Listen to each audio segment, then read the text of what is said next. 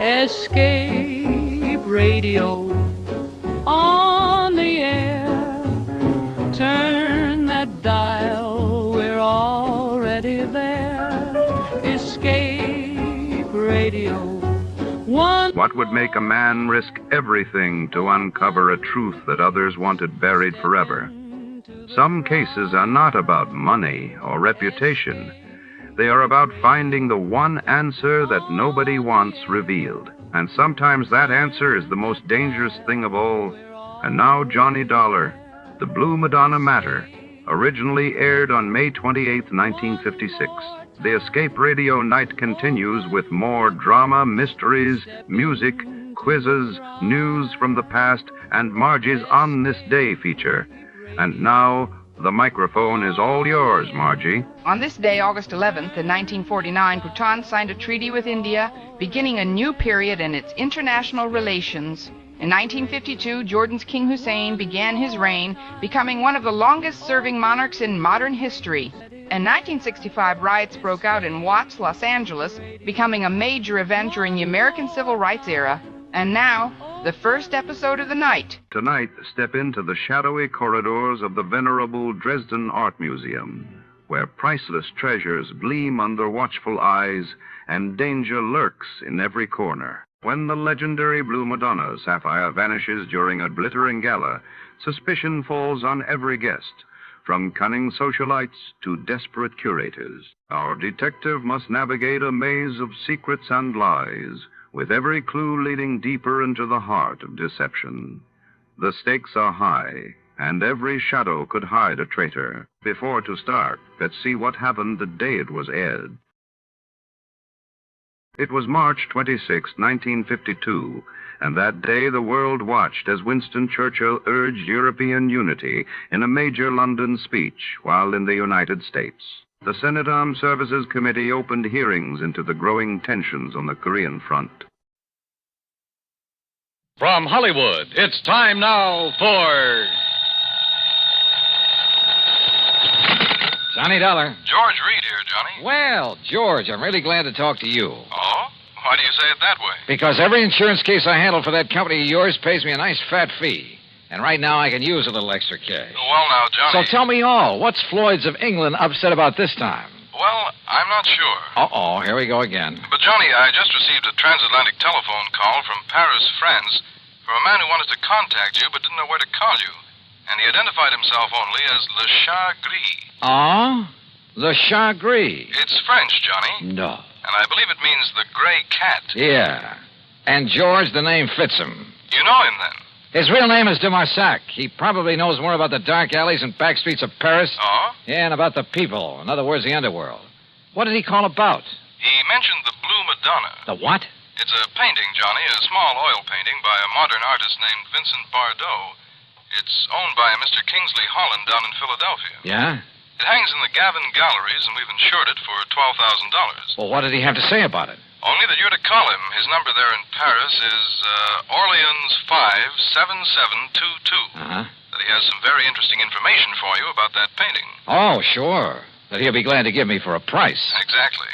I can't for the life of me figure what his interest is in it. If there were anything amiss, I'm sure the gallery would have called me.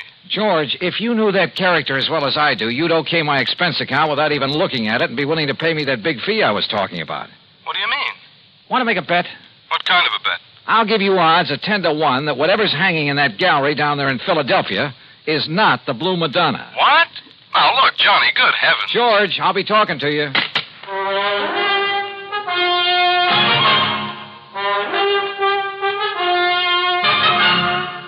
Bob Bailey, in the exciting adventures of the man with the action-packed expense account. America's fabulous freelance insurance investigator. Yours truly, Johnny Dollar.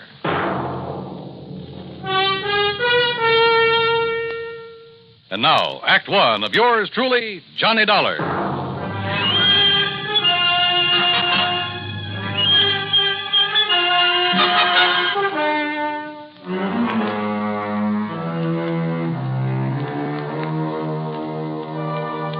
Expense account submitted by Special Investigator Johnny Dollar. To Floyd's of England, North American office, Hartford, Connecticut. Following is an account of expenses incurred during my investigation of the Blue Madonna Matter. Expense account item 1, $12 even for a phone call to my underworld contact in Paris, France, a man by the name of DeMarsac, who calls himself the Gray Cat. Oh, oui, Monsieur Dollar. This is your very dear friend, Le Gris? Very dear friend, huh? Now listen, you telephoned George Reed that you have some real hot information about a painting his company insured. Ah, oui, Le Madonna Bleu. What did you call the Blue Madonna? Okay. How much you want this time? Oh, Monsieur, you touch me to the quick. Well, one might think that I slave and suffer and risk my life on your behalf only for money. How much, DeMarsac? Say, $1,000. 1,000? Look, if your info's worth anything, I'll send you a check for $50. $50? No, 900. Okay, I'll make it 75. But, Monsieur, 750. How about an even 100? 500. 2. 4. 3, that's final. Oh, please, 200. Okay, 200. Oui. Eh? No. It's all settled, $200. Now, what about the Blue Madonna? Yes. It is now here in Paris. Yeah, where? In the shop of Monsieur Dubuisson on the Rue des Pas de la Moule. Dubuisson? Huh. You sure it isn't just a copy? That he'll try to foist it off on some wealthy sucker? Dubuisson is a crook, an evil crook. But he's an honest one. Oh, sure. Yes, and he knows the works of art. Also, he's very clever. To get his price, he will wait until the real Madonna is discovered missing. If it really is.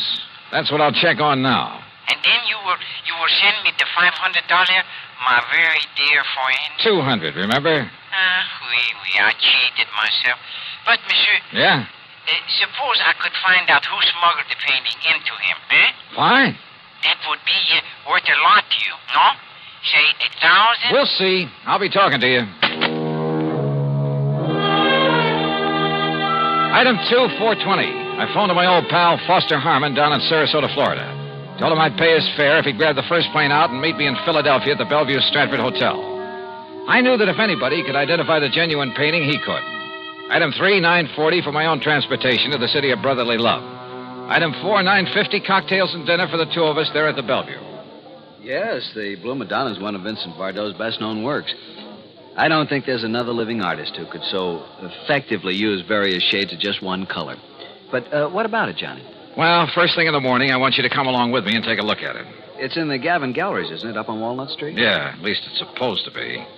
Suppose? Now, all I want you to do is take a good look at it, then reserve any comments until after we get out of the place. And? That's all. Well, but Johnny... Meantime, I want to check with the owner of that painting. The telephone directory gave me Kingsley Holland's address. Item 4, 620 for a cab to a small apartment house out in West Philadelphia. Holland turned out to be, well, I'd say he was about 30, short, lean, and nervous, with the surly expression of a man who feels the world hasn't done right by him. Yeah? You mean you're interested in buying the Blue Banana? Well, it all depends, Mr. Holland. Uh-huh. Look, Dollar, that's what you said your name is? Yes, that's right, Johnny Dollar. Sounds familiar. Well, anyway, listen. Yeah? That gallery's got a price of $18,000 on it. But if you want to buy it direct from me, and right now, I'll give it to you for $12,000. Save yourself a few $1,000, and it'll save me having to pay them their 20%. But if you've already commissioned the gallery to sell it for you... So I'll tell them I changed my mind, that I want to keep it. Then when they find out that I've sold it, well, let them try and catch up with me and collect. Because me, I'll be right back in little old gay Paris. Back in Paris? Sure, I'd be there still, only I ran out of money. 12,000, huh? That's exactly what it's insured for. And that's what they appraised it for when I got it from my uncle's estate. With all his money, what does he die and leave me with but a lousy painting? Well, do you want it? Let me think about it. I'm staying at the Bellevue Stratford. Sure. Just don't tell them at the Gavin Gallery about our little deal, huh? What those crooks don't know won't hurt them. Crooks? You think for a minute all that stuff they've got laying around the place is genuine? But the Blue Madonna is. You're sure? Huh? What do you mean by that? Just stick around, Mr. Holland. Any reason why I shouldn't? I don't know. Is there? Now, wait a minute, Dollar. I'll be in touch with you. Act 2 of yours truly, Johnny Dollar, in a moment. Now, Act 2 of yours truly, Johnny Dollar, and the Blue Madonna Matter. Had Kingsley Holland, the owner of the painting, recognized my name? I thought so. And if a switch in that painting had been made and he knew about it, well, I'd do well to look out for him. Yeah, the more I thought about it, the more certain I became that whatever hung in the Gavin galleries was not the Blue Madonna. Item 5, another $6 for a taxi back to my hotel. Item 6, $5.80, breakfast the next morning for Foster Harmon and myself. By 10 o'clock, we were at the Gavin galleries, looking at a pretty modern, but I must say beautiful painting. It's amazing, Johnny, amazing. The most extraordinary... Well, I just can't believe it. Can't believe what, Foster? That it's the real thing or just a good copy? Oh, good morning, sir. That's just it. You see... I've helped these gentlemen. Johnny... Hold it, Foss. That painting, you know, is a genuine Bardaux. Yeah? My name is Johnny Dollar. This is Mr. Foster Harmon. Gentlemen, I'm Arnold Gavin. You're interested in buying the Blue Madonna? If this is really it. Johnny, listen. Wait, Foster. What is the price of it, Mr. Gavin? 20,000. Mr. Dollar, did you say? Yeah, but, wow.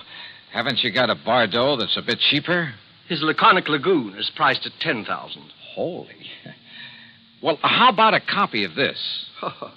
Bardaux has never allowed his works to be copied. Johnny, listen. Yeah, Foster. It looks like this stuff is too rich for our blood. No. Come on, let's go back to the Bellevue Stratford. No, listen. Perhaps there's something else that might interest you. No, I'm afraid not, but thank you. That's quite all right.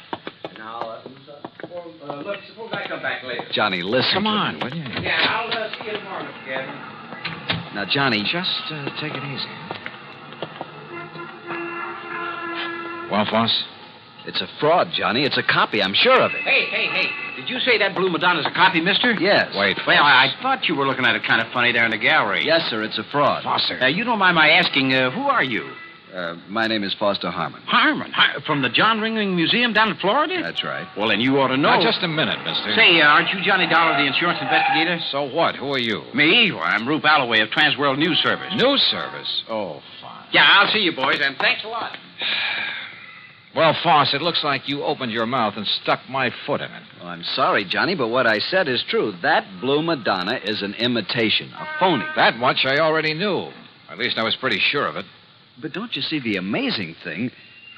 Well, Johnny, that copy is so perfect, so exactly in the style of Vincent Bardaux, even to little things, little idiosyncrasies that even the finest copyist couldn't match.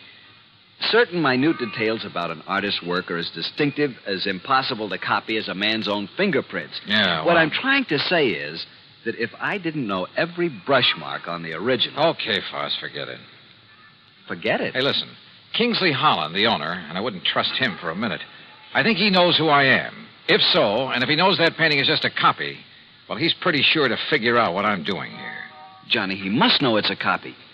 If he gave it to the galleries to sell. Perhaps.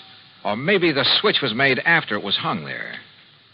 Then what you're saying is that either one of them could be responsible for the fraud. That's right. How well do you know the Gavin galleries? Well, they're not very big. You could see that for yourself. And, of course, they're rather new in the business. I think I'd better get a rundown on this Arnold Gavin while we're waiting at the hotel. Waiting? What for?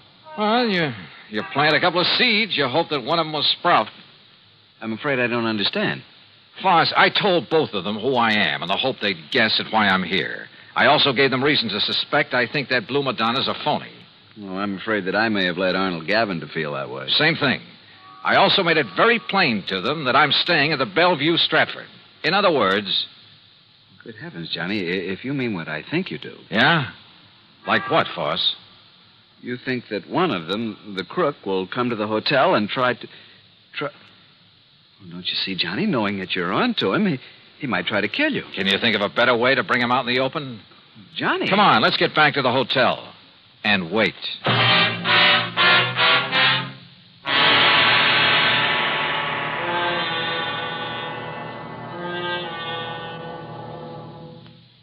Act 3 of yours truly, Johnny Dollar, in a moment. And now, Act 3 of yours truly, Johnny Dollar.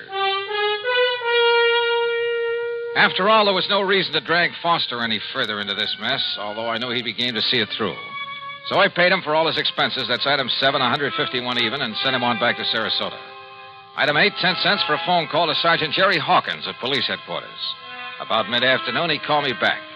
Boy, did you ever start a riot. Well, what'd you find out for me about Gavin and Holland? Well, Holland's just a lazy kid that's been trying to live off his relatives all his life. And Gavin? Okay, so far as we know. But listen, you seen the papers? No. The story about that phony painting is on every wire service in the country. All you can see in the headlines is that name Bardaux. And I don't mean Bridget. Johnny, you and that Foster Harmon ought to collect a publicity fee. Are you holding Gavin or Holland? Well, what on? Sure, the boys have questioned both of them, but unless we can show some evidence that one of them pulled the switch. Johnny, you got any ideas? Yeah, Jerry. Suddenly, I think maybe I have. Well, then start talking so I can make a pitch. No, I don't think you will. What do you mean, if you know who did it? Well, I didn't say that. But, Jerry, I've got a hunch, a real potent one. And if it's right... Yeah? Well, read tomorrow's papers. Huh? Item 9, half a buck for an evening paper and a tip for the bellboy who brought it up to me. Yeah, the sergeant was right. This was the most free advertising any artist has had in years. Prices on genuine Bardaux were skyrocketing. As for the fake Blue Madonna, I put in a fast call for Paris. But before the operator could get it through... Yeah? Arnold Gavin, Mr. Dollar. Well, Mr. Gavin... Do you see what has happened? Have you seen the papers? I sure have. And the police have closed my shop, my galleries. Can you blame them? But don't you understand? I've had offers of up to $30,000 for the Madonna. I've received wires offering me nearly $20,000 for the other Bardaux, the real one. No kidding. Well, I'll show you how much I'm kidding. I've cabled Bardaux to paint some more for me. Paint anything. Don't you see? After all this publicity, we'll make $1 million. So it was you that rigged this whole thing, huh, Gavin? I, Mr. Holland? Why, of course not. Sure, to raise the price of some of your lousy paintings. Why, how can you say that? You who gave me that copy. Expert, huh? You trying to tell me you didn't know that was a copy? No. It was only this morning when the authority from Sarasota, when I called in the people from the museum here in Philadelphia. Do you know what they said? What? And it better be good. They said the only one who could have made that copy... Wait a minute. The only artist in the world who could have possibly... Hold it. Hold everything. Holland, you said you got that painting from your uncle's estate. That's right. It was willed to me. Where did your uncle get it? Why, Well, listen. I'm listening. Dollar, that Madonna was smuggled into it. Smuggled? That's right. But by whom? Well, believe it or not. I think I can tell you who. And if this is my call to Paris, well, maybe I can even tell you where he is now. Johnny Dollar. This is your dear and faithful friend, Le Gris. Good. Now listen. And for the information I can give you this time, you will have to pay me a vast sum of money. You're about to tell me that the Blue Madonna was smuggled into Paris by none other than the artist himself. This? By Vincent Bardaux. Exactly. So that should be worth it, but how did you know? All right. All I want to know now is where is he? You know. He's not in Paris. Where is he? For $100? 150? 300. Oh, for that much I'll find out for myself. Goodbye. No. Okay, 200 or I hang up on you. Well, only for you, my oldest friend. Where? He is aboard the plane for the United States. I might have guessed it. He has the Madonna Blue with him. He received the cable this morning. Great. I'll send you a check. You hear any of that, Mr. Gavin? Holland? Well, yes, but I'm afraid I don't understand. Oh, I sure don't. Then maybe this call will help you.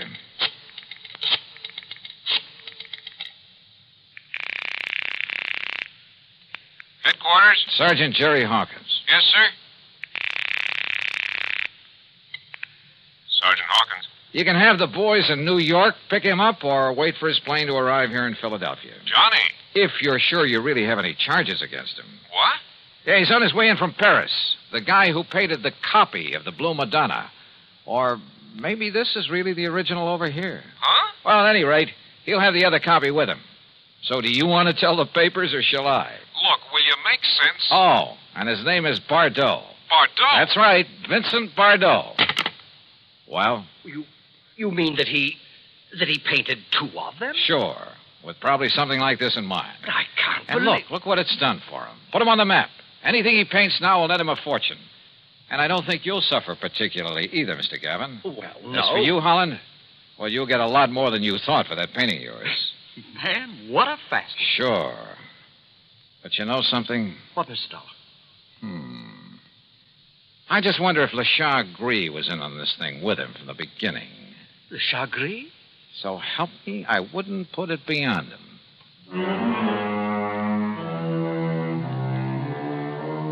Sure he was in with Bardaux. And probably collecting plenty from him. Anyhow, the insurance company isn't out anything. But I hope they'll be a lot more careful the next time they insure a painting. Any so-called original. Expense account total, including $400 for Le Gris, the hotel, and the trip back to Hartford, $620 even. Yours truly, Johnny Dollar.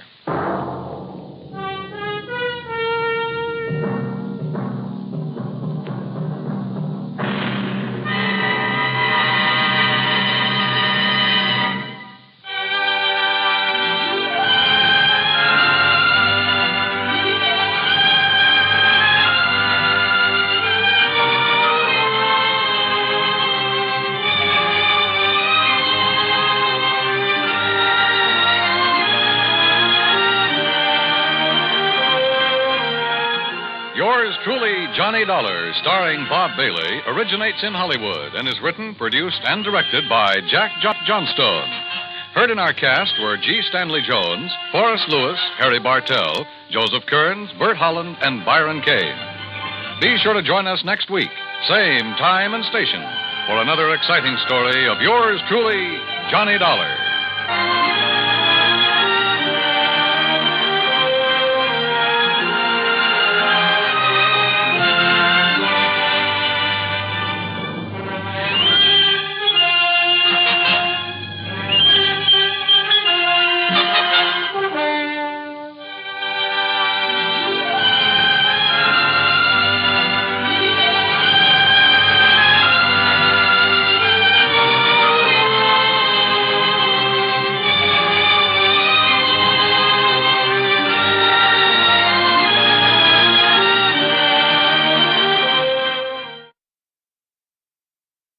A warm word of thanks tonight to our sister station, CBS. And before the next thrilling episode begins, let's see how much you know about your favorite radio heroes.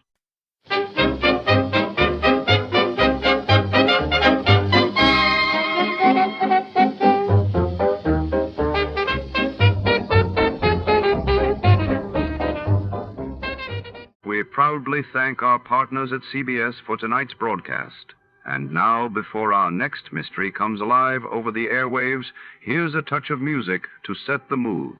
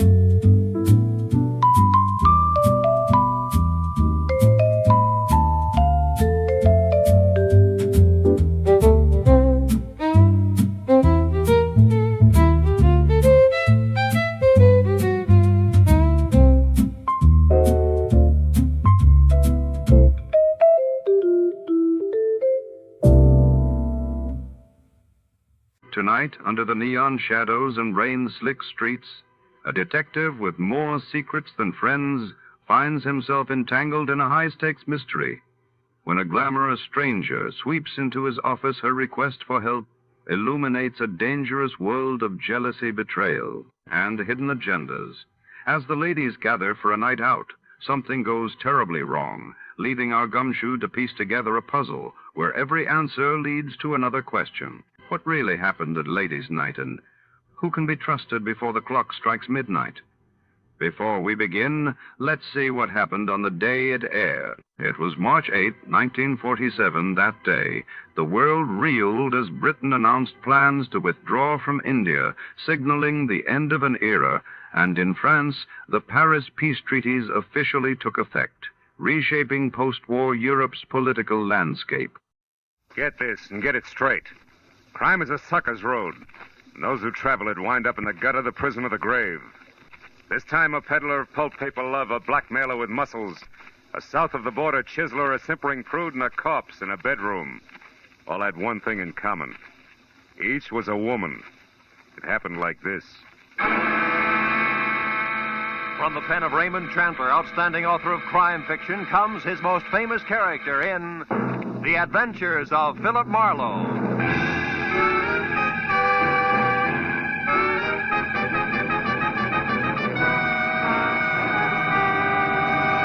Now, with Gerald Moore starred as Philip Marlowe, we bring you tonight's exciting story, The Ladies' Night.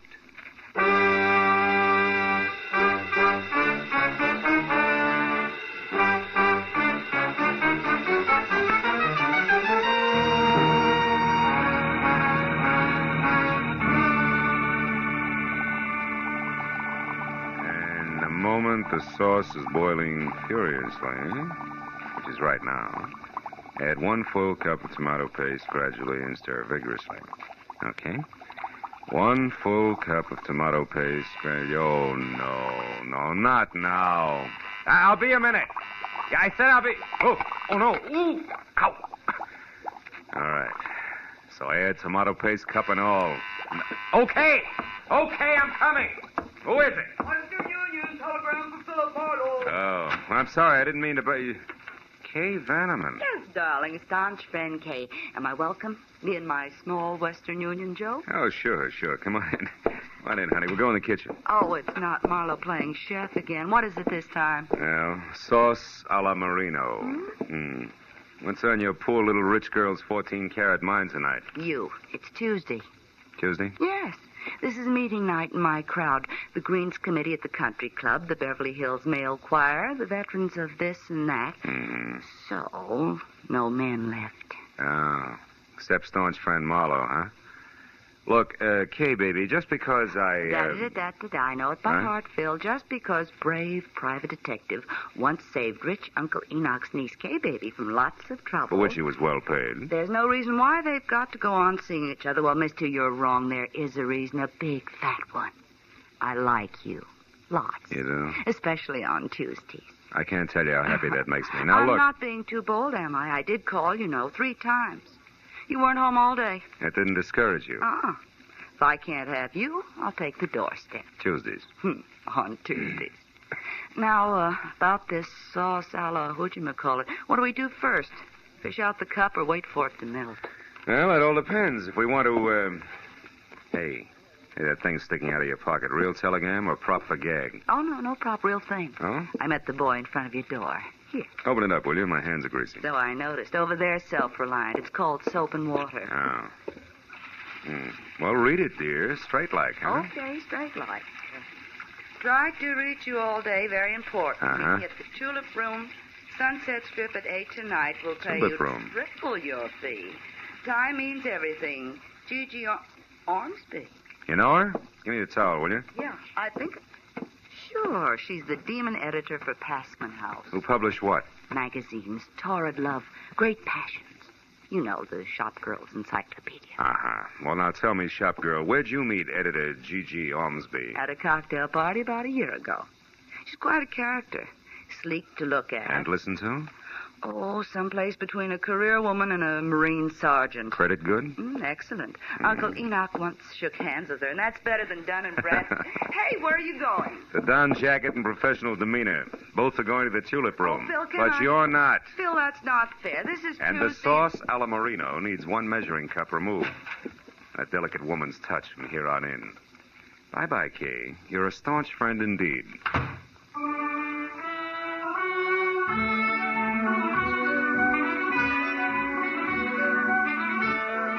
The tulip room was one of those extra chic spots, you know, curled up at the foot of the Hollywood Hills, where the velvet and the maitre d's tone of voice made you sure you had egg on your vest. But that, plus the crew-cut glamour girls who lined the booths and shrilled darling, no matter what was said, made finding my prospective client that much easier. In severely tailored banker's gray flannel, she stood out among the neighboring naked shoulders like a wart on a cue ball, as did her voice, which, once it had gone through the introductions, came right to the point. Marlowe, my problem is simple. I want to find a woman in a hurry. Her name is Henrietta Lawrence. She's a good hack writer who disappeared, I know not why. Health? Likewise. Now, here it is. 1, 2, 3. A couple of weeks ago, Henrietta Lawrence showed up in my office from someplace like Seattle or Portland, I forget which, and handed me an outline for a 3-installment serial story that was excellent, according to our standards. 3 days ago, she brought in the first 2 installments, also excellent. But the day before yesterday, when the 3rd installment was due, I was sitting in my office window when this happened. She only got as far as the front door. What happened? I don't know. She saw somebody going by slowly in a car. Scared the daylights out of her, and she hobbled for a cab. Wait a minute. You say hobbled? Yes, she limps. Uses a cane. Anyway, she piled into this cab and took off. Haven't had a word from her since. I'm worried, Marlowe. She's a nervous thing, the kind who'd go to pieces, little ones fast. So I want you... Gigi owns the hours I live in previous stale nightclub, darling. How are you? Busy, Jeanette, busy. So I see. And what's the handsome gentleman's name, or am I supposed to guess? It's Dracula, darling. We're counting the white throats. Goodbye. Oh, Gigi, you're priceless. Goodbye, Jeanette. This is business strictly. Well, I was only being friendly. Excuse me, darling. Happy business. Oh, what they let loose after dark. Anyhow, Marlowe, I want you to find this girl. She may be in an awful jam. Now, what do you want to know? Well, description might help, Gigi. Okay. Henrietta's about 35 on the drab side. No makeup, no jewelry. Each time I saw her, she was wearing the same thing. A plain brown coat, a plainer brown hat, low heels. All in all, the sex appeal of a tumbleweed. Last address you had on her? It's the only one. The Brace Hotel for Women, room 7. It's over on Fountain near La Cienega. But she hasn't checked back there in 2 days either. The giggling flower of the old South desk clerk I talked to on the phone today hasn't the slightest idea where she is. But I figure for you, she might, Marlowe. She probably got a face like wet hemp. Her name is Clarice. Well, we'll try it. Where can I reach you, Gigi? At my home in Brentwood. Sunnyside 9, 1011. 1011? Yeah, I'll stay next to the phone. Really do your best, will you, Marlowe? Okay, Gigi.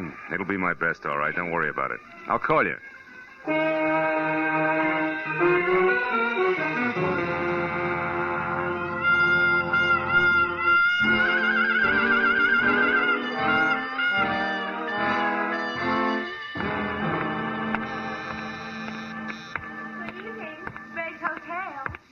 Violet Moore? One moment, please.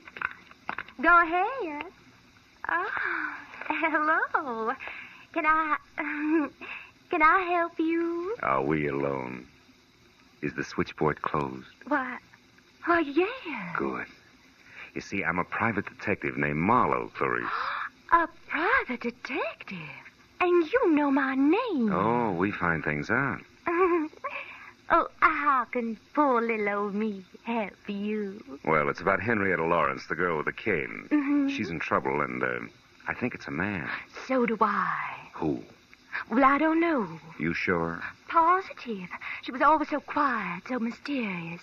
It was enough to make a body curious. Oh. So one night I followed her. She went to Annie Stringer's Hollywood Health Club. That's a ladies' Turkish bath over on Santa Monica Boulevard in Doheny. Well, maybe she ducked in there because she knew you were following her. Oh, no, I was very careful. Besides, she had something to say to a woman there. I know I saw him talking in the doorway when I went by. Couldn't see who it was, though. No man, huh? No. But I keep my eyes open when she comes back. Oh, you do just that. Keep 'em wide open, Clarice. They're lovely eyes. Oh. Good night, honey.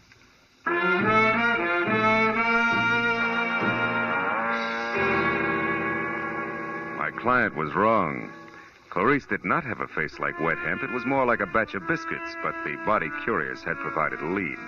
As far as the corner of Santa Monica and Doheny, and into the white antiseptic-looking reception room of Annie Stringer's Hollywood Health Club. Women only. My husband said hi. There I forgot about Clarice, hemp, and biscuits alike and thought instead about something a whole lot tastier. Like the girl who was leaning on the corner of a desk marked information while she made pencil marks on a chart. She looked up when I closed the door and started toward me. But when another door in the room opened and a woman who was built like a sack of cement bore down on me, she turned back to her chart. Yes, sir. I help you. I'm Annie Stringer. We don't have a men's section here, if that's what you wanted. No, it was something else, Miss Stringer. Annie'll do. Oh. Name's my stock and trade. Something else like what? Henrietta Lawrence. I'm looking for her. Who are you, mister? What's your name? Philip Marlowe. I'm a friend of Henrietta's from Portland. They told me over at the Brace Hotel that Henrietta might be at your place. You see, someone had seen her come in here once. Henrietta Lawrence, huh? Mm-hmm. Well, name doesn't mean anything to me, but... Honey, Mrs. Gordon wants you to come be for a while. All right, Hilda, be right there.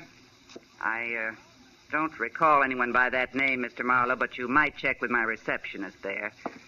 Take care of the gentleman, will you, Mona, dear? Very well, Annie. I'm coming, Mrs. Gordon. I'm sorry, Mr. Marlowe, Mona, dear. Philip Marlowe. Marlowe. Well, I don't recall any Henrietta Lawrence ever having been with us, but why don't we check the registration cards at my desk and be sure? I might be mistaken. All right. She's a woman about 35. She wears no makeup and... Never mind. Huh? I know her, amigo. What? Just listen. You see, Mr. Marlowe, the cards here list everyone who ever visits the club. Why do you really want Henrietta Lawrence? Well, I'm a private detective with an interested client. Who has money, amigo? It could be. What's your connection here? Receptionist. Ah. And good friend to Annie. Her, confidant, you might say. All right, say it. Meet me in the alley behind the hardware store across the street in a half hour. We close then. Well, I'm sorry, Mr. Marlowe, but we don't seem to have any listing of a Henrietta Lawrence. But perhaps in the No, future... never mind. Thanks just the same. Well, you're quite welcome. Don't keep me waiting, amigo.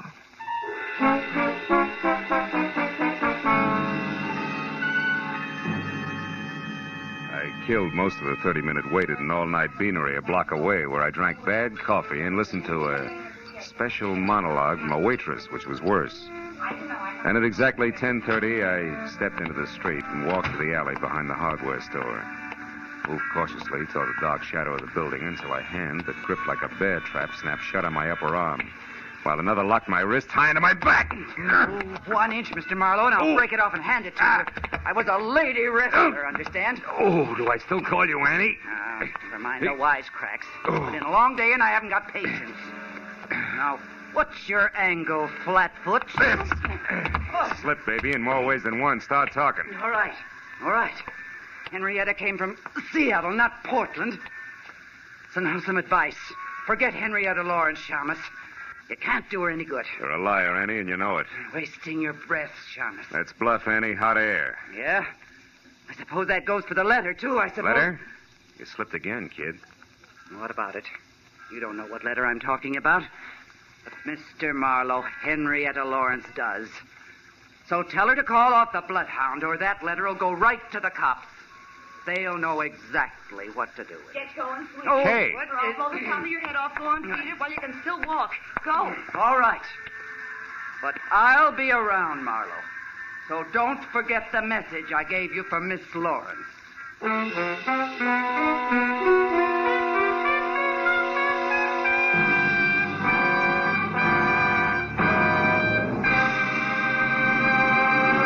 In just a moment, the second act of Philip Marlowe. But first, the kindly physician of River's End, Dr. Christian, will meet the spirit of George Washington in a most unusual way this Wednesday night when Dr. Christian tells his story on most of these same CBS stations. An elderly patient who claims to have a personal message from George Washington comes to Dr. Christian's office and presents him with one of his most perplexing cases. Dr. Christian, starring Gene Hersholt, is a regular Wednesday night feature. Now, with our star, Gerald Moore, we return to the second act of Philip Marlowe and tonight's story, The Ladies' Night.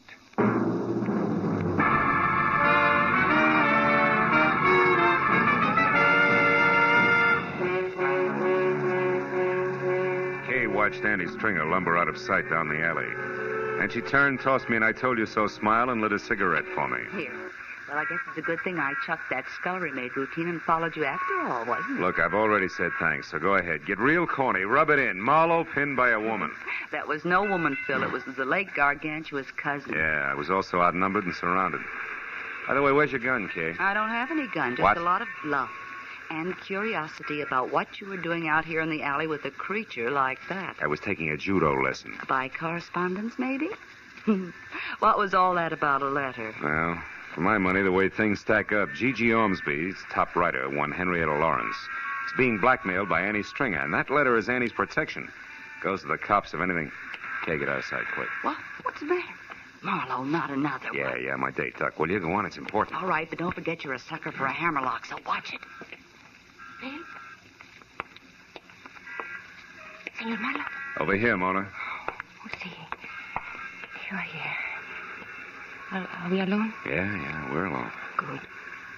It is worth my life what I'm going to tell you. And we like me alive, no? Look, what is it, Mona? You know something about Henrietta Lawrence? See, more than enough. There's a certain letter. Oh, you know about that, huh? Sure. I know where it is and what it says. Bless you, baby. Where is it? I want that letter bad. It's nice. Nice? See. And I would love to give it to you for nothing, but... But what? But my poor mother, she needs an operation. My father, the mortgage on the ranch. Your little sister wants music lessons. Come on, kid. How much? How much is the life of Henrietta Lawrence worth, Phil, dear? To me, to you, to Henrietta Lawrence. Her life, huh? I'll see what I can do. You better do real good, amigo. It's a very serious thing. I take a great risk. Annie Stringer is stupid, but she's also strong like a bull. You come to my apartment, 8310 North Ardmore, number D. 1 hour. D, huh? Okay, I'll be there. Good. And please, amigo, you don't hold hard feelings against me. Not for this. You know, business is business. Pleasure's pleasure, no? Maybe we can mix them. In an hour. I'll be waiting for you, Phil. How do you like that? It was as touching a little scene as I've ever witnessed. Skip it, Kay. This deal is liable to get rough before it's over, and I've got a call to make. Let's go. And I was dumb enough to warn you against the hammerlock. The hammerlock that kid holds is like a pat on the head. Can I go with you just for laughs? Yeah. We're going to call on my client. You're scramming. Come on.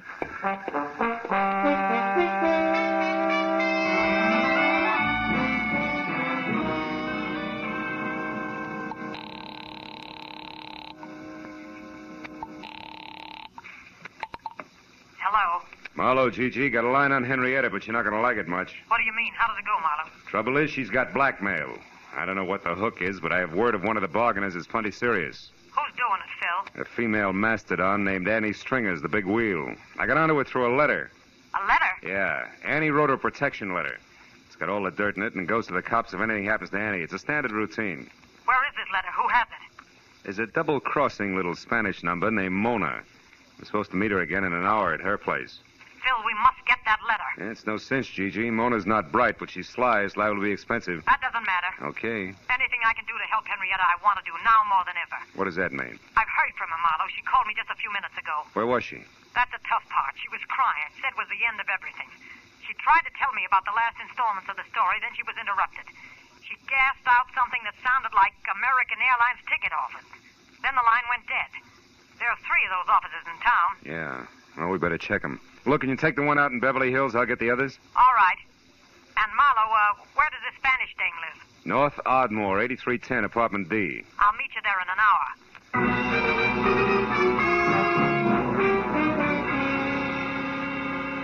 When Gigi hung up, I sent Kay to check the airline office in Hollywood for a woman carrying a cane and a big load of trouble, telling her to call me at the downtown agency within half an hour. Then I headed south for the office on 6th Street. Halfway down, it began to rain. You know, the kind of dismal, misty drizzle that makes your clothes smell like blankets at a fire sale. I spent a fruitless half hour peeking into corners and trading descriptions, and finally, when Kay called in a negative report from the Hollywood office, It was high time to beat it out to my appointment with Mona. The rain had put enough dazzling sheen on the pavement to make the going slow and slick. But I got out to 8310 Ardmore not over a minute late. Apartment B was the last on the right and completely dark. As I walked toward it, I found myself following a set of feminine footprints rapidly filling with water. And besides each left print was a little round hole. By the time that registered on me, I was already at the door and could hear her crying inside. I didn't wait to knock. Mona, it's me, Marlowe. For Pete's sake, what happened to you? Phil, that woman was here waiting for me in the dark. She had a big club. When I came in, she grabbed me and beat me with it. It was a cane. Not that it makes any difference now. Hey, your apartment's a wreck. She got the letter, huh? See, she got it, and look at this awful Later. fruit. Right now I want to know what that letter said, and you can forget about me paying the Mexican national debt for it. I want it free and fast. Come on, what's Annie got on Henrietta Lawrence? All right.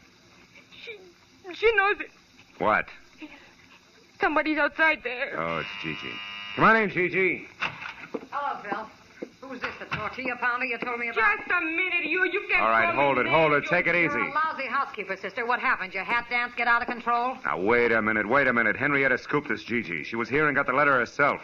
She what? Yes. We were just talking about the letter when you came in.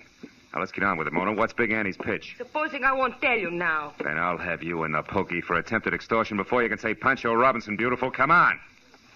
Well, okay. That's better. Well, you amigo, I tell. I don't know what Henrietta Lawrence means to this dragon here, but she's a murderer. Well, you lying little tamale tosser. That's impossible. Henrietta's a fine girl. You know what you're saying, Mona? Sure I do. I read the letter, didn't I? Henrietta Lawrence killed a woman in Seattle 4 years ago. Annie saw her do it. She had names, dates, places, everything. I can't believe it. I just can't. She's such a swell person. Look, she even left this, the final installment of the story, for me in that Wilshire ticket office. What'll we do, Phil? We gotta help her. Okay. Since neither she nor Annie counted on Mona here reading the letter, the best way to help her is to try to keep her from committing another murder. What, are you crazy? What are you talking about? Come on, Gigi, get with it. The letter was worthless except as Annie's string as protection. Yet Henrietta went to all the trouble of getting it. Why? So she could shut Annie up, and there's only one way to do that. Kill her. Holy mackerel, I didn't even think. You should, Senora. You got nothing else to work with. Drop dead. Stop it, both of you. Oh, crazy. Better stay clear of it from here on, Gigi. Go home and wait for me. Okay, Phil, whatever you say. Call me as soon as you can. Sure. All right, come on, Mona, let's go. Me? Yes. Oh, no, amigo. The letter's gone, and so is Mona's interest. I'm very tired. Now, listen, you cut yourself in on this right up to your sombrero. You know Annie, so you may be able to help me. It's that or spend the night in the cooler. Add it up, sweetheart. Underlay. All right. You're so forceful, amigo. Come on, let's go.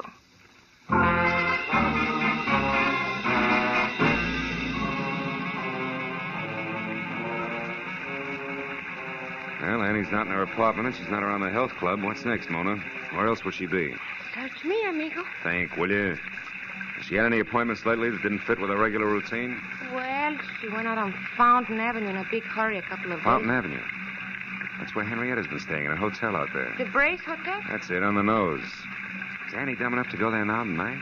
Sure. She's stupid. And her strength makes her reckless. That's it. Let's go.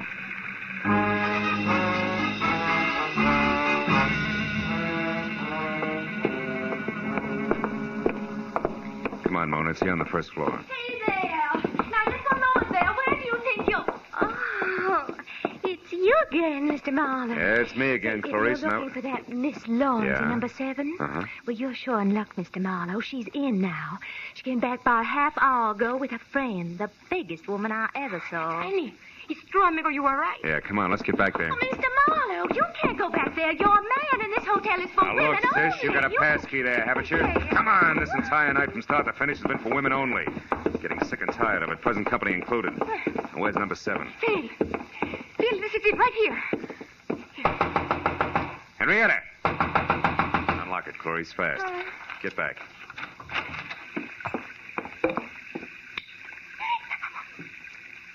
Henry. Dead. With a knife. Yeah. Go ahead and scream, Clarice. Get it over with. Where's Miss Lawrence? She no doubt left by the window here. Yeah, it's still open.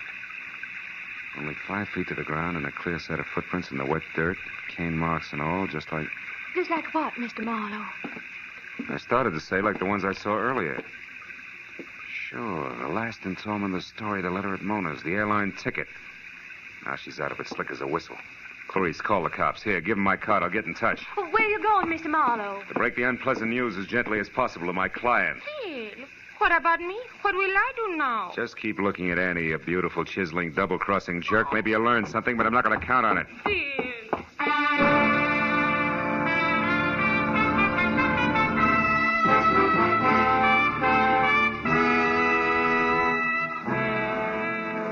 Gigi had a lot of lights on in a glossy Brentwood house. And as I walked up the wet, curving flagstones to a door, I could see her inside, pacing slowly back and forth. An impatient cigarette in one hand, a stiff brace of brandy in the other. Whatever Gigi Ormsby really thought or felt about Henrietta Lawrence then, I couldn't tell. But I was sure that before I left, she was going to despise her. Phil, I've been waiting for you to phone me. Something bad, isn't it? I can see it in your face. We found Annie Stringer's body, Gigi, in Henrietta's hotel room. Ah, what a dirty, dirty shame. And Henrietta? Gone. But she won't get far, not this time. The circle gets smaller every time. She can't keep on killing. It's got to stop someplace. Yeah, I suppose so. But I'm sorry for her, Phil. I hope she got a plane ticket tonight and is miles away by morning. I hope she gets a break this time. She didn't buy a ticket. She's not even running. And she won't get that break. You talk as if you know where she is, do you? Mm-hmm. You've been to Seattle, haven't you, Gigi? Oh, of course, but not for years. You lived there. You were a writer before you became a publisher. Why? What is this? You knew Annie Stringer long before tonight, too, Gigi, huh? What are you driving at, Marlowe? That your real name is Henrietta Lawrence, that you killed a woman in Seattle once, changed your name, and got away, but there was a witness. And a couple of weeks ago, purely by chance, that witness, Annie Stringer, ran into you, recognized you as Henrietta, and grabbed at the chance for blackmail. Stop it, Marlowe. So you had to bring Henrietta Lawrence back to life, just long enough to get rid of the witness. But first you had to get a letter she'd written, and also have someone who tell a straight story to the cops. So you hired me, planted the right leads along the way. Get away from that desk. Don't try it, Gigi. You can't win, so at least lose gracefully, will you? If this was in one of my books, no one would believe it. You're right, I can't win. It's all true, Phil. Where was the loophole? It started only as a hunch, but everything fit. I got it from the cane you used, Gigi. At Mona's place, the cane marks were on the left side of your tracks. But outside the hotel window, they were on the right. Anybody who really has to use a cane couldn't do that. Such a little thing. As a matter of fact, it was. Look, Marlowe, you're the only person between me and that break. I got more money than I know what to do with. I can bid high, really high. You wouldn't be for sale, would you? No, baby. Just for hire. Get your coat, Gigi. We're going down to headquarters.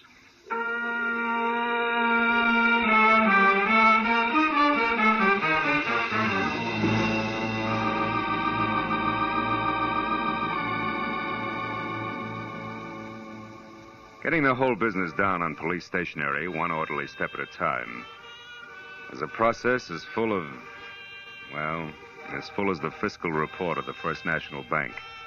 Took twice as long to whip up. But finally it was all over. I was on my way home to my bachelor apartment.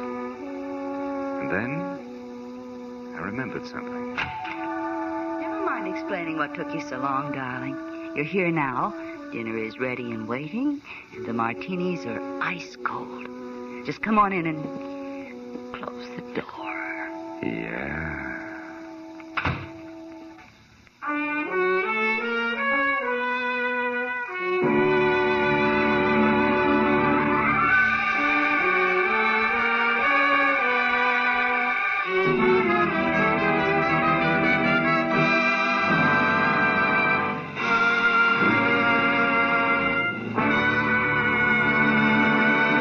Adventures of Philip Marlowe, bringing you Raymond Chandler's most famous character, star Gerald Moore, are produced and directed by Norman MacDonald and are written for radio by Robert Mitchell and Gene Levitt.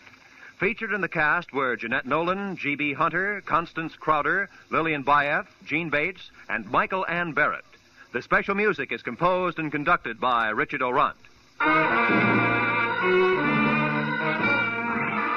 sure and be with us again next week when Philip Marlowe says...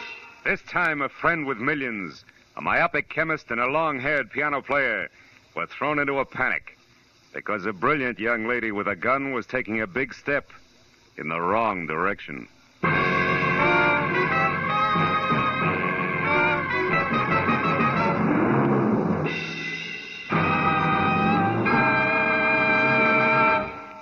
CBS wishes to remind you that Lum and Abner's wonderful down-to-earth Cracker Barrel humor is heard every week on most of these same CBS stations. This is CBS, the Columbia Broadcasting System.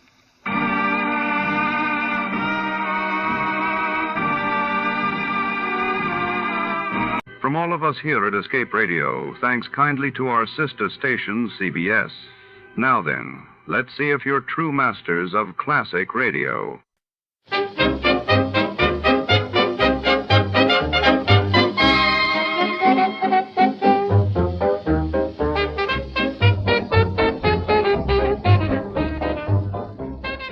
Tonight, our story plunges deep into the velvet shadows of 1947 Los Angeles, where the whispers of forbidden secrets echo through the polished marble halls of the exclusive Elysian Club.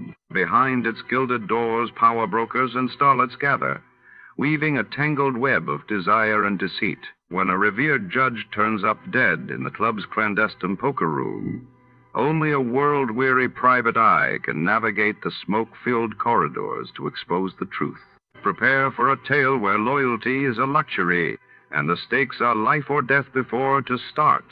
Let's see what happened the day it was aired. It was February 10, 1950. That day, Senator Joseph McCarthy made headlines by claiming to possess a list of communists working in the U.S. State Department, while across the Atlantic, the United Kingdom was gripped by news of the great Brinks robbery trial unfolding in London.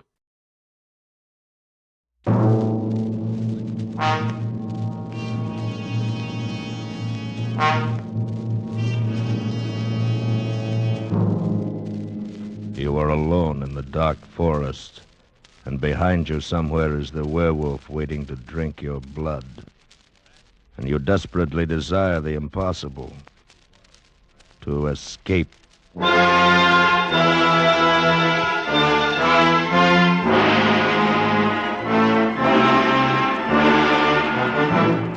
Escape, produced and directed by William N. Robeson, and carefully plotted to free you from the four walls of today for a half hour of high adventure.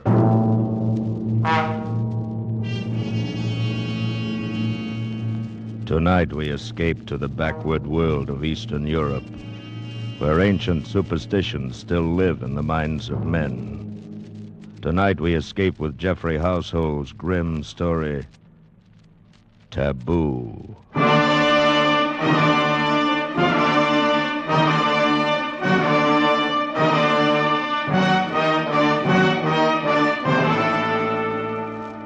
Among semi-civilized peoples, there has always been widespread belief in werewolves, those fantastic creatures supposedly able to turn from man or woman into wolf and back again at will. This belief is still widespread among the simple folk of eastern Hungary, in the district around Zweibergen, high in the gloomy Carpathian Mountains, and I must admit not without some reason. Before the late war, I often spent my vacations in that area, drawn to the dark loneliness by the pull of my Slavic blood. It was the same with her, perhaps, and our kindred ancestry no doubt drew us together. Her name was Kira Vaughan, and she was there with her husband, a pleasant young Englishman. They were obviously much in love, and I felt almost like an intruder when I found myself the only other vacationer in the village. However, they made me welcome and invited me to dinner. It was an excellent dinner. Won't you have some more strawberries, Mr. Shirabier? Huh? Thank you, no, Mrs. Vaughan. I've eaten far too much already. I cannot say when I've had so excellent a dinner. Thank you. I'm sure I shall get nothing like it at the inn. I should hate to have to stay at the inn. You see, Shiraviev, my wife is one of those delightful creatures who cannot stand to be shut in. She must run free, preferably in the woods. with her hair streaming in the wind. She's quite unusual. Indeed she is, my dear Vaughan. And you may count yourself most fortunate. Oh, I do. Where else should I find so good a cook? Oh, very true. I've never tasted venison quite like that tonight. Delightful. Thank you. Another of her little victories. She delights in outdoing the ordinary housewife. She disdains the village shop and gets her meat right off the hoof. Oh? You do your own hunting? Oh, dear, no. Not that. She's much too kind-hearted and loving a person for that. She's found a new source. The district game warden brings fresh venison to our door. Oh, it's not he, but his son. True, the game warden's slightly moronic son, who is, I'm sure, in love with her. Oh, that's ridiculous. Oh, not so. It's quite understandable. I'm beginning to fall in love with her myself. You see, my dear. Thank you, sir. Seriously, though, I can understand this wild desire to be free. This wish to, as you put it, run in the woods with the wind in your hair. It is some legacy of our Slavic blood, no doubt. Yours and mine and the game warden's moronic son. Somehow we feel at home in these dark forests. Oh, you too. Yes. And I don't. I confess it, I don't. There's something here that frightens me. Something strange and inhuman and taboo. Darling. I'll confess something, Kiraviev. I don't like Kira to go out into these forests alone. Maybe I'm afraid that someday this emotional impulse of hers will get the better of her and she'll just disappear. Like those two men last week. Oh? What was that? Have I missed some exciting happening? No, not really. Though you'd think so to hear the villagers talk. A fellow coming home through the woods after dark just disappeared. Probably got fed up with life here in the village and lit out for Budapest. And, what about the other one? Oh, yes. Well, a search party went out the next day to look for the fellow. When they got back, they found one of their party was missing. Evidently, he'd taken the opportunity to skip out, too. Is that what you really think? Well, why not, my dear? If those men had been done away with, it might have been by something supernatural. And there's no such thing. But might it not have been some wild animal? Oh, the bears around here are harmless and the wolves are not in pack. At any rate, there would have been some sign, some blood, track, something. There was nothing. They simply disappeared, vanished, skipped out. Richard, how can you be so callous? You see the paradox? My wife, who loves the woods, believes the fantastic tales of the villagers. I, who confess to finding the woods strange and frightening, do not believe them. Perhaps it is because you are frightened that you are afraid to believe them. What do the villagers say? Well, you know this district well enough. They're talking of werewolves and such tommy rot. Oh, it's utterly fantastic. Yes, to you, an Englishman, it would be. And it isn't to you? Fantastic, yes, I suppose, but perhaps Mrs. Vaughan and I, who feel at home in this forest, can understand and believe such fantasy a little more easily than you. Yes, I remember many times as a child, I dreamt of being an animal. I thought then that I would love it. The freedom of the forest. Exactly. That primitive instinct is so deep within us all. A heritage of some dim, distant past. In us Slavs, it lies closer to the surface. Takes very little to bring it to light. Yes, that is true. Well, you've placed my wife in a new life, Shiravyev. You'll have me suspecting her of changing into a wolf and running out to the forest to murder people. Oh, please, Vaughan. You take me too literally. And besides, it is a shame to spoil so delightful a dinner with so gloomy a conversation. Right. Shall we go into the living room? There's a cheerful fire in there. Oh, yes? What is it, Frida? Beg your pardon, sir. But a message just came from the village. Oh? What is it? They want you and Mr. Shiravyev to come down there now. They're organizing another search party. What? Yes. There's another man missing. Kira! Catch her, Shiravyev. She's fainted.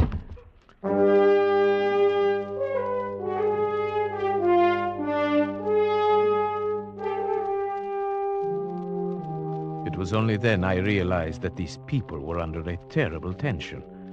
I was to learn very quickly that the whole village shared it. Every able-bodied man in the district was at the inn when we arrived. The magistrate explained the situation. The grocer. He went into the forest late this afternoon hoping to bag a blackcock for his supper. A little after dusk, a solitary shot was heard.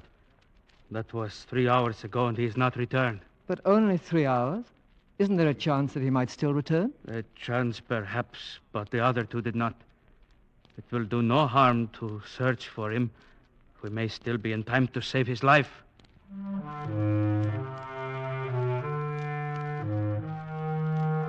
We searched most of the night, and then next morning, Vaughan and I went out again. We climbed to my favorite spot for hunting blackcock, then followed the trail down to the village, the trail the missing grocer would have taken. I was beginning to be a little exasperated at Vaughan. He seemed to be so casual and uninterested, as if he were convinced that this one too had merely skipped out. But I underestimated him. He was a skilled tracker, and suddenly he did show some interest. Wait a minute. Someone has turned aside from the path here. Hmm? He was in a hurry. I wonder why. I think you are right. There are some broken branches. Why? Why here? It's hardly likely anyone would go plunging into that thicket unless he had a reason. Wait. See that big white rock behind the thicket? When you're being followed, it's comforting to have a clear space around you. You'd feel safe up on top of that rock with a gun in your hands, if you got there in time. You may be right. Let's go up. Righto. We forced our way through the underbrush to the rock.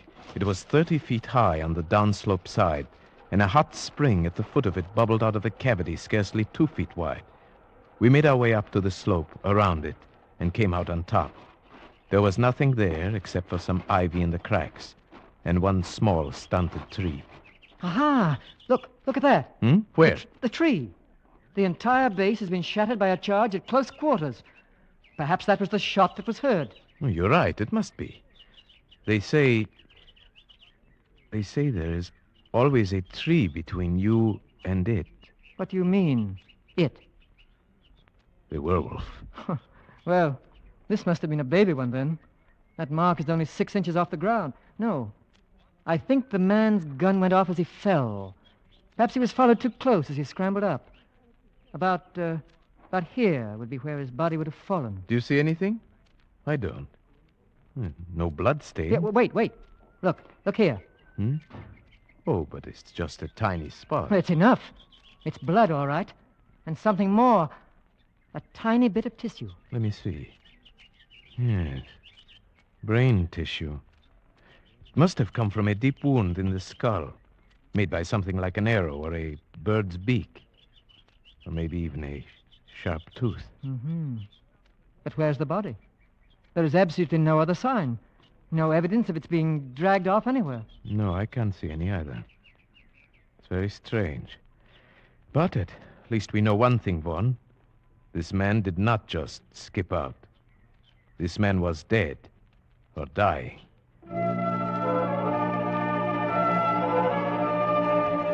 When we brought our information back, the excitement of the village mounted.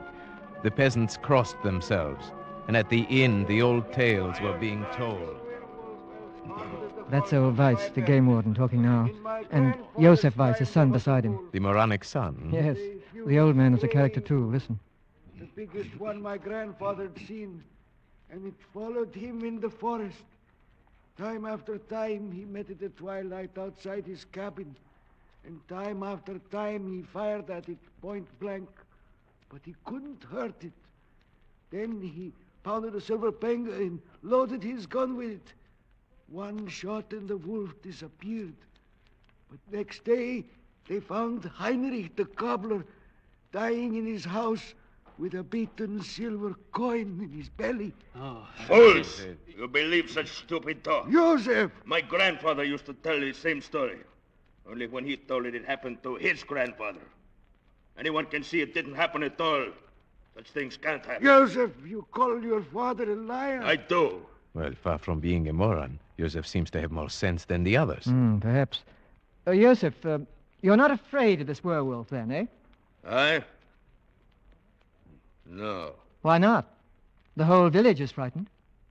I'm used to walking alone in the woods at night. You've got to be a part of the forest, then you'll not be afraid of it. You do believe in werewolves then, eh? I don't say a man can turn into a wolf, no. But I can understand why he'd want to. Your theory again, Sharavyev. Yes. I think I understand that too, Joseph. But what does it feel like? It feels as if the woods had got under your skin, and you want to walk wild and crouch at the knees. Yes. I think he's perfectly right. And you explain it by some primitive urge? Possibly. There may be many reasons. Physical hunger could be one. We sometimes forget that man was once a fleet-footed hunting animal with all the necessary instincts. Hunger? Ah, yes, we all know about that. About what it can do to a man. I've been trapped in a cliff for 5 days, I know. None of you have suffered hunger as we did in the prison camp during the war. None of you knows what it is to eat... Joseph, let's not talk about it. He gets so upset remembering...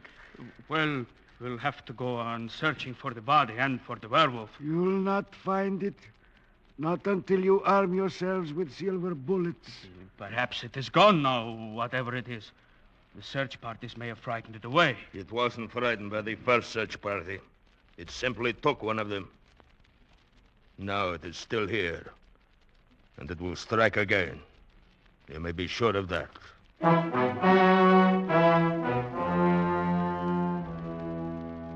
The whole village believed that Joseph Weiss was right. They traveled in the woods by twos now. No one went alone. For a week, village life was disrupted. The men beat the forest, the women tried to comfort each other. Kira wore herself out trying to be useful. The village women could not help loving her. But there was something else. Something strange. One day I spoke to Frida, the maid, about it. Ah, yes, she is a strange one, Mr. Sharibia. Even I have seen her going out to walk alone in the woods at twilight. The women in the village think she is possessed. What do you mean, possessed? I hesitate to say, sir. Come, tell me. They are beginning to say sometimes the werewolf can be a woman.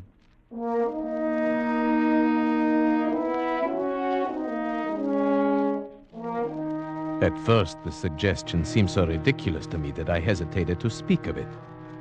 But then I decided to tell Vaughn before this rumor could reach Kira herself. He was naturally much upset. That settles it, Sharabev. We've got to do something. Something, yes, but what? There's only one thing we can do. Track down this supposed werewolf. But that's what we've been trying to do for a week. How can we It's really very simple. We'll offer him bait. Bait? Who will be this bait? You and I, Sharabev. If you're game. Why, yes, of course I'm game. Good. But how? Are you going to tie me to a tree and watch out with a gun? That's about right. Only we needn't tie you up. And since it was my idea, you can have first turn with the gun. Are you a good shot? Right. This is no time for false modesty. Yes, I'm a good shot. Very well. It'll be night, and we'll have to shoot with only the moonlight. Where do we go? To the rock? Exactly. And the sooner the better. Tonight? Tonight. And say nothing, absolutely nothing, to anybody. Especially to Kira. I understand. This is between us. Either we win, or we simply disappear.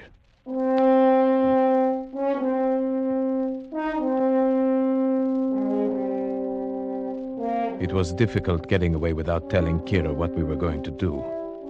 She seemed to sense that something was wrong, and she sat staring after us with strange, angry eyes. In the village, Vaughn and I parted and made our ways to the rock separately. I reached there first and settled myself on top of the rock, almost covered by the ivy, the gun across my knees. Presently, Vaughn appeared on the path, and I gave the signal that I was there and ready.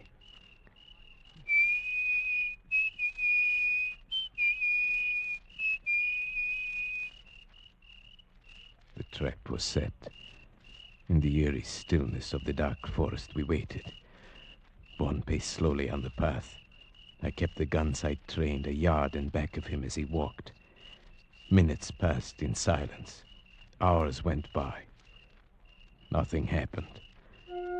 It was almost midnight, the end of our vigil. Vaughn waved his hand and started off down the trail. He would go fast in case he was followed, taking a shortcut down an old timber slide. He'd be in the village in 10 minutes. I was to follow presently. And then suddenly I got an intense feeling of dread. I was alone on the rock. My spine tingled, and then I heard a quick rustle in the ivy behind me. Something brushed my face. It was only a bird. A night bird had lit in the ivy and now swooshed past me and flew away. My nerves were still tingling when I got back to the village.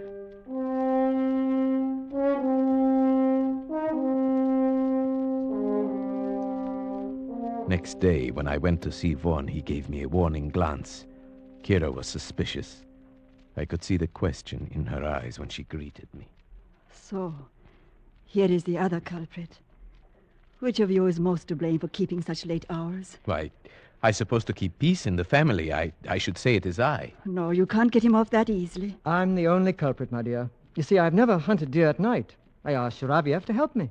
I suppose you shoot the poor things while they sleep. Oh, no, while they're having their dinner, if possible. You're cruel and heartless, both of you. Oh, it's no use letting her start an argument, Sharaviev.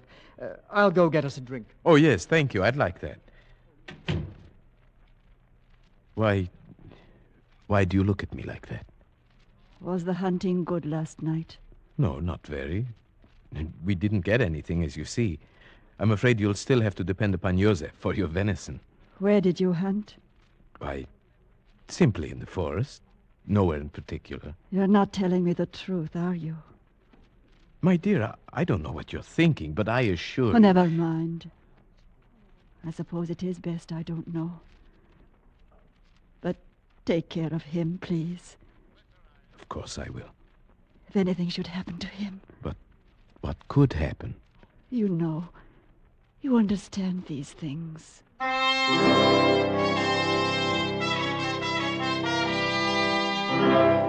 That night, I was the bait. And I confess, walking there on the moonlit path, the dense undergrowth pressing close on both sides, the forest all around me, that I felt a strange terror. But nothing happened. Once a bear ambled across the path, paused, sniffed, and disappeared into the brush. Then a little later, I thought I saw a flicker of white in the clearing below, but it never reappeared, and I decided it must have been a ripple of grass in the moonlight. At midnight, we returned to the village, and I was beginning to wonder if our trap would ever be sprung. We must keep on, Sharaviev.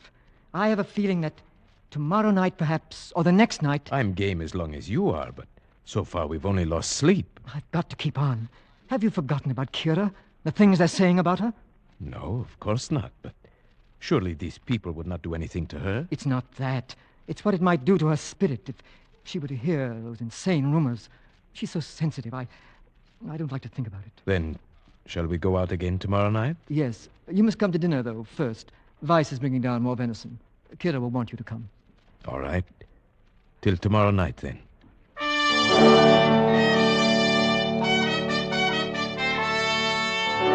After dinner, we went out for our third night on the rock. Vaughn was the bait tonight, and I the watcher. The forest was alive with sound. A deer coughed. The bear came ambling back, as woolly and harmless as a dog. I was watching him when suddenly he paused and sniffed the air, then disappeared into the trees. The animal sounds quieted one by one, and a tense stillness fell over the forest. My hand tightened on the gun, and suddenly I saw it. That flicker of white moving fast through the trees. It was coming up the path toward Vaughn, a soft, bulky white blur, coming surprisingly fast. Vaughn's back was turned. He did not see it. My finger tightened on the trigger. It was only a few yards away when he turned. Kira! I started to press the trigger. No, Sheriff, no! Richard! Kira, what are you doing here? Oh, darling, I was looking for you. I looked last night, too. Oh, Richard. Kira, you shouldn't have. It was foolish, terribly foolish. Richard, there was something after me. I know it. That's why I was running. Kira, you shouldn't be out here alone. But what about you? Where's Sharaviev? He's up there on the rock, covering me with his rifle. I'm perfectly safe. I'll show you. I'll hold out my handkerchief like this. Now, Sharaviev, put a hole in that. I stared for a moment at the white square of handkerchief, then at the white of her coat. My lips were dry. My finger felt numb on the trigger. Come on, Sharaviev, the handkerchief. Please, God, don't let me miss. There, you see, my dear? I'm perfectly safe. They went down the path together, and I followed after a moment. 100 yards from the timber slide, I knew I was being followed. Even before I heard something in the brush behind me, I stopped and turned around. It moved past me, cutting off my retreat. Now I stood alone in terror, but it was still in the brush. If only I could make the timber slide. I got down safely. I went straight to Vaughn. He came out of the house to talk to me. I told him what had happened. His reaction surprised me. Shuraviav, I'm sorry I had to leave you up there to face it alone, but I had to bring her down. Of course, I know that. And you must believe this. She never left me. We came down together, arm in arm. We came straight down. You must believe that. But of course, why should I think differently? Then you must realize, whoever it was up there in the brush following you, it couldn't have been Kira. Good heavens, Von. Do you think I believe that preposterous story? Well, didn't you? Even up there on the rock, when you hesitated about firing at the handkerchief, didn't you believe it might be Kira? No. Why, no, of course not. But I did. Von knew my thoughts almost better than I knew them myself. Yes, that was why my lips were dry and my finger numb when I pressed the trigger. I had refused to admit it even to myself. And now was I sure, even now. That night, Von was excited. We're going to get it tonight. After last night, it'll be there waiting for us. Yes, I think you are right. But if you are, we wouldn't want anyone else to come walking in on us.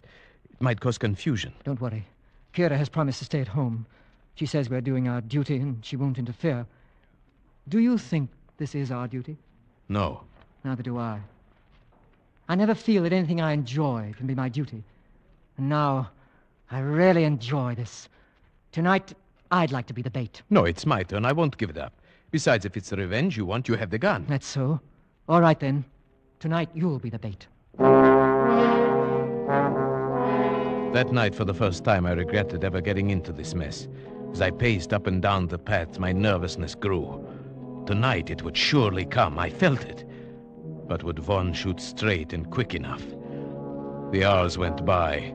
Clouds kept scudding over the moon, leaving me in deep darkness for minutes at a time. I was really beginning to be frightened. Then, a fraction of a second before it happened, I knew it was coming. There was a hot breath on my neck, a crushing weight on my shoulder, something hard against my skull, and the crack of Von's rifle. Von! Shuraviav, are you all right? Yes, I think so. What was it? A man, a winged. Come on, I'm going in after him. All right, I'm coming. Von, where did he go? I can hardly believe it, but he went right into this hot spring under the rock. But there's hardly opening enough for a rabbit. He went under the water. Come on. Wait, Von, I'm coming with you. We plunged into the spring, wriggling our way forward, not knowing what to expect. Von held the rifle high above the water, but there wasn't room enough for our heads. We had to hold our breaths and plunge forward. Luckily, it was only a few feet. I emerged and took a breath. Then I heard Von fire. Ah, got him. Where? Shine the flashlight. There, at the other side of the cave. Yes. Who would have thought there would be a cave here? Or that anyone who could have gotten through that spring. It was a perfect hiding place. Yes, but it does him no good now. Turn him over. Let's see who our werewolf is. Yes. Why? It's Weiss. Joseph Weiss, the game warden's son. Well, why didn't we think of that? We all knew he was not quite sane. More than that, he almost told us. Remember, he said, I do not believe a man can turn himself into a wolf. But I know why he'd want to. Yes, and he described the feeling to walk wild and crouch at the knees. He knew that feeling. He knew it too well.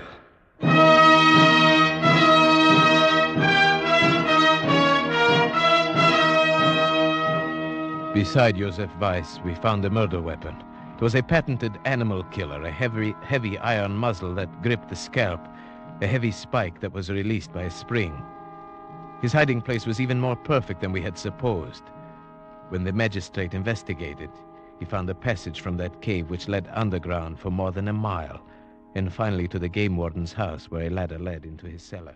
Undoubtedly, Weiss found that dry underground river one day and realized he could use it. Perhaps that is what caused his mind to snap. Yes, it released a long pent-up spring in him, like that weapon he used. He saw that he could run in the woods like an animal, disappearing and reappearing with perfect safety. It even offered a place to bury his victims without a trace. And so your theory proved correct, that there's a murderous, primitive instinct lurking in some people. Yes. Well, it's all explained excepting what he did with the bodies. It would serve no useful purpose to speculate on that now.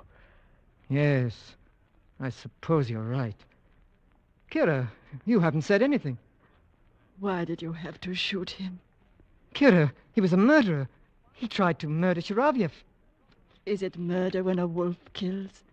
A dumb animal? Frightened of intruders? Kira! You understand what I mean, don't you, Shiravyev? You understood that night when you shot the handkerchief. Just as I have. It might have happened to any of us, you see. Kira, what do you mean? Take me away from here, Richard. Just take me away quickly.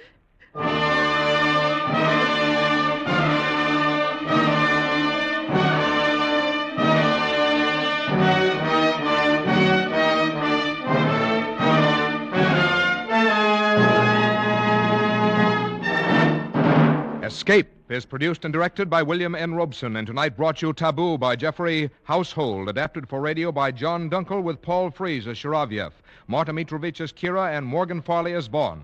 The special musical score was conceived and conducted by Cy Fure. Next week... You were standing on a bridge over Owl Creek with a noose around your neck. You have only a few seconds left to live. A few seconds left to plan your escape. Next week, we escape with Ambrose Bierce's famous story, An Occurrence at Owl Creek Bridge. Good night, then, until the same time next week when we again offer you Escape. This is CBS, the Columbia Broadcasting System.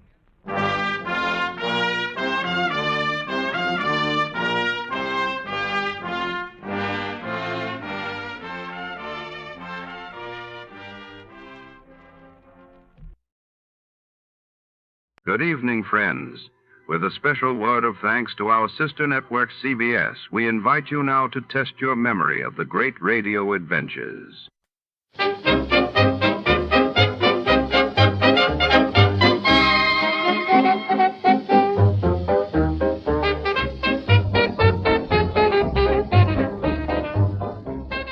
Before tonight's next adventure begins here on Escape Radio, we'd like to thank our friends at CBS.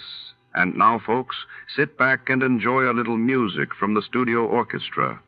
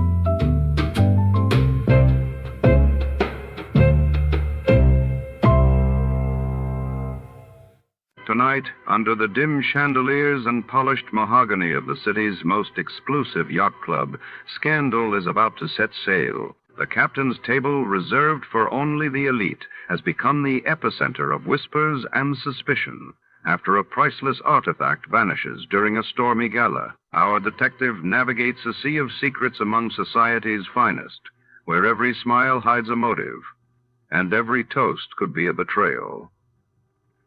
Will the truth surface before the night is over? Before to start, let's see what happened the day it was aired. It was March 14th, 1952, that day. The world learned of the acceleration of nuclear negotiations between the United States and the Soviet Union, while in London the great smog billowed in early, causing alarm and citywide disruptions. Johnny Dollar. Mr. Dollar, this is Barton H.B. Hollister at Greater Southwest Insurance Company. Oh, not Hollister in Phoenix, Arizona. That's right. Oh, here we go again. What was that, sir? Nothing at all. Just go right ahead. Yes. Now, Mr. Dollar, I want you to arrange airplane transportation for yourself out here immediately. Oh, you do, huh? What's your problem? You are to protect the life of one of our clients. Now, Mr. Hollister. His name is Henry Kirkham, and I shall expect you out here in Arizona without delay. Now, wait just a minute. Let me be perfectly honest about this. Please do. I have never liked, do not now like, and never will like these bodyguard assignments. As far as I'm concerned, they're for the birds. I beg your pardon? What's more, you have a whale of a good police department out there in Phoenix, and if somebody needs protection, why not call on them? Mr. Dollar. Yes? Did I say that Mr. Kirkham lives here in Phoenix? No, I guess you didn't. And did I, in any way, imply that you wouldn't be paid most handsomely for this service? Oh? Like maybe how much? A sizable extra consideration if you can turn whoever is threatening our client's life over to the proper authorities. Is that so? Yes. Well, Mr. Hollister, you have just struck a very responsive chord. Yes, I thought I would. So I'll expect you here immediately. Well, it's pretty late in the day, but if I can get a night flight, maybe I'll see you first thing in the morning. Not before? I'll look into the plane schedules. Yes, I suggest that you do. But first, why don't we discuss just how much this extra fee Goodbye, is going... Mr. Dollar. What? I said goodbye, Now, sir. wait a minute, I'll Mr. be expecting you. But unless we can agree... Hello? Hello? Okay, friend. Just wait till you see my expense account.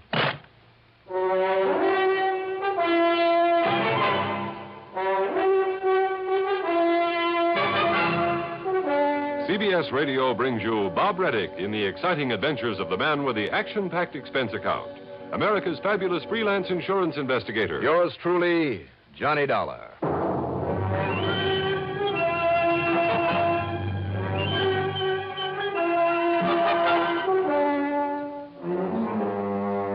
Expense account submitted by Special Investigator Johnny Dollar to the Greater Southwest Insurance Company in Phoenix, Arizona. Following is an account of expenses incurred during my investigation of the Captain's Table matter. Up till now, I had always managed to avoid any assignments from Barton H.B. Hollister. He was an egotistical, finicky, penny-pinching stuffed shirt who always demanded rather than asked, had no patience for anybody else's opinion. Still, I had no other assignment at the moment, and he had promised an extra fat fee.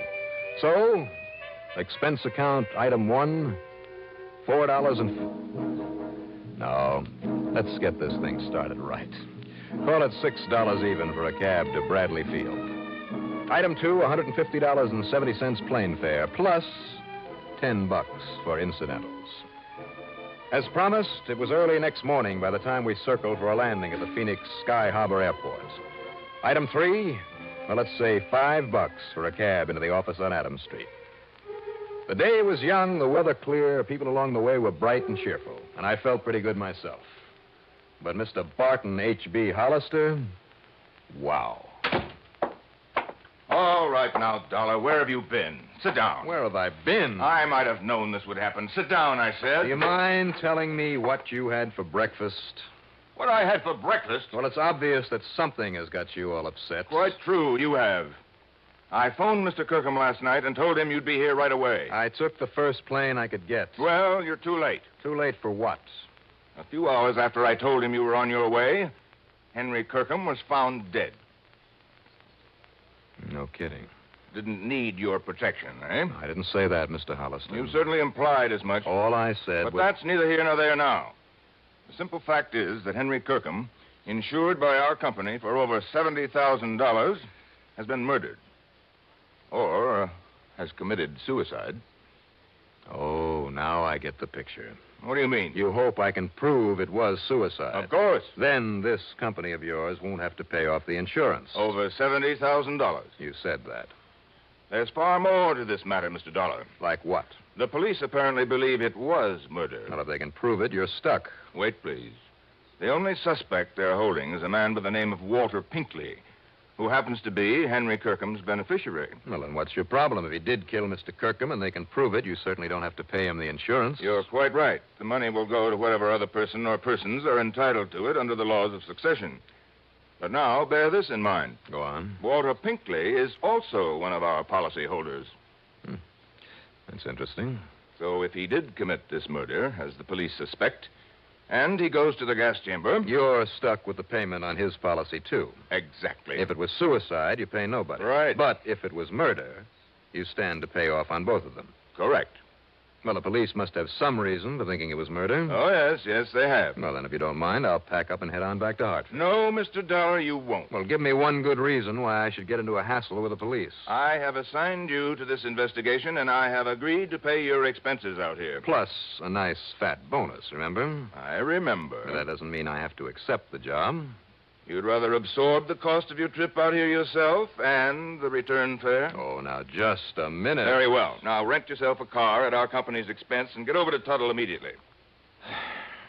Okay. All right. You win. Who is Tuttle? Tuttle is not a who, it's a where. It's a small town, 30 or 35 miles north and east of here, where this murder, or this suicide, occurred. I suggest you contact the police first. His name is Alfred Appleby. His name? Then see the people at the Yucca Flower Rest Home. That's where both Kirkham and Pinkley lived. Rest home?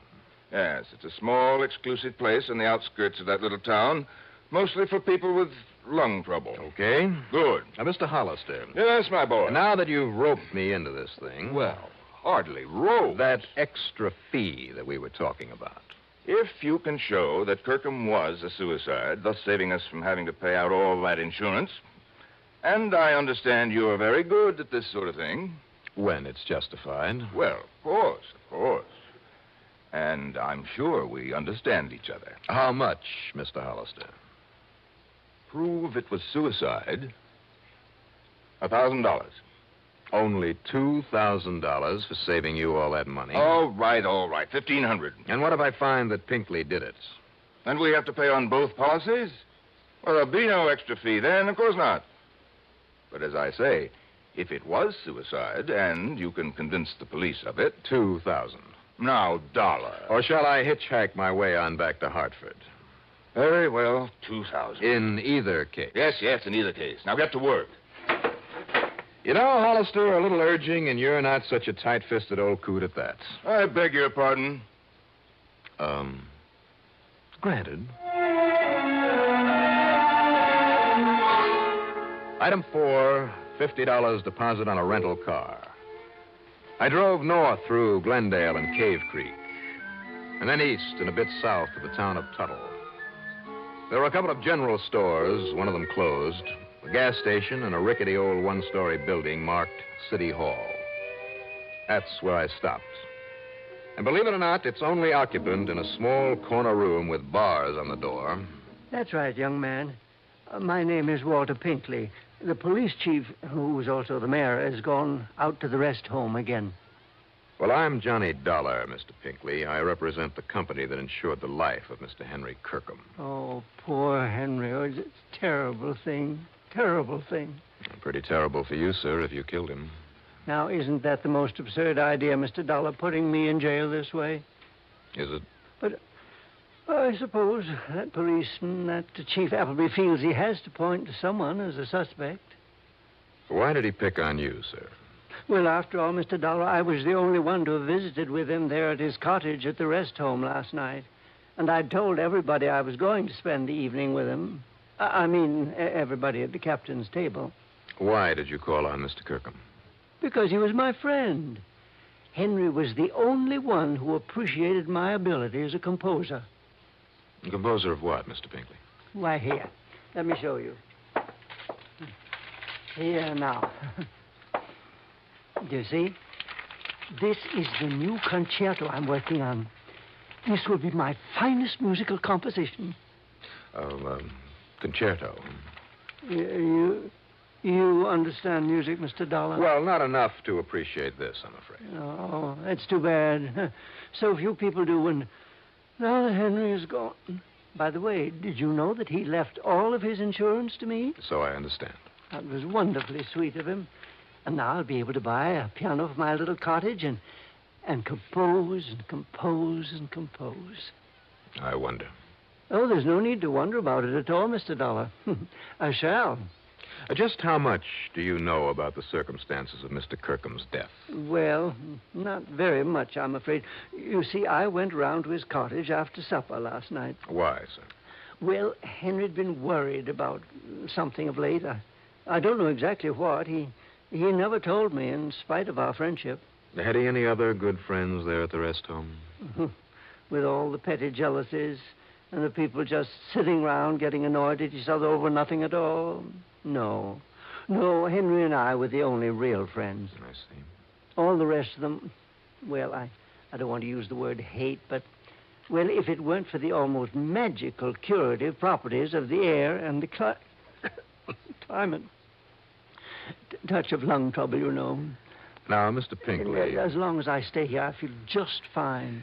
And so do the others. Yeah, well, now... It's added at least 10 years to my life. I'm sure it has. But, as I started to say, it was about 8 o'clock when I dropped in to visit Henry, and we looked over some of my music and talked and had a gay old time. Sounds like a ball.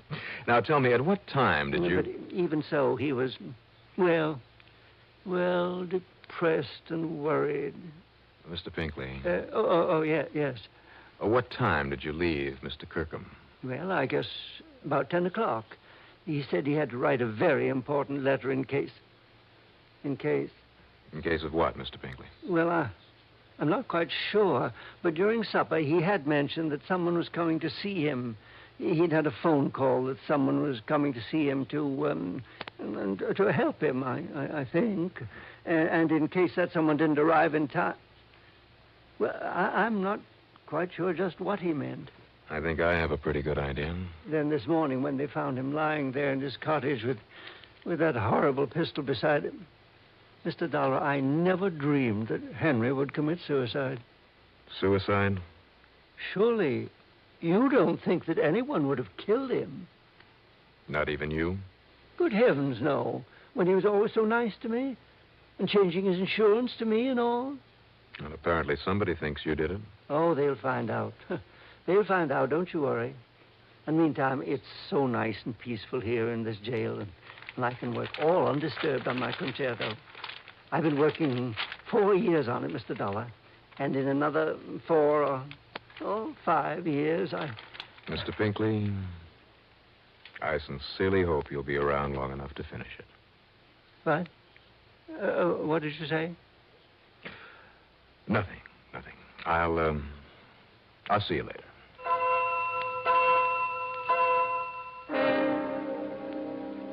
I learned a long, long time ago that the most unlikely person may often be a killer. But this sweet old Walter Pinkley, never. At least not in my book. I got back into my car and I drove on out to the Yucca Flower Rest Home. In addition to a small office building, there were 8 or 10 neat little cottages on the side of a tree-covered hill. The car in front of the office had the word police badly printed across the side in nearly foot-high letters. And as I pulled up to a stop, a heavy-set man of about 50, wearing boots, jeans, a blue cotton shirt with a string tie, and a beat-up officer's cap with a badge on the front of it, came out to meet me. You must be Johnny Dollar, right? That's right. Chief Appleby? Howdy. But you got here too late, Dollar. How do you mean too late, Chief? Well, I mean, I Got it all sewed up. Have you? Yes, sir. I suspected this so-called pal of his right in the beginning. Right from the time I found out he'd just been named the new beneficiary of the dead man's insurance. Walter Pinkley? Yes, sir. He just couldn't wait to see Niall, old crackpot. Didn't realize that trying to make it look like suicide might cancel out that insurance. Why do you think it was Pinkley? Think, Doc. Think. Well, that was only beginning. Now I know. You see, now I got what you'd call uncontroversial proof. You see, Mr. Dollar, it was all made up to look like suicide. I mean, in there all by himself, just laying there in the middle of the floor, shot right through the right temple, real close up, like as if he'd done it himself. Well, now, Chief. Yeah, and the old-fashioned 32 H&R there beside him, like as if it fell out of his hand. Did you check that gun for fingerprints? Not a sign of any prints on it anywhere. Now, you know he'd have to have his own prints on it if he'd done it himself. Yeah, I guess it would. Only one note to have been in to see him last night was that old Walter Pinkley, right? But now, Chief, that still doesn't prove that... But what Pinkley didn't figure on was that Kirkham was already scared of him and he'd sent for you. And Pinkley also didn't know that sometime last night Kirkham wrote you a letter just in case. Chief, I have reason to believe he wrote that after Mr. Pinkley... Now, wait now. Just let me finish, huh? Go ahead. This letter was there on his desk, and, well, I got to admit I didn't take a look at it until a few minutes ago, but here, look at it for yourself. See? Pins the murder on Pinkley and nobody else. Read it. I mean, if you can, that handwriting's kind of old-fashioned. Mr. Johnny Dollar, honored sir. So is the salutation, Chief. Huh? A bit old-fashioned. Honored sir. Yeah, real formal. There is within this place one who would avenge himself upon my life. How do you like that language? Sounds like an old Shakespearean actor. Well, that's exactly what he was, an old ham actor. Now, let's see now. Nor have I been remiss in my endeavor to assuage the passion that manifestly has provoked his wish for my demise. It means he tried to talk this other one out of trying to kill him. Yeah, fine. Thanks, Chief. But, alas, I had made it only too clear I could no longer abide his ridiculous Concertos? Concertos, that's what he meant. Well, maybe so, but it's spelled Concetettos. Concertos. Well, it's that handwriting. He meant concerto. He couldn't stand that concerto anymore. It's all that old Pinkley ever talked about. But go on. And so, because of my resentment over his stupid concertos... Concerto. All right, concerto, whatever it is. He seeks revenge. Yeah. Unless he seek to destroy me ere you come to afford me protection, I tell you now that his name... turn it over. But hark, there sounds a knock upon my door. I shall finish this anon. That's all, huh? Well, it's all I need. He thought the knock on the door was you. He let the other guy in, got himself killed. I wish he'd had a chance to finish this, to actually name the man he suspected. Oh, now, wait a minute, Dollar. You want anything more clear than that? Nobody else had a concerto. Pinkley's guilty, and that's that. Maybe. Well, sure he is. The others at the captain's table, Pinkley said. What's that? They all knew I was coming here, so if one of them wanted to kill him, he knew he'd have to do it right away. Sure, and one of them was Pinkley. Same group of 5 at that same table. 3 meals a day, week after week, year after year. 5, huh? Who are the others? Did you check on that? Oh, I sure did. They were the only ones that would know the most about not only Kirkham, but Walter Pinkley, too. Well, who are they, those 5, the other 3 besides Kirkham and Pinkley? An old lady named Miss Sarah Sanderson, man who calls himself Captain Howard, another old fellow named David Hesher. Well, get them together, Chief. I want to talk to them. What for? As long as we know who did it. Just as a favor. All right. Anything you say. Something had suddenly rung a bell. I picked up a dictionary in the office. I looked up a word in it. And then took it along to meet the group, one at a time, in one of the little cottages. Mrs. Sanderson, in her late 70s, was a sweet little soul who was so unnerved that all she did was cry during the interview. Old David Hesher, his mind failing, well, he was no help at all. But Captain Eustace Howard... Well, I certainly don't find anything mysterious about this case, Mr. Dollar. If you want my opinion... Which I didn't. After all, I speak from years of using this excellent mind of mine to solve far more complex problems than this. What a blowhard. But, of course, my extreme modesty forbids me to laud my own accomplishments. Unconscionable bore. Nevertheless, I am convinced. Like that insurance man, Hollister. I, out of my vast experience and confidence... I can assure you that Chief Appleby is entirely right in holding Walter Pinkley. Captain Howard. Pinkley and his ridiculous concerto. Now, Captain... I could have composed that for him in a month, in a week. I told him as much. I'm sure you did. But would he avail himself of my superlative musical knowledge? Now, wait a minute, will you? Will you wait just a minute? You don't want my opinion. I don't think I need it anymore. Really? Chief? Yeah, Dollar? You and Pinkley both told me that Kirkham changed his beneficiary recently. Sure, to name Pinkley.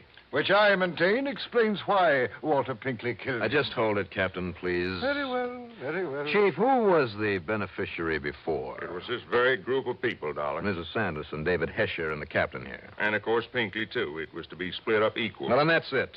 Well, what is? These other people were cut off by the chain. And I assure you, Mr. Dollar, to me, that made no difference. Oh, be quiet, will you? Really? Tie that fact in with the letter, Chief.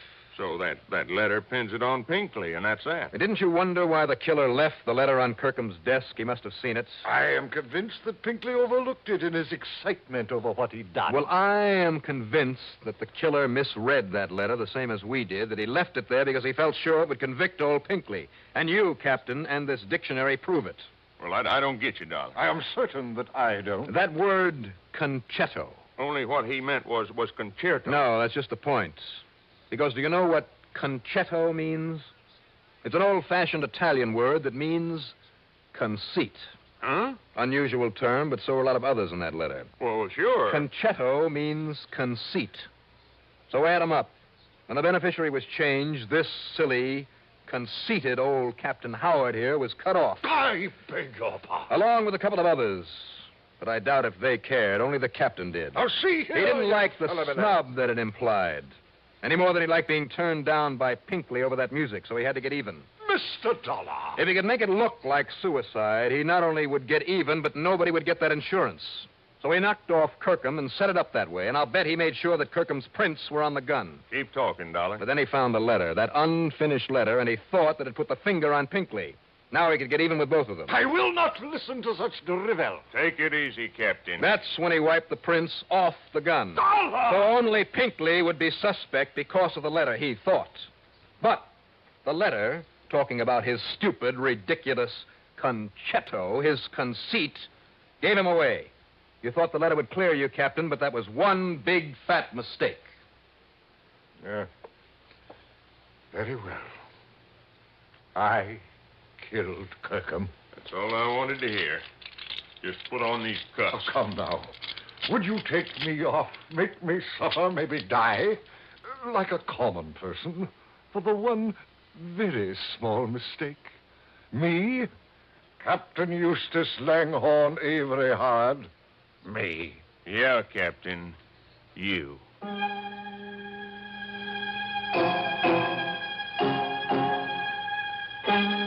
Mr. Barton H.B. Hollister, you'd better shed a bit of your conceit and pay me not only that fee you promised, but an expense account total, including the trip back to Hartford, and believe me, all the incidentals I could possibly cook up, a total of $438 even. Yours truly, Johnny Dollar.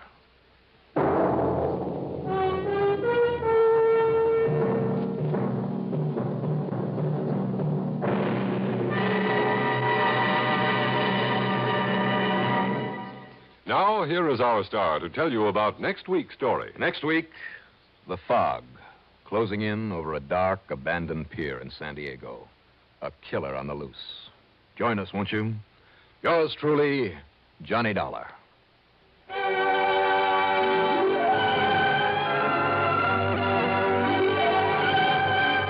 Yours truly, Johnny Dollar, starring Bob Reddick, is written by Jack Johnstone, produced and directed by Bruno Zerato Jr., musical supervision by Ethel Huber. Heard in our cast were Edgar Staley as Walter Pinkley, Richard Kendrick as Barton Hollister, John Griggs as Captain Eustace Howard, and Jim Bowles as Chief Appleby.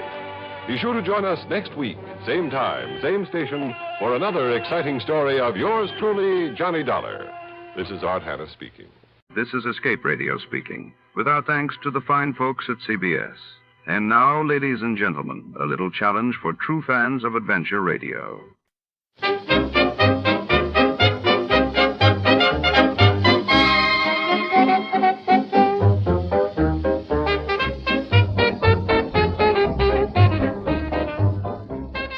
Tonight we journey to the wind-swept corridors of the Los Angeles Natural History Museum.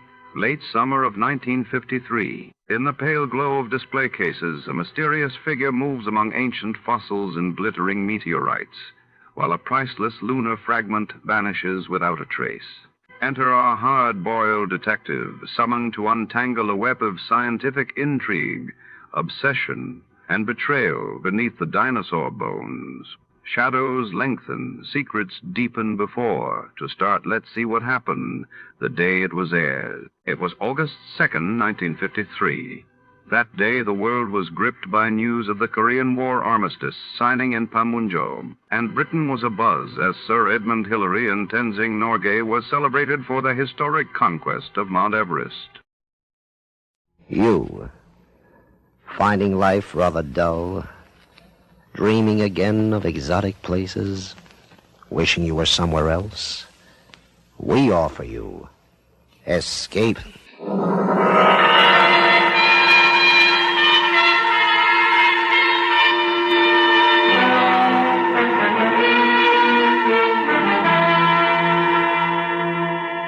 Escape with us now to the outer limits of space and the terrifying experiences of four men who penetrated it, as Ray Bradbury, famous science fiction writer, tells it in his gripping story, The Earthmen.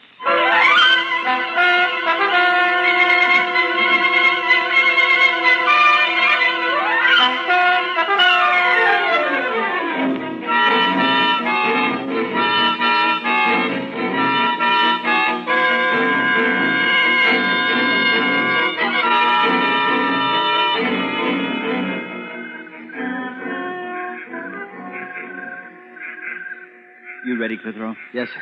Communication number 1. Mission accomplished. Yes, sir. You better make sure you pause after that. Give them a few seconds to get over their excitement down there. They'll go crazy. Be bigger than New Year's Eve. New Year's Eve? Be bigger than the armistice. Only one celebration will top it in our lifetime. What's that, sir? The one they throw when we get back. All right, now where was I? Mission accomplished. Yeah. First rocket expedition to Mars landed upon Mars 12:03 Earth time.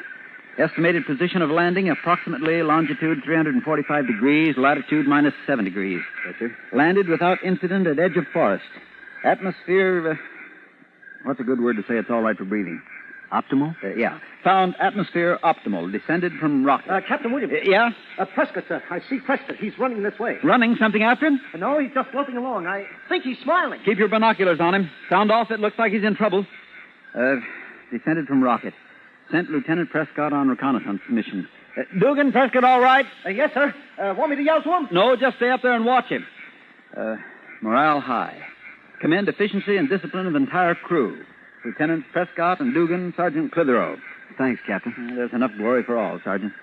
Any chance of sending that in now? Not for 2 hours. Channels won't be clear for voice communication until 3 o'clock Earth time. You don't even know yet that we made it.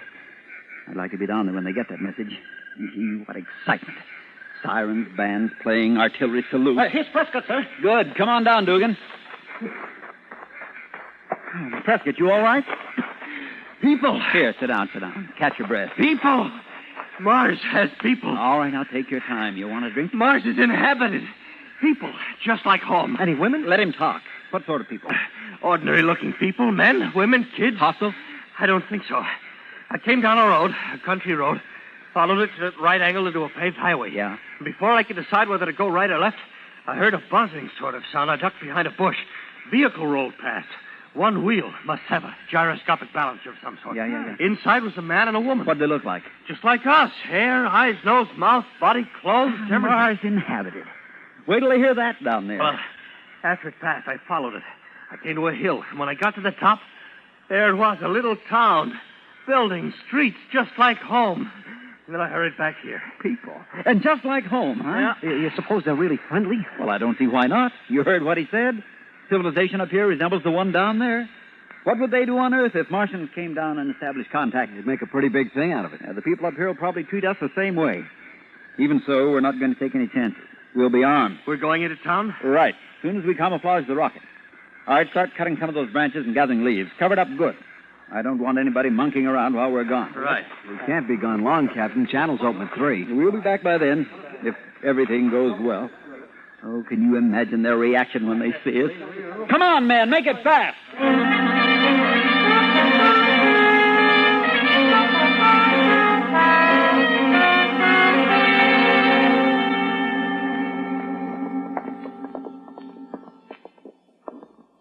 All right, men, dress it up. I'm going to knock on the door now, and keep smiling to show we're friendly, and let me do all the talking. Understand? Yes. Right,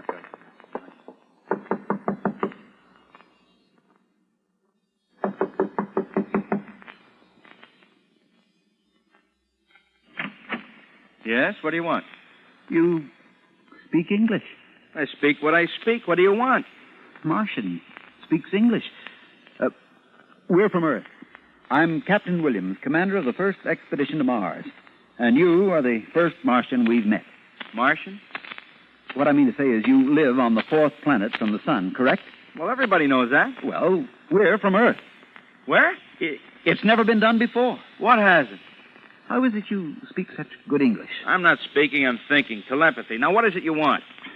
We're from Earth. From Earth. Some other time, Mac. I got my own problems. How do you like that?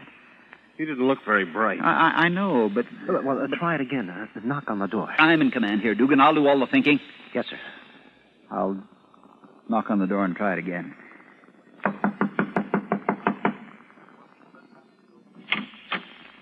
Yes? Oh, excuse me, ma'am. Was that your husband I was just talking to? Yes. He shut the door so quick I never got a chance to explain. I'm sorry, but he is busy. Can I help you? Are you, strangers in town? I'll say we are. We're from Earth. Earth? The planet Earth. Maybe you have a different name for it. The 3rd in order from the sun. We came in a rocket. Almost 60 million miles through Don't come near space. me. I just want to see you can. You and your husband are the first people on this planet we've Don't seen. come near me. You don't understand. We're from Earth. We came in a rocket. We came in a rocket. And we...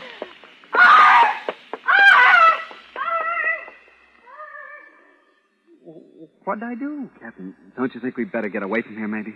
Well, all I did was... How far is it to town, Prescott? Quarter of a mile. I just wanted to shake hands. What was it that scared us?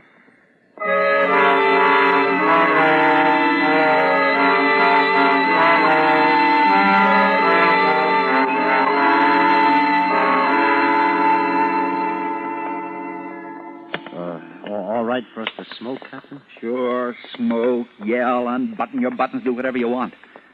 Doesn't seem to make any difference. Nobody's paying any attention to us anyhow. You'd think these people had visitors from Earth every day. Nobody even turns around to look at us. Can I say something, Captain? Yeah? We can't blame them for ignoring us, sir. We look just the same as they do. For all they know, we're just a few Martians ambling through the town square. We ought to take a chance and try telling someone else. We've told 3 of them already. Back at that farmhouse, the man ignored us and the woman screamed and ran away. And that girl we told fainted. Captain, looks like a bar or a soda fountain in here. Would it be all right if we went in and had something to drink? Well, why not?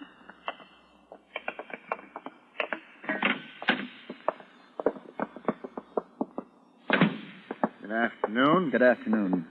Could we get something to drink here? Got some nice fruit crystal. It's all right. The same for everyone. It's our turn. I don't think I've ever seen you fellows around. You strangers? We're from Earth. Where? Earth. Third planet from the sun. Oh, clumsy of me. Earth, huh? Well, what do you know? You mean you understand what I'm trying to tell you? Sure. That we're the first men from Earth ever to reach Mars, that it's never been done before? That we came 60 million miles in a rocket? Sure. 60 million, huh? Rocket, you say? Well, I'm proud to make your acquaintance. I'm Captain Williams. This is Lieutenant Prescott, Sergeant Clitheroe, and Lieutenant Dugan. Well, I'm honored. I'm honored. Do you mind if I bring my son in to meet you? This is an occasion. Sure. Bring him in. Son, come in here. Rocket, eh? All the way by rocket.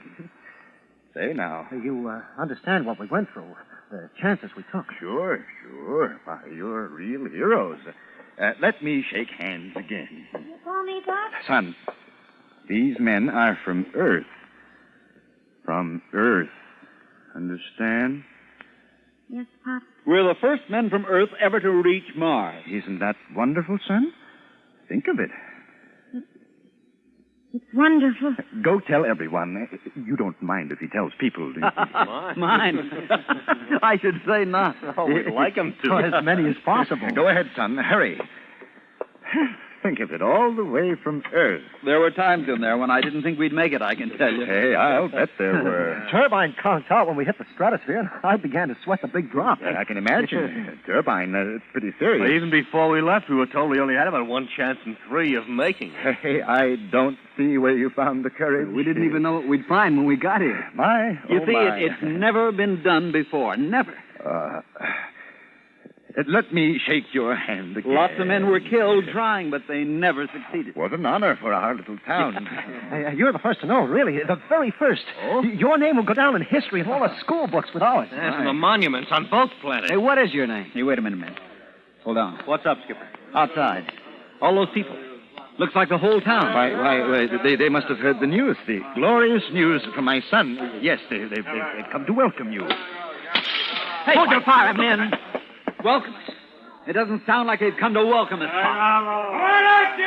Why, that's the man we first spoke to, the one whose wife got scared. Gentlemen, please don't shoot.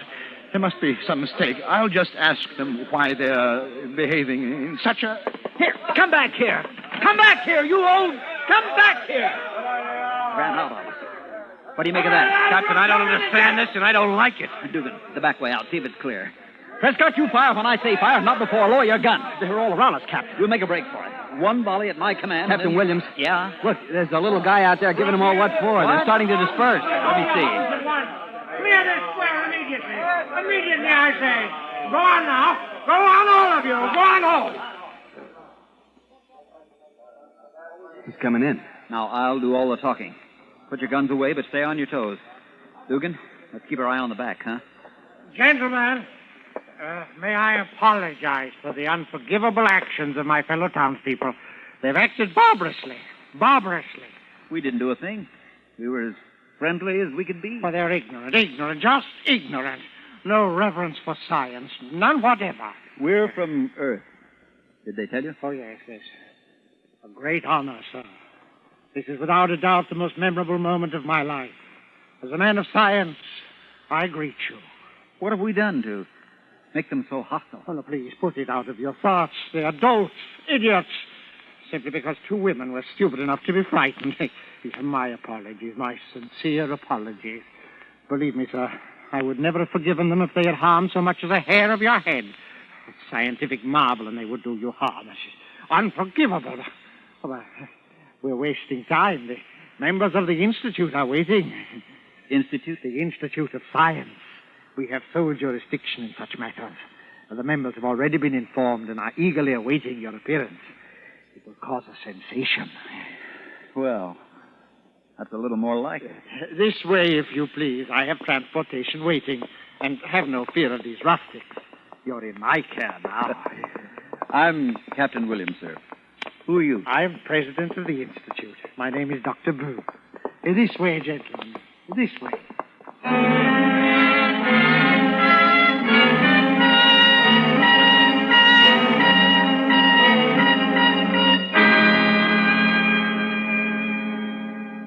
Escape, under the direction of Norman MacDonald, returns in just a moment.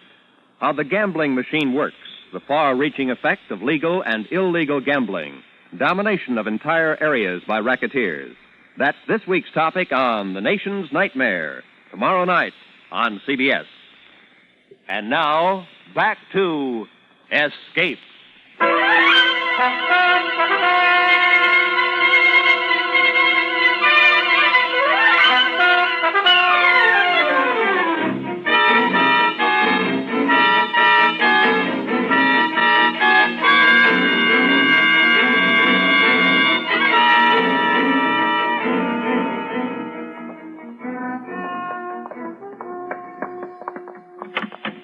In here, Captain Williams. Go right in, please.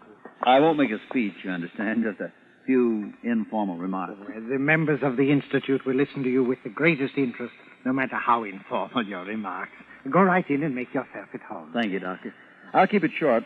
We have to be back at our rocket by 3 o'clock our time in order to... To communicate with Earth, yes. You told me. Yes. Go right in. I'll join you very soon. Thank you. After you, men. He's a nice fellow. Wow. What an auditorium. Must be hundreds of people here. I wonder how they managed to get them together at such short notice. Straighten up, men. They're looking at us. Good afternoon. Good afternoon. I am Mr. And I'm Captain Jonathan Williams of New York City, on Earth.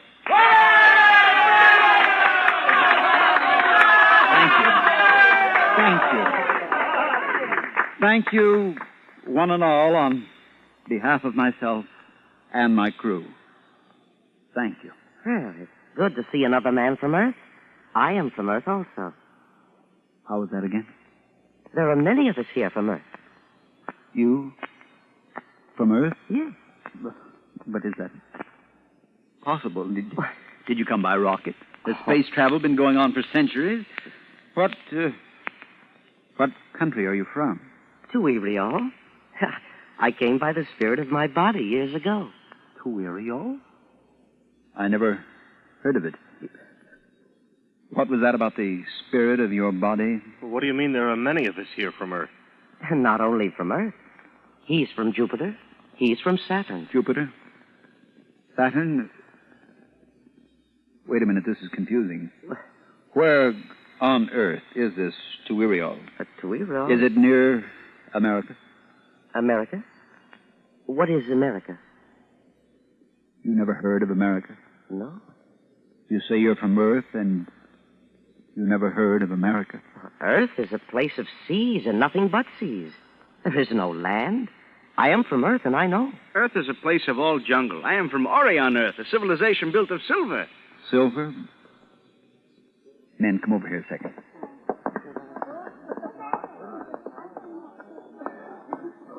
You realize what this is? What, sir? This is no celebration. These aren't members of the Institute. This isn't a banquet or a surprise party. Huh? Look at their eyes. Listen to them. Now I understand why the woman screamed, why the girl fainted, why the old boy in the soda fountain ran out on us, why the crowd was hostile, why they brought us here. Oh, where are we, sir? In an insane asylum. They think we're crazy.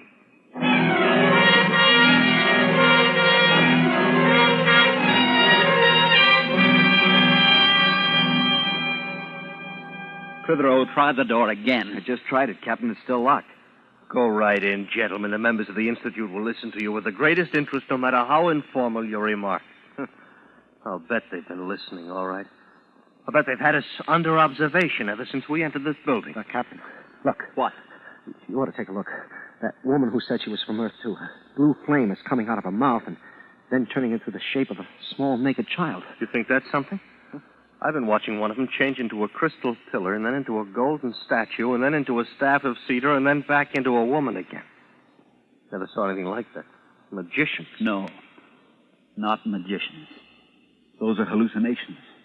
They pass their insanity over into us, and we see their hallucinations, too. Telepathy, autosuggestion, and telepathy. Well, look, Captain. If hallucinations can appear this real to us, to anyone, if hallucinations are catching and almost believable, it's no wonder they took us for psychotics. If that woman can produce little blue fire children and that one can change into a pillar, How natural if normal Martians think we can produce our rocket ship with our minds. I've been thinking along those lines, too. If someone came up to you on Earth and said he was from Mars, just came in by rocket, wouldn't you think he was crazy? I would. Heaven help me, I would. What time is it? 2:35. Those channels open in 25 minutes. Where's that doctor? Where's that doctor? I said, where's that doctor? I'm here, Captain. I demand our release. I demand an apology for this outrage.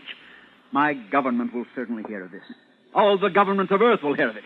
I shall tell them of the indignities heaped upon their representatives. Yes, of course. Don't humor me! Are you going to release us, or must I take steps? What sort of steps?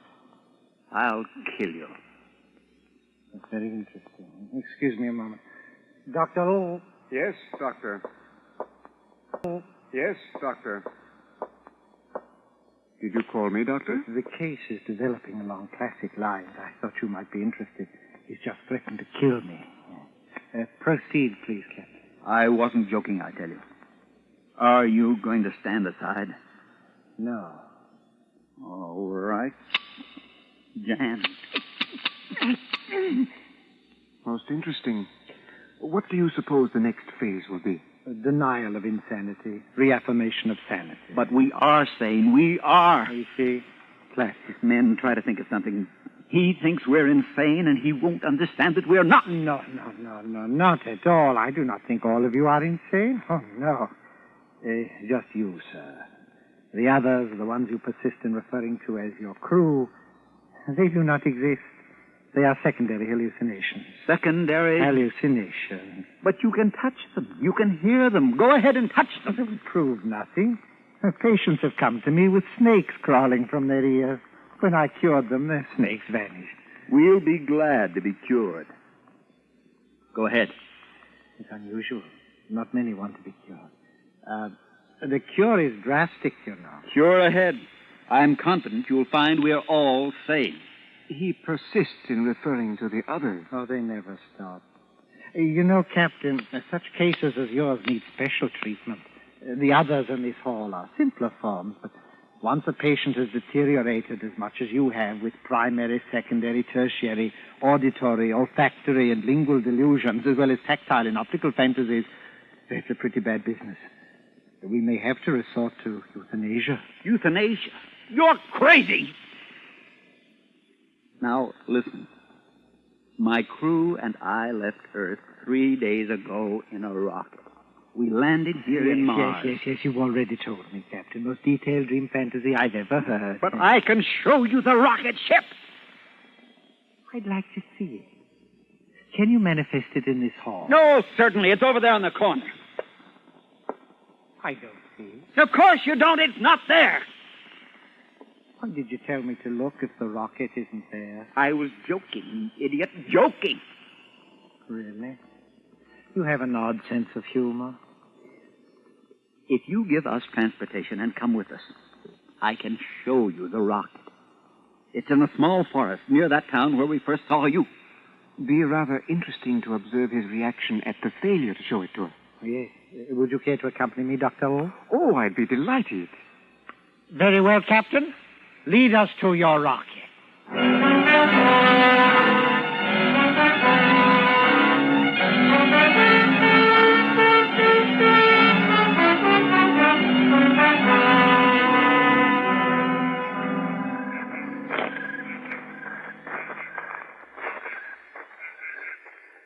Here it is.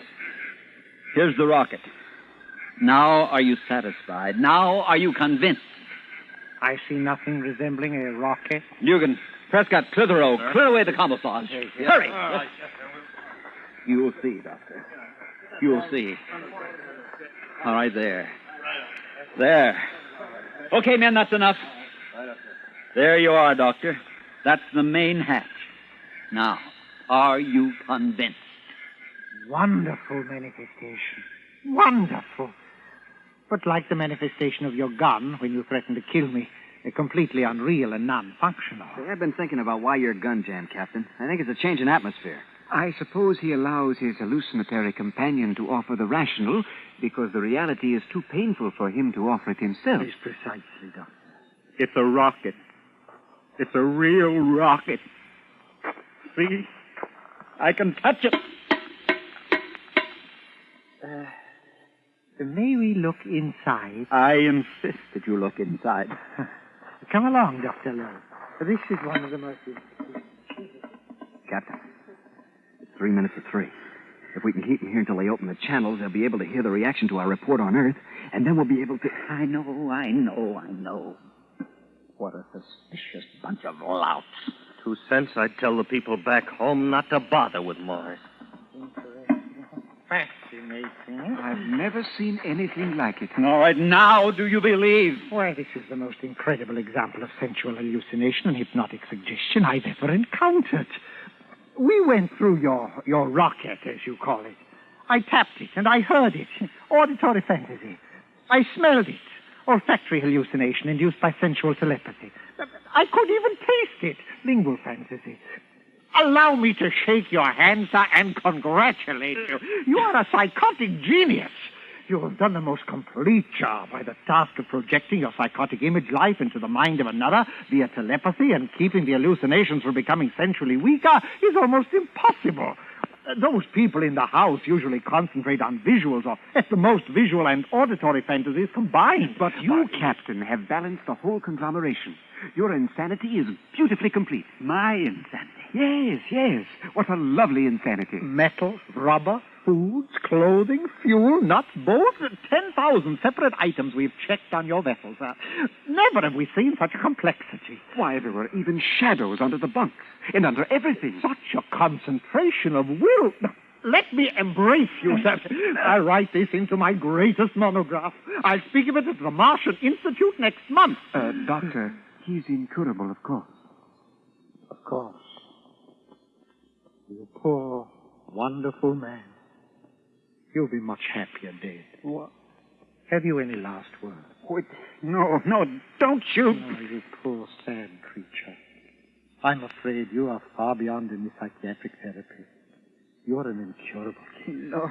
I shall put you out of this misery which has driven you to imagine this rocket and these 3 men. I did not... It will be most engrossing to watch your 3 friends and your rocket vanish once I've killed you. Doctor. And then I will write a paper on the dissolution of neurotic images, from what I observed here today. I'm from Earth. My name is Jonathan Williams, and these men are... Yes, I know. From Earth. Honest. Captain Williams. They continue to exist. Superb. Hallucinations with time and spatial existence. I wonder how they will react to a bullet. What? No. Oh, no. Put on that gun. No, don't. An auditory appeal, even with the patient dead. Run!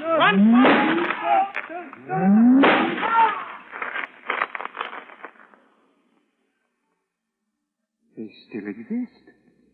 And so does the rocket. Phenomenal. Such persistence of the psychosis. First time I've ever observed it post-mortem. But it will fade. It will all fade. Interesting, wasn't it? Well, shall we be returning to the Institute? I should like you to explain certain aspects of the case to the members of my department. Oh, gladly, my boy, gladly. You see, this patient...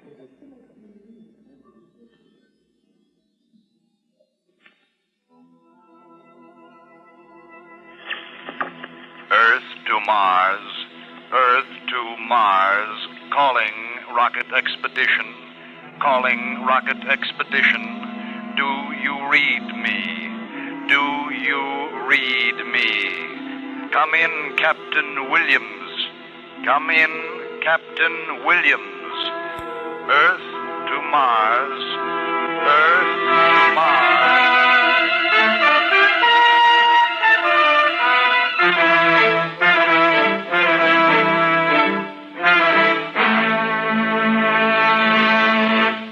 Under the direction of Norman MacDonald, Escape has brought you The Earthman by Ray Bradbury, especially adapted for Escape by Walter Newman, starring Parley Bear with Harry Bartell, Hans Conried, Larry Dobkin, and Lou Krugman. Featured in the cast were John Daner, Sidney Miller, Georgia Ellis, Jack Crucian, and Byron Kane. The special music for Escape is composed and conducted by Leith Stevens.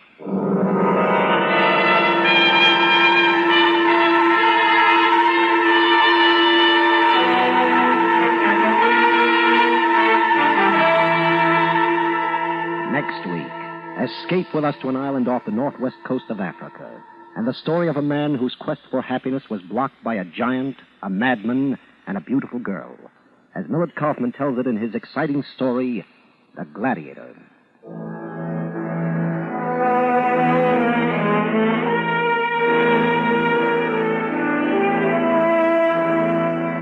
There's all fun each and every weekday when most of these same stations bring you CBS Radio's Arthur Godfrey Time. This is Roy Rowan speaking.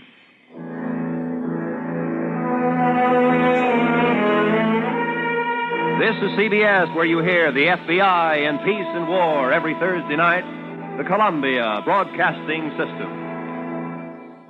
If you want to take it easy and you want to take it right, then you'll get a Regal Pale and you'll always know you're right. It's the light and better, mellow, mellow brew, Regal Pale. Never fail. It's the better, better brew for you and you and you and you. It's the better, better brew for you. This is KNX Los Angeles.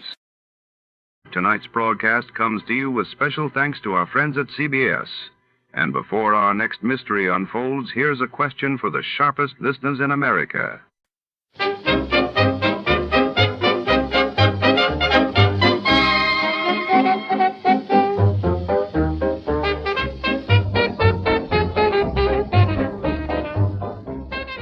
In this chilling episode, North of Polaris, the story unfolds within the labyrinthine corridors of the Los Angeles Observatory, perched atop Griffith Park in 1949. A renowned astronomer is found dead beside a shattered telescope, his last message scribbled on a star chart. As storm clouds gather outside, Detective Mason prowls the echoing marble halls, piecing together cosmic clues in a race against time. Shadows stretch long, secrets lie hidden among celestial instruments, and every ticking second brings the truth closer to the surface. Before to start, let's see what happened the day it was aired. It was April 16th, 1949. That day, the world watched as Ireland officially became a republic declaring its independence from the British Commonwealth, while in the United States, a devastating tornado outbreak swept across Texas, leaving destruction and chaos in its wake. Tired of the everyday grind? Ever dream of a life of romantic adventure? Want to get away from it all? We offer you Escape. Escape, designed to free you from the four walls of today for a half hour of high adventure.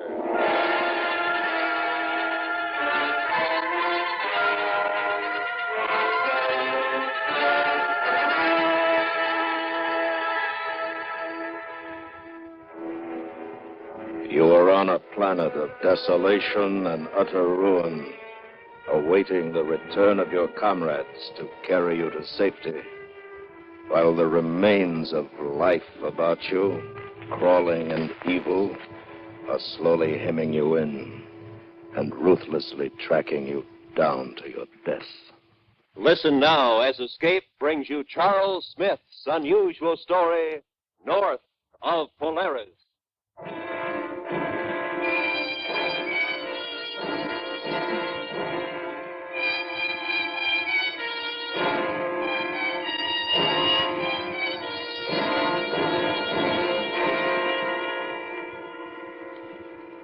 Testing. 1, 2, 3, 4. Do you read me, Joe? Loud and clear, R5S5. All ready, sir. How is he? Well, How do you feel, Mac? scared, sir? Now take your time out there. Be very sure. Quiet. Can you see him? Not yet, sir. Yes, sir, there he is. Mac, what's it like out there? Nothing much to see. You feel heavier or lighter than usual? Can you move about easily? Just like at home. What about atmosphere? I'm turning off my oxygen unit and opening the intake valve. Careful. Not too fast now. I've cut my supply completely, sir. Rescue party standing by, sir. It seems to be okay. Yes, sir, the air is good. Are you sure? It's okay. Send them out.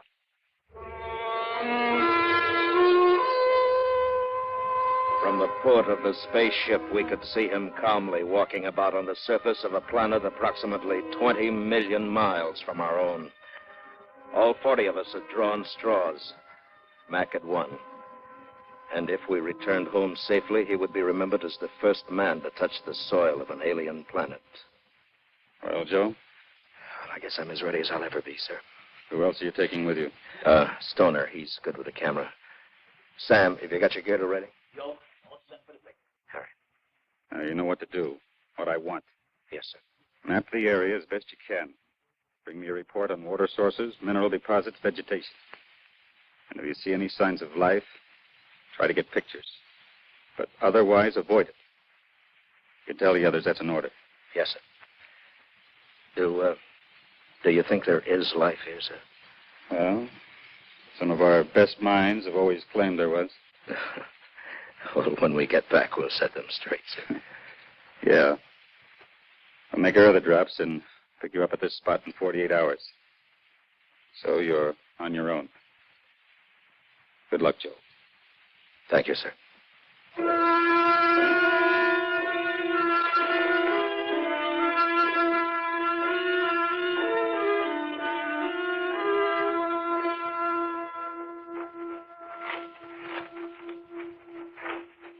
Joe, do you notice anything wrong with this place?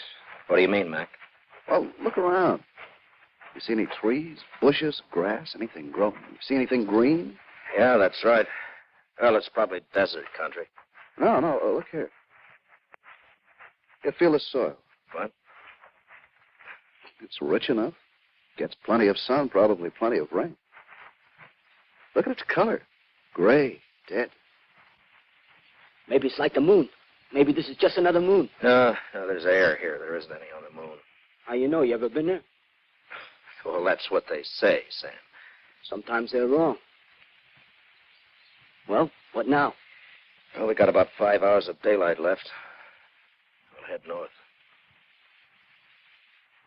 I don't like it. It's too quiet. Not even the wind. What are you trying to do, Mac? Don't you think we're jumpy enough?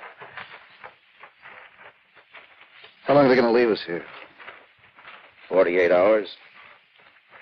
That could be a long time.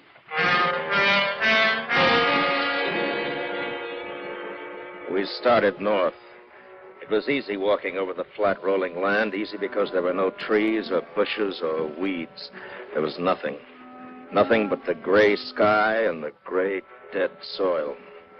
I was beginning to think that maybe it was only a moon. And then we made camp for the night. Okay, come and get it.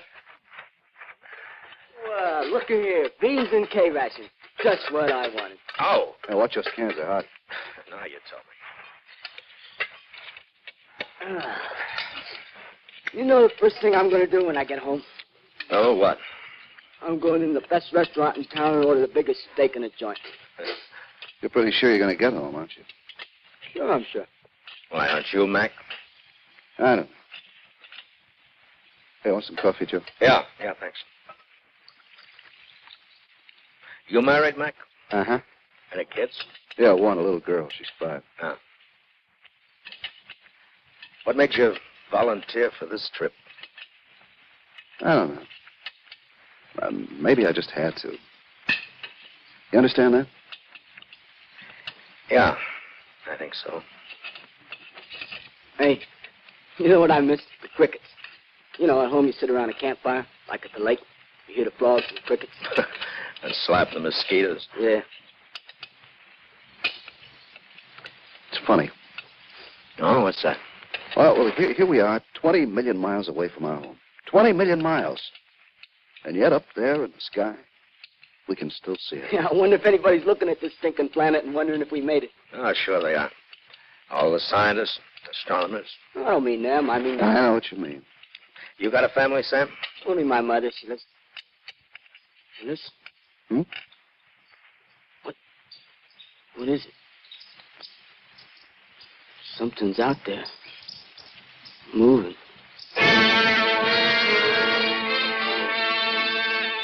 It was life. There was life here. And we could see it now, in the dim light given off by our heating unit. It was an ugly, four-legged beast with a hairless body. And from its odor, a scavenger. Like everything else here, it was the color of gray. All right, cut it out. Sam! Oh, that's real smart. You're supposed to be a photographer. Take pictures of what we find. Oh, lay off him, Joe. It was only a rat, a big rat.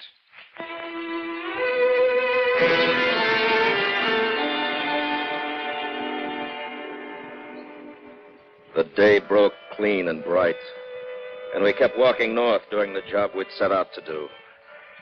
And there were no other signs of life, and we'd almost convinced ourselves that the rat had been a stowaway from our ship. For the first time, things felt right. Hey, Joe. What? Hold it. Stop wasting that film. What's the matter? Don't you want your pictures in magazines? I've shot everything there is to shoot here. It's all going to look the same. Nothing. Yeah, I know. When we turning back? Tomorrow morning. There. Now, let's take a look around. What's the use? There's nothing to see. Hey, why don't we start back now? Joe? Joe. Mac, come up here. What is it? On the double. Now, take a look through these binoculars, Sam. Off to the east there. What do you see? A lake. Yeah, maybe an ocean. Now, swing around slowly to your left. No, easy. There. What do you make of that? I don't know. Oh, what's up? Looks like clumps of stone or cement. Take a look. Give him the glasses, Sam. Hey, could that be what's left of the city? If it is. If we found... Yeah! Yeah! Sam, you fool! Come back here! But he wasn't coming back. Not now. He'd found a subject for his camera, and he was racing toward it. At the edge of the sprawling stone ruins, we caught up. And he made us turn with our backs to the city and pointed his camera at us. Welcome to the city. Hold it, both of you, right there. I should have shaved. Hey, Mac, pick up a piece of that stone. Like this? Okay. Come on, what are you waiting for? Hold it. Mac, put that stone down. Hey, you think... Just put it down. What's the matter with you guys? Geiger counter's acting up. You kidding? What could be radioactive around here? Mac, lower it near the ground. Well, what do you know? Radioactive. What is it, uranium, pitchblende, what? No. This isn't a natural composition. Yeah, then what? Look around you. Take a good look. What's it look like? Just stone, cement, ruins. What else? Look at the color of it. The edges. Yeah. Like it's been burnt. Scorched. Remember what our cities looked like? They wouldn't know about atomic energy here. What makes you so sure? I led them on into the sprawling corpse of the great metropolis until we stood near the jagged base of what once must have been a magnificent building. Mac? Yeah? Over there. What? Look. Rats. Yeah. Scrounging for food. Sure cool. With each step we'd taken, the radiation had increased. And when it reached the danger point, we turned and started slowly back.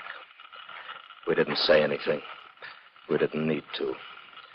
We had seen and we knew that this world, this civilization, had committed suicide.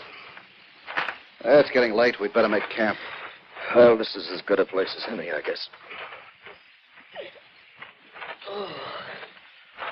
I don't know about you guys, but I'm pooped. Yeah, it's been a long day. You want to set up the stove, Mac? Yeah, might as well. The sky's clouding up in the south. Looks like a storm brew. Your film safe, Sam? You think the radiation back there damaged it? Nah, it's packed in heavy lead foil. Yeah. Cigarette, Joe? Yeah, thanks.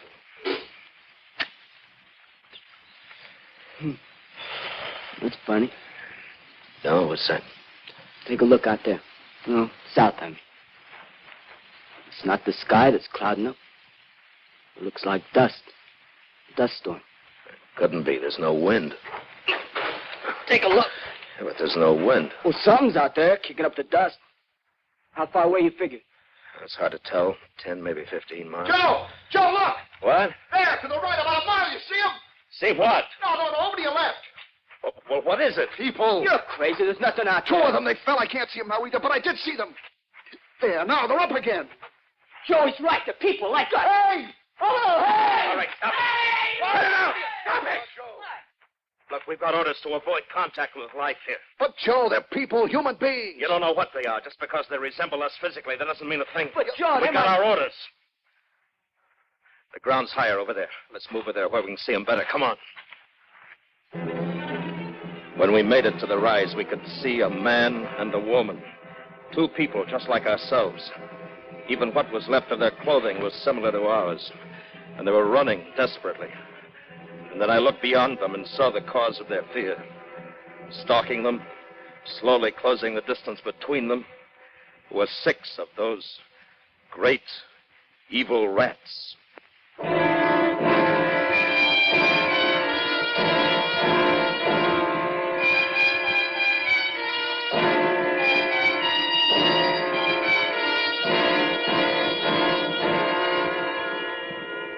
We stood there silently, watching the hunters and the hunted. And the longer we watched, the more it became certain that the rats could end the hunt whenever they wanted to. I could see their features now. The woman was much younger than the man. Their faces were distorted by panic and fear. And we watched and waited. And then the old man fell, and Sam and Mac were running, screaming, driving off the rats.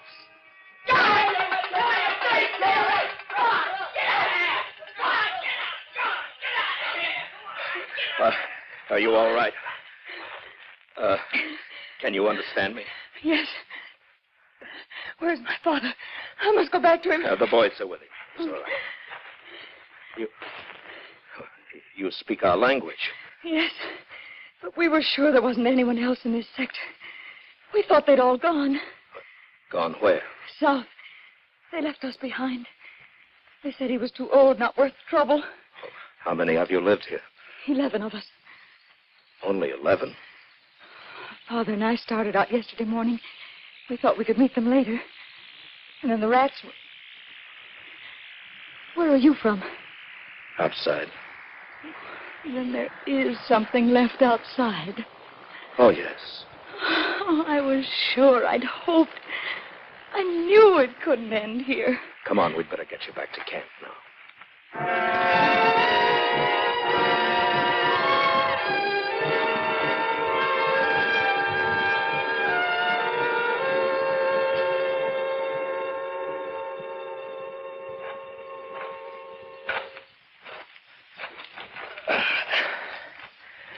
Well, they're asleep.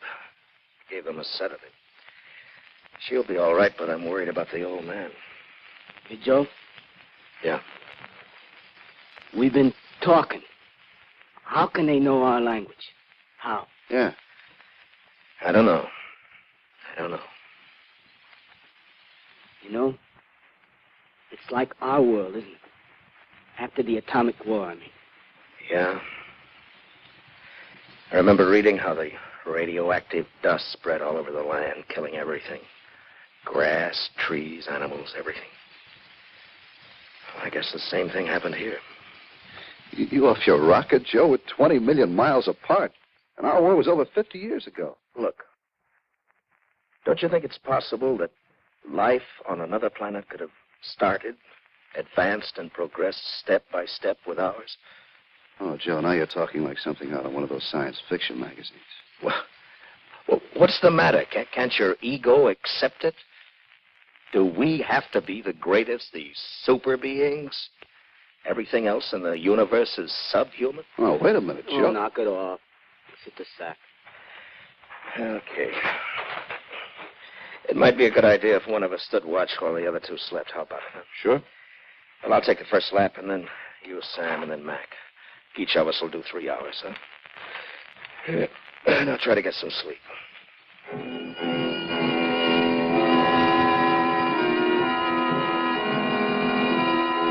The 3 hours passed quickly. My mind was racing, asking if this world was a parallel to our own world. Were all the worlds of the universe alike? I was trying to find the answer when Sam relieved me, and I still hadn't found it when I dropped off to sleep. But I didn't sleep very long.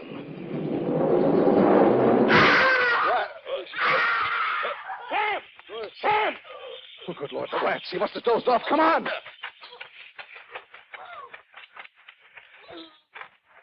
Oh. Look. Oh, my.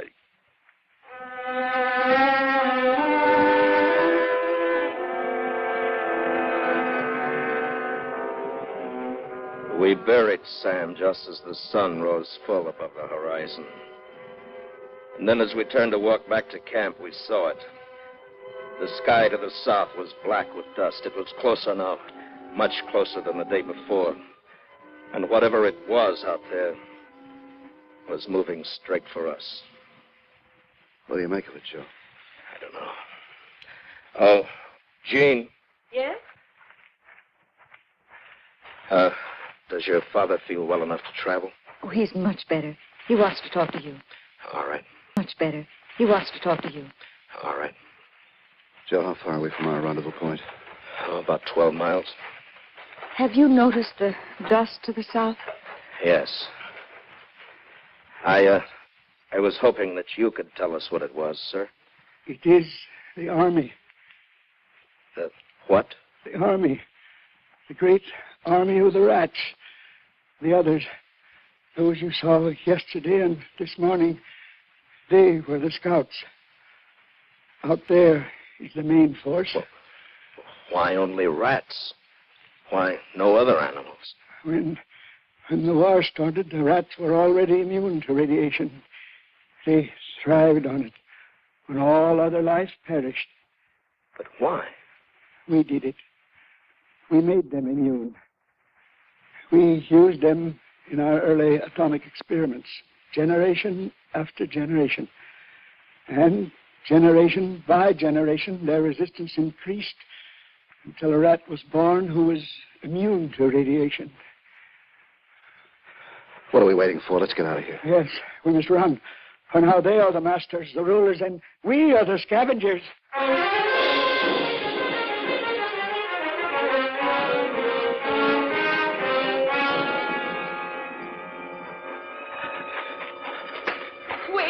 Wait, my father. Well, if he can't keep up, Hold it. All right, hold up. Oh, there's no use going on. Look there ahead of us. Yeah, dust. More of them. Behind us.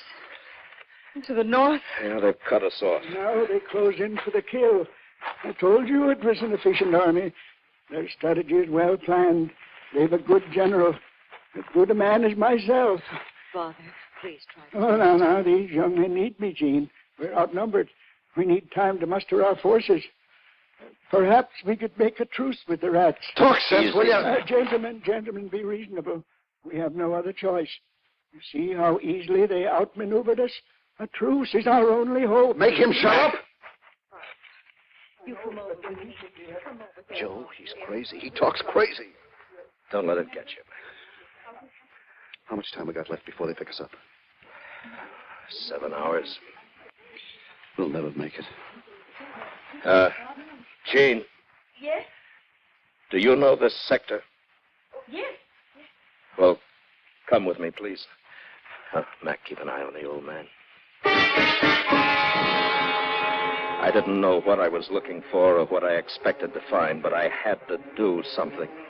Even walking aimlessly over the scorched stone rubble was better than standing, waiting for the circle of rats to close in. And then Jean found it, an entrance to an underground bomb shelter, one just large enough to hold the average family. We raced back to where we'd left the others. And now we could hear the rats, thousands of them all around us. Joe, I tried to stop him. He wouldn't listen. He was like crazy. What do you do? I couldn't help it. Believe me, I couldn't help it.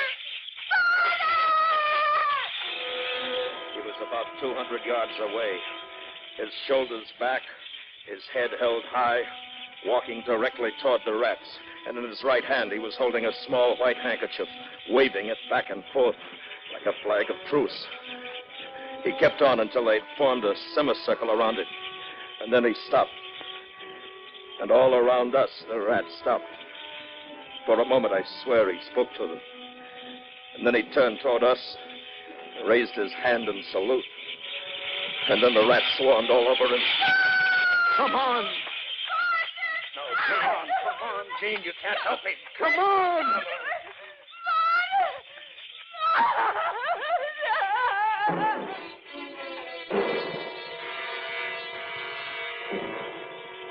We burrowed ourselves in the shelter.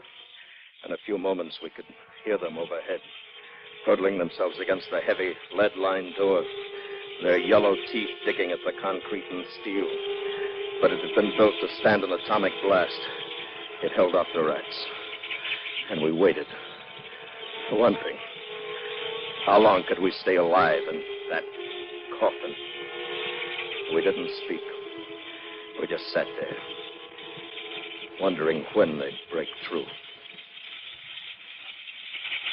Joe? Yeah. What's the use? Let's get it over. No. No, they'll give up. They're starving. They'll leave to find some other food.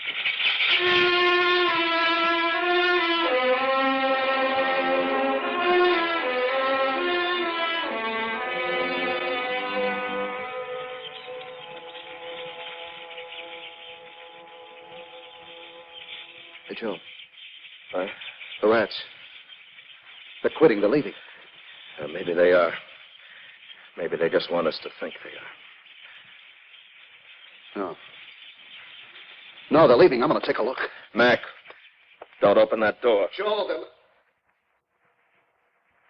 Now, listen. Listen, it's a ship. Clark and the ship. Come on, Joe. Let's get out of here. Up where they can see us. Hey! Hey! Down here! Hey! Well, Gene, we can go out now. They've gone. What? It's all over. We're safe now. We can go out. Out? Out? Oh, I can't believe it. We're going to take you back with us. Away from this. Now, come on. Oh, no, please. Please, I'm afraid. Afraid? Don't you hear it? That noise? But that's our ship. Here, I'll show you. Look, you see the landing. Ship? I don't understand. But the one that brought us here. Brought you here? Yes. Where did it come from? Europe? Asia? Where? Europe? Asia? Oh, I knew we hadn't destroyed all of the Earth. Earth? Is that what you call this planet? Earth? This is the Earth. You. Where are you from? What? Way up there. Just north of Polaris.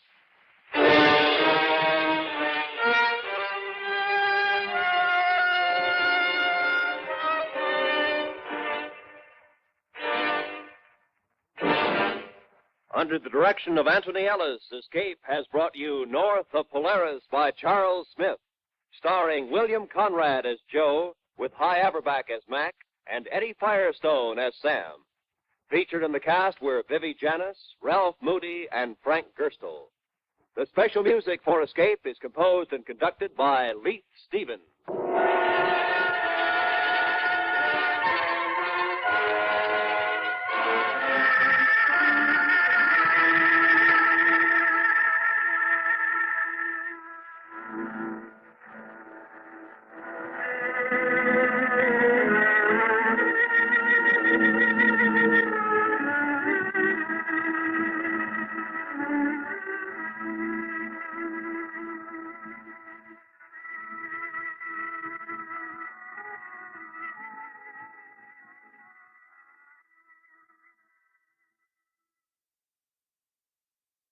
A gracious thank you tonight to CBS for keeping America entertained coast to coast.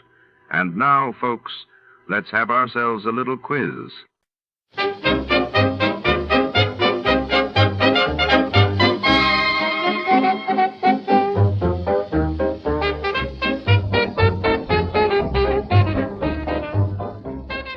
Tonight, on The Lawless Caper, the city's shadows grow darker as a hard-boiled detective is drawn into a tangled web of crime and betrayal, where a priceless artifact vanishes and a mysterious femme fatale seeks his help.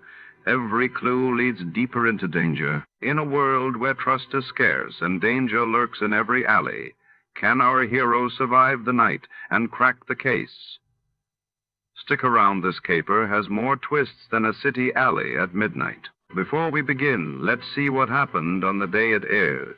It was March 8, 1949. That day, the world watched as the United States and 12 nations opened negotiations in Washington for the North Atlantic Treaty, while across the globe, the Soviet Union announced a new 5-year plan aiming to rebuild post-war industry. The Adventures of Sam Spade, Detective. Brought to you by Wild Root Cream Oil Hair Tonic, the non-alcoholic hair tonic that contains lanolin. Wild Root Cream Oil. Again and again, the choice of men who put good grooming first. Sam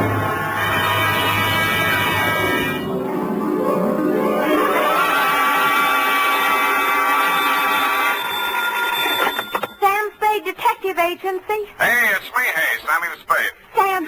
Sam, it's not true, is it? Every word of it. What? That you've been consorting with unsavory characters? Well, she was a savory enough girl, Effie, although a crook. Well, according to the paper, she's practically a murderess. Not to mention that she's dancing the Roomba with you. That's a lie. There's a picture of you. Virginia Vale, gangland glamour girl, caught at the Club Iberia in barefoot Roomba with private eye. It was not a Roomba, it was a bambuco. Oh, Sam, not over the phone. I can't stop it. Stay where you are. I'll be right down to dictate my report on the Lawless Caper.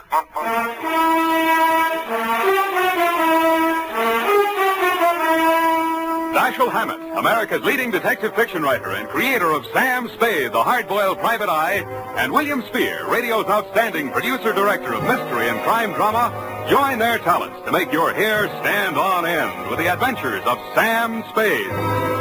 Presented by the makers of Wild Root Cream Oil for the hair. Say, have you gotten acquainted with Wild Root Cream Oil yet? Tell you what, mister, if you haven't, even if you don't use any hair tonic at all, why not ask at your drug or toilet goods counter tonight or tomorrow for the brand new 25-cent Get Acquainted bottle of Wild Root Cream Oil. You'll like the way Wild Root Cream Oil grooms your hair neatly and naturally, relieves dryness, and removes loose dandruff. You never dreamed one hair tonic could do so much. So give it a try. Get the generous new 25-cent bottle of Wild Root Cream Oil. Again and again, the choice of men who put good grooming first. And now, with Howard Duff starring as Spade, Wild Root brings to the air the greatest private detective of them all, in the adventures of Sam Spade.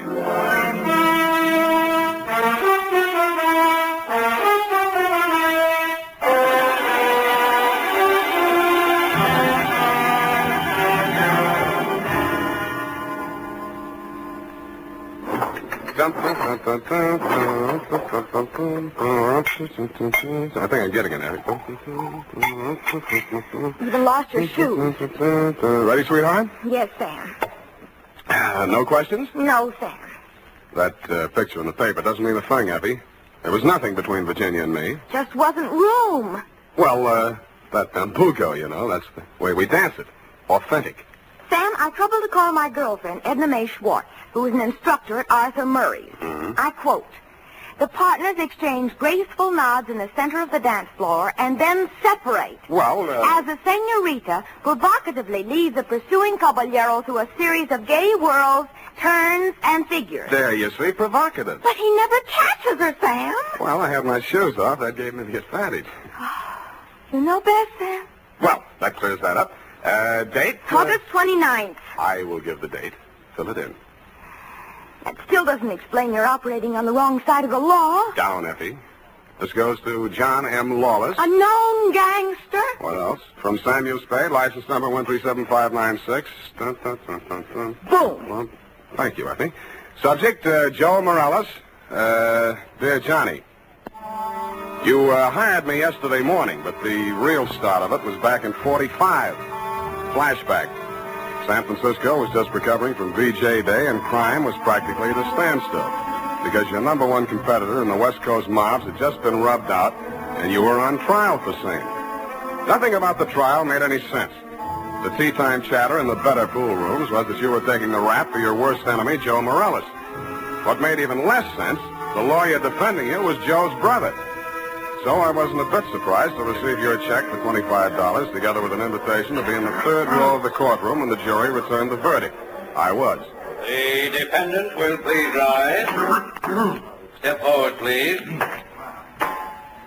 Have you anything to say why judgment of this court should not be passed upon you? Yeah.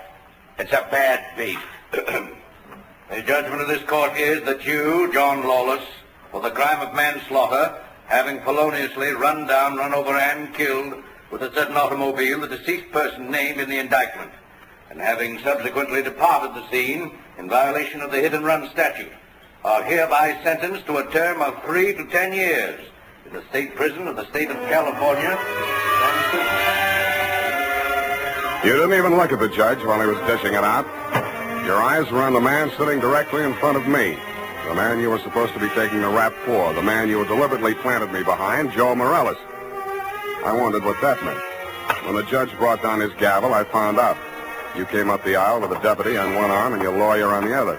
He seemed upset about something. I'm sorry, Johnny. I did the best I could. They've given me the judge I asked for. You passed on the jury, you cheap shyster. Okay, just wait till you get my bill. Shut up. Now, wait a minute, Sheriff. I want to speak to a friend. Hey, Johnny, hurry up. We got a train to catch. Hey, you, Joe. Yeah, Johnny? I got just this to say to you.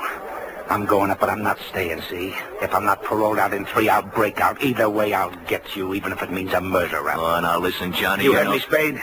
Yeah, Johnny, I wish I hadn't. Well, Johnny, we gotta go. Okay. Don't forget what I said, Joe. So long, Sam.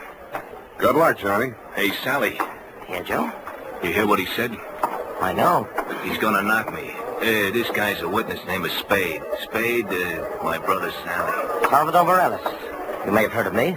Yeah, if I'm ever up in a hit and run, remind me not to hire you. Come along, Spade, where we can talk quietly. Just over here. My conference room. Look, we got nothing to talk about. Oh, yes, we have. Watch it. I just got this suit pressed. Yeah, right in here. Sally, is it all over? How did it come out? Where were you? In the air. I couldn't force myself to stay out there. What did he get? 3 to 10. 3 to 10, is that... Oh, I mean, how terrible. How terrible. Best I could do. This is Sam Spade, my dear. It's Virginia Vale, Johnny Lawless's fiancée. The San Quentin widow. Well, how's tricks, Virginia? Why did they bring you here? Maybe they know. He's a witness. Witness? To a threat Johnny made against my brother's life. My own client. What's funny? Ask your brother. That threat would even get you a writ against him to keep the peace. What do you mean, Sam? Sweetheart, threats don't mean anything in law unless they're backed up by some action. Even if he told you the when, the where, and the how, it wouldn't be worth anything until you're dead. But it would be worth something then? Sure, it shows premeditation. Then if he knew he was overheard, you'd be forced to testify if anything happened to Joe. Hey, beautiful. What are you trying to do to me? Well, I mean, he'd think twice before he tried anything. You'd be safe, Joe. Well, honey, I didn't know you cared. About you, I don't. I just wouldn't want Johnny to do anything foolish.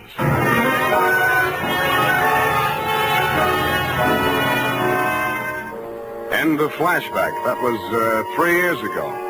A lot of big news has broken since then, but the only items that interested you in San Quentin were printed on the inside pages of the local press. Item: Virginia Vale, your fiancée, got herself engaged to Joe Morales, your worst enemy.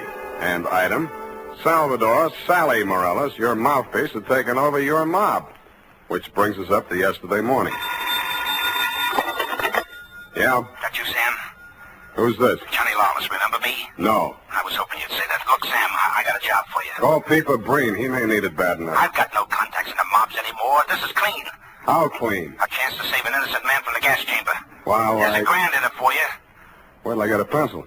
Now, what was the address? The Alma Arms on Pine Street near Jones. Yeah? Buzz me 3 times. 1 long, 2 short. And make sure there's no one on your tail. Got it.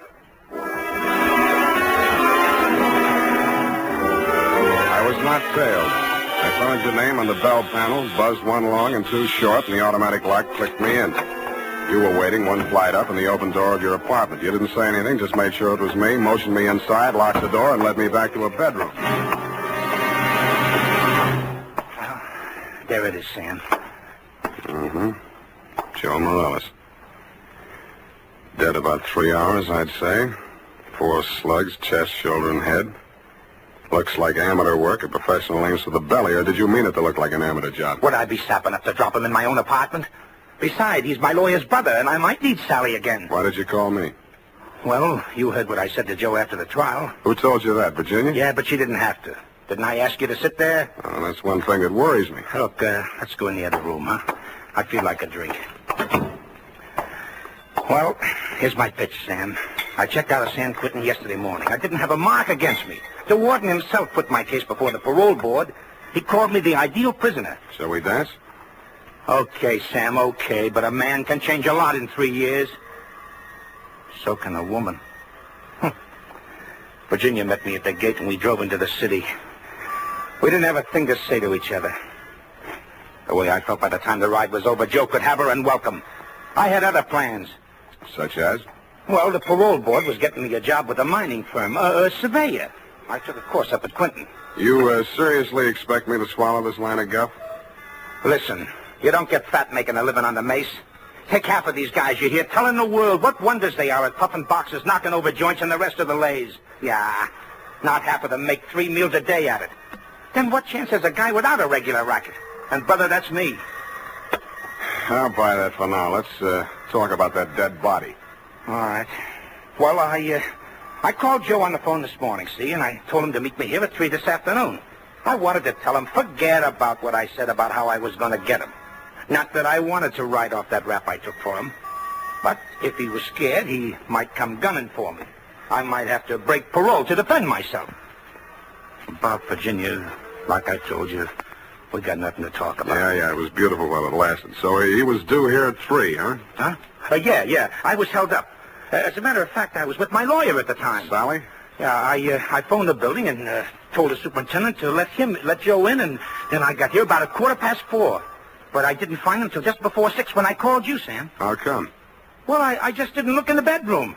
I figured he got tired waiting and left, you know. Yeah. Mm-hmm. Well, look, Johnny, assuming your story is true, and if it isn't, you ought to be ashamed of yourself. Who do you think did it?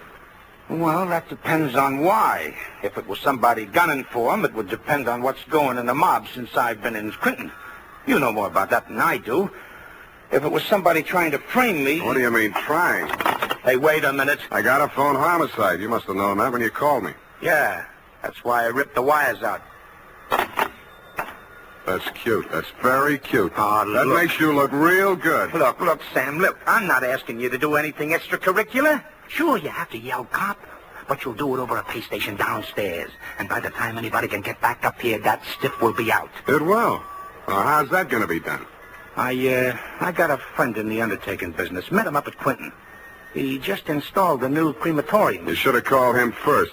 I did, but I can call him off. You're stir-happy. Look, Sam, how about it, huh? So the cops come in tonight, tomorrow. Who cares? Not Joe, the weather he'll keep. What do you say, Sam? What do you say? I say you're probably bluffing, that you got no way of getting rid of the stiff, but on the outside chance that you might not be bluffing, I'll swing along with you for a couple of hours. If I don't turn up anything by then, the deal is off. Okay, that's fair enough. Yeah, but this isn't... Hey!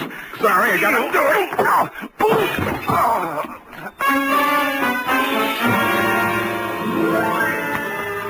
I hated to do it, Johnny. You were out of condition and you weren't expecting it. But I wanted you to look like a hospital case. After you went down and out, I transferred my fee from your wallet to mine, examined your wounds, and decided you were good for 2 hours at St. Agnes Hospital, where I know the head nurse. Incidentally, that reminds me. So without further delay, I toted you downstairs, threw you into a taxi, and delivered you to the ambulance entrance. That's when I remembered that I had forgotten one thing. I hadn't given you a chance to call off your alleged undertaker friend. I was sure that part of your story was bluff, but just to make sure, I rushed back to your apartment in less time than it takes the average undertaker to back his hearse out of the garage, I thought. When I got there, I wasn't so sure.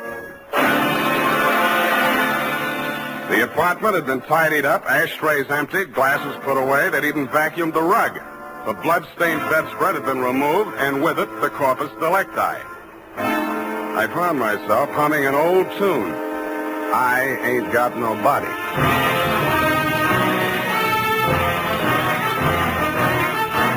The makers of Wild Root Cream Oil are presenting the weekly Sunday adventure of Dashiell Hammett's famous private detective, Sam Spade.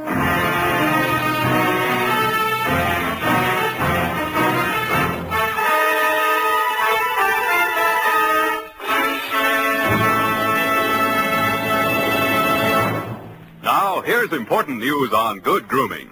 If you want the well-groomed look that helps you get ahead, socially and on the job, listen. Recently, thousands of people from coast to coast who bought Wild Root Cream Oil for the first time were asked, how does Wild Root Cream Oil compare with the hair tonic you previously used? The results were amazing. Better than 4 out of 5 who replied said they preferred Wild Root Cream Oil. Remember, non-alcoholic Wild Root Cream Oil contains lanolin. It grooms the hair naturally, relieves dryness, and removes loose, ugly dandruff. So if you want your hair to be more attractive than ever before, get the generous new 25-cent size of Wild Root Cream Oil, America's leading hair tonic, on sale at all drug and toilet goods counters. It's also available in larger economy bottles and a handy new tube.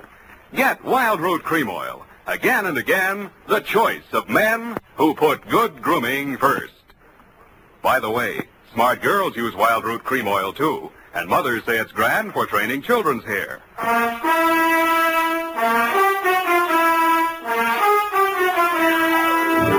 And now, back to The Lawless Caper, tonight's adventure with Sam Spade.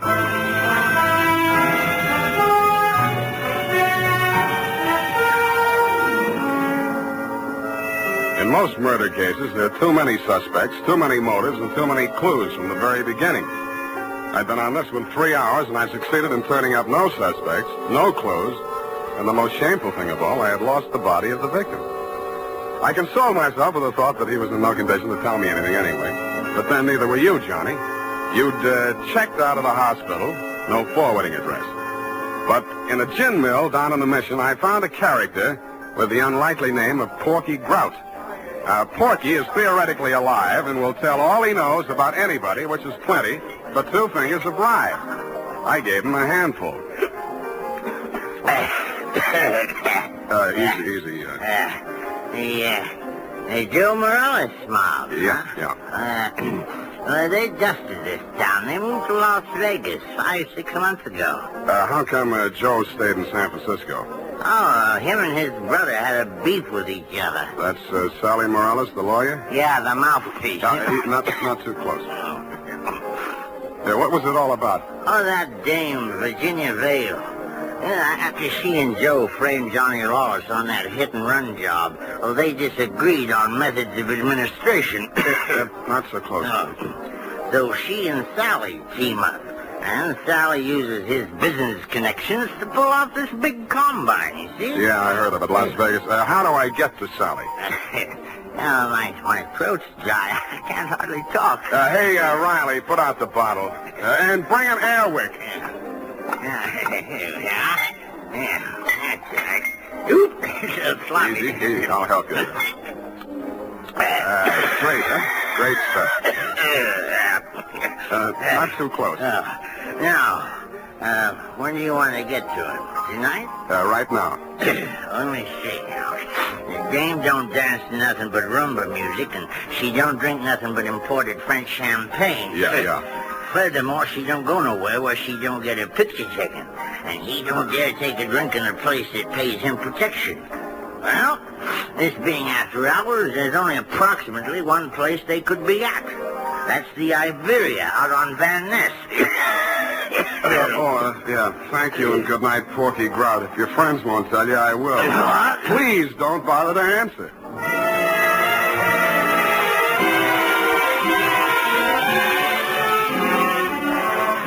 I didn't have any trouble picking out their table. Virginia spotted me at about the same time, grabbed up her purse, muttered an excuse to her escort, and edged around the dance floor. She caught me in the middle of a bambuco, a combination of a rumba, a samba, and guaracha, and whirled me lightly out onto the floor. I followed as best I could. Listen, who shouldn't have come here. How did I know? I first danced with Pia Don Pucco. Now, you danced divinely, Oh. but you must leave at once. Sally is insanely jealous, and he's in an especially bad mood tonight. Yeah, so am I. I know why you came. You one up on me. Johnny Lawless has been in touch with you, hasn't he? You talked to him since yesterday morning? No. He's bound to get in touch with you. I don't know what story he's told you, but don't believe a word of it. He only wants to get you out of the way so he can get back at Joe. He only wants to get you out of the way so he can get back at Joe.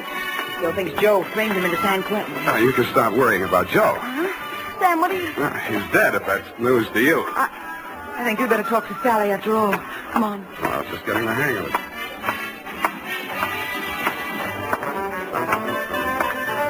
Well, my dear, so you've met another old friend. Hello, Sally. Hello. Sit down, Spade. Thanks. Sally, Huh? Sam says Joe is dead. Joe? Murdered? Yeah. Well, it was bound to happen. I wanted him to get out of town before Johnny Lawless came back. Johnny says he was with you when it happened. Juries don't go for alibis, Spade. Best defense I could give him would be that I defend him despite the fact he's accused of killing my own brother. But look here. As his attorney, I have the right to know what he retained you for. To find out who did kill Joe. That's what he said. Have you found out? Not yet. Any leads? Not many. Now, what's the difficulty? The corpse. Somebody swiped it. You can't mean that. I can, and I do. Well, that doesn't make sense. Unless Johnny arranged it himself. But he couldn't have. No contacts. Of course, he might have disposed of it without help. It's been done, you know. Not tonight. I'm his alibi there. I don't believe it. You're just telling that story to see how we'll react. That's why I'm telling it, but it's not a story. It's the McCoy. Sally, what can it mean? If Johnny didn't do it, then somebody must have done it to frame him. And if they did that, they wouldn't turn around and get rid of the evidence, would they? What? Well, the whole thing is wild. You know, there might have been two people who thought they were a team, but one of them was really working against the other and for Johnny. Well, that's absurd, isn't it, Sally? Is it, my dear? He's trying to play us off against each other. Don't fall for it, Sally. I had nothing to do with any of it. You've got to believe that. Yes, I was sure of you when Johnny was out of the way. You wanted him out of the way, you admit it. You're still in love with him, aren't you? Oh, aren't you? Alice, you're hurting me. Hurting? I'll help the DA write his brief. You'll go to Tehachapi for body snatching. Go ahead. I can't wait to get on the stand. The things I'll tell about you, how you let Johnny go up on that hit and run when you knew it was my idea and I was in the car with Joe. You will. Not a jury in the country would blame me for protecting my own brother. Protecting him? You were framing him even then. So you had me for yourself. Oh, I'll have you in a gas chamber if you keep insisting. Your own brother. Squeeze out of that one if you can. I can. Love of woman surpasses brotherly love. I can see the jury now, eating it up. Victim of a designing woman caught in the toilet. Nuts. I don't care whether either of you is guilty or both or neither or whatever. If I get that body back tonight, I'll let the cops worry about it. If I don't, I'll confess to everything myself and name all three of you as accomplices. All right, Spade. You say your only concern is that body? Right. Here's $500. Another $500 when you find it, huh? Does that convince you? Well, it helps. Here, my diamonds. Take them all. No, keep the diamonds, Virginia. If Sally gets sent up first, you'll need them for your defense. Think it over, kids. I'm calling the cops right now.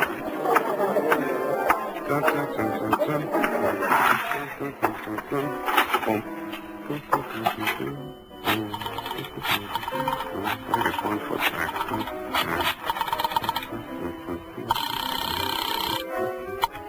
Homicide, Lieutenant Garrett. Roy, Sam Spade. Where's Dundee? Oh, he's asleep. Sam, I've been trying to reach you. Yeah, but do you know why? Well, I ain't sure about Johnny Lawless. Is there something we don't know, Sam?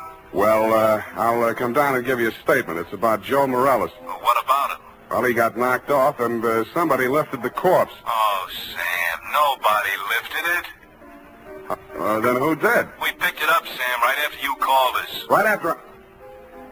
Oh, yeah. Yeah, what time was that? Let's see, I got it here. 20 minutes past 6. Lose your watch? That ain't all. What's that, Sam? Call you back. What's up, Sally? Come out of there. Well, I wasn't planning to spend the night in the phone booth. Why the heater? It's for you, Sam. You must be nuts pulling a gun in a crowded joint like this. Hey, stop looking at it. Come on. Up those stairs. Now, look, Sally. In there. Easy. Where's your girlfriend? Well, I sent her home, Sam. She can't stand the sight of blood. You clown. Oh. You were pretty funny, too, when you made that phone call. I didn't believe you'd go through with it. What makes you think I'm interested in that old rap? Johnny's already done the time for it. Joe can't talk, and I don't want to. I don't care what you want. It's what I want. That's what counts. Does it? You wanted Virginia? You got it. Oh, not the point. Just doesn't sound good. Salvador Morella's sweetheart going up on a murder rap. Well, you trimmed it down to manslaughter for Johnny Lawless, and she's enough prettier to rate an acquittal, or are we talking about the same killing? You think Virginia killed Joe Morales, don't you? Why? Because she seems so anxious to pin it on Johnny Lawless. Well? Well, nothing. Only I've got a score to settle with Johnny Lawless myself, you see. Oh. He left me out in a limb with that body snatch. If I can pin the killing on him, I got a story for the cops. Now, show how smart you are. Shoot me. I fully intend to. Now, look. Hold it, Sally. Hello, Johnny. Hey, you can do it yourself, Johnny. I was going to do it for you, but you can do it I don't get it. He's trying to pin that murder on you, Johnny. Like you pinned that old hit and run on me? But it's not the same, Johnny. Joe's killing is worth life if you're lucky. I never had much luck. Let him have it, Johnny. What have you got to lose? Well, you want me to... No. Step back, Sally. Okay. He dead? Yeah. You planned it different, didn't you, Johnny? Yeah, but I might as well get two for the price of one. Yeah, I planned it different, but I don't seem to care anymore. Well, then you won't need that. Huh? Sorry, Johnny. By the way, I'd like to thank you for keeping me in the clear. How come? That phone call you made the homicide using my name. Without that, I might be going up with you. How'd you figure it? Nobody but you had anything to gain by making that body seem to disappear. You knew I wouldn't check with the police till I'd made a try at locating it on my own. You knew I'd use the disappearance as a handle to shake what I could out of Sally and Virginia. You knew they'd suspect each other because I had you alibied at the time of the body snatch, and that would start them screaming accusations at each other. Did they say enough to send them up? Yeah, I don't know how much will stick, but enough. They both admit Joe did that hit-and-run job I was sent up for? He and Virginia together. So she was with him. 3 years ago, I wouldn't have wanted to know that. Now it sounds good.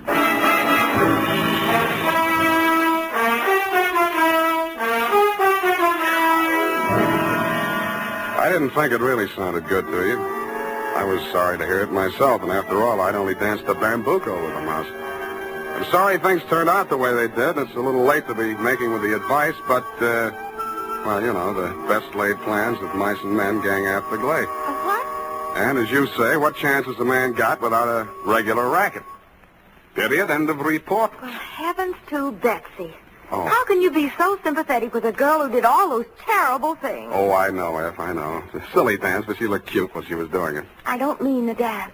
You mean the best laid plans? What does that mean, Sam? That gang after Glade? I'll give you a hint, sweetheart. It's something you never need worry about. No.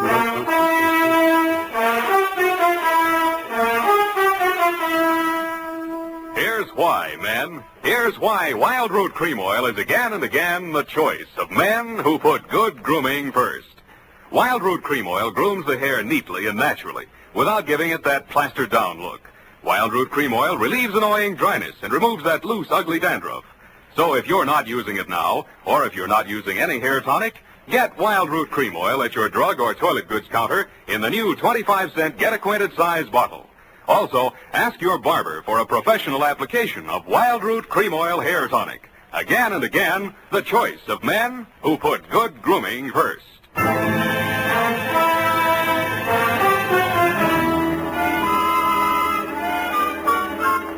here it is, Sam. My, terribly confusing.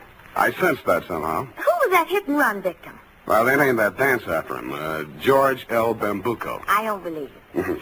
Sam, what does it mean? What does it mean? You know. Gang after Glade? Snafu. Oh, why didn't you say so? Darlings, yes. Good night, Sam. Good night, sweetheart.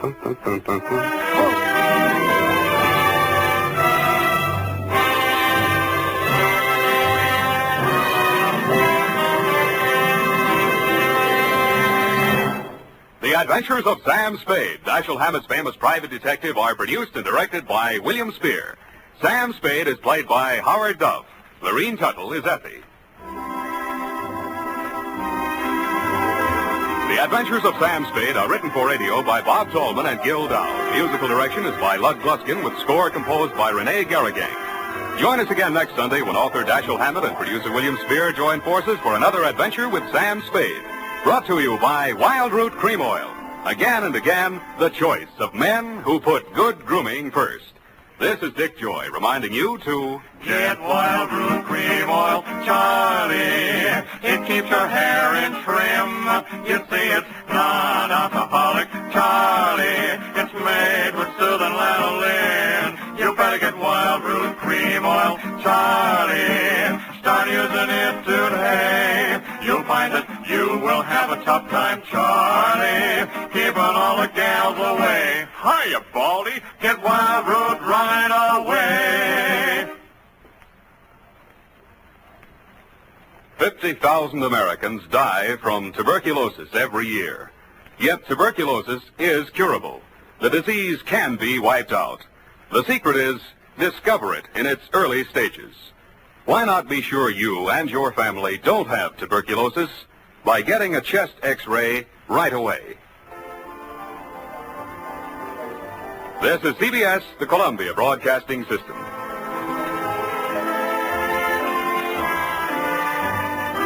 Our sincere thanks go out to the wonderful network at CBS.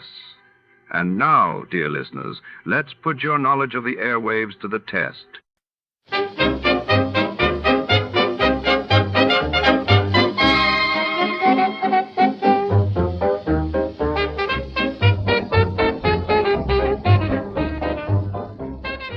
Tonight, under the flickering neon lights of the city's most exclusive jeweler, a priceless sapphire, the infamous Blue Rock, vanishes during a glamorous gala. Amongst champagne flutes and whispered secrets, a hard-boiled detective must untangle a web of deceit, charm, and hidden motives before the culprit slips away into the night.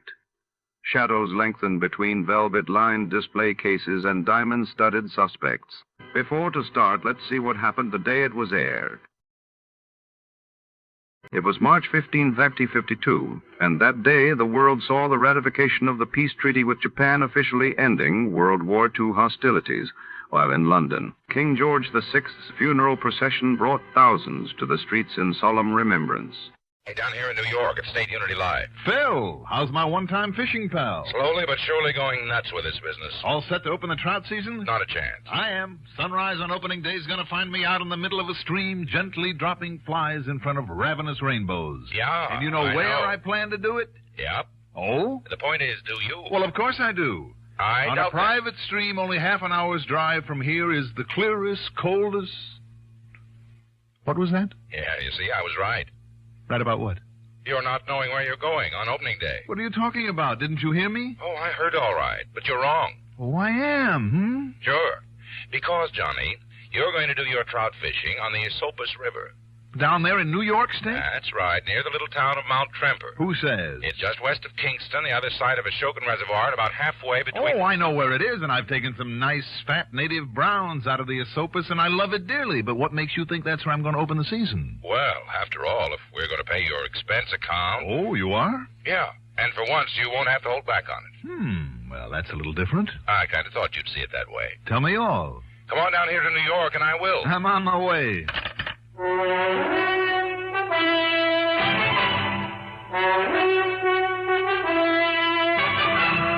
The CBS Radio Network brings you Mandel Kramer in the exciting adventures of the man with the action-packed expense account, America's fabulous freelance insurance investigator. Yours truly, Johnny Dollar.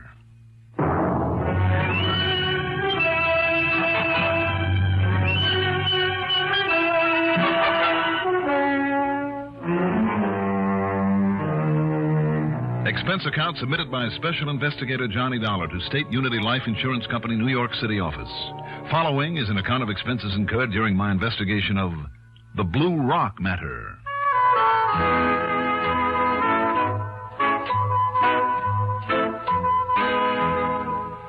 After carefully packing all my trout fishing gear and clothing to go with, including waders and a set of long johns, expense account item 1 is $5.75 taxi fare to Bradley Field. Item 2, $10.12 plane fare to New York. Item 3, $6.20 cab fare into Phil's office at 500 Fifth Avenue. Sure, Johnny. And I know that old saying just as well as you do. The time that a man spends in fishing is not deducted from his lifespan. Right. Right. But I just haven't had the time these last couple of years. Well, why don't you unchain yourself from this desk and join me there on the Esopus? Nope, I'm afraid it's no-go. Why not? I wouldn't dare show my face up there where you're going. Why not? Because the man I want you to keep an eye on knows me. Oh, who might that be? Thomas Gerald Aspinwall. And who's he? A man who would stop at absolutely nothing to get his paws on the Emery Archibald fortune. Archibald? Big stockbroker? The same. I thought he was dead. He will be within a matter of weeks.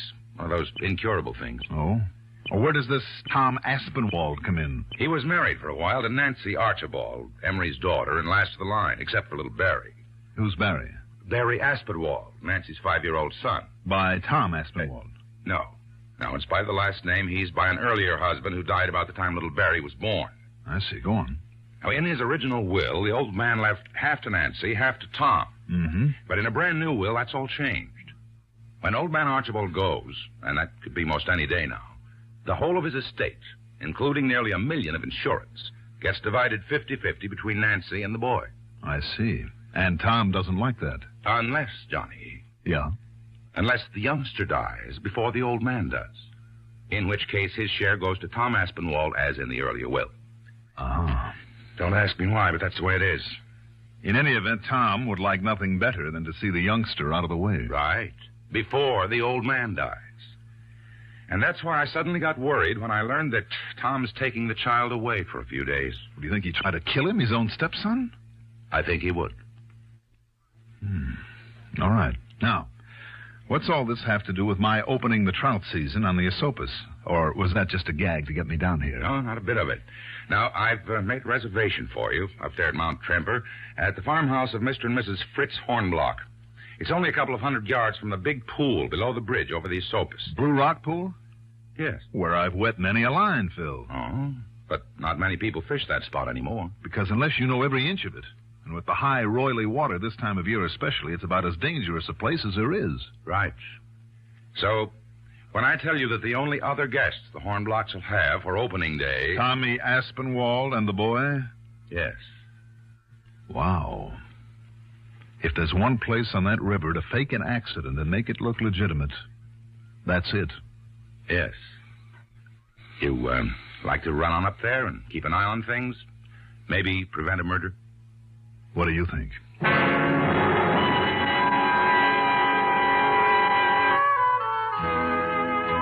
Expense account item 4 is $28 even. Includes cocktails and dinner, a movie, a soft bed at the Lexington, and breakfast the next morning.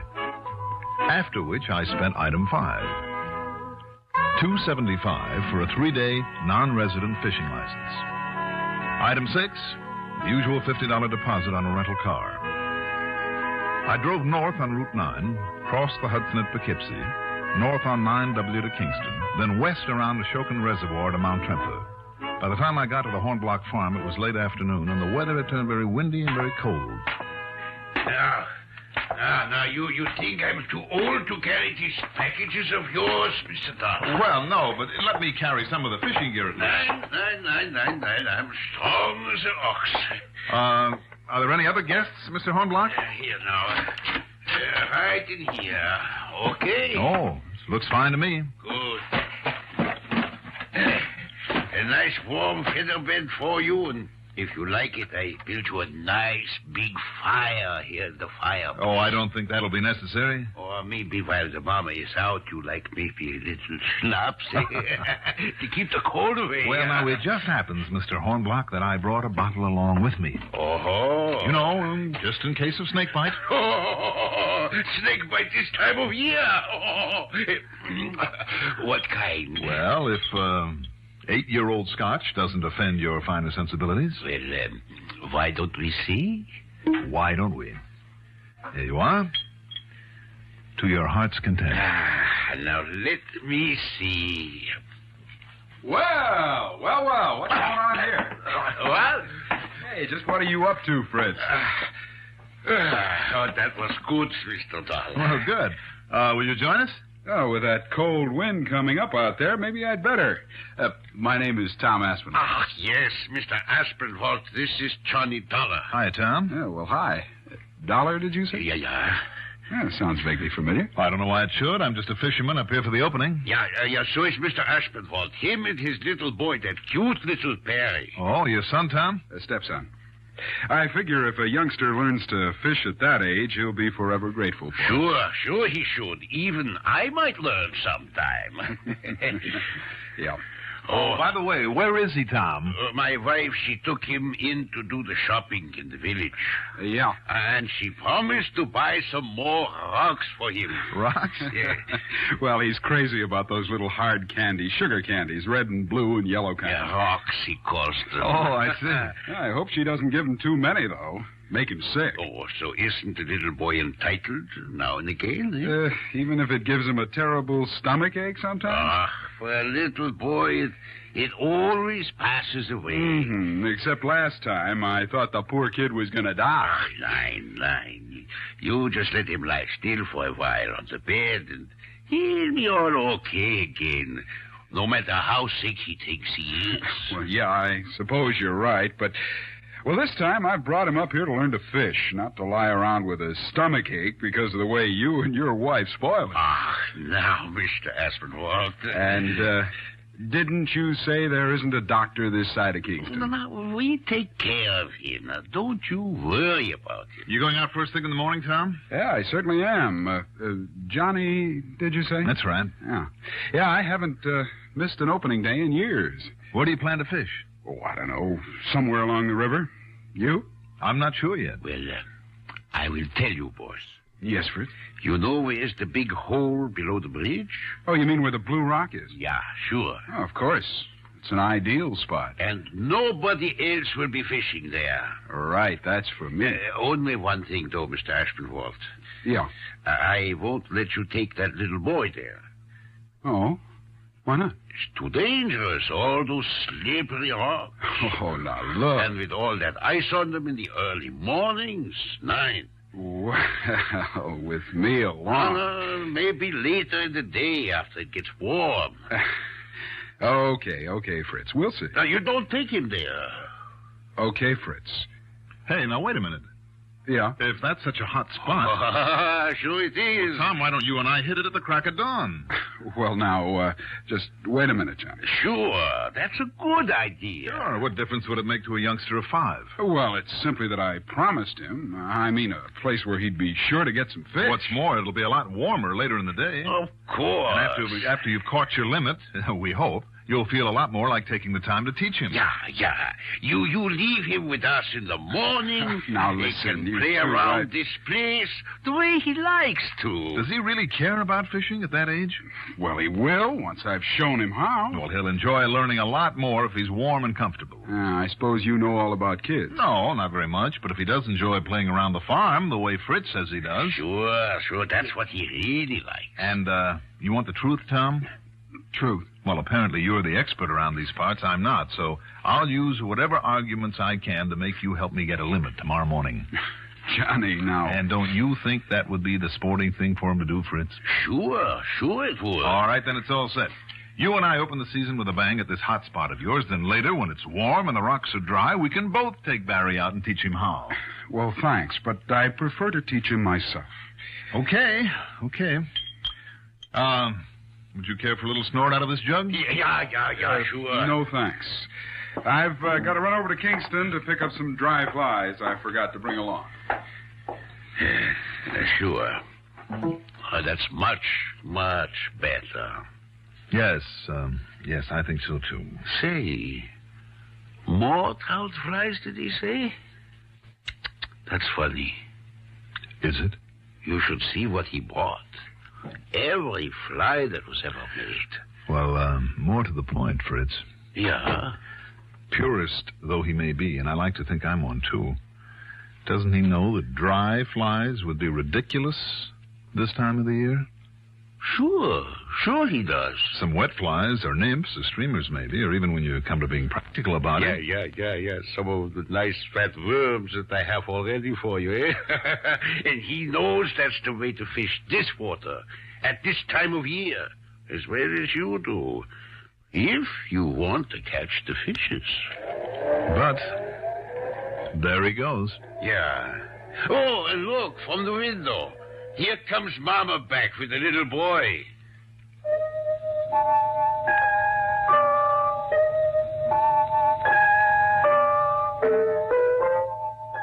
It was obvious from the way he spoke of him that Barry wasn't overly fond of his stepfather.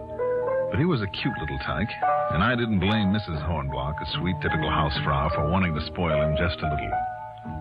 A little. Judging by the size of the sack of hard candies he clutched in his hand, Blue Rocks, he called them, she was doing a pretty good job of it. The kind he likes the very best, his steppapa says. There was something about those candies, though, that vaguely reminded me of... I wondered... Yeah, and the blue ones, those are his favorites. Any kind that's blue, he loves it. But, Fritz, where's the steppapa? Oh, just to Kingston to make an errand. Tell me, Barry. Uh-huh. You looking forward to fishing tomorrow? Oh, I'd rather stay here and play with the pigs and chickens. Sure you would. I'd eat rocks. You want one, mister? No, thanks. Now, come, Liebchen. You must wash off all the sticky. So much happier the boy is with the pigs and chickens. But he's bound. He teach him how to fish. And so he will. Will he? Huh? I wonder.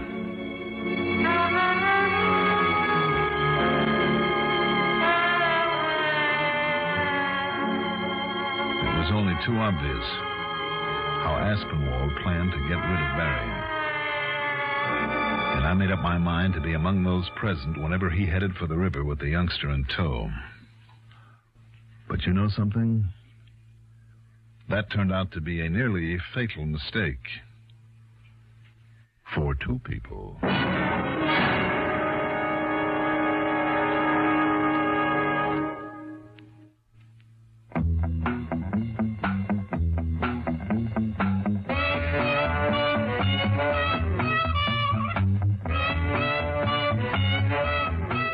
Pardon me, mister. She said, Do you have a match? the old gag. Sure, I said. Do you have a cigarette? She had one. Newport filter cigarettes. We lit up. Some smoke. Finest rich tobacco flavor I'd ever tasted. Real tobacco, the way I like 'em. The right touch of menthol and just a hint of mint, A great combination. she suggested. Makes Newport more refreshing to begin with. More refreshing all the way. She wasn't kidding. Been smoking 'em ever since. Newport filters cigarettes.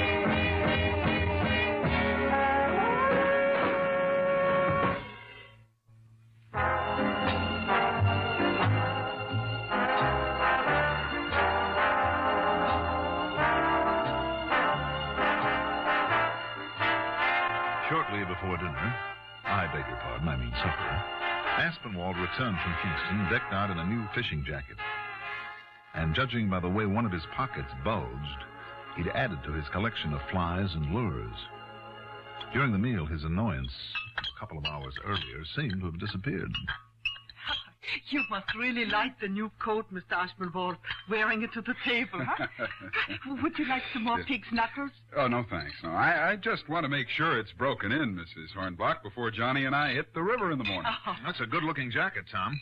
I like those bellows pockets. Yeah, they're nice and roomy. Mm-hmm. Looks like you bought a pocket full of new lures, too.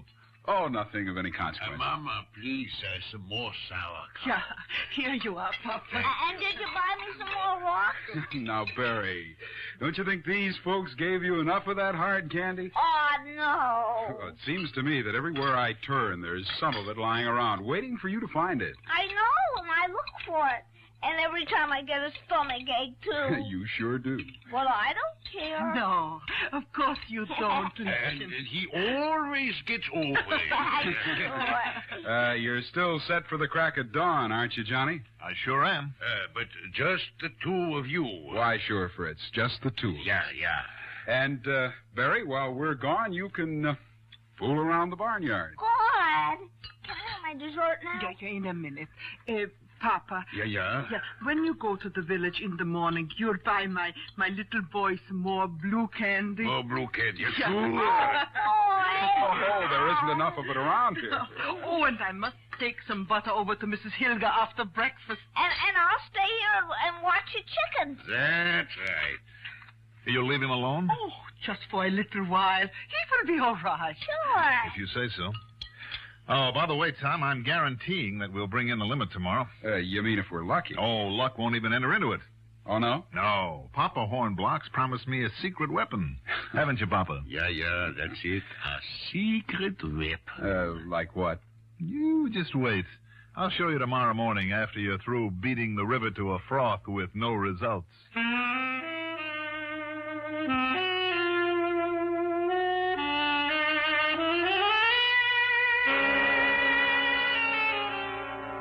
At next morning, the temperature was in the mid-20s. But after fortifying ourselves with pork chops, hotcakes and bacon, 3 fried eggs apiece, and plenty of steaming hot coffee, Tom and I set out for the river, leaving the Hornblocks to their errands and little Barry to play around the farmyard. We crossed the bridge, then worked our way down to the Blue Rock Pool. Fritz had been right. There was a slick coating of ice on all the rocks and ledges. And, incidentally, I noticed the pocket of Tom's jacket wasn't bulging the way it had the night before. And I meant to ask him about it. I wish I had. But having given up on lures, I'd resorted to Papa Hornblock's secret weapon, a can of fat, sassy earthworms. Then, precariously perched on a slippery rock, I tied into the first trout of the season. Yo-ho! Hey, good boy, Johnny. Looks like you've got one. Oh, I sure have. This one's a dilly. Well, and here I come for some of that secret weapon. Just watch your footing, Tom. Oh, don't worry. My hand's free. I can hang on to bushes along the side. There he goes again. Oh, he's a good one. Yeah. Johnny Dollar, huh? What? You think I didn't know why you came up here? Hey, now, wait a minute. Oh, look at him go. Yeah. Yeah, well, look at you. Go. Hey!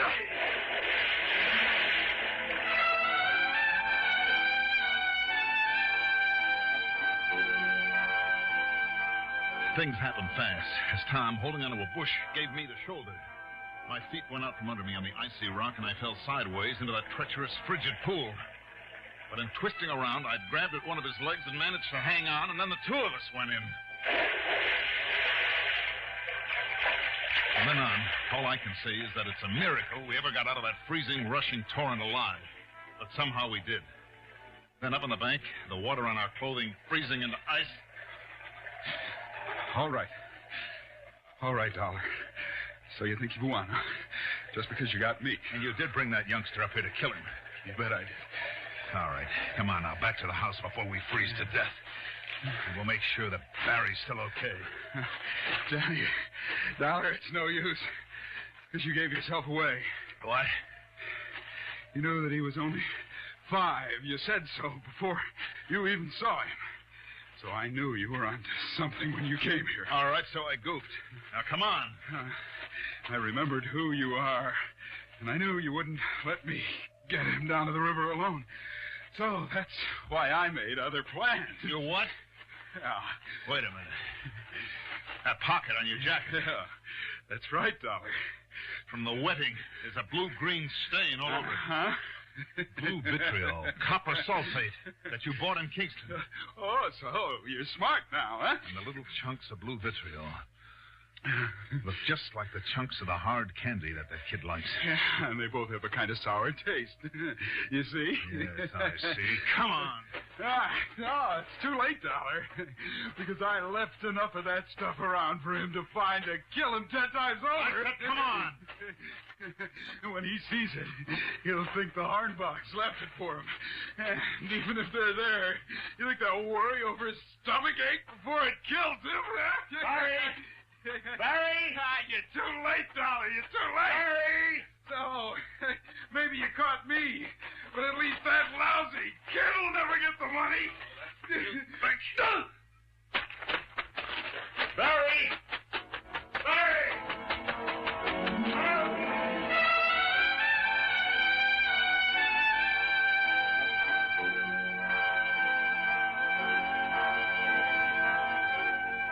A big dramatic ending?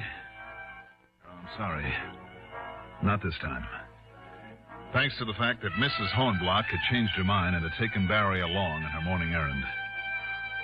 By the time they got back, I'd cleaned up every chunk of the blue vitriol that Aspinwall had planted. Mostly around the chicken coop. So the only casualty? Aspinwall, who'd nearly frozen to death in his wet clothes on the frozen ground where I'd knocked him out. And he was a very docile prisoner when I handed him in at the Kingston Hooskow.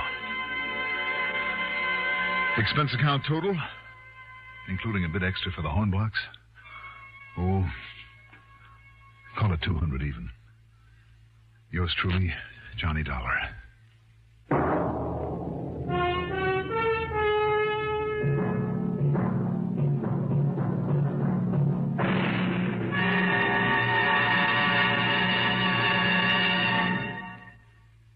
Now, here is our star to tell you about next week's story.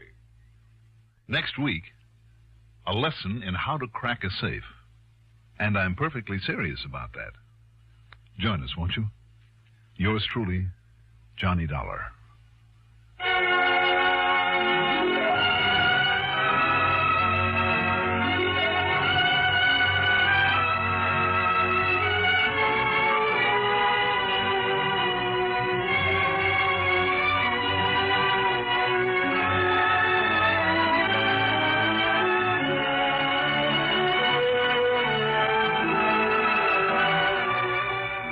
Yours truly, Johnny Dollar, is written by Jack Johnstone, produced and directed by Bruno Zerato Jr., music supervision by Ethel Huber.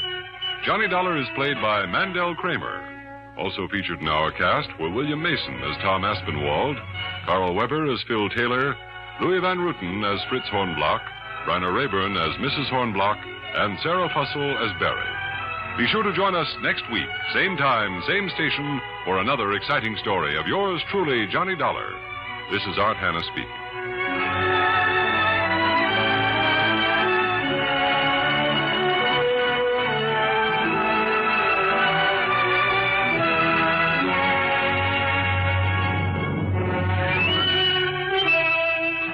This is the CBS Radio Network. From all of us here at Escape Radio, thanks kindly to our sister station, CBS. Now then, let's see if you're true masters of classic radio.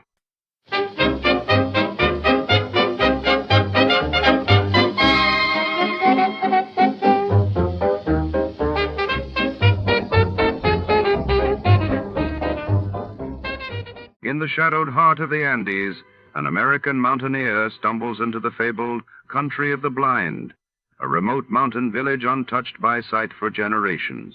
Surrounded by towering stone walls and ancient terraced fields, he finds a civilization whose people have adapted to darkness, and where sight itself is a dangerous secret.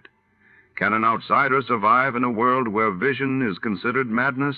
The mystery unfolds inside the isolated Andean settlement, where every step could spell discovery or doom. Before to start, let's see what happened the day it was aired. It was November 27th, 1949. That day, the world watched as India's Constituent Assembly officially adopted its new constitution, laying the foundation for the Republic. While in the United States, tragedy struck when a massive fire engulfed the St. Momthy, Anthony's Hospital in Effingham, Illinois, claiming dozens of lives. Tired of the everyday routine? Ever dream of a life of romantic adventure? Want to get away from it all? We offer you Escape, starring Edmond O'Brien. Escape, designed to free you from the four walls of today for a half hour of high adventure. You are trapped in a remote valley in the Andes, walled in by sheer rock precipices, and surrounding you, closing in on you, is a band of blind men who want your eyes.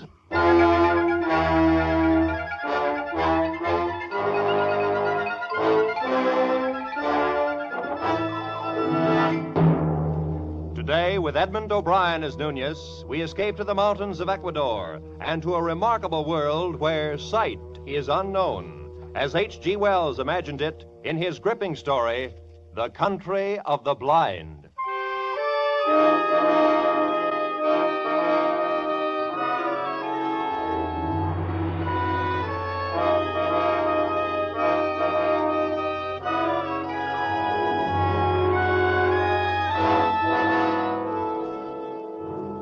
My name is Ibarra.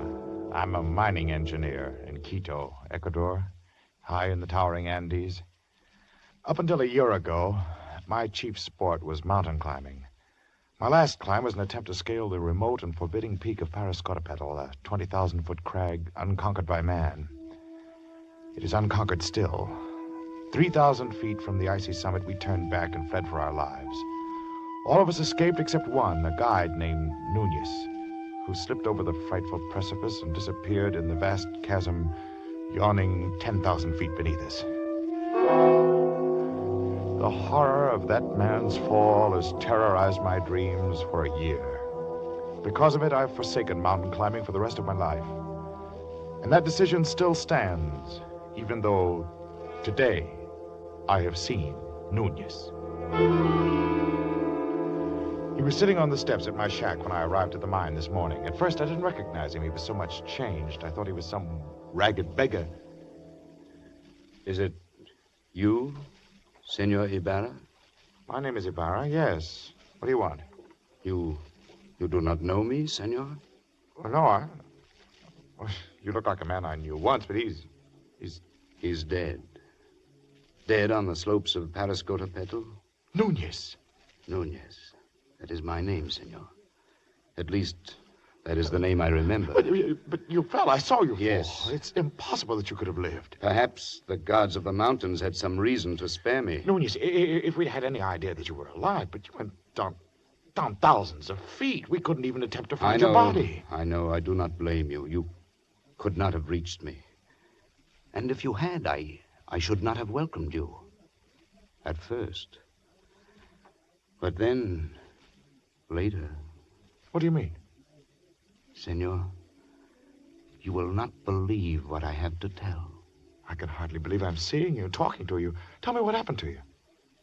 You remember that night, the night I fell? We had been toiling all day, inching our way up a steep ice wall. And as darkness came, we found a narrow ledge, barely 3 feet wide.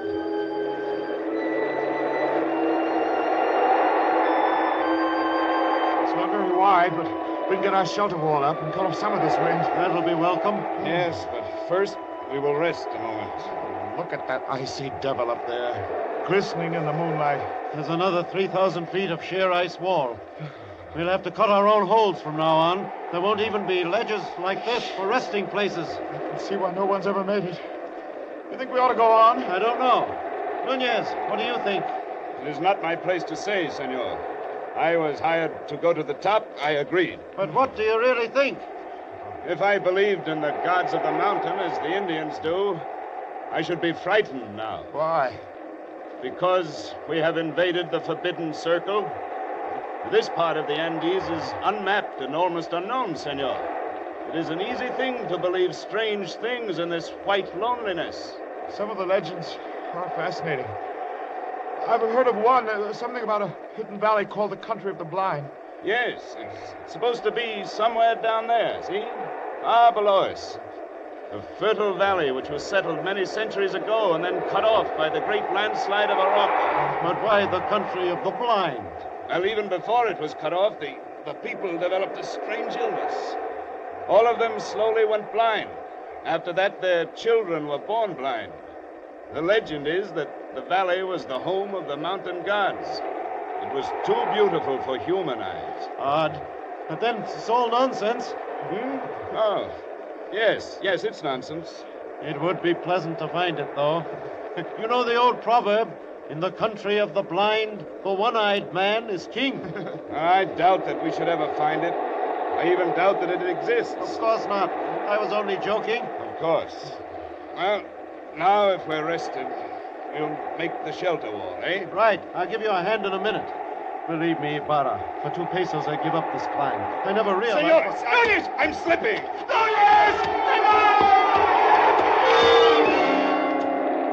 one horrible instant, my foot slipped on the treacherous ledge and I had gone over.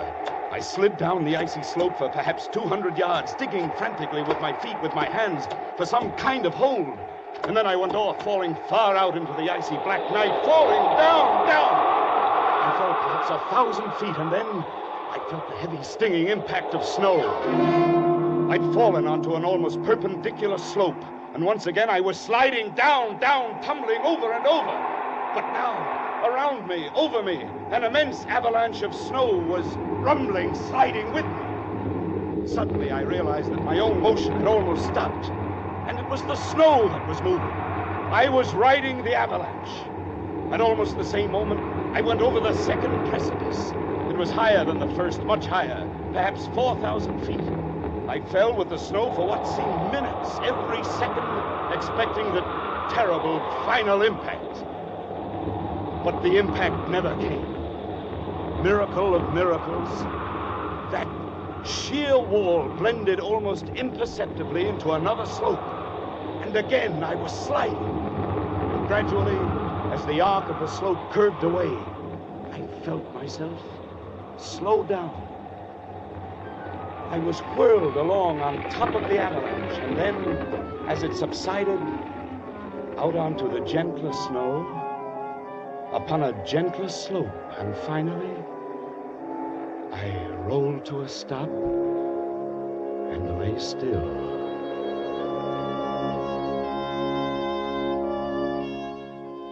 When I awoke, it was morning, and I was covered with snow.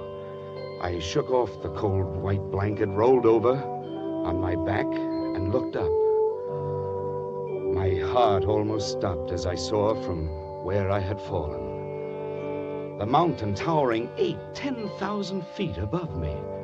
Carefully, I felt myself. My clothes were torn. I was bruised and bleeding. I ached in every muscle, but I had not broken a single bone.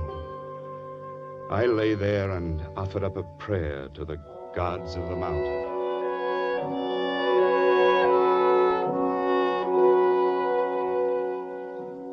Far below me lay a lush valley sparkling in the morning sunlight.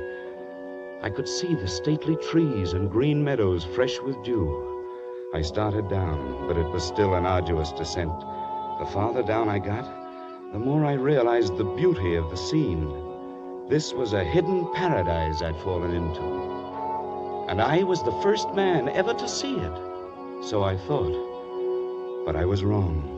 I realized that first when I saw the cultivation in the meadows. And then the walks, well-kept stone walks laid in a symmetrical pattern all over the valley. And then I saw them. There were men and women lying under the trees, resting. Nearby, a collection of windowless huts marked the village, and the plastering of the houses was done in a wild variety of colors. I thought to myself, the plasterer who did that must have been blind as a bat. Then I saw 2 of the men quite close to me. They were standing on a bridge over the little stream. They were dressed in odd, loose clothing, and there was a strange look about their faces. They failed to notice me as I approached until I shouted. Suddenly, they looked up attentively in my direction. I waved wildly at them, but they took no notice. Why, the fools must be blind. Blind? could it be that I had fallen into the country of the blind? In the country of the blind, the one-eyed man is king. I walked towards the men by the stream, and I spoke to them. Hello. You needn't be afraid. I won't hurt you. I come in peace. It is a man, or a spirit come down from the rocks. I'm a man, all right, just like you, but I've had a miraculous escape, and now I find myself here in your valley. Valley? Come hither. Let me feel of you. Well, certainly. Here. My arm. My face. You see, I'm indeed a man, like yourself. Yes. My lips, they move with speech. And my eyes. Oh! Careful, they're gently on the eyes. Eyes? That is strange. Feel this, Correa. Yes, I feel. Careful. You feel my eyelids flutter? He is but imperfectly formed. Some strange bulge there. Unseemly. No, your eyes are shrunken in, but mine are whole. I can see. See? See? Pedro, he is a strange wild one. Where does he come from? Down out of the rock? No, from over the mountains, out of the country, beyond where men can see. From Bogota, where there are 100,000 people, and the city stretches out of sight. Sight? What strange words he uses, without meaning. And feel the coarseness of his hair, like a llama's. Yes. And you have come into the world. No, out of the world. The big world beyond the mountains. The world that stretches 12 days' journey to the sea. Our fathers have told us men may be made by forces of nature. It is the warmth of things and moisture and rottenness. Come, let us lead him to the elder. There's no need to lead me. I can see. See? Yes, of course. Oh, I didn't see a water bucket. His senses are still imperfect. He stumbles and talks meaningless words. Lead him by the hand. But look, well, all right.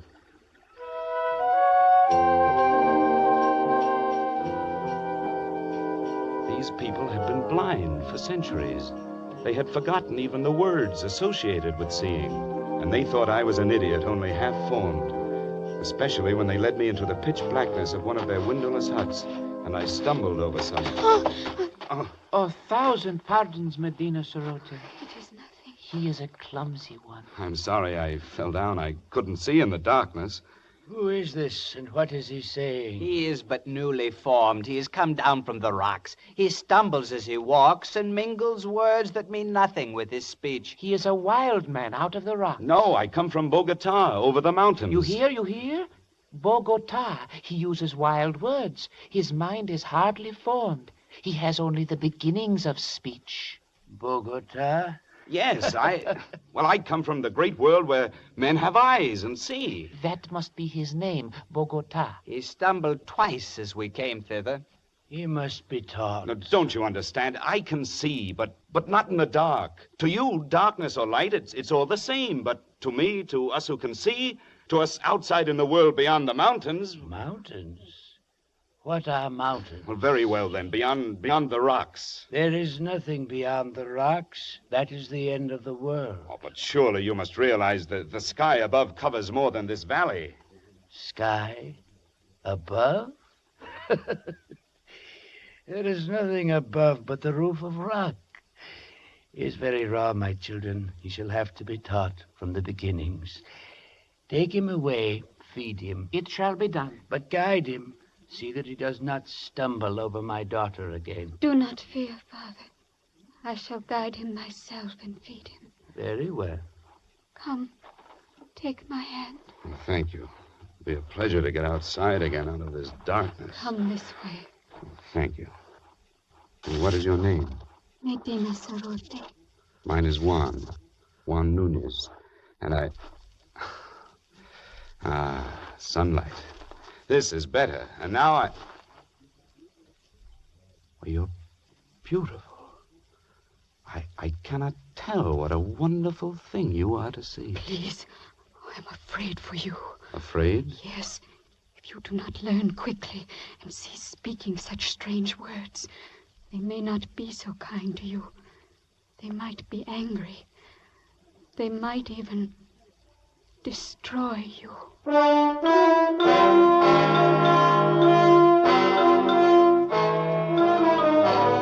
This thought had not occurred to me before, and suddenly I had a twinge of fear. Still, the proverb kept running through my mind. In the country of the blind, a one-eyed man is king. But try as I would, I could not make them understand my wonderful gift of sight.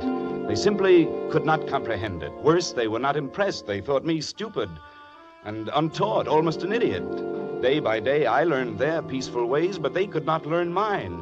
It was getting on my nerves, and theirs too, perhaps. Bogota? Bogota, come hither. Bogota, you move not. No, and I won't, you old beetle. I'll show you. I'll leave the path. Bogota, trample not on the grass. It is not allowed. How did you know I stepped on the grass? I heard, of course. Heard? But I didn't make a sound. Why do you not come when I call you? Can you not hear the path as you walk? I can see it. There is no such word as see. Cease this folly and follow the sound of my feet. My time will come. You will learn. There is much to learn in the world. Has no one ever told you, in the country of the blind, the one-eyed man is king? Blind? What is blind? Oh, never mind. Go on. Bogota, I must warn you. Just keep quiet and learn. And stop this nonsense about seeing. Nonsense, is it? Well, I'll show you. I've taken enough of your insults. Unformed mind, got no sense yet. I'll be king here. I can see and I'll be king. Bogota, stop it. No, I'm through with your orders. I'll show you what an advantage sight can be. I can hit you, hurt you, and you can't see me to strike back. Bogota, there must be no violence. You must come peacefully. By heaven, I'll hit you if you come any closer. I swear I will. Bogota, put down that spade and come off the grass. You don't understand. You're blind and I can see. I can see. Now, Bogota, you must not do I'll hurt you, I swear. Leave me alone.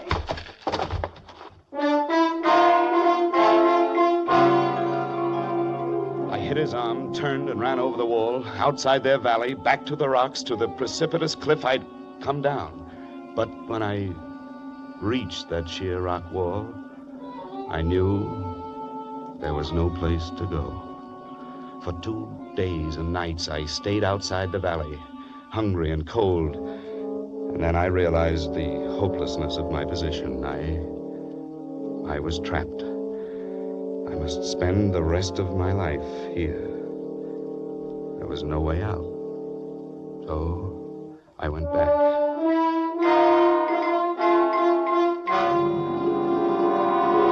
I confess I was mad. I admit I'm only newly made. That is better. And you still think you can see? No, that was folly. The word means nothing less than nothing. And what is overhead? Rock. There's a roof above the world, a roof of rock and very smooth. Very well. And now... Look, before you ask me any more, give me food or I'll die. Very well, give him food. Yes, Father. And after that, the most menial tasks in the village. Guard him well, and perhaps he shall learn yet. Thank you.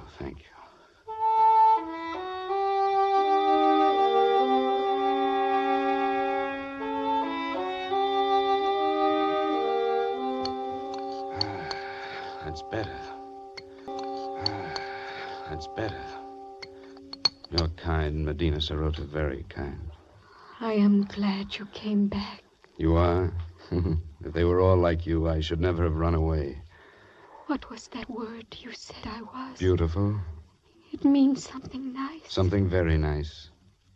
Medina Sarota, why is it you have no husband? I have a disfigurement. These long hairs. Your eyelashes? But they're beautiful. They're considered a disfigurement. Why, you're the loveliest girl in the valley. But they wouldn't know, would they? And so you have no lover? No. Medina Sarota, what do you think of me? Do you think of me as an idiot like all the rest? Oh, no. You have much to learn, but You will learn it, I'm sure. And you are kind and gentle, and your voice is soft. You speak the words that are soft and warm.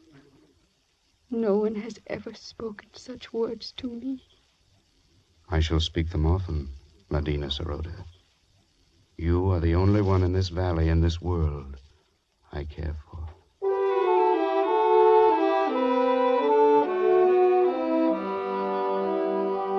And so it began. I, the village idiot, the slave boy who dreamed to be king, I, with my eyes still whole, fell in love with Medina Sarota, the daughter of the elder of the village. Only to her could I open my heart without fear. Only to her could I speak of the beauty I could see around me. It's a beautiful valley, Medina, green with grass and yellow with sunlight and flowers, bright flowers dotting the hills. Yes. And in the cool of night, the stars gleam like diamonds in the sky. Oh, the words sound lovely. But what are stars? Well, they're... No, you wouldn't understand. And what do you mean, in the cool of the night?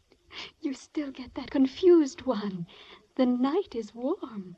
The day is cool. No, it's you here who have them backwards, because the darkness means nothing to you, so you work in the cool of night and sleep in the heat of day, but... You are teasing me. No, I'm not. Oh, what does it matter? All that matters is you. You here beside me. Medina Sarota. I love you. And I love you. I know they still think me an idiot, but you listen to what I say, and you don't think me an idiot, do you?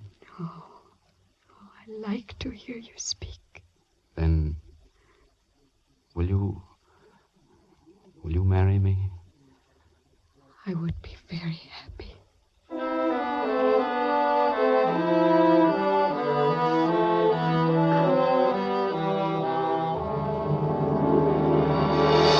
No, I will not have it. But, Father... He is an idiot. He has delusions. He cannot do anything right. But he is getting better. He's better than he was. And he is strong and kind, stronger and kinder than anyone in the world. And he loves me, and I love him. No, I will not have it. Great sire, if you please. Yes? What is it, good doctor? I have examined Bogota, and the case is clear to me. I think very probably he might be cured. Ah? And how might that be done? His brain is affected by something. I believe I know what it is. Those queer things he calls eyes.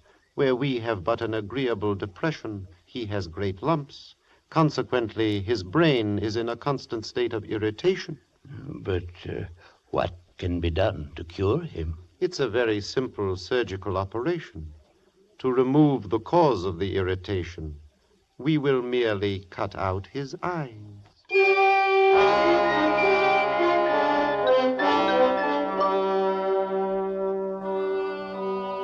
But they say it will make you well. You don't understand, Medina Sarota. My world is sight.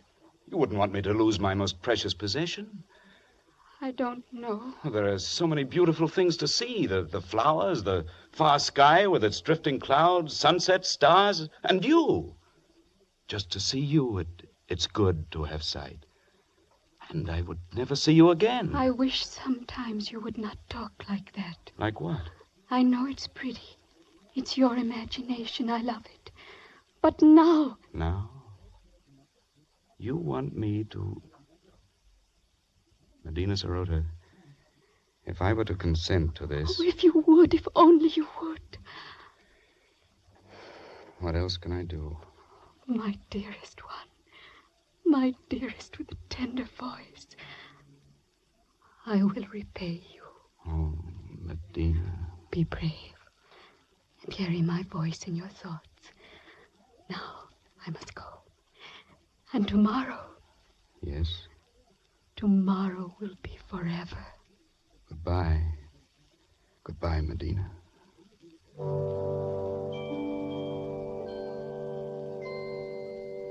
I suppose I knew it then when I said that. I only meant to go up on the rocks and look out over the valley, to spend my last day feasting my eyes on the wonderful, beautiful world of light and color. But when I got there, it was too beautiful, too lovely. This valley, this home of the mountain gods, beautiful and forbidden. I drank it in, the green of the fields, the blue of the gently curving stream, the orange of the lichen and the rocky crevices.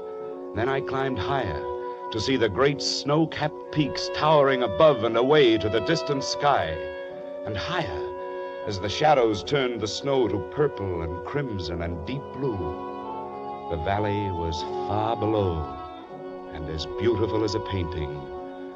But like a painting, it looked unreal.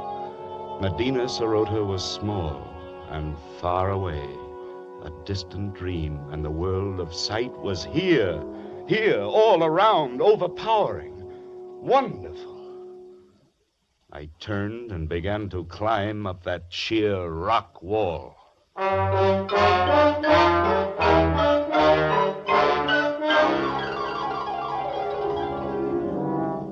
How many months it took me to make my way out over those mountains, over glaciers and snowfields and sheer precipices, I cannot guess. How I lived through the cold and the hunger of it, I cannot tell you. But I am here at last, back from the country of the blind. Good heavens, man. What an experience. Terrible and wonderful. But you're not sorry you came back. Sorry? I see her face clearly now. It's the only thing I see. Nunez, come. You need food. Here, take my hand. Thank you. Where is it, Senor Ibarra? Nunez. Yes, the gods of the mountains have had their revenge. Those months of crawling over the snow and ice with the sun glaring down, yes, I am blind.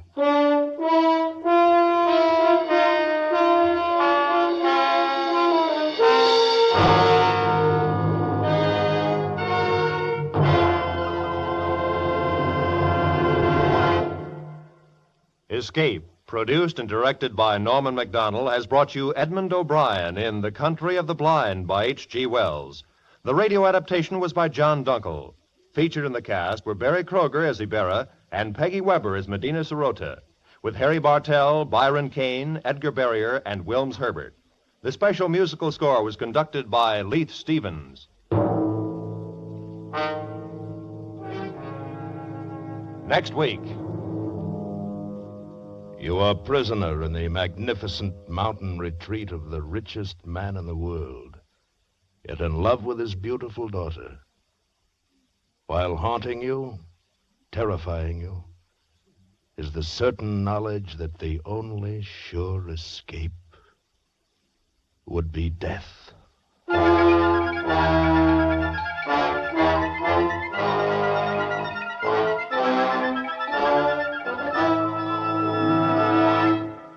Next week, Escape with F. Scott Fitzgerald. Amazing story, The Diamond as Big as the Ritz. Good night, then, until this same time next week, when once again CBS offers you Escape. Edmond O'Brien appeared through the courtesy of Warner Brothers, producers of the Michael Curtiz Technicolor production, My Dream is Yours, starring Jack Carson and Doris Day. This is Roy Rowan speaking.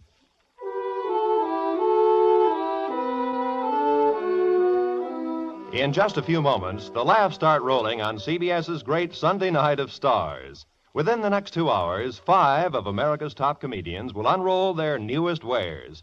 Lum and Abner, Amos and Andy, and Jack Benny. Nowhere else in radio will you find such superb and varied comedy as in this 2-hour period. Lum and Abner and Amos and Andy will be heard over most of these same CBS network stations. And now, stay tuned for the Jack Benny Show, which comes to you over most of these stations with the heartthrob of Waukegan facing the rivalry of Hollywood's Van Johnson. This is CBS, the Columbia Broadcasting System.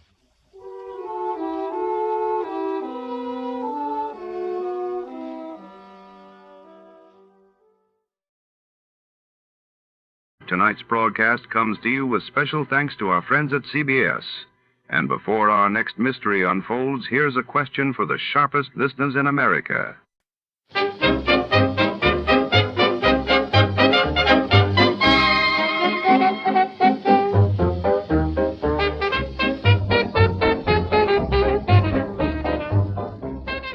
A suffocating heat wave chokes the city as shadows grow long and tempers grow short. Where the wealthy heiress vanishes from her penthouse, all crews melt away in the stifling night air, leaving only a cryptic note and a single red high heel. Our hard-boiled detective races against time and the rising mercury to uncover a truth twisted by passion, deception, and the relentless heat. In a city on the edge, can anyone keep cool when the danger burns so close? Before we begin, let's see what happened on the day it aired. It was July 5th, 1948. That day, the world watched as Britain ended bread rationing after years of wartime scarcity, while a deadly earthquake struck Turkmenistan, leaving thousands scrambling for safety and answers. It was hot and still, an August night in the middle of April. But that didn't matter to the striptease dancer in the golden mask, because murder made her blood run cold the night the heat wave struck. From the pen of Raymond Chandler, outstanding author of crime fiction, comes his most famous character in The Adventures of Philip Marlowe.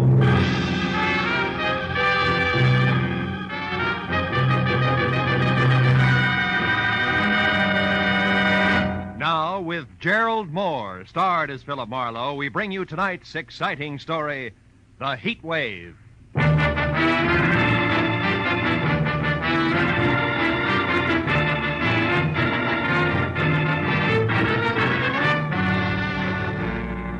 Spring was only 3 weeks old, but the sun bore down on Los Angeles with the middle of the summer vengeance. At noon, it was 102 in the shade, and by 3:30, with doors, window, and shirt collar all open as far as they would go, I still sweltered in the kind of heat that wilts both your clothes and your character, as I tried to make sense from the crisp words of a telegram I just received from one Karen Driscoll, Jr., no less, of Nob Hill, San Francisco. It told me to go to the Palace Theater, a burlesque house on Main Street, watch the performance of the featured dancer, get backstage, and take a close look at her face.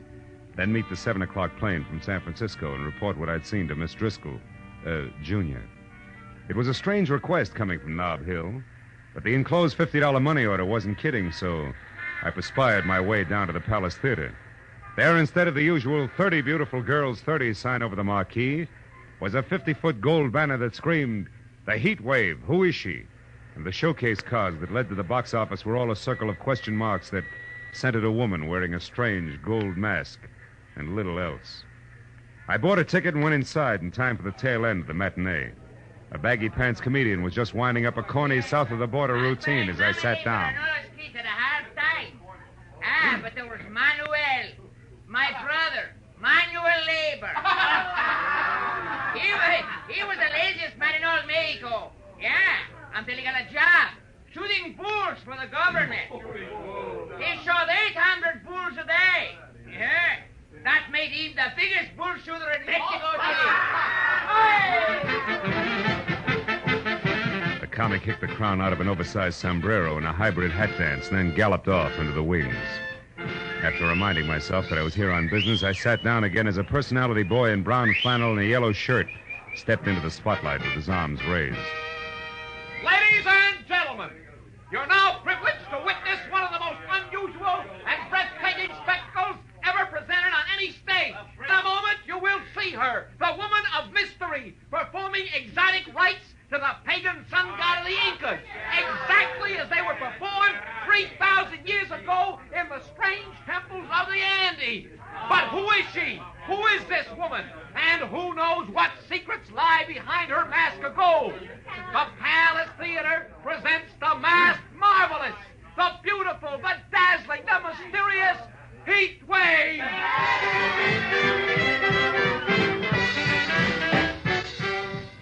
Oh, I had to admit it. This was special. She was the color of alabaster and as supple as a cat, and as she moved across the stage, she got more convolutions out of her two arms than a restless octopus could with 8. Her costume from the neck down was about as sheer as a new spider web, And above that, and covering her face completely, was a gold mask, grotesque and glistening. As the dance headed for a climax designed to knock the cash customers right out of their seats, I reminded myself again that I was here on business. So I walked down the side aisle to a door that led backstage and went through it just as the dance ended. Then while the audience tore the house down begging for more, the Heat Wave tossed a couple of kisses through a gold mask and ran to a dressing room. I started after her and was halfway there when a bulging hulk in a sharkskin suit that measured 6'6" in every direction lumbered casually out of the shadows and took a bulldog stance with his back against the dressing room door. I started thinking up fast ad-libs and was hot for a switch on the eager reporter gag when the baggy pants comic slid up beside me. Hey, chum. Huh? They're asking for a load of mayhem if you try to get to the Heat Wave past Jesse there. Jesse? He the man mountain in the sharkskin suit? Yeah, with orders to break bones. No. Maybe I can help you out. Good. But how come? Here, let's go around to the side. You're a reporter, right? Yeah. Well, Inky Barnes can use a little publicity, too, you know. Hold it here by the door. Now, what is it you have to know? Well, all I want's one look at her face. Yeah, that's a cinch. I said I'd help you out, and I will. Like this. Yeah. Right out there in the alley. And don't come back before midnight, goon. You can see her face then when she takes the mask off. I should have known better, but all I wanted at the moment was to kick the slack out of a pair of baggy pants. So I bounced back up the steps, jerked the door open, and ran head-on into 3 square yards of sharkskin suit. It was Jesse. You ain't welcome around here, bum, so stay out. Have you got it? Okay, Jesse, let's say I've got it. Yeah. Also, don't drop it as you walk away.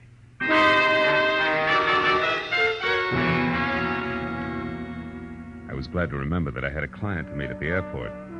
So in spite of the fact that the Heat Wave's face was still a well-kept secret behind a gold mask, I took Jesse's good advice and left.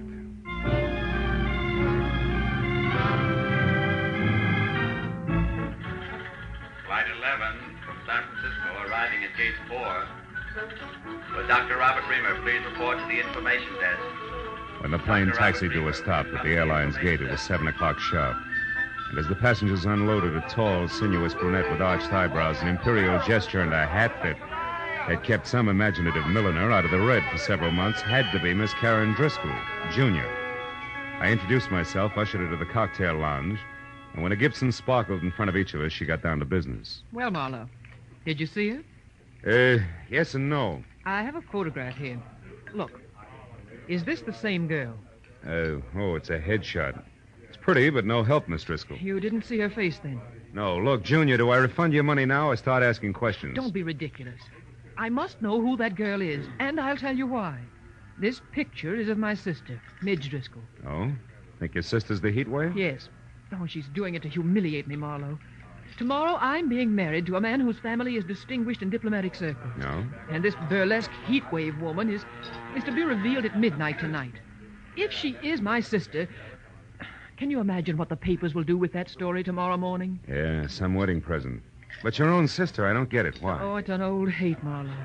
Midge lost a love affair, and I won it. Years ago. She's never gotten over it. Oh. And she's done things before.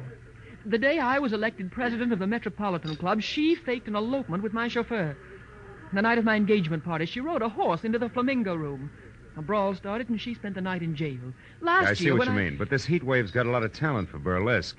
A lot of experience in a line. In fact, she's a sensation, let's face it. So what makes you think it's Midge, a hunch? Oh, no. I found the name Tracy Lake in her apartment in San Francisco. He's the manager of the Palace Theater here. I learned that from a newspaper story in which Josh Freeman... Josh Freeman? Yes, the big producer. Oh. He's supposed to be bargaining with Lake for his Heat Wave discovery. Oh, she's done a thorough advance publicity job, all right. What if she turns out to be your sister? What then? That's my business. I know how to make money talk, Marlowe, and I've more than enough for a polite but firm conversation. Your job is merely to find out for sure, between now and midnight, if my sister actually is this Heat Wave. I'll take care of everything else.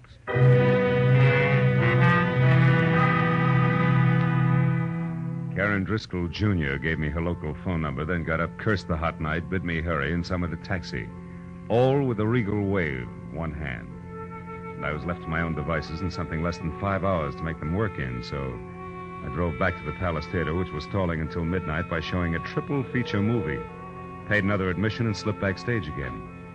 It was deserted except for 2 electricians tied up in pinochle under the switchboard light. The Heat Wave's dressing room was locked. Jessie was nowhere in sight, and I was about to leave again when I heard a familiar voice cooing into a dark note that turned out to be a phone booth. It was Hinky Barnes, the baggy pants comic. Beauty to the beautiful, you know. Hey, listen, baby. About that other deal, did you talk to her? She won't. You sure? Yeah. Yeah, well, look, I gotta talk to you. How about dinner? You can't? Well, I know you got things on your mind, but... Yeah, honey, I know you're tired. Well, okay. Don't worry, things are gonna be okay. You'll see. Bye-bye, baby. Hey, Hinky. Oh, you again. Yeah, that's right. That brings us up to date, even Steven. Now get this. First, I'm not a reporter. Second, I represent Josh Freeman's office. And third, I haven't got all night. You mean Josh Freeman, the big producer? Know any other Josh Freeman? I want to talk to Tracy Lake about the Heat Wave, but I want to see her before I talk. Is she here? No. She won't be back until the big midnight show. Where's Tracy, then? He's home. The Toppet House out in Wilshire. About 2 blocks down from Arthur Murray's. Hey, but listen, tell me something. Is Josh going to make a star out of her? With a talent like hers? What do you think, Hinky? I left Hinky with his mouth hanging open and the fire of ambition burning like an alcohol lamp in each eye as I drove out to the Toppet House on Wilshire. Leaning on the bell at Tracy Lake's apartment, I got ready to be a hard-hitting, practical-minded producer's right-hand man.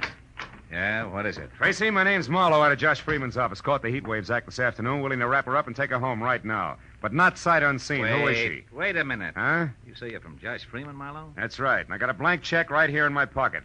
Authorized to fill it out unless you're completely unreasonable. I see. Well, now, look, Marlowe, this heat wave thing has gone over 1,000% better than any of us expected. Yeah, I know. But you see... The price is high already, and the bids have only started to come in. Oh, excuse me.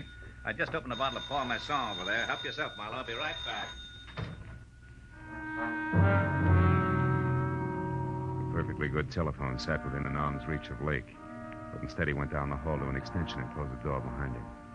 It was distinctly malpractice, but time was running out on me, so I picked up the phone and listened. Is Mr. Ridgely the jeweler? Oh, yes. What is it, Ridgely? The bracelet you selected is ready now. We can deliver it immediately. Fine. It goes to Miss Nita LeVar, 44 Edgewood Terrace. Oh, enclose a card. Don't worry, darling. You're my real heat wave. Sign it, Tracy. Lovely, lovely. And the engagement ring? The sunburst? Yeah, that's for Miss LeVar, too. But deliver that to the theater at midnight. You got it? Yes, indeed, sir. Thank you. And congratulations. Tracy Lake and Nita LeVar. Who might she be?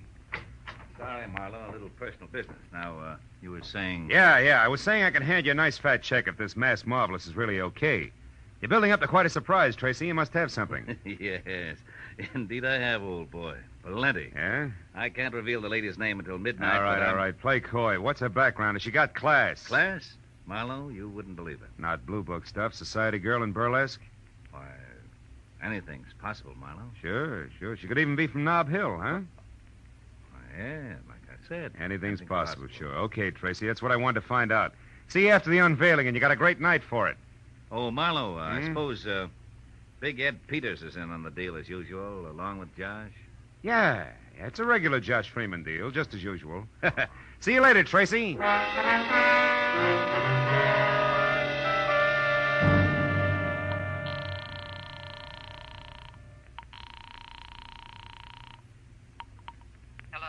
This is Marlowe, Jr. I just wound up an interview with Tracy Lake.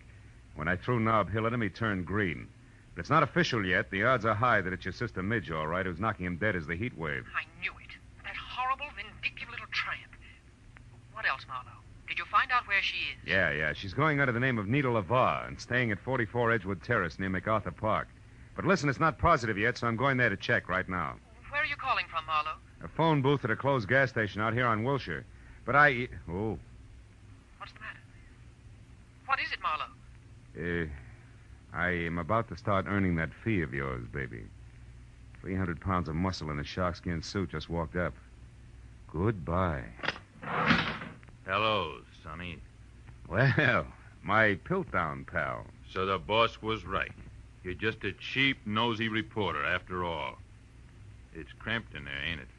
But you're not getting out, bub. Now, wait a minute, Jesse. It's a hot night. Let's not work up a sweat, huh? Don't you worry about that. Mr. Lake pegged you as a phony nosy, and that's bad. What do you mean, phony? You said Big Ed Peters was in on a deal with Josh Freeman. All right, what about it? Big Ed's been dead for 12 years. And you know what? He's still gonna look better than you are 30 seconds from now. Oh!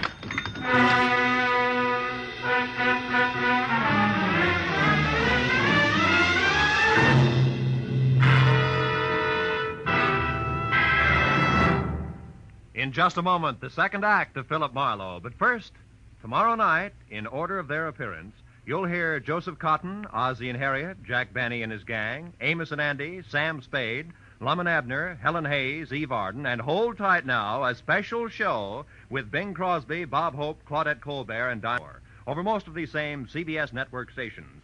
And Jack Benny with Mary, Phil, Dennis, Don, and Rochester will be heard over them all.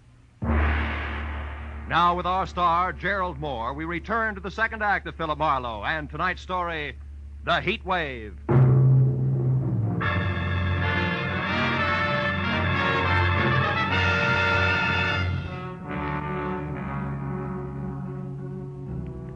When the little man in big iron boots who were kicking at the lining of my temples finally quit, and I dragged myself back up to the vertical, Gargantua was gone.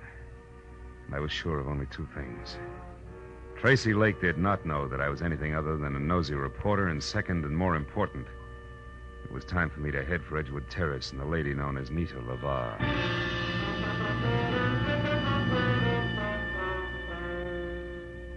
As I started for the front door of number 44, which was an all-alone stucco and a tile L shape that showed a single light, the little men in iron boots went to work again.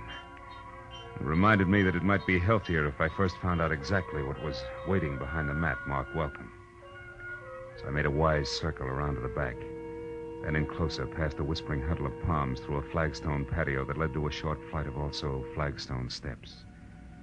But there, when I was only a few feet from an uncurtained window, I stopped at the sight of something I hadn't expected. It was the body of a woman lying in a twisted heap at the bottom of the stairs. When I moved closer, I saw that the ugly cut on the side of her head that had killed her had come from the jagged edge of the last step. I also saw that the woman was Midge Driscoll.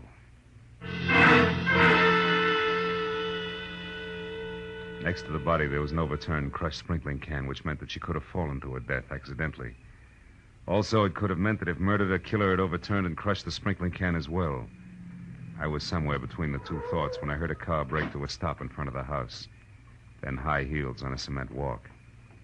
I quietly moved around to where I could see something tall and blonde who, in a better light, would have been better looking.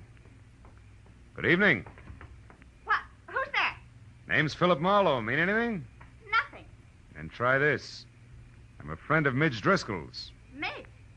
I never heard of anyone by that name. I'll bet. Step up a little closer, honey. Now, wait a minute, Mr. Bright Eyes. Midge! Yeah, Midge. And Driscoll.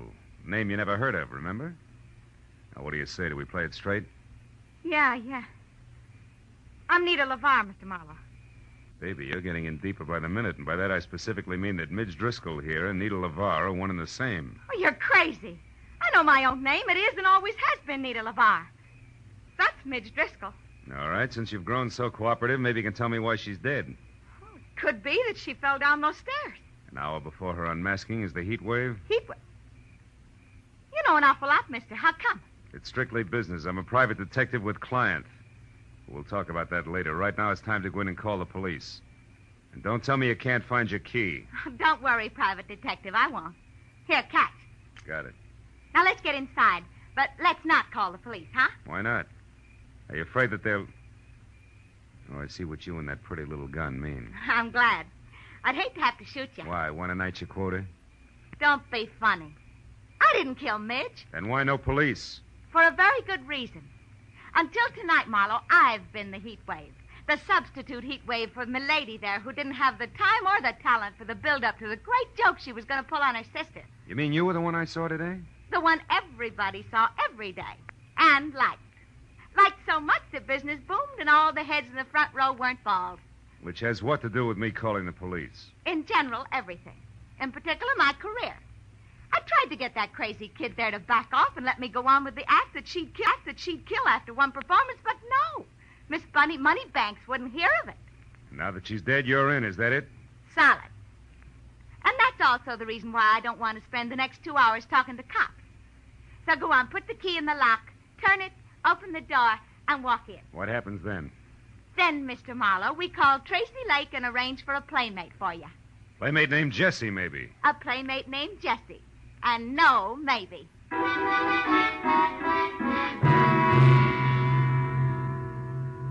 When we got inside, Nita LaVar, who handled the prisoner with the finesse of a Marine Guard detachment, took my gun, threw it across the room, put me into a faraway straight-back chair, and got through to Tracy Lake without once taking her baby blue eyes off me. Then when she told the man she called Darling all about Midge's death, which could have been for my benefit, she placed a rush order for the monster. After that, she hung up, sat down, lit a cigarette, and waited. But a second later, she was back on her feet. When I said that friend Jessie was fast, she said I should shut up and more. Listen, Marlowe, you do exactly as I say. Coming! Now stay right where you are and don't so much as open your mouth. Who is it? It's me, Nita. Hinky. Oh, good. Come on in, Hinky. Hello, Nita. Hi. I just happened to be going by, and since I knew it was Midge's night, I thought that... Never mind what you thought. Just come in and listen. It isn't Midge's night, Hinky. It's mine. And don't ask questions now. Here. Ooh, what's the gun for, Nita? What's the matter? A private detective, but public nuisance named Marlowe. Marlowe, a detective? Mm-hmm. He told me he was from Josh Freeman's office. Ah, he was lying. Now get this, Hinky.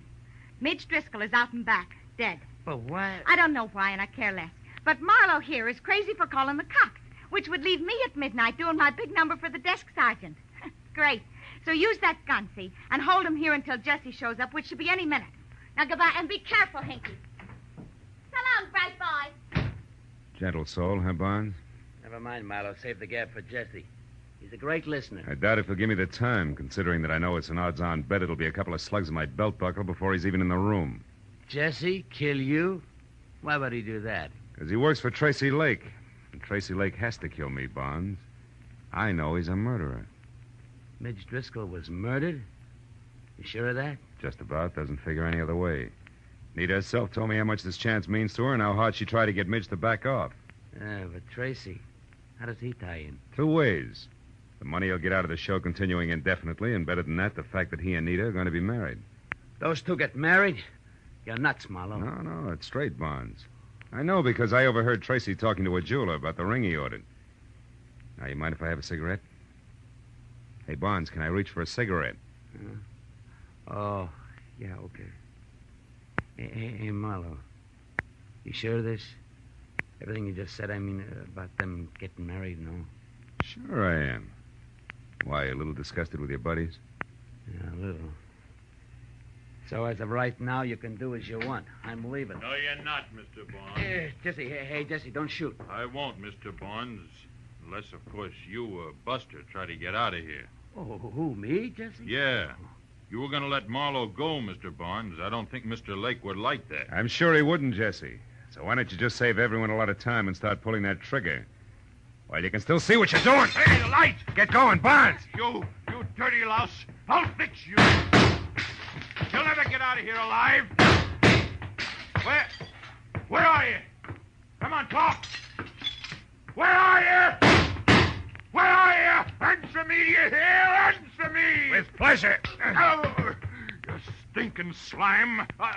I'll tear you apart if I get my hands on you. Which, Jessie boy, is the trick? And now for our meeting in a phone booth, flowers, you big ape, bars and all.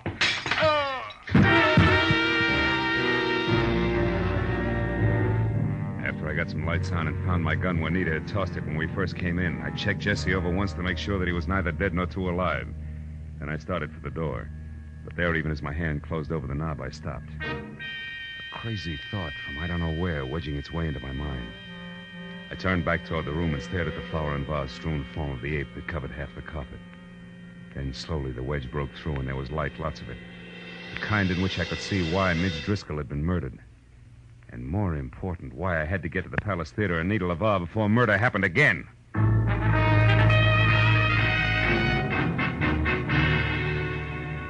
I lurched from the curb in front of Nita's at 20 minutes to 12.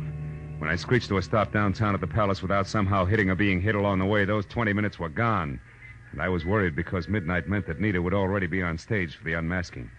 I raced past the general at the door and then across the lobby and into the theater, where I figured I could get down a side aisle to the wings. That was figuring wrong. Because fire laws notwithstanding, the place was strictly SRO and packed tighter than the 7th Game World Series. Between the backs of perspiring necks, I could see that Nita, who was across stage from Tracy Lake himself and in the center of a single spotlight that could have opened a supermarket, was still masked. So while I prayed that Lake, who was winding up his spiel, would think of bigger and better adjectives, I ran back to the lobby and around to a flight of stairs that led to the first balcony, where over on one side and near the railing, I found an old man who was daddy to a trio of baby Spots, and the one giant that was on Nita. I shoved him aside just as Lake finished and the maestro took over. And with one hand, I got a good grip on the .38 in my pocket, and with the other, the handle on the big Spot. Hey, what are you doing? Hoping I'm wrong, Dad. But if not, hoping the gun I expect doesn't come from the wings, but... Hey, there, in that side balcony near the curtain, see it? Yeah, it's a gun, all right. Hey, that's Hinky Barn. Right. Let's give the funny man a big audience and lots of light. You're on, Barn! Watch out, he's going to shoot at us. Yeah, and us at him. You got him! You got him! Music! Music! Play something! Play music! Play some music!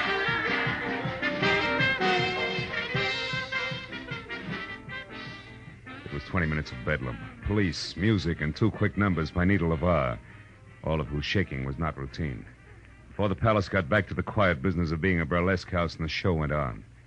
It was another hour and 20 minutes before it was all over, and the theater was empty and dark, except for a work light on the stage where Nita, Tracy Lake, and I were sitting in the middle of a papier-mâché Inca civilization. Well, Marlowe, the police say that Hinky's going to live for a while.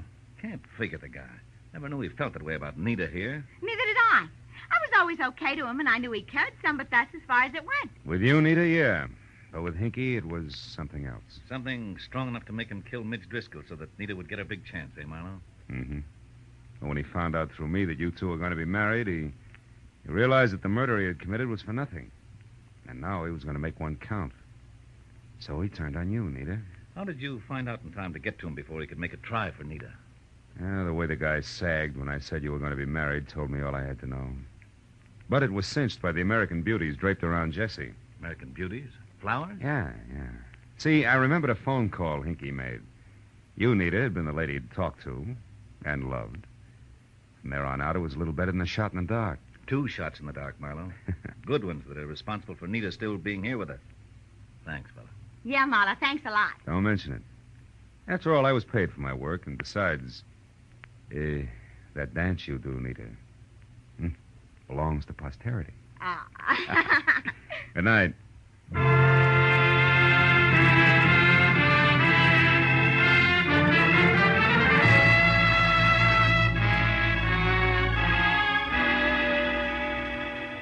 It was still hot in the city. I had no enthusiasm for further conversation, and a very sticky feeling from head to foot. So I took care of Karen Driscoll, Jr. in a fast telephone call and then pointed my car for my apartment.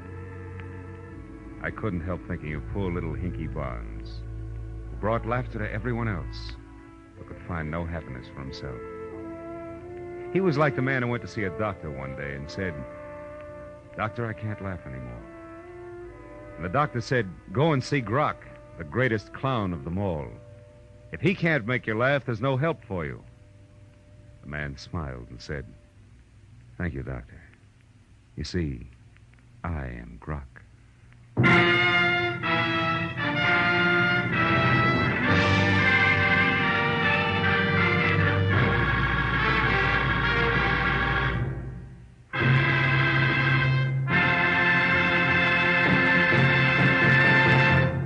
The Adventures of Philip Marlowe, created by Raymond Chandler, star Gerald Moore, and are produced and directed by Norman MacDonald. Script is by Mel Donnelly, Robert Mitchell, and Gene Levitt.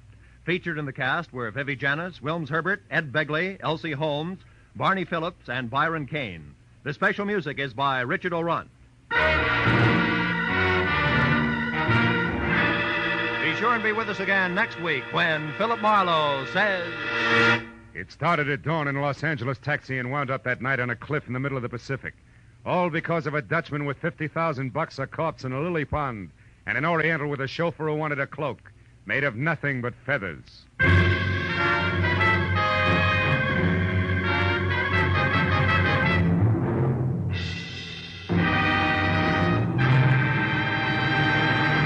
In just about an hour from now, $50,000, the biggest jackpot in radio history, will be waiting CBS listeners from coast to coast on the Sing It Again program over most of these same CBS network stations. This is Roy Rowan speaking. Now, stay tuned for Gangbusters, which follows immediately over most of these stations. This is CBS, the Columbia Broadcasting System.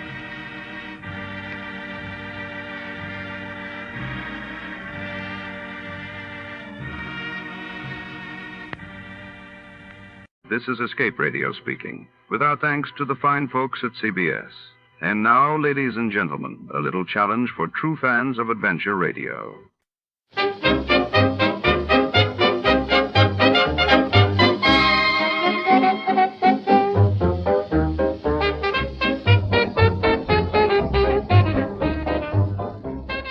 Tonight, our story unravels in the shadowy vault beneath the opulent Vargas estate on the outskirts of Los Angeles, 1947. Here, greed and desperation collide as a fabled fortune draws a cast of schemers, detectives, and betrayers into a deadly game of cat and mouse. Gold doubloons, coded ledgers, and a vanished heirloom are at stake, while every ticking second brings someone closer to ruin or riches. Step inside, where marble floors echo with whispered secrets and danger lurks behind every velvet curtain. Before to start, let's see what happened the day it was broadcasted. It was March 6, 1950, and that day the world reeled as Klaus Fuchs, the British atomic scientist, was sentenced for espionage, while in India, Prime Minister Nehru announced sweeping land reforms set to reshape rural society. 2 weeks from tonight, October 5th, You Bet Your Life, starring Groucho Marx, will be heard at this time over most of these same CBS stations. We offer you Escape, starring Victor Mature. Escape, designed to free you from the four walls of today for a half hour of high adventure. You are camped in the dry mountains of Mexico.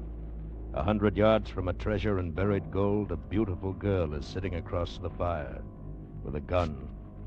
And somewhere out in the night, a horseman waits, like the girl, for you to make just one mistake.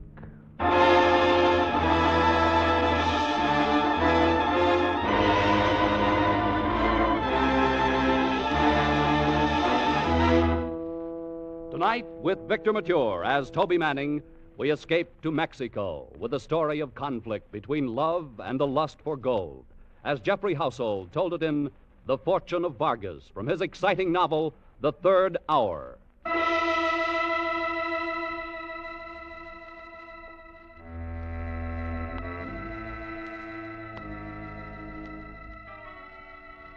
It was dark and hot.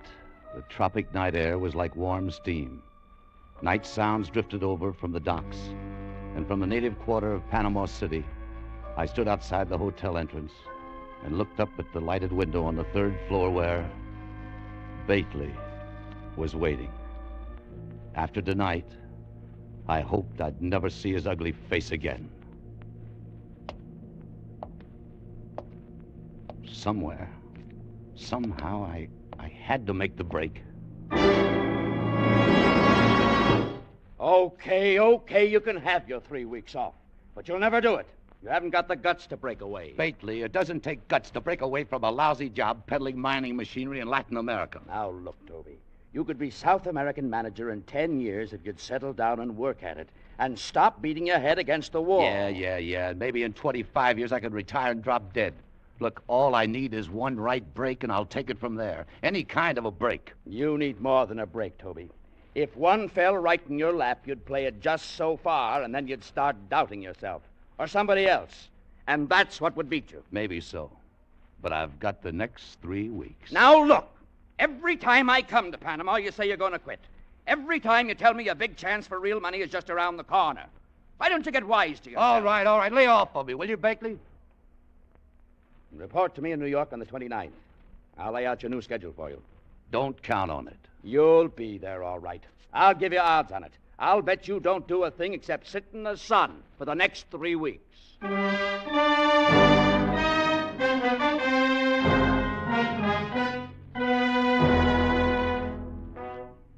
Sit in the sun for 3 weeks.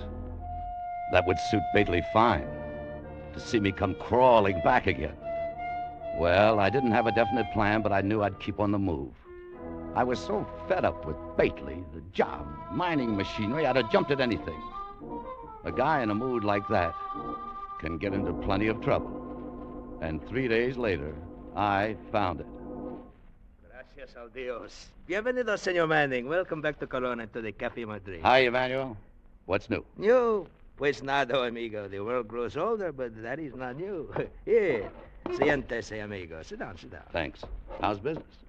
Say, your place is empty. Pues sí, sometimes good, sometimes bad, but never it is interesting, senor. In fact, I have said to myself, with a life of this kind, I am, how do you call it? Fed up? Sí, senor. Yeah, so am I. Look, why don't we team up and start a revolution somewhere? Ay, caramba. I was in one once in Mexico. I was a capitan with General Lara. No, we were defeated. Lara was ambushed somewhere around Turian, wasn't he? Sí, amigo. We were outnumbered and he was killed. But I was more lucky. I walked 300 kilometers to the seacoast. Escape on a Dutch freight ship. Ay, caramba. I hope I will never do that again. Yeah, I hope so, too. You know, there's not much profit in revolution. All right, let me have a rum, Manuel. See. Here you are, senor. Thanks. You were wrong about the revolution, Senor Manning. In Mexico with General Lara, I made a fortune like a man never dreams about. Enough to open this cafe? Look, I don't call that a fortune. Senor Manning, in Mexico is $500,000 in gold, which belonged to me. $500,000? Yeah, sure. It is true, amigo, I swear it. You would take a little chance for that much, perhaps, huh? Perhaps. Bueno. Then we are going to have talk tonight. I have already decided that before you come here this time. I don't get it. What do you mean? Why you think I ask questions from you always when you come here, huh? You tell me. Because I wish to find out if you are right man for the plan I have. I have decided you are, bueno. Well, then, let's talk. Tonight at my casa. Why not now? You think there is no danger for one who knows the secret to a fortune?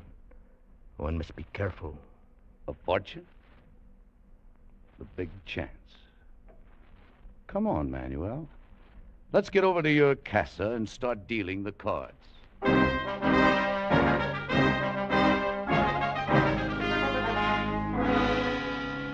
So as I tell you, Senor Manning, everything works according to the plan which General Lara has made. The dynamite explodes and the train is wrecked. Our men break open the freight cars and load the pack horses and ride for the rendezvous at Torion. Everybody except you and General Lara. Was that it? Si, senor. Yeah. We are the only ones who know of the shipment of gold which is secretly on board. We find it, of course, load our horses and head north to the hills with the Federales close behind us. At nightfall, we bury the gold and ride for Torion. And 4 days later, General Lara is killed, and I escape, as I tell you. And the gold is still there, $500,000 worth? Si, senor. And I am the only man who knows where to find it. But if I enter Mexico, I will be executed within 24 hours. That is why I need a partner. You've got one. Only one thing, amigo. Do not think that there will be no danger. In Mexico are thousands of bandidos who will cut your throat for 1/10 as much money. And on the other hand, a half a share in a fortune, $250,000. I'd shoot the works for a whole lot less than that. Bueno. Then I will explain to you how to find the fortune. What is it? Cuidado. I hear somebody move outside the window. Vamos a ver. Careful, Manuel. Manuel, away from that door. Here, let me get the lights off. There. Did you see who it was? No. I think the shot come from the bushes across from the door. Well, maybe we better take a look. Let's get to the door fast and step to the side. You got your gun? Si, senor. Okay, let's go.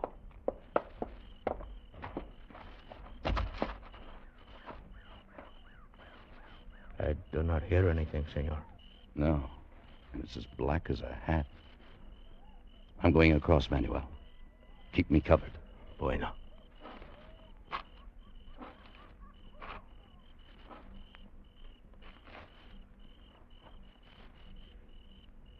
There is nobody there, amigo. No. Whoever it was must have run down the alley there as soon as they fired.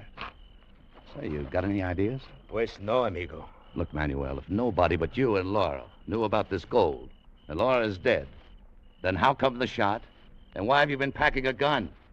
Senor Manning, when there is a treasure so big as this, it is possible that even the coyotes can smell it. You still wish to go on? Yeah, I still wish to go on.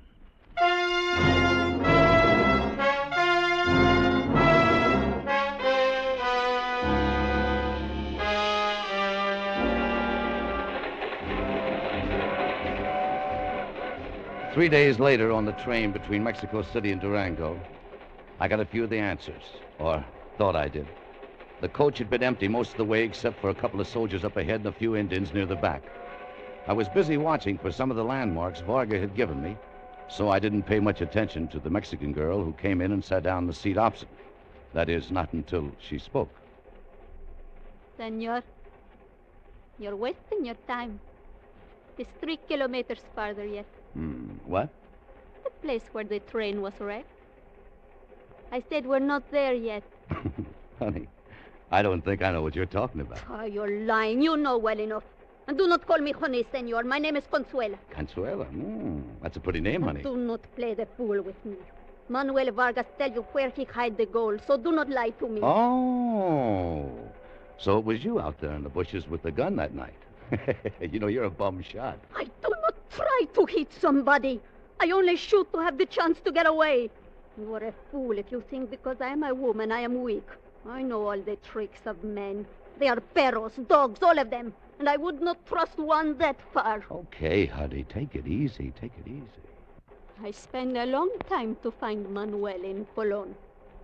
I watched him. But I learned nothing until you come.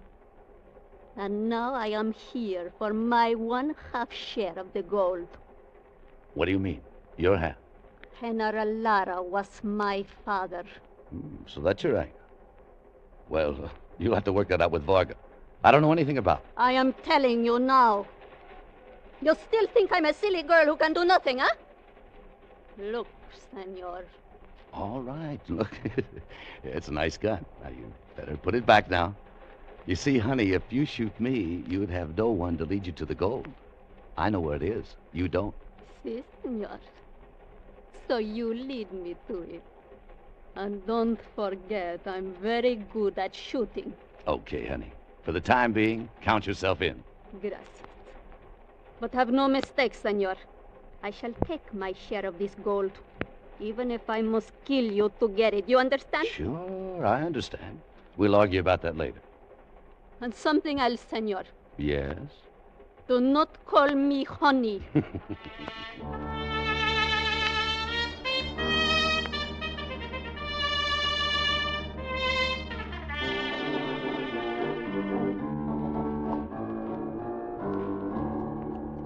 Bueno, señor.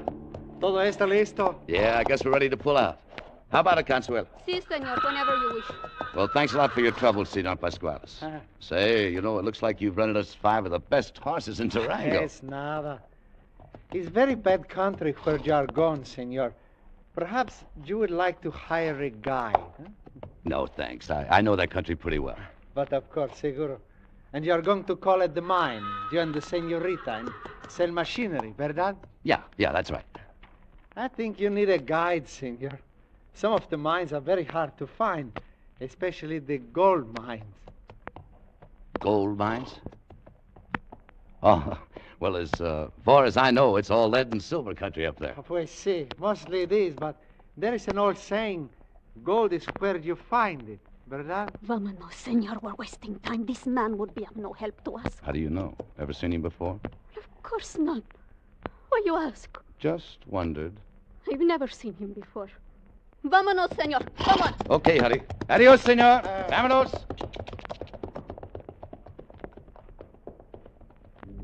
Goodbye, my children. Oija, Panchito. Have my horse ready to leave at once. I'm going to take a little trip.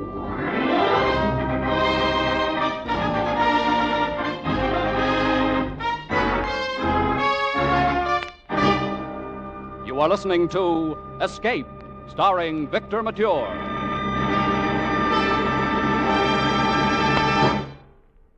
Tonight's a big night on CBS, for the welcome mat is out for two of radio's greatest shows, The Bing Crosby Show and The Return of Burns and Allen.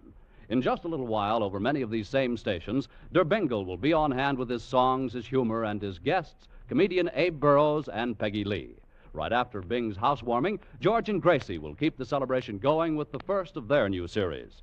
So stay with us tonight for Bing Crosby and for Burns and Allen in their opening shows on CBS, where this fall you hear them all. Tune in this fall for the shows that you love best of all. Listen carefully, here's the address. It's CBS. And now back to Escape, starring Victor Mature.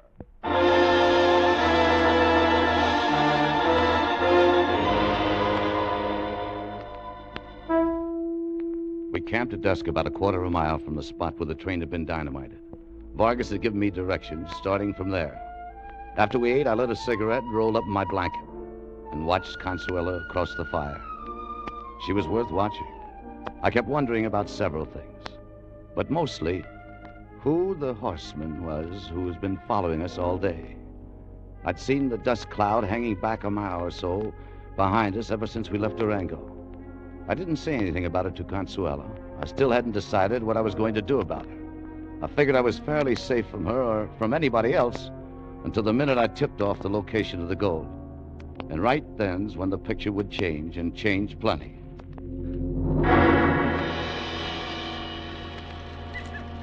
Senor Manny, why you stare at me like this? Just wondering some things. Things? What things?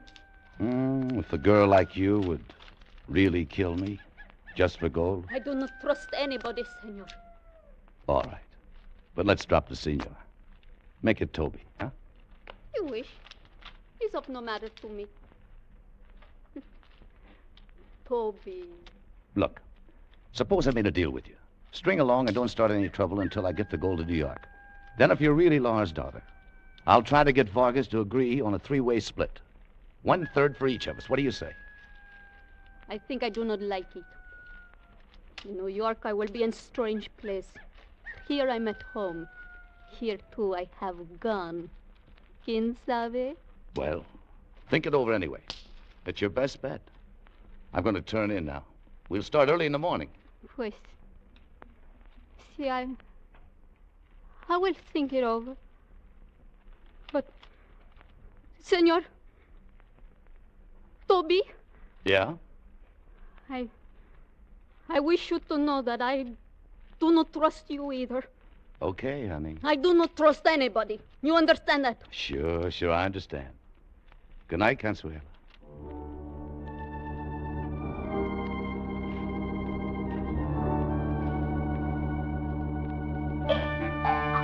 The second day out, the traveling was 10 times as rough.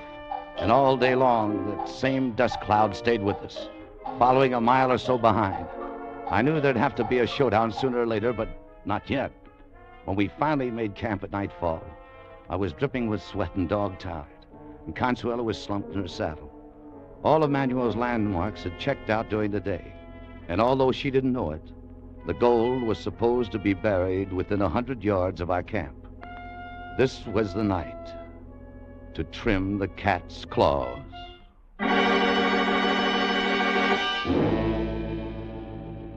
I was counting on one thing, that she couldn't stay awake 2 nights in succession.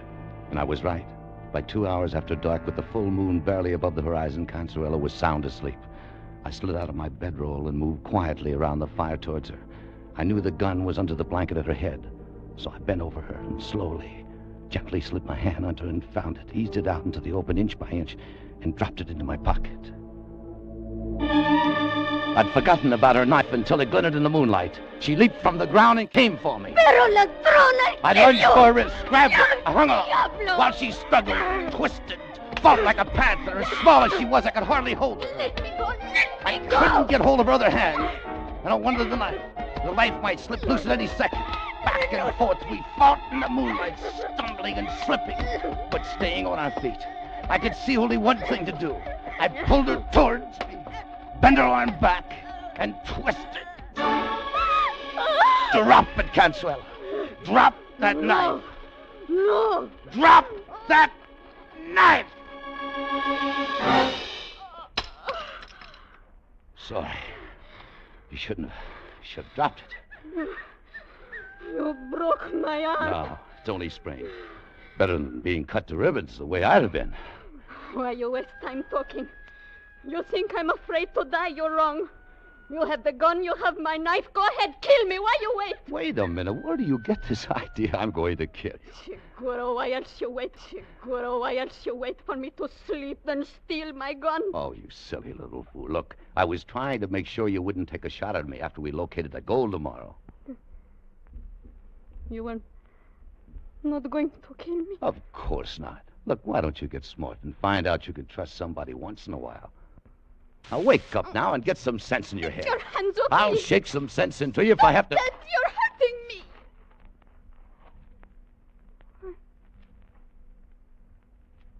Why you look like that? You little devil. No comprendo. Are you going to... No!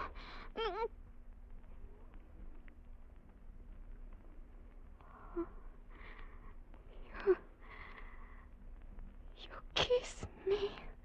Yeah. Why? I don't know. I think you're going to kill me, then you kiss me. Yeah. Here. Here's your knife. But just now you take it away from me. I know. But look, you better keep it for protection. I do not understand. Never mind. Just take it. Oh. Gracias, senor. Yeah. Well, I'm going to turn in now, and look, you'd better get some sleep, too. We got a tough day tomorrow. And, honey, if you decide to cut my throat during the night, make a clean job of it.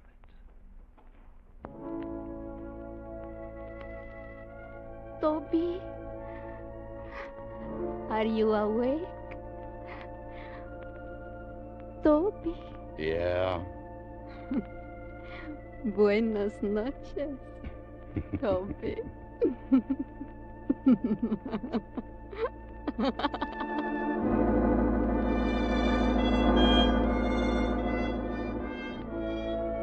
Maybe I was a fool to give her back the knife. Still, if she wanted to kill me, it wouldn't make any difference. She could knock my head in with a rock while I was asleep just as easy. I'd never known a woman like her. At 10 o'clock the next morning, we found the gold.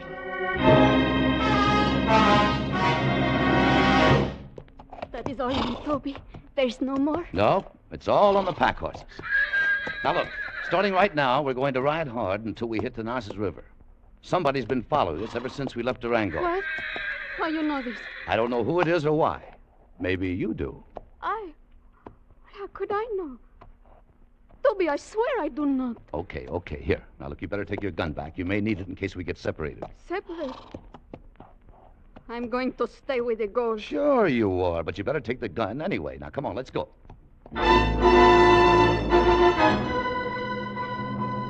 Mile after mile, we pushed our horses on the trail to the north, riding most of the day over broken basalt rock to hide our trail. There was no dust cloud to show whether anyone followed, but I was sure somebody did. I was hoping to reach the Narcissus River before the showdown came. I knew there was only a rope bridge over the narrow gorge, and once across, I would cut the ropes and close off any further chance of being followed.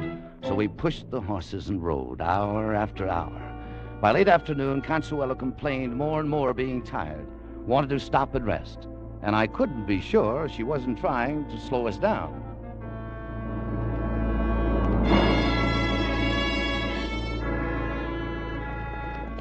Two hours after dark, we reached the river. Toby, the bridge there ahead of us. Oh, I'm so glad. I'm so tired. You're not alone, honey. Lucky there's a moon. This thing's no cinch to cross in the dark. He looks very weak. He's only held up by ropes. It's safe enough. Whoa, boy. Whoa, now. Whoa, whoa. Here. Hold my horse. I'll lead the pack animals across on foot. Toby, be careful. Are you worried about me? Or the gold? Hurry, please. Take them across. Wait. I think that will not be necessary, senor. You will put up your hand. Do not move. Can you see him? He's in the shadow, right by the bridge. It's Pasquales, that guy in Durango. Were you expecting him? Toby, I swear to you that... Bastante, senor. You will drop your pistol on the ground. Very slowly, please. Gracias. It was very kind of you to discover the gold for me. How did you know we were looking for it? Oh, I forgot to tell you, in Durango. I'm Sergeante Alberto Pasquales, formerly with the 4th Regiment of General Lara in the Army of the Revolution. One of my father's soldiers. For 5 years, I have waited for Capitan Vargas to come back for the fortune, which I knew he had stolen. Stand out in the moonlight, please. Bastante, that's far enough. Now I lead the horses across the bridge, and then I cut the rope so that you cannot follow me. If you move, I will have to kill you. Toby. Quiet, and don't move. He does not know I have a gun. No, Consuelo. No! No, don't! Don't! I had you move!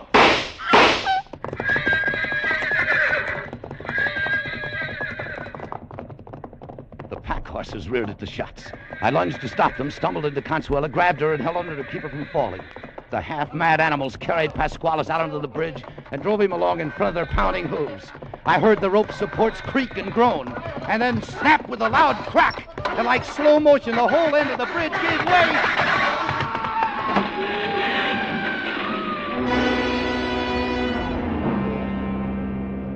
Pasquales and the 3 pack horses loaded with gold had plunged down into the gorge below. Toby. I'm hurt. Very bad. Hurt? What do you mean? When he shot, I feel the bullet here. No, easy now. Look, you're going to be all right. Now, don't worry. No, I'm not afraid to die. Toby. Yeah. I like it very much when you call me honey. Sure, honey. I'll be calling to that thousands of times. Well, I'll be... Consuelo! Consuelo!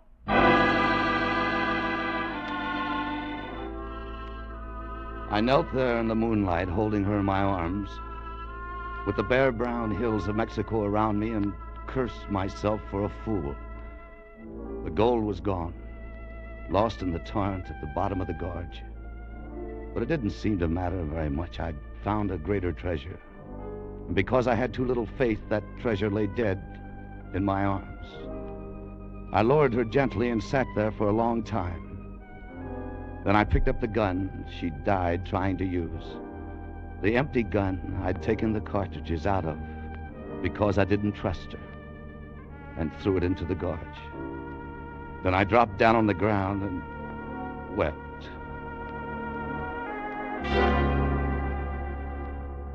I remembered Bately's words. You need more than a break, Toby. If one fell right in your lap, you'd play it just so far. And then you'd start doubting yourself. Or somebody else.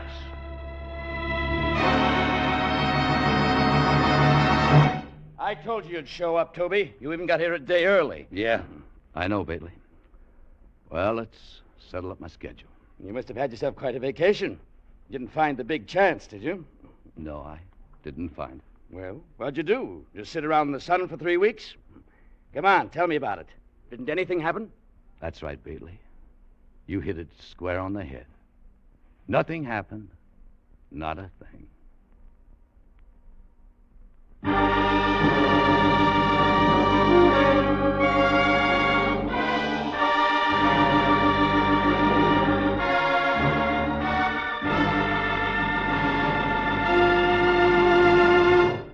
Escape was produced and directed by Gordon T. Hughes.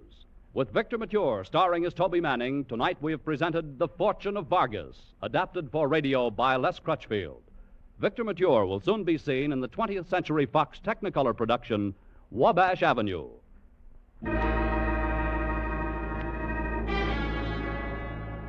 Next week, we escape with Van Heflin, starring in Joseph Hergesheimer's terrifying story, Wild Oranges.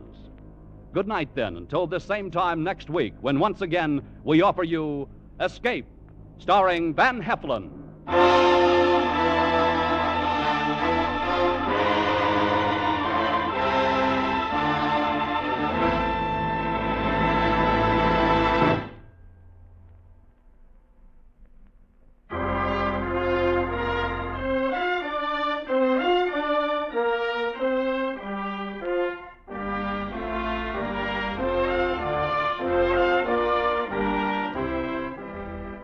This is CBS, where Bing Crosby can be heard every Wednesday night. The Columbia Broadcasting System.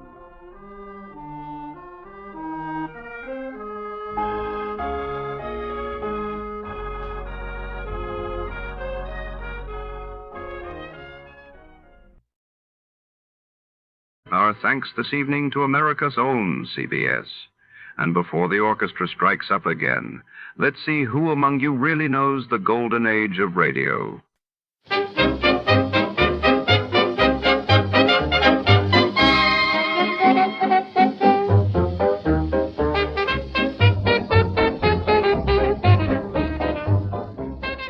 Tonight, under the flickering neon haze, a single thread leads our hard-boiled detective into the heart of darkness. When a famous violinist is found dead, strangled by her own string, the city's secrets unravel note by deadly note. Who pulled the string that set this fatal symphony in motion? Stay tuned. Every shadow hides a suspect, and every clue plays its own deadly tune. Before we begin, let's see what happened on the day it aired. It was March 15, 1948. That day, the world awoke to news of fresh violence in Palestine as the conflict over the future Israeli state escalated, while in Brussels, the signing of the Treaty of Brussels took center stage, marking a bold step toward European unity and mutual defense. The National Broadcasting Company presents The Adventures of Sam Spade, Detective.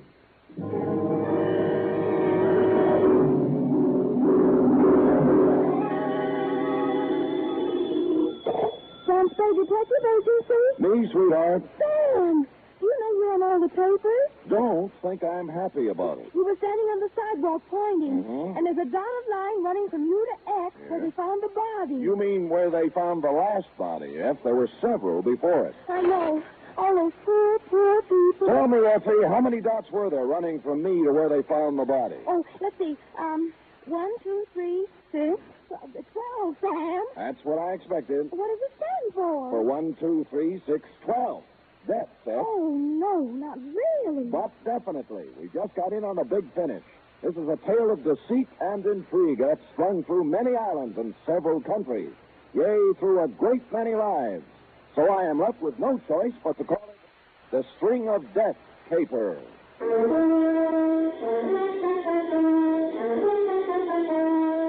For NBC, William Spear, radio's outstanding producer-director of mystery and crime drama, brings you the greatest private detective of them all in The Adventures of Sam Spade. Effie! Sam! Don't shout! How are you, Sam? Oh, I'm all right, I guess. Oh, let me look at you. Yeah. Sam, you need a rest. You've been so staying up too many nights. And going around with the wrong people. You don't have to tell me. Well, I have only this to say. If the people I've been going around with lately won't be going around anymore, so don't worry about me. all right, Sam, if you say so. But you look so terrible.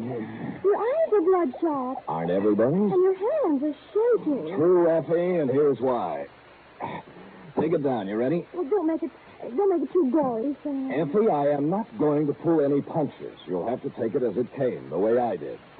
Date, fill it in. To Lieutenant I.C. Kelsey, Homicide Detail, San Francisco Police, from Samuel Spade, license number 1375596. Subject, the String of Death Caper. Dear Kelsey, it's hard to believe that the events of the past 48 hours all began with the discovery of the oyster, but they did, and they made a marked change in the census figures of several countries. The whole thing was incredible. The most incredible part of it was that I was careless enough to let myself get mixed up in it. The entire seamy saga began 2 days ago when my door opened and a woman walked in. Showgirl, type 7B, tight black skirt, too tight blouse, red alligator shoes, hair overdone in somebody's peroxide oven, you know, that kind of stuff. She chewed gum, of course, and swung a black patent leather handbag. And her charm bracelet was so loaded, I wondered if she could lift her arm. Let's face it, I'm stranded. Really? Where? Where'd you think? Here, right in this town. Well, my sympathies. Won't you sit down? Thanks. You're a gentleman. Not even so. The next time I take a job somewhere, I'm going to carry a ticket back to where I came from and a 6-day supply of K-rations. Well, would you care to tell me about it? I was doing an act at the Gay Paris when the blow fell. Yeah? They had a big floor show trying to boost business. But it didn't boost, it busted. Oh. The place was padlocked. Likewise, the owner's pocketbook. We were out 2 weeks' salary. We? I was the Olga half of the dance team of Ricardo and Olga. And then? Ricardo, the creep, must have been tipped off, because the night we closed, at the end of his first number, he danced off the floor, out through the stage entrance, and was never heard from again. Well, I always say we're better off without those kind of people around anyway. Not when he buffaloes out with all your savings. I hate him already. Well, I sent a wire to my booking agent for help, and his answer came back something like this. Here, they're starving in the street. At least you got a hotel room to do it in. Pardon? What a laugh. Oh, those agents are a shifty lot.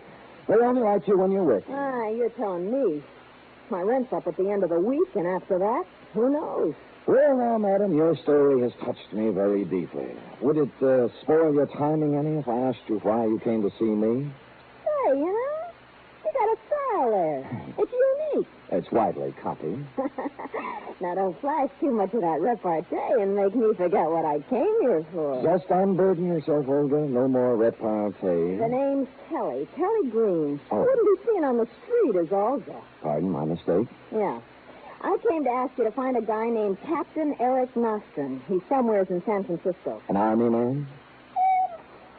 He bought that title in a saloon in Tahiti. He's a beachcomber. Tell him Kelly's got some information she wants to sell. You can reach me at the Embassy Hotel, 627. See you later, Sam. Just a minute, Kelly. Yeah? I hate to mention this to someone in your position, but there's a fee for my services. Oh, he'll pay you. The kind of information I got he wants real bad. Well, ta-ta.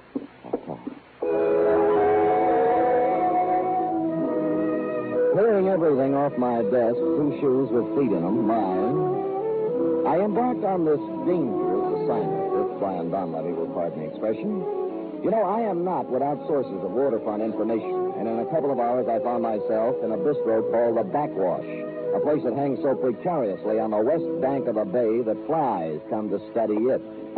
Hello, Sammy. How are you? Hello, Eddie. What's a good word? Well, Sammy, I know what I hear, but what I hear sometimes ain't the truth, or am I too quick for you? Give me a for instance. Well, the guy you called about is sitting down at the far end of this very same bar. At least he calls himself Captain Eric Nostrum. This is what I hear from my side of the bar. But whether he is or not what he says he is only something that can be verified by investigation. Or am I too quick for you? I'll have another pint of beer, bartender. Yeah, let me buy. Sir, you can buy me drinks all night. But don't make the mistake of trying to get me drunk. Make it 2, will you, Eddie? Hi, Sam. Sam. And that means he knows you. And you're okay by the house. Well, then you're okay by Captain Nostra. There you are, 2 beers. What's the rest of it, Sam? Spade. Yeah. Well, I'll tell you something about you, Sam Spade. You didn't come here to drink with me. You came to talk. Now, shall we go over in a booth? That's a good idea. Right. Yeah. Now I'm ready to listen. Do you know Kelly Green? Kelly? The dancer? Yeah. Why, every blasted sailor in the Orient knows Kelly. Let me see now. The last time I remember her, she was dancing on a table in Singapore for some Dutch officer. Yeah, she's in town right now. She said she has some information you'd want to buy. I bet she has. You a friend of hers? Since this morning. Oh, that's long enough for me. Now, what are you? Private detective? I am, and that brings up one other point. She said you would pay me for finding her. Oh, surely. What's your fee? 25. Yours 50. No. Look, I'll take it now. As far as I'm concerned, you've earned it. Now then, what's our address? Embassy Hotel, room 627. Well, I'll get in touch with her. Well, see you around. Hey, wait a minute, Spade. How would you like to find someone for me? Why not? Who are you looking for? A man named Chan Lee. Now, suppose I tell you the old story now. You take a look at these. Look here. Feast your eyes. He took a swatch of velvet cloth out of a sea jacket pocket and opened it. On it were 6 very large, very breathtaking, rose-colored pearls. Ostring's eyes flicked over each pearl as if he knew it by name and lineage. He let me stare at them for several silent minutes before he spoke again. See such timeless beauty captured in 6 perfect spheres? I haven't seen many like those. Ah, and there aren't many. 12, to be exact. 12 in all the world. Now, what are pearls like that worth? Well, any jeweler in the city would give you $5,000 a pearl for them. But if I had all 12, I could sell the set for $75,000. How'd you get half of the 12 pearls, Master? You ever hear of the Tawi oyster banks off the Borneo Islands? No, I haven't been pearling lately. Well, I have. Well, is that where these came from? That's right, from the Tawi banks. A friend of mine in Jolo, named Hong Kong Harry, tipped me off that 12 perfectly matched rose-colored pearls could be picked up at Cagayan Sulo from a wholesale buyer called Dong Se Mao. Well, which is it? I shipped over on a catch with 2 other men. Dong Se Mao asked 12,000 pesos for the lot, and I took them. Again, when we left Cagayan Sulo, I got caught in a storm and I went overboard. But I didn't fall accidentally. No, I was hit on the head and thrown overboard. Your buddies wanted the pearl. They got 6 of them in my sea bag. The other 6 were sewn inside my belt. I still have those. But I traced those 2 guys all over the Orient. But both of them was killed. The Marlowe curse, they say. So far, 8 people have died over these pearls. The Marlowe curse? Corny, isn't it? Yes. Anyway, the rumor is that the other 6 pearls have found their way to San Francisco, and that a man named Chan Lee knows about them. I've been here 48 hours, and I haven't found him. Well, what do you plan to do when you find him? Don't you worry, Spade. I have a buyer. I'll pay cash for him. All right, I'll give you $50 worth of looking for Chan Lee. Now, where can I get in touch with him? Are you in the book? Yeah. Then I'll find you. Just one thing, Spade. If Kelly likes it, you must be straight. Here, take a pearl. Now, wait a minute, Master. You just said each one of these pearls is worth $5,000. $7,500 to me, but I want to play it this way. Now, if you find Chan Lee, you ask him if he knows me, and ask him if he knows about the pearls. Now, maybe he won't talk to you, so if he doesn't, just show him the pearl, and then walk out. He'll fall all over himself to find me. Well, you know best. I assume no responsibility for this pearl, though. I can handle the responsibility for both of us.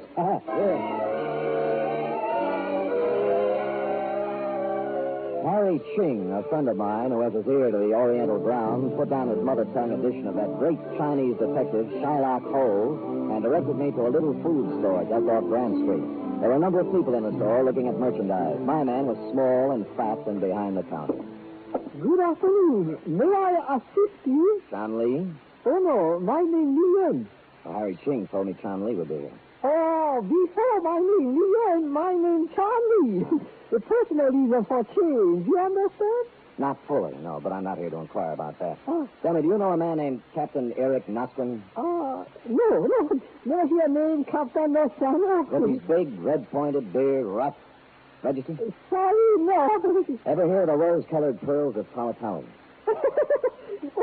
You joke. Why you talk pearl with me name? I'll be your Chinese food, not really. Well, I might have the wrong Shanli, but do you know anything about pearls? Oh, I can tell good pearl from bad pearl. My uncle was pearl trader. Well, take a look at this. Oh, let me see. Oh, Well, don't put it in your mouth. I just bit it to test skin. Oh, yeah. Surely a joke with me. Joke about what? I know where 5 more are just like that, worth $5,000 a piece. Somebody pull your leg. This pearl, Japanese culture pearl, artificial color, worth maybe $5. Really? Yeah, next time, don't play joke on Chinese. Lee, you in? Oh, yes. Got me bored.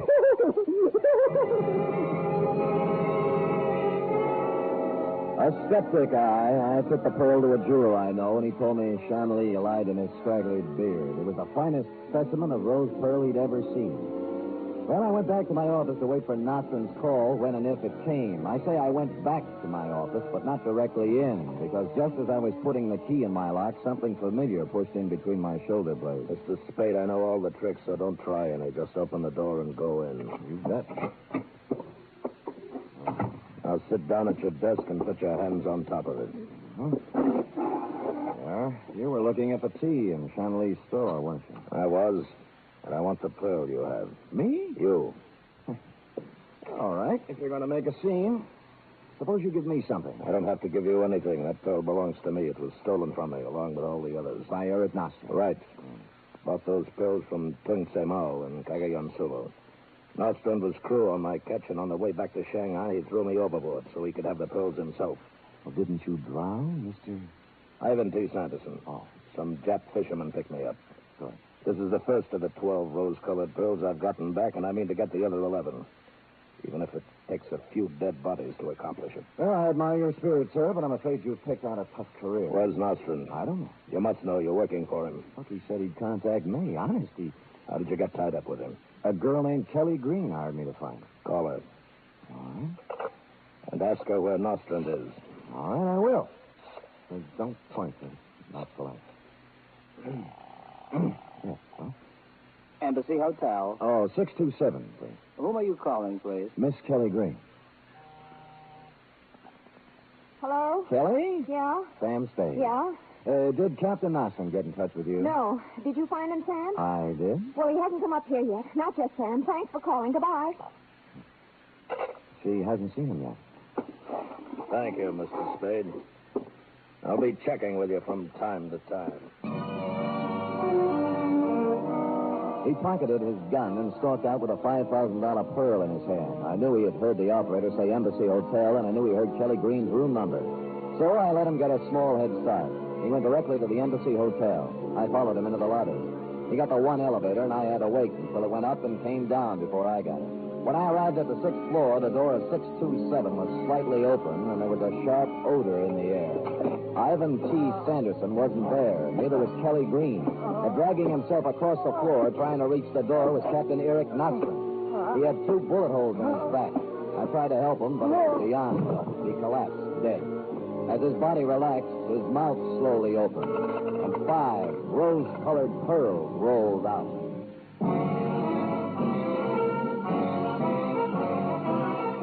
You are listening to the weekly adventure of radio's most famous detective, Sam Spade.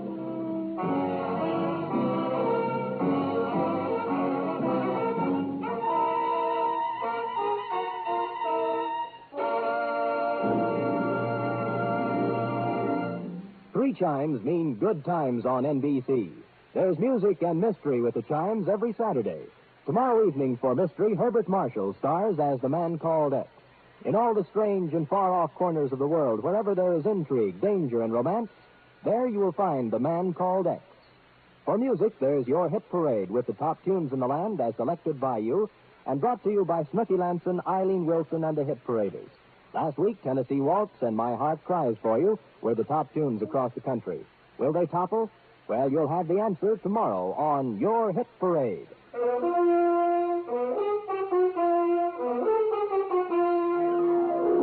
And now back to the String of Death Caper, tonight's adventure with Sam Spade.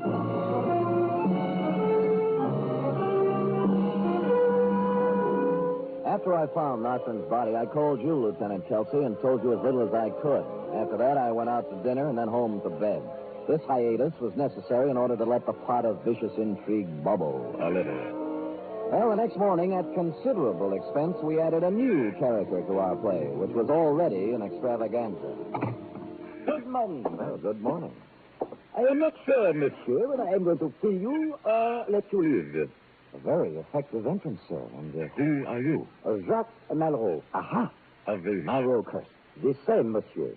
It was reported in the papers that you found the body of Captain Eric Nostrand in the apartment of a girl named Kelly Green. Well, I'm afraid I just happened to be there. Did you happen to know if anyone found a number of pearls on Nostrand's body? Well, as far as I know, they didn't. You mean the Tawatawi pearls, don't you? Aha!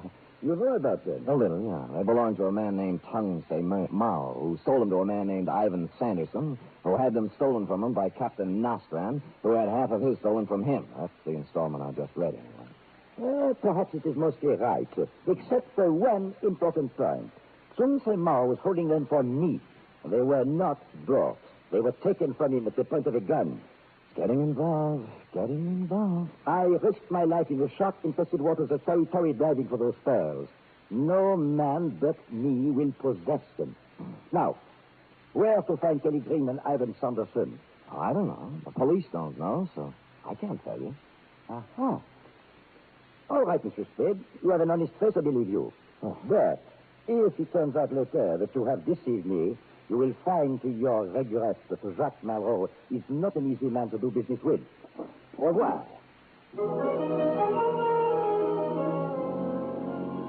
Following his exit, I allowed a pause for dramatic effect, and then dissolved into the next scene. On the front door of Chanley's grocery store, there was a sign, closed for the day, so I went around the block, through an alley, and came up on his living quarters from the back way. I stood at the back door and knew somebody was home listening to some Oriental artist show. I tried the doorknob, it turned, and I carefully opened the door and stepped in.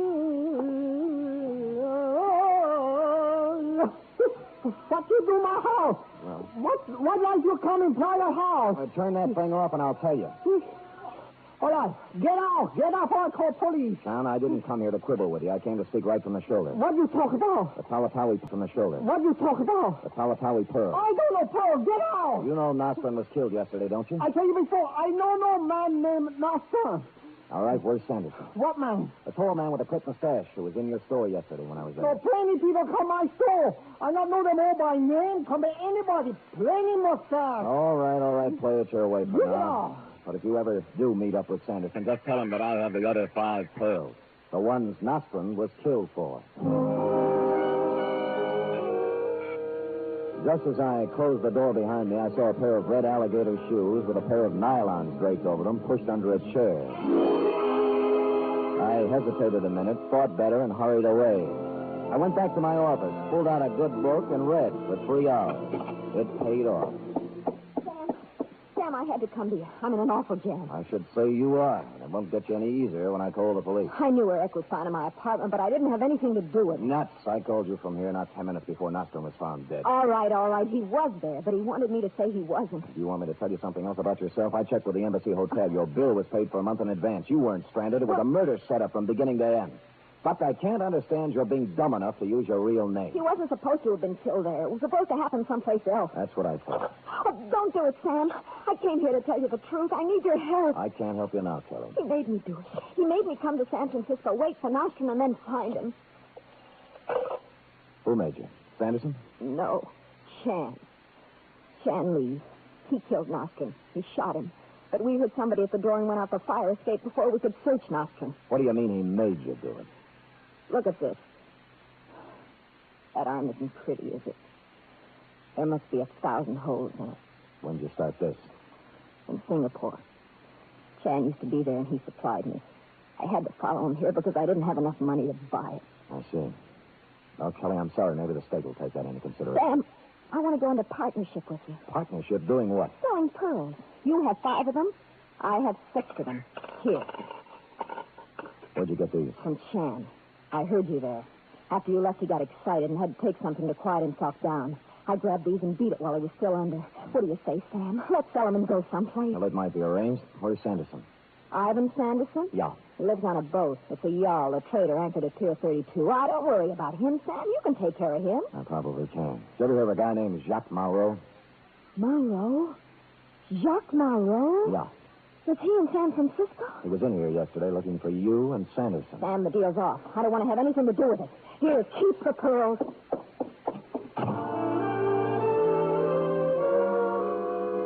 I picked up the 6 pearls and put them in my office safe for the other 5 I'd taken from Nostra. Then I went down to the waterfront looking for Sanderson. Chun Li was still under drugs. There'd be no problem for the police to pick up. Nor would Kelly Green once her drug supply began to give out. The trader was a trim white yawl tied up at Pier 32 with a Jacob ladder running down to its deck. I climbed down and, looking around, found Sanderson in a cabin sitting behind a table. It wasn't a commonplace thing. You see, he'd just been shot. You can't do anything for me, Sam. There's nothing to do. How did it happen, Sam? The Marlowe curse. Jacques Marlowe. Yes. He made a vow that he was going to kill anyone who touched the pearl. Anyone. Did he get your pearl? Yes. Who has the rest? I do, 11 of them. When tomorrow finds out, I wonder how you're going to feel. Dying. 11. 12. That's when I turned the whole thing over to you, Kelsey. I went back to my office, put in a call to your office, and gave you a complete rundown on the case from beginning to end. Who did what and how you might go about finding them.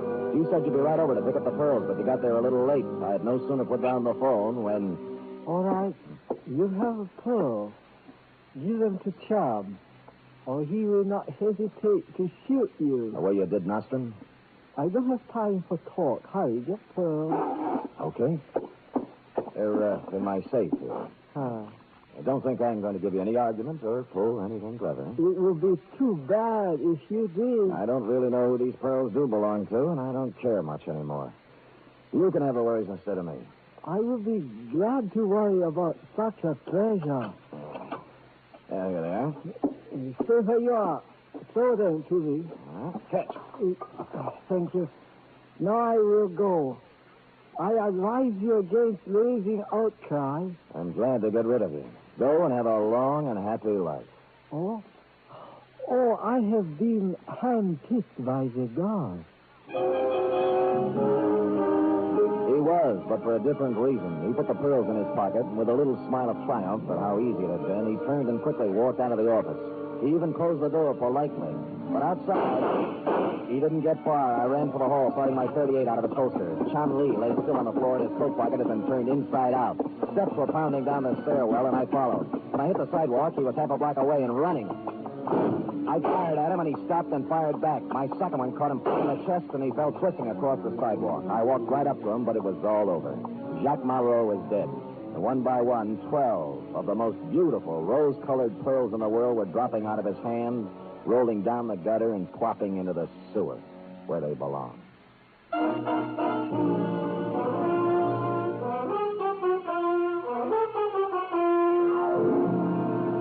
Period, end of string. Sam, did they all go down the sewer? Every pearl, Effie. Who knows where they might be now? Maybe at the filtering plant. Maybe out to sea. Sam, could I get off early tonight? Effie, put that thought out of your mind. They're not worth it. Oh, but Sam, all that water. I said forget it. I'll go type that up. Go on, scooch.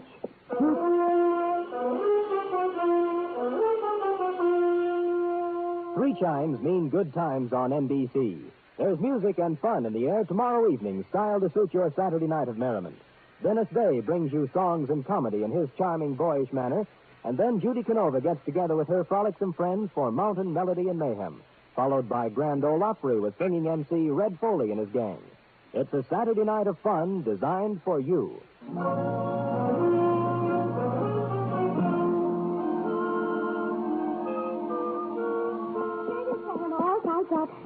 Oh, Sam, those pearls. I'd give anything just to wear them one night. Anything? Well, I suppose it wasn't worth it. But someday, somehow, I want to wear expensive jewelry. Effie, I'd rather see you with a sparkling light in your eye any day. Looks much better on you. And of course, it's cheaper. Effie, is that a slur on my character? Oh, I don't get paid too much. Or too often. All right, let's settle this thing right here. You say you want some pearls? Oh, I'd love some. Uh-huh. Well, here you are. 6 oysters. 3 boys and 3 girls. You can grow your own at home. Sam, are those really oysters? They are, indeed. I picked them up at Fisherman's Wharf just this afternoon. What do I do? Well, I'll make it easier for you. I also bought a bottle of cocktail sauce. So which will it be, pearls or oysters on the half shell? Oh, Sam, you're so different. Let's eat them. Not until you say... Good night. Good night, sweetheart.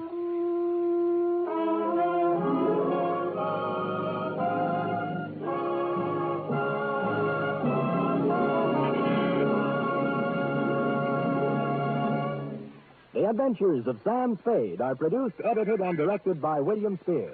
Sam Spade was played by Stephen Dunn. Lorene Tuttle is Effie. Script for tonight's adventure by John Michael Hayes. Musical scoring by Lud Gluskin, conducted by Robert Armbruster.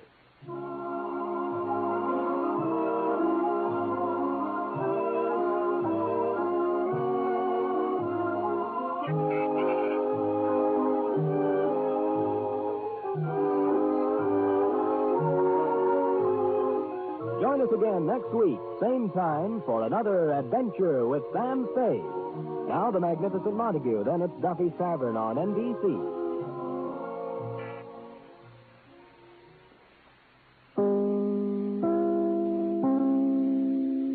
Good evening, friends.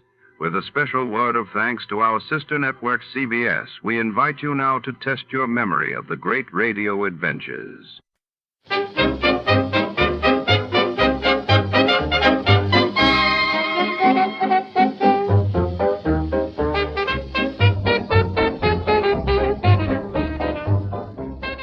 Tonight's mystery unfolds inside the opulent halls of the Barton Drake Art Gallery, where priceless paintings line the velvet-draped walls and secrets lurk behind every gilded frame. When a celebrated portrait disappears during a high society gala, suspicion falls upon every guest, from the cunning curator to the glamorous heiress.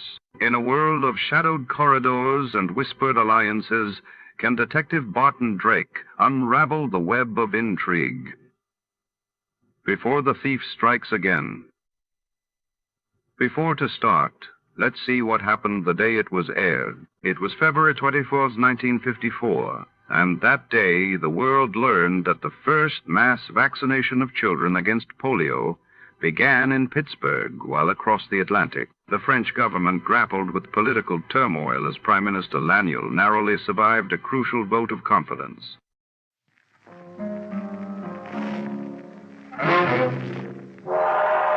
Time now for yours truly, Johnny Dollar.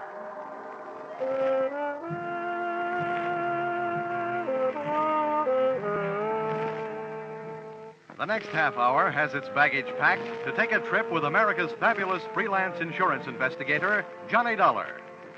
At Insurance Investigation, he's just an expert. At making out his expense account, he's an absolute genius.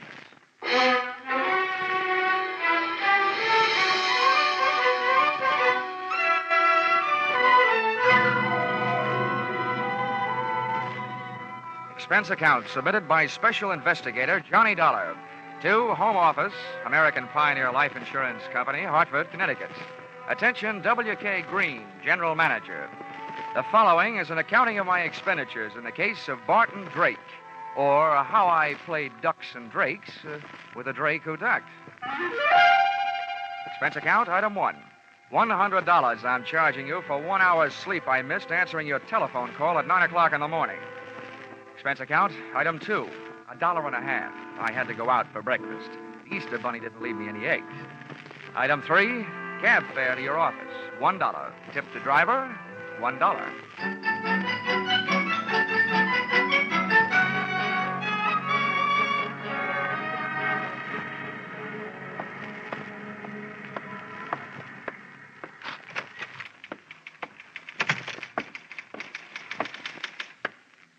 Morning, Johnny. Why don't we make that good night sometime soon? Shall we, Chickie? Well, I've had to type up some of your expense accounts. I think maybe an evening with you might be fun.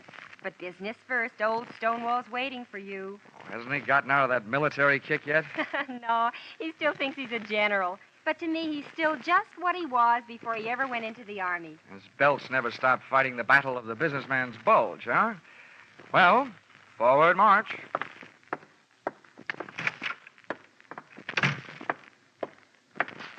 Good morning, Mr. Green, sir. Mr. Dollar reporting as ordered, sir. Addy. Huh?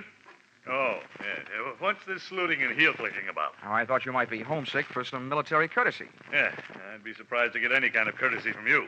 But we're not paying you to be polite. Sit down. Here. I got a job for you. Here. Had a copy made of the file in that case. You can take it with you. Thanks. Barton Drake, huh? Oh, yeah, I remember him. Let's see. Life insurance, $30,000. Beneficiary, Mrs. Barton Drake. Well, what is it? Is he dead or just dying? Neither, we hope. Well, if you'll pardon a little before-noon philosophy, just by living, a man is slowly dying of old age. We have a statistical department to worry about that, Dollar. Your job is to find this man, Barton Drake. Okay. What's the story? And as far as the company is concerned, the story started one night just short of 7 years ago. Oh, that would make it 1942. Yes, the same year I was called upon to fight for my country. Yeah. In the insurance division, Pentagon Building, Washington, D.C. Huh? But don't get me wrong. Those who served can be just as proud of what they did as those who fought. As you were saying. I merely used the word fight as a general term. Yes, General. Barton Drake, one night about 7 years ago? Yes. When we issued the life policy on Drake, he listed his occupation as that of hardware store proprietor. Hardware? As I recall it, he specialized in unregistered pistols, handcuff keys, and hacksaws. And if I'm not wrong, at the time he disappeared, he was under suspicion of grand larceny and wanted for assault with intent to kill a police officer. Yeah, that's right. At the time, he was suspected of a number of large robberies. Yeah. Refresh me on that cop shooting. How'd that happen? You remember. When the police arrived at the house to pick him up, he opened fire from the bedroom window, made a dash for it out of the back to his own car. There was a chase during which the car skidded and went through the rail of a bridge into the river. Oh, yes. Now I remember, yeah. They never did recover the body or the loot. All they got back was a wet Buick. Dollar, that was 7 years ago. At least it will be 7 years in one more week. At that time, Barton Drake will be declared legally dead by the probate court. His wife has already instituted proceedings. And when the court says she's a widow, she says, I want my $30,000, and you have to pay it, right? Exactly. But we're not going to pay that $30,000 if we can help it. At 9 o'clock this morning, the Missing Persons Bureau of the New York Police Department called us and gave us reason to hope that Drake is still alive. What happened? Did they see him in a crystal ball? You don't know how close to the truth you came, Dollar. Oh? The Missing Persons boys have a new habit these days. Whenever there's a television show where there's a public crowd involved, they watch it. Last night, they think they spotted Barton Drake at the prize fights. Now, that's all we've got to go on, but we think he's alive and that he's somewhere in New York. Well, that's a start, anyway. I know where to find New York.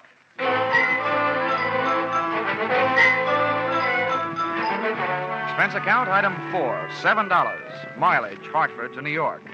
I stopped in Bridgeport to soak up a dish of coffee and whatever information there might be in the insurance file. Of the two, the coffee was the stronger.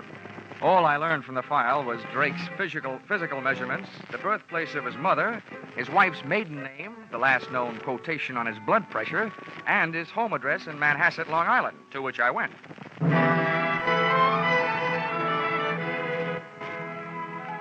The house had a $40,000 look about it, and its grounds were being manicured by a gardener who had a $12 a day look about him.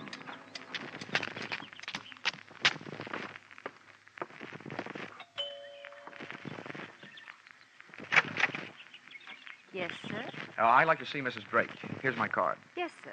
Step in, please. Thank you. If you wait here in the hall, sir, I'll go tell her you're here. The maid had a $40 a week look about her and completed the picture of prosperity. For a hardware merchant, Barton Drake had died leaving his wife living a soft life. Either that or he was still alive and not giving his wife grounds for divorce on the basis of non-support.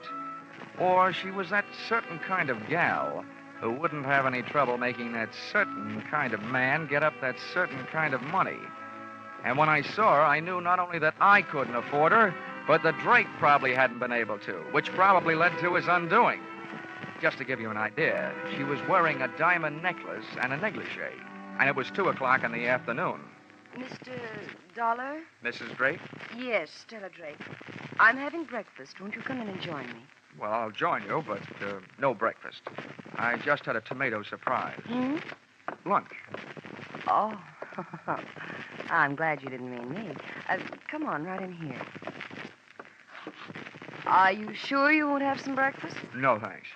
I couldn't bring myself to hurt that poor, tired trout you've got there. Oh, please. That's a genuine English kipper. Oh, I beg your pardon. I didn't recognize it without its monocle. Oh, you're more fun than an eye-opener. I should have you around when I get up every day.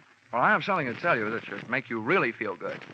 You don't mean that bunch of stuffed shirts at the insurance company have decided to give me my money without going through all that fuss at probate court? Oh, I've got better news than that.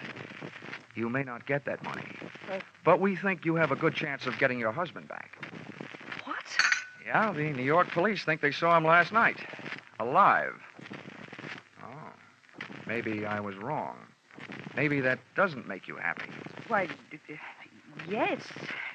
Yes, of course it makes me happy, but to live without a man for 7 years and then have a stranger just sit across the table and calmly tell you he's alive, it's just too much. Tell me, where did they find him? They didn't. They think they spotted him at the fights they were watching on television. I imagine they're looking for him. I know I am. Well, it's impossible. If he were alive and back in New York, he'd come to me. That's what I was hoping, Mrs. Drake. Well, I don't believe it. Why would he do a thing like that to me? Why would he make me suffer all these years? I think you'd better go now. I've got to be alone. I've got to think. Oh, Barton, why? Why? Please, Mr. Dollar. I want to be alone. I figured if she wanted to be alone, it was for a good reason. Because that lather she'd gotten into was strictly from soap opera. She flooded me to the door on a tide of tears. Once outside, I picked up the hedge clippers the gardener had conveniently left near the front walk and pruned the telephone wires leading into the house. Then I took a plant on the place from the other side of the street. I figured Mrs. Drake would want to share her troubles with somebody, and with the phone wires cut, she'd have to leave the house to do it, giving me a chance to follow her. And that's the way it worked out. She led me someplace, all the way into New York City, but not to Barton Drake. That would have been too easy. Once in Manhattan, she headed for a drugstore and a telephone booth.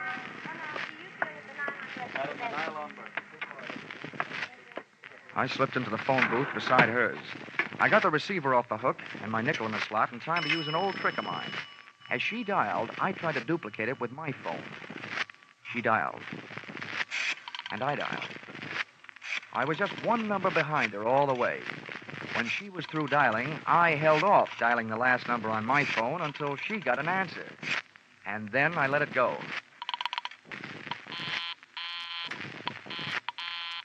The number she was calling was busy.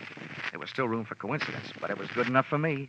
I jotted down the number I'd gotten out of my little telephone game of tag and then listened. I've got to see you right away. We're in trouble. All right, I'll meet you in 20 minutes. The usual place.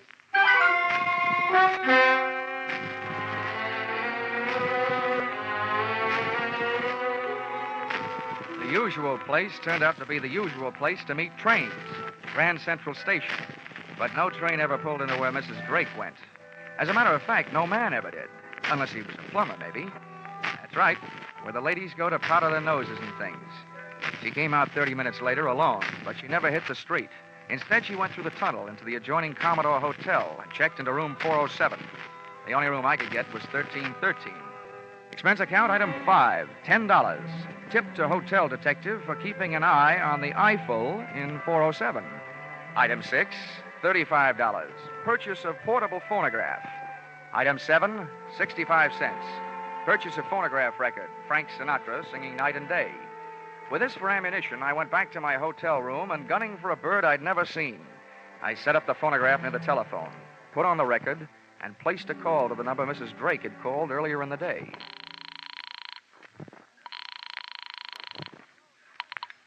Hello.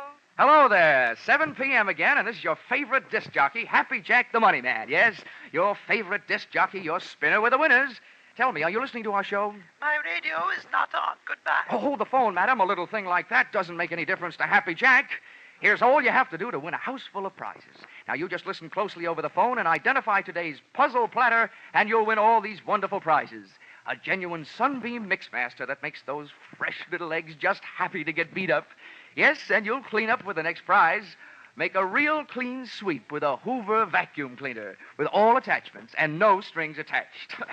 And to send you tripping happily through life, you'll also receive a handsome set of easy-to-lug luggage, a pair of gladiator bags.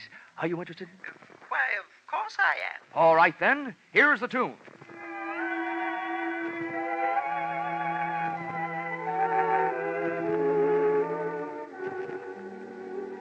Night and day. There it is. What's the title of that song? Night and day. You're right. You win all the sensational prizes. Quickly now, give me your name and address. They'll be delivered tonight. Mrs. Knott, Yes, Mrs. Knott. The street number? 127 East 89th Street, apartment 3C. Thank you, Mrs. Knott. You'll get the whole works immediately.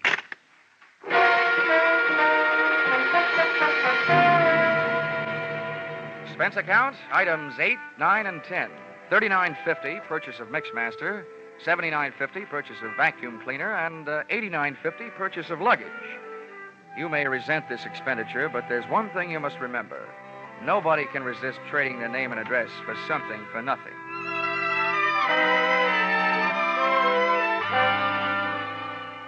I felt like an out-of-season Santa Claus when I knocked on the door of apartment 3C at 127 East 89th Street. The frame suddenly became a picture frame encasing a live version of Whistler's grandmother, complete with wheelchair and crocheted afghan. Just bring them in and set them down. Yes, ma'am. I'm Happy Jack, and I'm glad to meet you. Right in here and set them down. Ah, yes. There you are, Mrs. Knott. You lucky woman, you. Is that all? Almost. Now, all we need from you is a little information. Just some background on today's winner to pass along to my radio audience. Be off with you, young man. I'll write you a letter. Oh, but come now, Mrs. Knott. Never mind. I have no time now. Just a few questions while I check you out on the Hoover. I don't need any checking out. Now go away. I must say, Mrs. Knott, you're a bad winner. So now I'm afraid I'm going to have to stick around to find out how good a loser you are. What do you mean? Come in. You. Stella, do you know this man? Do I know him? He's that insurance investigator, Johnny Dollar. Granny came flying out of the wheelchair, multiplying in height by 3. When I first saw Granny's hand flying toward me, it looked like there was an old-fashioned wedding ring on each finger. But just too late, I saw it was only a set of brass knuckles.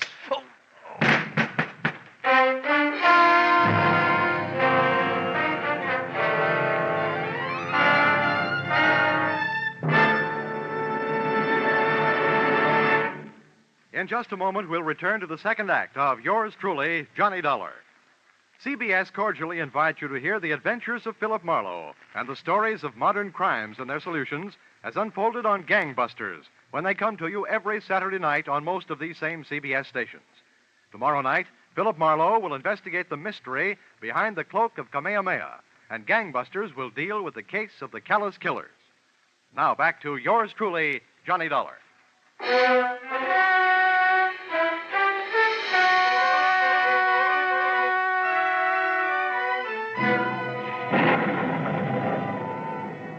Woke up, the thunder and lightning in my head was getting an answer from the sky. And I started getting some answers, too. You, James, give me a page. Granny's You're all voice alike. had changed to the bass register, and its owner was smoking a big cigar. I stayed on the floor and quiet. I didn't want those brass knuckles crooning me another lullaby. Come awful close to fouling up the whole deal. I told you I didn't want you to try to collect on that insurance. Why'd you do it? It's $30,000, that's why. To hear you talk, you'd think you were going hungry. What do you think I am, some empty milk bottle you can run down to the corner and get your nickel back on? What were you trying to do anyway, sell me out? Sell you out? You know what started this trouble. You had to go to the fights last night. Oh, a big man. Dumb cops, you call them. Don't worry about me. They haven't found me. I'll take care of myself. But not with you lousing me up, getting mixed up with dirty dealers like this guy Dollar. Oh, you're so smart. Why did you let him in here? Shut up! He wanted to give me something for free, that's why. Well, I've got something for him. A free boat ride. Wheel that chair over here. We'll take him out in that. The wheelchair ride was short, to the street. The auto ride was longer, to the ocean. And from what I could gather on the dock, the boat ride was to be even longer, to my doom. I was still playing Sleeping Beauty and listening to the supposed-to-be dead man, Barton Drake, telling his wife, Stella, how he was going to make my slumber permanent. Come on, get a move on. I've got his hands tied. Hurry up with his feet. I'm almost through. There. Now what? Now stand back while I heave him up on the deck. Well, aren't you going to tie him to something? For what? If they ever find this boat, they're going to find it empty. One good wave out there, and this guy goes for a swim. There. The wheel's lashed. He's got plenty of gas and plenty of ocean out there. That'll teach Mr. Happy Jack. Now I'm giving him away.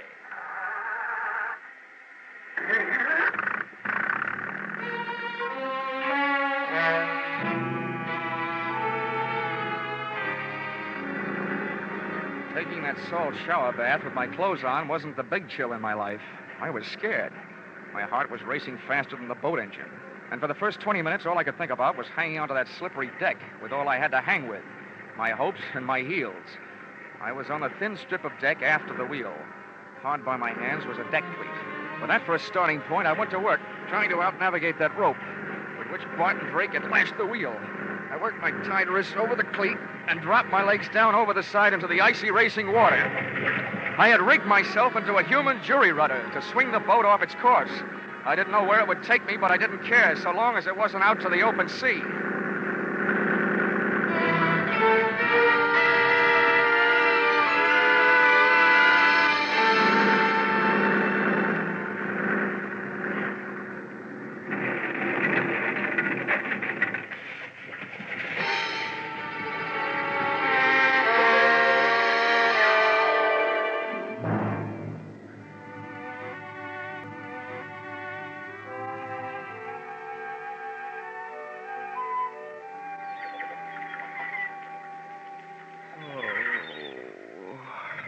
Oh, waking up, eh? Might as well tell you. Your boat sunk and you ruined the dock last night doing it. I have to pay for it. Oh. My name's Fred Kindly. I pulled you off the beach. I'm expecting to be paid for that, too. Will it cost me to find out where I am? It ain't worth nothing. Talk ain't. You're on Slate Island. Ain't worth much neither. All slate. Didn't have the sense to grow no chalk to go with it. Dandy. Where are my clothes? Out in the sun. How about my wallet? Fish must have got it. Mind if I feel your back for fins? Now, don't get funny, young feller. Might want to be getting off this island someday. Someday. Some minute is more like it. You got a boat? Of course I got a boat, but ain't got much food. Maybe if I could afford to buy some of supply canned goods when I got to the mainland, well, Well, how much would it cost? Much as $100, maybe? Okay, it's a deal. Let's go. Hold on now. Only said maybe. Come think of it, might cost $200. Oh, okay. You swindler. $200 then. Oh, swindler, am I? I say a fellow might as well have the game as his name. Makes my price $500 worth of grade A canned goods. And if you don't want to pay it, you can get out in this shack and wait for the mailboat. Maybe I will. When does it get here? Week from Tuesday. Okay. He'll get you $500 worth of canned goods. When can we start? I'll give you your clothes soon as you put it in writing and sign your name. Where's the paper? Right here. Keep it handy. Just fill in the amount here. $500 worth. It's my regular contract for shipwrecks. Okay. Give it here. 500. And where do I sign? Right there at the bottom. There you are. All signed. That's a peculiar name. Ali Khan. I'd had more than my share of wind the night before, so I decided to throw caution to it. I went into the building at 127 East 89th Street and up to apartment 3C. First, I knocked with my knuckles and got no answers, so then I knocked with my feet. Well, what do you know? The lock broke. There was nobody home, and Barton Drake must have been out calling himself Granny at the moment because the wheelchair part of his disguise was also among the missing. The closet was empty. And the brand new Gladiator bags I had delivered the previous evening were nowhere to be found. Now, nobody could say I hadn't made it easy for Drake to make a getaway with my little giveaway. I'd even supplied the luggage. But all the traffic wasn't going. Some of it was coming. Oh, well, Stella, there's one bad thing about kicking your way into places. You can't lock the door behind you. Well, now that you're in, you better come all the way in. What are you doing here? You should be asking me what I'm doing alive. The only answer I've got for that is I don't murder easily. Where's Barton? Ah, that was the next question I was going to ask you. Now that one's gone, I've got a couple more I'd like to ask you. And don't argue. I don't know anything. Well, then let me tell you something. If you're not guilty of anything else, you are guilty of attempted insurance fraud. That's in my department. The tougher you make it on me, the tougher I'm going to make it on you. Now, about those questions. How long has your husband been back here in New York? He never left here. Oh, the night his car crashed through the bridge, he just grabbed himself a hideaway in New York and stayed put, huh? How long has he been using that old lady disguise? All the time. Okay. Well, now my last question. That bag in your hand, where were you going? Okay, let's find out. Give me that bag. Uh-huh. What's this? Well, it's either a bathing suit or a two-piece handkerchief. And that blouse there, that doesn't look like it's for dinner wear in an igloo. You were headed south. So we were headed south. What about... We, huh? If you ask me, and I doubt that you will, so I'll tell you anyway, your hope's just headed south. Lady, you've been double-crossed. Your husband took off without you. I don't believe it. If he left here, he had a good reason. That's your guess, but we're not playing your hunches. We're playing mine from here on in. Just where did he say you were going? I don't remember. Maybe it'll help if first you remember what I told you about insurance fraud. It's good for 10 to 20 years. Now, do you remember? He bought tickets on the Orange Blossom Special for Florida. It leaves Penn Station in an hour and a half. Oh, you've got that little backwards. The Orange Blossom Special pulls out in half an hour. What? That doesn't even give me enough time to get down there. Get out of my way. Sit down.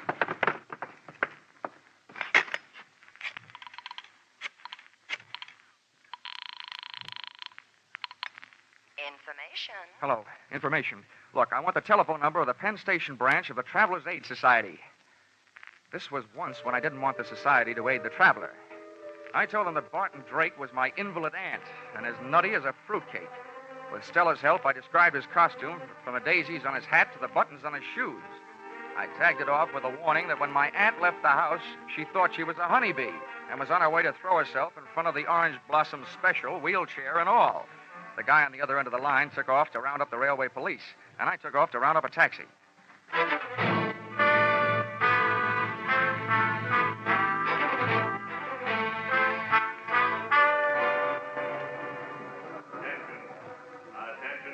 I rode the escalator into the main waiting room, and halfway down, I spotted Barton Drake in his grandmother getup. He was surrounded by police, and the police were surrounded by a small crowd. I walked over. I don't know what kind of a practical joke this is, young man, but it's not funny. You made me miss my train, and I don't even have a nephew. No, Mother, don't be upsetting yourself. Don't you now, me, young man. Just get me on a train. Any train headed south will do. Drake was getting ready for trouble. If the cops couldn't see it, I could. His hand was under his Afghan, and I knew the least it could be holding was a fistful of brass knuckles, but probably more. He was getting ready to make a run for it. I wasn't taking any chances. I edged my way through the crowd, up behind the wheelchair, and spun it around, and hit what looked like somebody's grandmother a beautiful shot in the whiskers. What? He hit the old lady. I got him. Now, wait a minute, officer. You don't understand. Don't understand, don't I? Hit an old lady, will you? He's not an old lady. It's trouble you want, you scoundrel. Here, maybe this'll quiet you Oh, down. so you don't...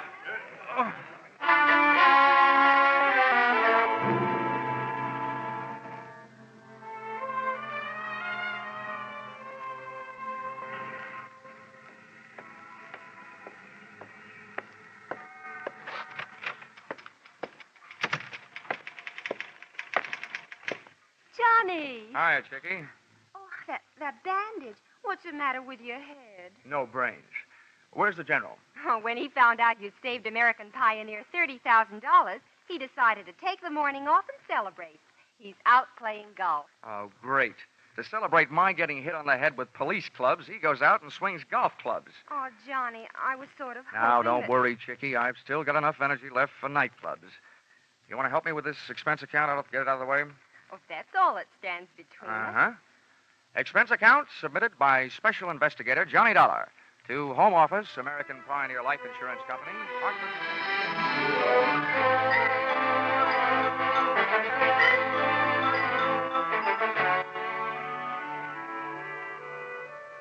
First, the police held me and let Granny Drake go to the hospital, where they learned the truth. Then they let me go to the hospital and transferred Barton Drake to the pokey, where he was soon joined by his lady-in-waiting, Mrs. Drake. Expense account item 11. Something I almost forgot. $500. Canned goods. For the man who got me off the rocks on Slate Island, Mr. Fred Kindly. Even if he did rob me, I didn't feel like robbing him. The only thing I did do was remove all the labels from the $500 worth of canned goods. I'm sure that this will see to it that Mr. Kindly had some very unbalanced meals, because I happen to know that there's no difference in the sound of canned tomatoes and canned peaches when you shake the can. Expense account total, $1,482.63. Yours, truly, Johnny Dollar.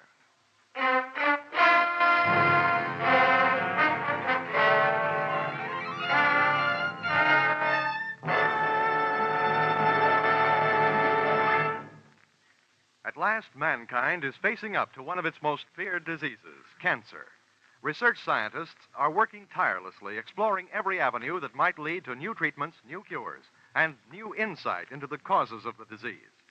At the same time, the American Cancer Society is working to keep the public informed of all the progress that has been made, trying to reach everyone with the message that the sooner a diagnosis is made, the better the chances of cure. Together, this public education and research attack should bring great progress in the control of cancer. But both phases of this program are costly. Realizing you are giving to a fight against a disease that could menace you, give generously to the American Cancer Society's drive for funds this year.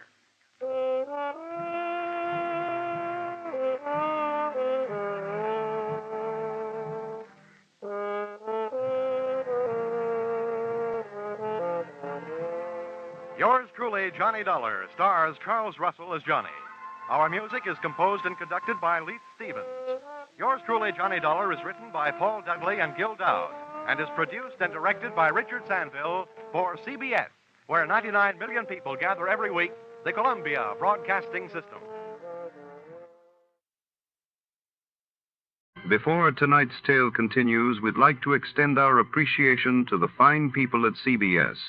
And now, listeners, sharpen those minds for a quick radio quiz.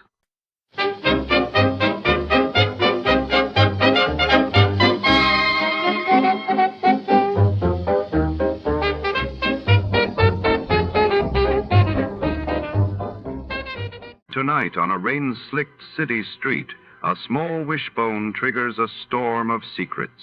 When a hard-boiled detective is hired by a mysterious beauty with emerald eyes, a simple dinner trinket becomes the key to a web of betrayal, lost dreams, and desperate hopes.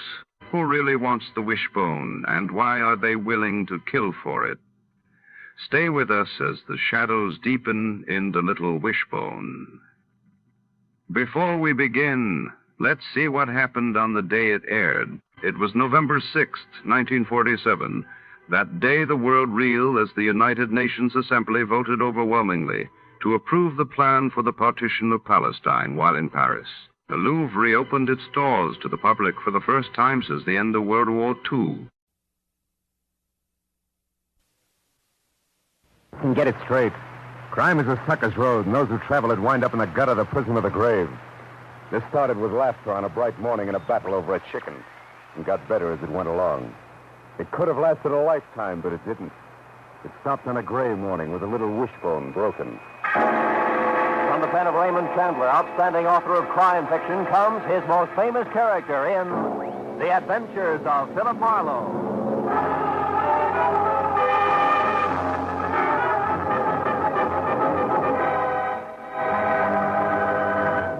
Now, with Gerald Moore starred as Philip Marlowe, we bring you tonight's exciting story, The Little Wishbone.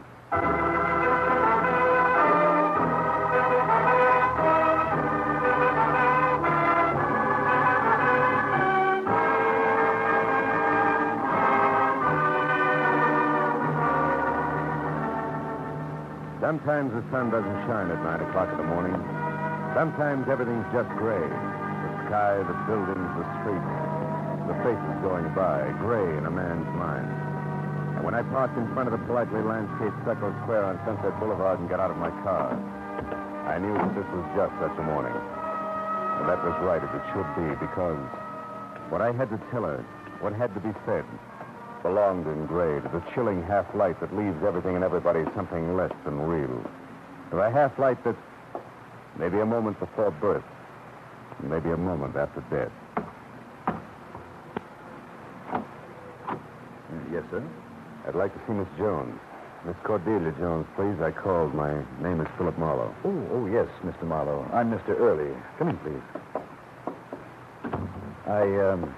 The police told me what happened, sir. I'm sorry. Yeah, thanks. May I see you now, please? Yes, of course. It's the last door down on the right-hand side. This way, Mr. Marlowe.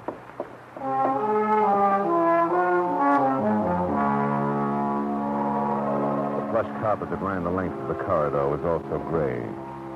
And that fit, too, with the morning and with what I had to tell Miss Cordelia Jones. But, well, it didn't fit with another morning. 3 weeks ago. A morning that was bright inside and out. And it didn't fit with Jonesy. Oh, not Jonesy. The stranger in the butcher shop, the customer with the enchanting green-gray eyes. The girl who wanted the same stewing chicken I did. And in no uncertain terms. Oh, no, you don't. Oh, yes, I do. Oh, no, you don't. Possession, my friend. It's 9 cents to the law. And that young lady is just what I'm holding. Namely, one wing, one neck, both legs. Give me that. No, I got here first. No, you didn't, Mr. Marlowe. But neither did you, Miss Jones. It was a tie, a photograph finish. Now, who really needs this scrawny little bird the most? Me. I do. I am the one who needs... Not all talking together. Now, you first, Miss Jones. I'll be the judge. No, Fair enough, Mr. Schwartz. Your Honor, early this morning I was inspired. Yeah. I woke up thinking about chicken cacciatore. Chicken cacciatore? What do you think I was thinking about? I was thinking about... No interruptions now. Now, young lady, you woke up thinking about chicken cacciatore. Well, go ahead, Mikey. Well, that's it. For chicken cacciatore, you need chicken, and since I cook for one, I need a small chicken. End of testimony. Aha. And you, Mr. Marlowe? The same, Judge. Honest to goodness. From inspiration, do I also cook for one? No, ma'am? Not even spoken for. You? Well, good. Then that does it. That does what? Solves the problem. Tonight, you have dinner together. Oh, no, we couldn't. We don't even know each other. Why, this Mr... What's your name again? Marlowe, Phil Marlowe. What's yours? Jones, Cordelia Jones. But don't dare use the first part I answered as Jones. Oh, there. Now you know each other. Well? Suits me. Jonesy? Oh, no, 6100 North Carolina. 8 o'clock. Don't be late, and send the bird out, please, Mr. Forth. Yeah. Goodbye. Goodbye. Mr. Marlowe. Yes, Mr. Schwartz. You can put the chicken down now. We are the only ones in the shop.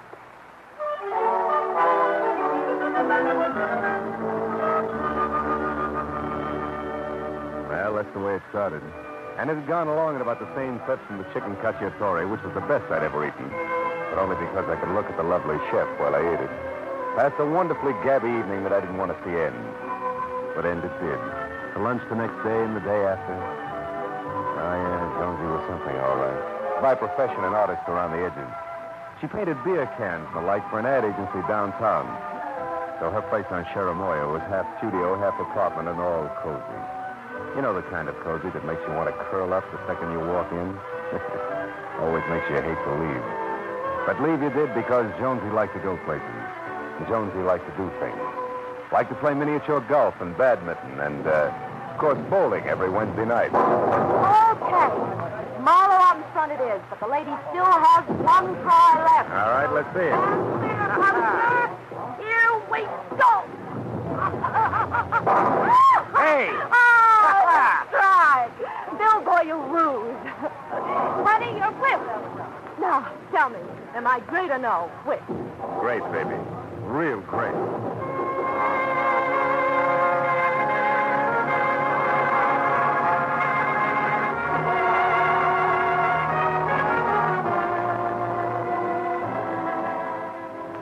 And now, ladies and and gentlemen, before we start through the observatory proper, and tonight's exciting trip to the moon. Oh, of all the dirty, double-crossing dealers. I'm talking about you. You call my office. Few beer tonight, you say. Let's just look at the moon. You silly. Mulholland Drive? You bet I expected Mulholland Drive. Yeah, parked car and all. Oh, come on, Jonesy. We can still get out of here. You. Have you two quite finished your little chat? Quite. We're sorry. We'll be very quiet, we promise.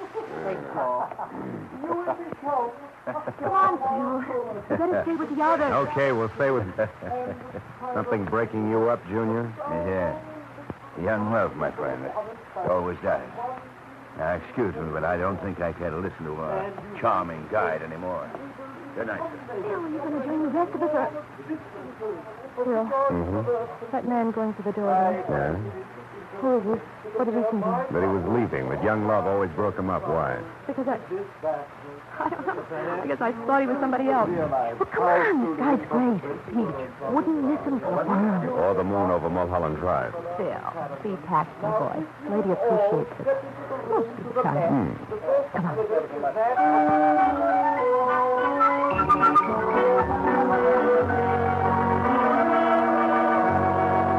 In her own most inimitable style, Jonesy was crazy. But there, too, I went right along with her. Because in those 3 weeks, I passed up a half a dozen jobs for every one I took. Never stuck my chin out very far when I did go to work, and all in all, tried my best not to behave like the high school sophomore who suddenly realized that spring can mean something more important than baseball. We were at her place one night. The evening's plans had called for me to sit as a model, from the wrist down exclusively. All I had to do was hold a bottle of Johnny Walker in the pouring position while she sketched it. But I just couldn't get with things. Phil, you're fidgeting again. Yeah, and I'm not going to get any steadier. How much longer, Jonesy? A minute. Don't think about it. What about tomorrow? Sunday. What do we plan? Loads of them. Give. What happens first? I come over here. It's breakfast, no doubt. Mm-hmm. And after hot cakes, bacon and eggs, coffee, and lots of cigarettes, we can, Skipped anything. Huh? Oh, yeah. Well, come to think of it, I have. Grapefruit broiled. We'll start with that. Then the eggs basted, and then... Impossible. I'm helpless. What next? After you've gorged yourself, I mean. Yeah, well, after I've gorged, we'll get in my car and take a ride. Say, Laguna Beach? Oh, no, not that, Phil. Not Laguna. You what? What is it, Jonesy? What's wrong with Laguna? Nothing, Phil. It's just that I don't like it there. It's an artist colony, you know. Go ahead. And it's where I couldn't make a go of it once. I'd rather not go back. I'd rather go someplace else. Anytime. All right? Sure. Yeah, I thought it was something more serious, Jonesy. I mean, not that your work doesn't count, You're but... a detective without office hours, huh? Yeah, I guess so. Do I go back to the bottle, boss? Uh-uh. You don't move an inch down. Unless it's close. Phil? Hey, give me that stuff. Pencils, board, paper, all of it. We'll put it over here, and I... Oh, you caught my arm place. Oh, I'm sorry. Nervous, huh? Yeah. Oh, no damage done. I don't think. Glad it wasn't your watch. Catch broken. Mm-hmm. Hey, baby, it's kind of cute. Miniature ice skates, huh? For my kid brother. Oh. I think we were going to be a great skating team when we grew up. Really?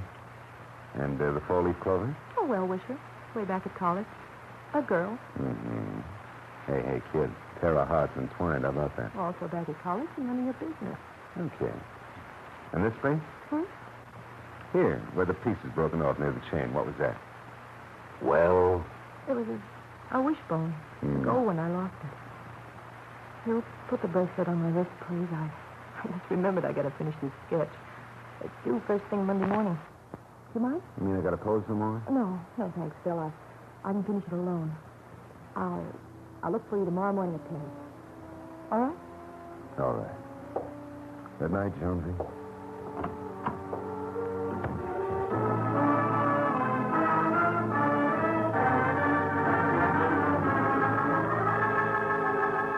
All the way home, I floundered someplace between pouting poor Marlowe. The girl he goes for keeps secrets from him. and plain male pride. Goodbye, Jonesy. You live your life and I'll live mine. But by the next morning, I'd sold myself on the switch. Some things just weren't my business. I wasn't a private detective where Jonesy was concerned. It would all work itself out. Life would go on. And it did. Breakfast was wonderful. Broiled grapefruit included. And the rides to what turned out to be Santa Barbara perfect.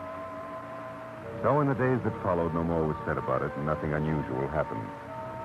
Until the following Friday night. That was night before last. We were at a square dance at a local Daughters of Something or Other lodge. The exercise would do me good, she said, and I was learning in a hurry. I thought.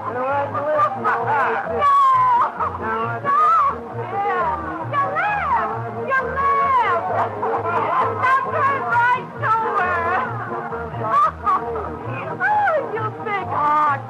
Pick up your feet! Forget your part off just for the night! That laughter died in her throat when we swung into a grand right and left, which abruptly brought her up against a tall, fat man with a circle of sweating face that offered cold black buttons for eyes. Almost no nose and thin, pale lips that were twisted as far away from a smile as possible. Without saying a word to me, she ran from the floor toward the check room. And I started after her until suddenly I remembered the face that had just frightened. The man who had laughed at young love that night at the observatory. The man Jonesy had thought she'd known. I turned back just in time to see him walk off the other side of the dance floor. Calmly leave the building by a side entrance, which was all the cue I needed.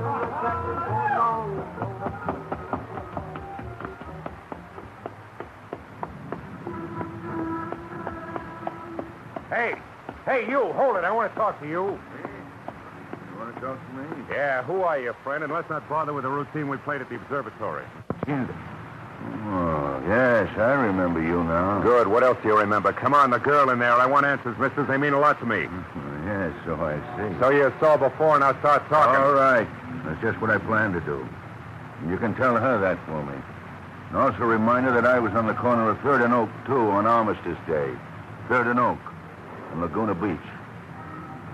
Laguna Beach? Yes. And if you don't mind, give her this, will you? Gold wishbone. A charm. Uh-huh. A charm that can't miss for me because both ends are in my hands, see? So when I pull it apart, as I make my wish, I can't lose. There. Now the pieces, Mr. Big Talk. Return them to the lady and tell her that I'll be heard from again. Good night. Good night. Yeah. They'll hear from me again, too.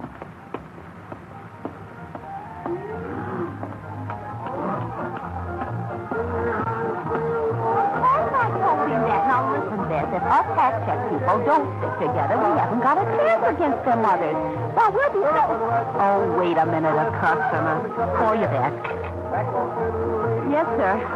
Your check? Yeah. But first, miss, there was a girl. About your height, dark hair, pretty green eyes, green dress, cut like... Wait a minute. Are you Mr. Marlowe, maybe? That's right. She leave a message? Yeah, she said to tell you she was going, but not home, just going. Just going? Yeah. Just going. For good. Oh, want your hat and coat now, mister? Yeah. My hat and coat.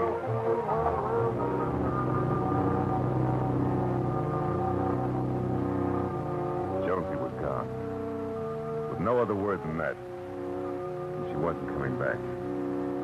I spent what was left of the night looking for her, checking from one place to another, but it was no good. And the next morning early, when I tried once more at a studio apartment, all I found out was that she'd never returned. I decided there was one place left to look. A street corner in Laguna where over a month ago something had happened that wouldn't lie still. I got in my car and headed south, and all the way down for once the Pacific surf looked cold and hostile. And the dreary desolation that hits all beach resorts out of season had settled on Laguna like a sick hangover. I finally found the intersection of 3rd and Oak. It was 2 sleepy drugstores, a dying bar, and a pottery stand closed for the winter. Nothing else. The only sign of life was a black-sweated old man on a bench, whittling listlessly at a piece of gnarled gray driftwood that matched his hands to perfection. It looked as though he'd been there for 20 years. So I decided to give him a try. What's that you say, young fella? I said things are pretty dull around here, huh, Pop? I don't know. Generally, somewhere something happening. People come, people go. Like you. They all got things on their mind. Uh-huh. They ought to come and go more often, Pop. You picked a dead corner, huh? Dead? Well, I don't know about that now. Seems like this corner gets a good share of life. Oh? I'll bet you nothing's happened on this corner in the last 6 months worth talking about. You're wrong, son. It's run the gamut. For instance, last August, a baby was born over in front of the drugstore there in a taxi. Mrs. Wright, Gail Wright it was. Old Si Lemley, the druggist, delivered. Fine job, too, an 8-pound boy. And, on the other end of life? Yeah, that too. A fellow named Peters. He was a kind of belated war casualty, you might say. How do you mean? Well, he went through the First World War without a scratch, and then he got himself killed by a hit-and-run driver right over there in front of the tavern, and it happened just a month ago. Oh, now, Mr. Spade. Hit and run. A man dead. Yeah, about 2 o'clock in the morning, they say. To this day, they haven't caught up with the driver. Say, what's the matter, son? You're white as a sheet. I felt like I'd been hit hard below the belt. I don't remember what I told the old man. All I could think of was Jonesy on Armistice Day. A hit-and-run death and a slimy maggot breaking a wishbone charm between fat fingers. But my next step was mechanical. I started checking rooming houses that catered strictly to artists, and the third one paid off. More than I expected. Cordelia. Yes, I remember Cordelia. Come in. Thanks. And she did have a room here, Mrs. Winkle. Yes, she did. Now, what was it about Cordelia, Mr. Marlowe? Well, I'm a friend of hers, Mrs. Winkle, a good friend. I'm trying to locate her. I see. Well, Cordelia left quite suddenly in the middle of the night, Mr. Marlowe. Left a half-finished canvas behind, too. Beautiful thing. Yes, sometimes artists have to spread their wings and fly. Even in the middle of the night? Ah, yes. I used to myself when I was younger, heaven knows. Tell me, Mr. Marlowe, is anything wrong about Cordelia? Why do you ask that, Mrs. Winkle? Because the morning after she left, it was Armistice Day, I think. A man came here asking about her. A fat man.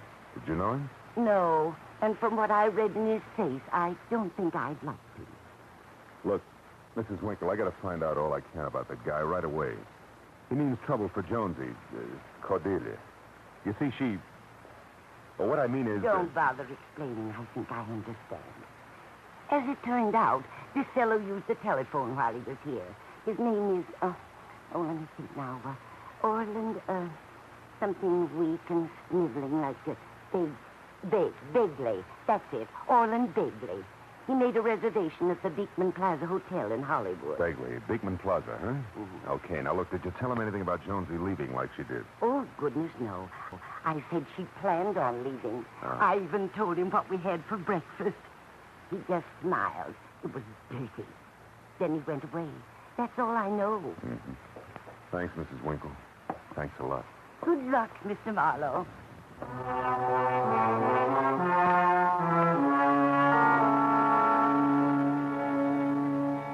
Good luck, she said. Sure. All the good luck Marlowe and a girl named Jonesy had coming was burned out on a street corner at 2 o'clock in the morning a month ago.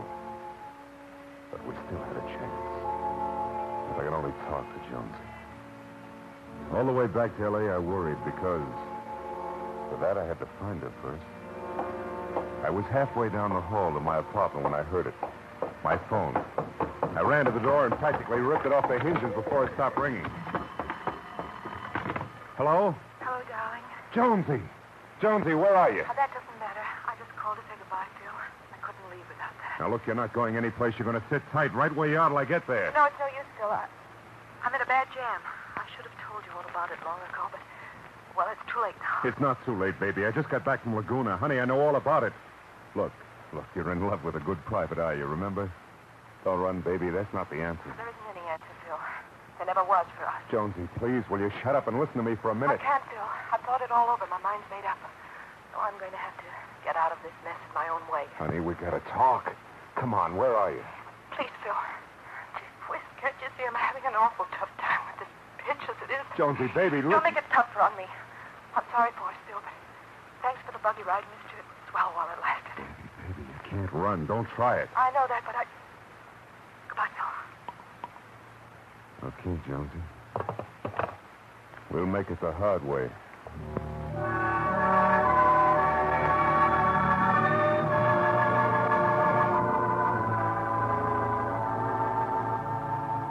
Since I couldn't stop Jonesy from running, I figured I could at least stop the guy who was chasing her. So I called the Beekman Plaza and found out that All and Begley was still registered. I got in my car and started for the hotel, but then I got another idea. There was a good chance that a sleazy, blackmailing crumb like Begley carried a record of his own. Anyway, it was worth a try and would pay off better now than a beating. So I went to police headquarters instead, where Detective Lieutenant Matthews was his old sympathetic self, as usual. So, you got some citizen all staked out, and now you want to find out if he's a crook, huh, Marlowe?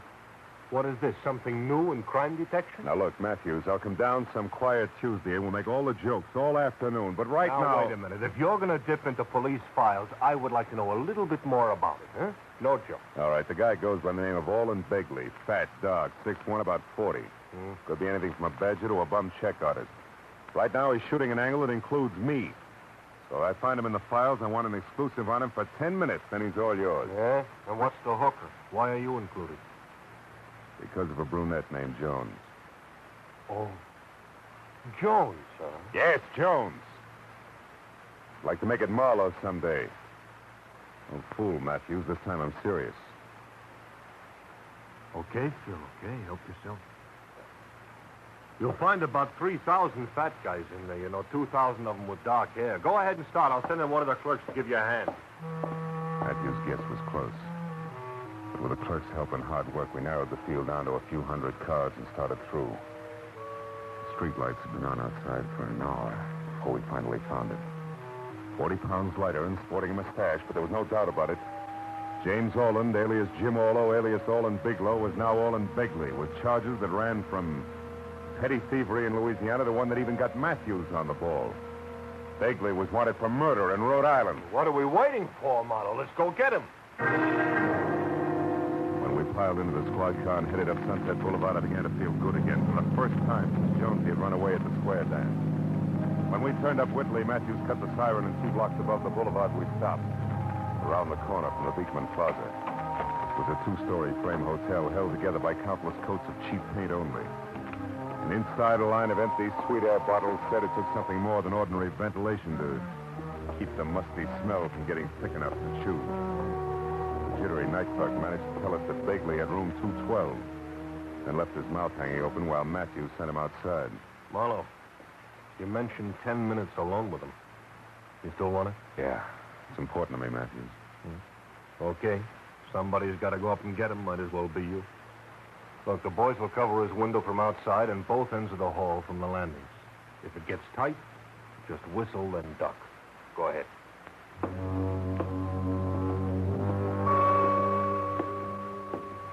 I went upstairs to the second floor where the only light was a red bulb at the far end of the hall marked fire exit. Just then, midway down, I saw a figure backing out of a door. A fat figure who was having trouble with a lock. He turned, took 3 fast steps toward me before he realized I was there. It was Orland Begley. When he saw me, he stopped and began slowly backing up. You, what do you want? What are you doing here? Where is she, Begley? I don't know. She went out, I guess. It's all off anyway. I'm not going through with it. I changed my mind. Sure you did. Come here, you! You lousy murdering pig, Begley. Get up! How did you know that? How'd you find out? Police filed bulletin from Rhode Island. You mean you... Yeah. Yeah, that's right. I'm hard. I had to have dough. That's the only reason I tried to shake the kid down. Yeah, but listen, you got me now, so let's make a deal. I'll keep my yap shut. Not one word about that hit and run. You let me out of here. Bad chance, you slimy butt. Okay, sucker. I've killed him more than once. But you won't stop me. Okay, you guys, roll in. Roll in, Phil. Nice going, Marlowe. You got him. Flat on his face where he belongs. Hey, where you going? Find Jonesy, Matthews. I got to talk to her. Hey, Stefano. Yeah? There's a brunette here in this guy's room. You better come in. Well, you hear that, Marlowe? Brunette. Well, let's go. It looks like you can do your talking right here and now. Come on, boy.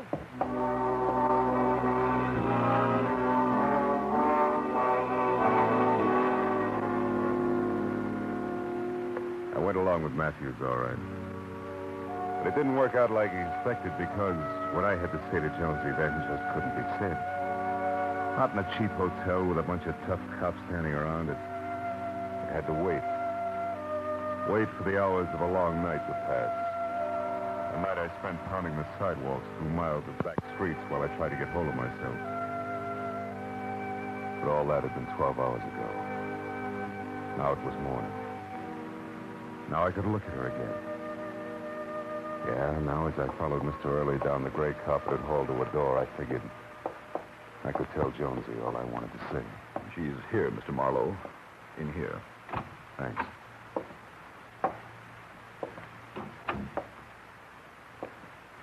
Well, Jonesy, I guess you didn't understand that when two people are in love, they share everything. You didn't give me a chance, Jonesy. You see, I found out Begley was a killer after you'd already gone to his hotel to get him. You crazy kid. You should have trusted me, Jonesy. Played it straight. Because no matter how you add it up, we had something worth waiting for. Well, as you said, thanks for the buggy ride, baby. It was great. Oh, here's your little charm. Wishbone.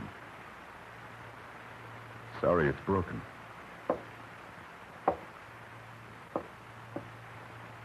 Goodbye, Jonesy.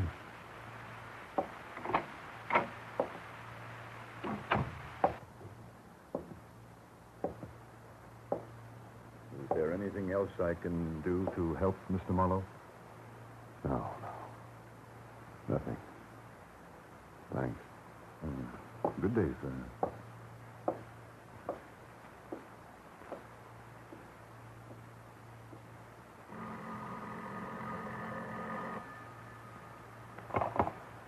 Hillcrest Mortuary. Mr. Early is speaking.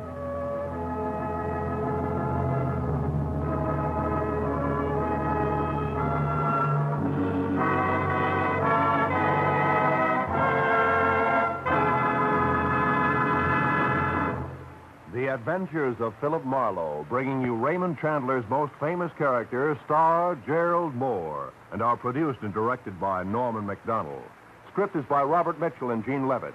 Featured in the cast were Gene Bates, Bill Johnstone, Jane Morgan, John Daner, Edgar Barrier, and Ann Morrison. The square dance was called by Paul Pierce. Detective Lieutenant Matthews is played by Larry Dobkin. The special music is composed and conducted by Richard O'Rourke. Be sure and be with us again next week when Philip Marlowe says... This time a tobacco-chewing engineer, a redhead running a bulldozer, and a leprechaun on a drag line, all added up to death at an unfinished trestle. And there could have been more. But then I found out which one had actually submitted the lowest bid.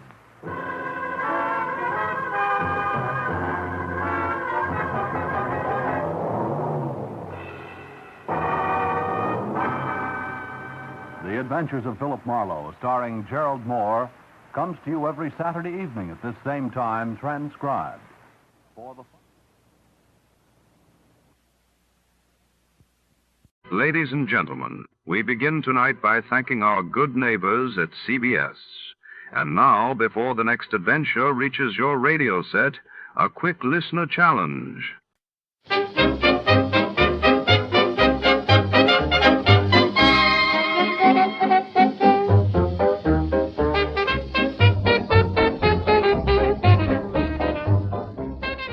Tonight's story unfolds within the echoing marble halls of the city's grand natural history museum, where shadows stretch between towering dinosaur bones and priceless gemstones gleam under vigilant eyes. When a renowned artifact vanishes during a stormy gala, a hard-boiled detective must navigate high society secrets and museum corridors thick with suspicion.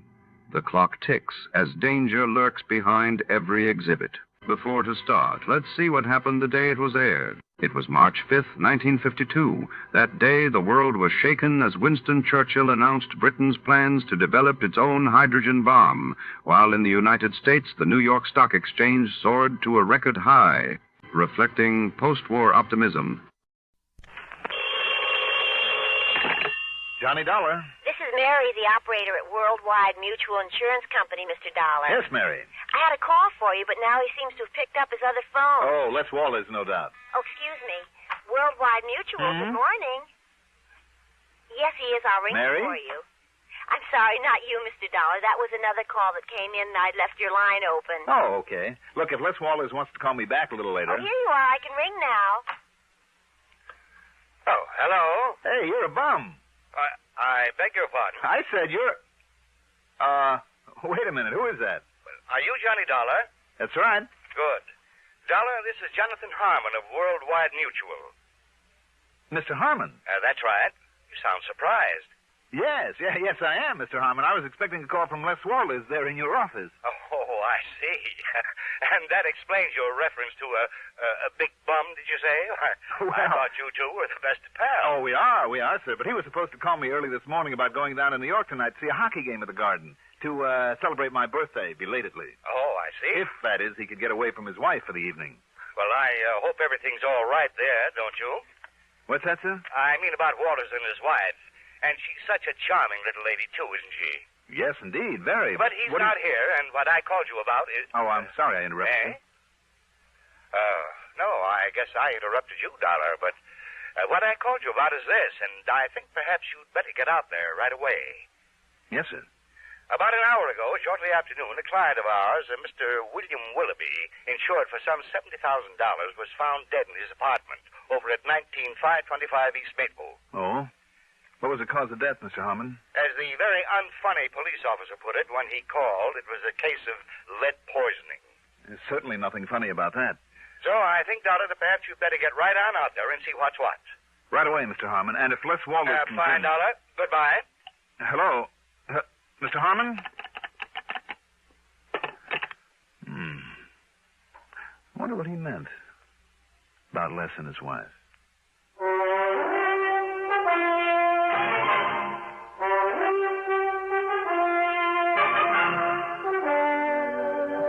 CBS Radio Network brings you Mandel Kramer in the exciting adventures of the man with the action-packed expense account. America's fabulous freelance insurance investigator. Yours truly, Johnny Dollar.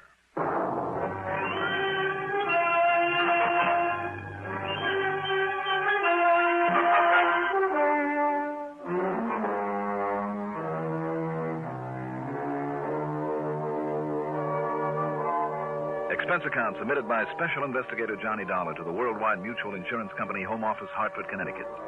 Following is an account of expenses incurred during my investigation of the Can't Be So matter. Expense account item 1. $2.15 for a taxi to 19525 East Maple Street. There was a prowl car out front, a small group of thrill seekers, and a patrolman with his hands full, keeping them from entering the smart new apartment building. When I showed him my credentials, he told me to go up to 5B, where I'd find Sergeant Tommy Bravo in charge, and I did. Sorry, Dollar, but you got here a little too late. The boys just hauled young Willoughby, what was left of him, off to the morgue. Was it you who called the insurance company, Sergeant? Yep. See, I knew he had a policy with him. You did? How come? Oh, we've been kind of keeping an eye on Willoughby ever since he moved back here to Hartford and put up in this fancy place. Why?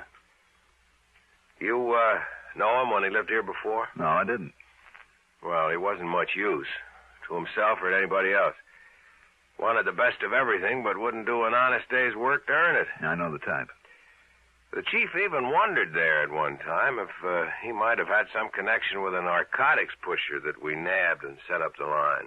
Narcotics? Well, I couldn't prove it, though.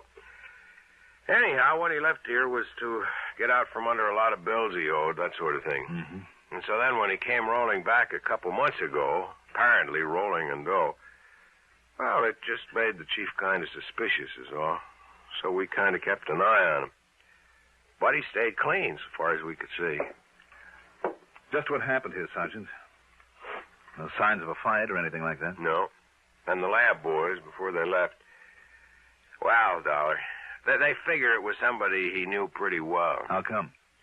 Because Willoughby himself must have let him in, for one thing. Him? Him, her, what's the difference? But it was probably a him. Was it? See those chalk marks on the coffee table? Mm-hmm. Lab crew made them, where a couple of drinks were sitting.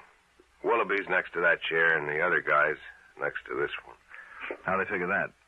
Well, that one had Willoughby's prints on it, and this one didn't. Did it have any prints? They were all smudged pretty badly, except one. Looked like they were deliberately smudged. So they took the glass to the lab for good look. Anyhow, there was no sign of lipstick, so it must have been a man. And he shot Willoughby? With a cannon. They'll find out for sure down there at the lab, of course, but it looked to me like it was a .45 at least. A .45? Yeah. But, Dollar, that's just about all we know so far. No other prints around, no nothing. Nobody was seen entering or leaving. And if the man 3 doors down hadn't stayed home from work with a virus and heard the shot... how did you find out about this? I got a call from Les Walters at the insurance company. Walters? Well, I should have said from Mr. Walters, huh? Yeah, why? Isn't he the one with that tall, good-looking blonde wife? Name of Constance? That's right. Connie. Why? Nothing. Just that I saw her having lunch with him one day last week. Lunch? You know, in one of those intimate little joints out on 44. With Les? Walters? No. What? With our now departed pal here, Willoughby.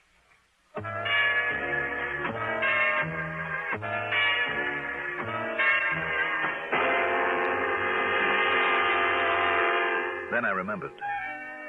Willoughby's name was familiar. I never met him, but he was the one who'd made such a play for Connie before she married Les. But Les do a thing like this? Impossible. Yet Connie had been seen having lunch with Willoughby at a quiet little place out on Route 44 where the chances were they wouldn't be recognized. Had Les found out about that? Is that why Willoughby was now very dead? No, of course not. I knew Les too well. He simply wasn't the type. And the police apparently saw no reason for suspecting Les, so why should I? What's more, there wasn't a single solitary clue that might point to him. Not yet, anyway. Item 2, $1.75 for another taxi. This time into the Spear Building and the office of Worldwide Mutual.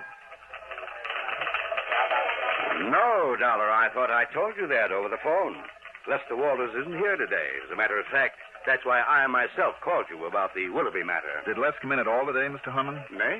No, not to my knowledge, but then he pretty much keeps his own hours, you know. Sometimes when he's out selling or calling on some of his clients, he doesn't come in here for 2 or 3 days at a stretch. Well, he hasn't even called in or anything like that? Well, not that I know of. You can check at the switchboard, however, if you like. But now, about this Willoughby thing. Mr. Harmon. Yes. When you talked to me on the phone earlier... yes, my boy. You said, you indicated, you were a little concerned about Les and his wife, Connie. Well, you know how it is, Dollar. Well, in spite of the size of this organization, I have a real personal interest in all of my people. I'm sure you have, sir. The boys all know it, and they never hesitate to come to me with their problems, and I always try to help them if I can, financially or any other way. I'm sure you do. They always tell me everything. Oh? Except where their wives are concerned. Oh. That's the one thing they like to keep to themselves, so I never meddle. So, well, yes, I can always tell. Yes, I know them better than they think. But you have no real knowledge of anything wrong between Les and Connie? Oh, there's some little worry there. There's no question about it, but... Now, about the... If you'll excuse me, Mr. Harmon, there are a couple of things that I have to do right away. Well, have you found out anything? I'm not sure. But don't worry, I'll give you a full report. Yes, I'm sure you will, my boy.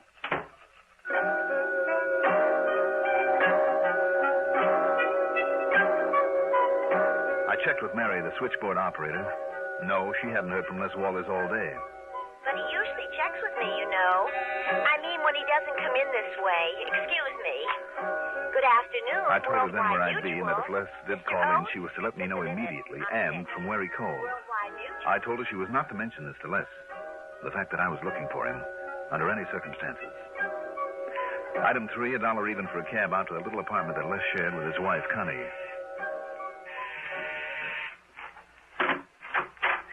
Johnny! Well, happy birthday, whenever it was. Hi, Connie. At least I think I heard Les say you had a birthday not long ago. Mm-hmm. But what in the world are you doing in this part of town, this time of day? Well. Oh, come in, Johnny. I'll put on the percolator and we can have ourselves a coffee clutch. Well, sure, Connie, thanks. Les around? Oh, no, he isn't. Has he tried the office? He isn't there. Oh. Well, then he must be out selling people insurance or something. Why, Johnny? All right, it's just that we talked about maybe taking in a hockey game tonight, and I haven't heard from him, that's all. Oh. Connie. Yes? But come in, sit down, make yourself comfortable. Connie, does Les keep any kind of a gun here in the house? Well, now that's a funny question, especially from you. You're the gun collector. Listen, Connie. Have you added any to that beautiful collection of yours lately?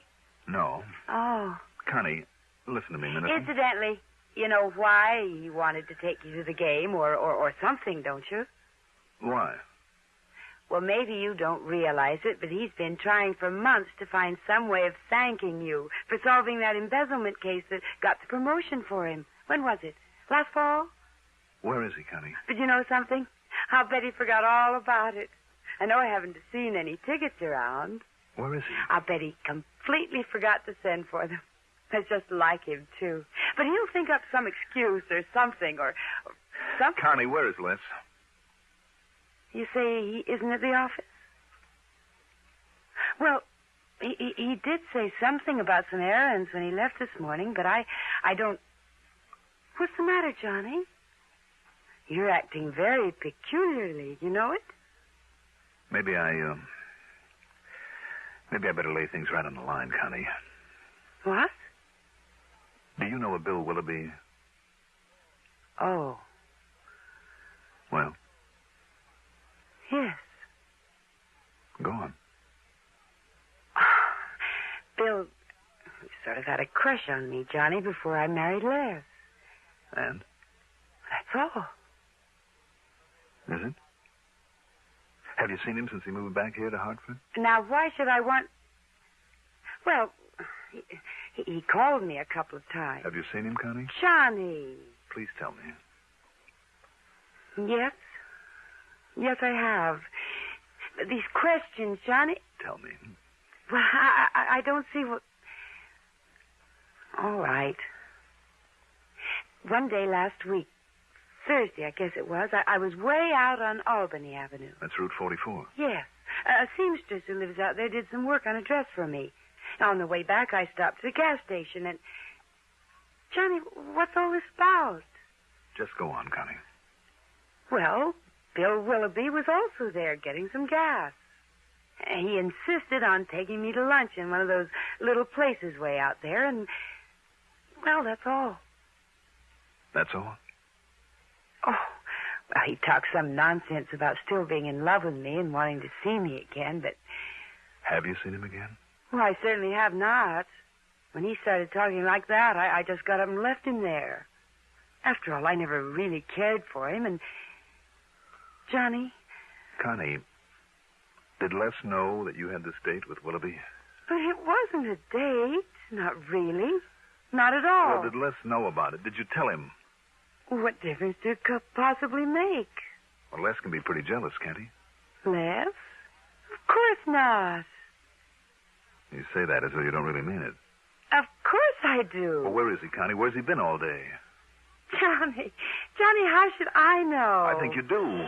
Will you please tell me what this is all about? Will you please tell me why you're being so evasive? But oh, excuse me, that's the telephone. Hello? Why, yes, he is. It's for you, Johnny. Oh, thanks. Johnny Dollar. This is Mary at Worldwide Mutual. Oh, yes, Mary. I just found out, Mr. Dollar, there was a call from Mr. Lester Walters. Oh? took it early this morning before I came on duty. Yes? He was checking in to see if there was any messages for him and to say that he wouldn't be in today. Or maybe even tomorrow. Or maybe the next day, the day after. Oh, and that call was collect. From where, do you know? Oh, yes, we always check. It was from Equity 30114. That's over in Waterbury, you know. I know. And it sounds familiar. Thank you, Mary.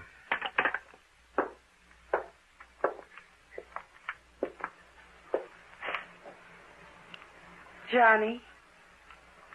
Now listen, Johnny, will you please tell me... Later, Connie. Later. I went to a phone booth at the nearest gas station and spent item 4. 40 cents for a call to that equity number that had sounded so familiar. I hoped and prayed that I was wrong about it. That it wasn't. Bearcloth's gun shop.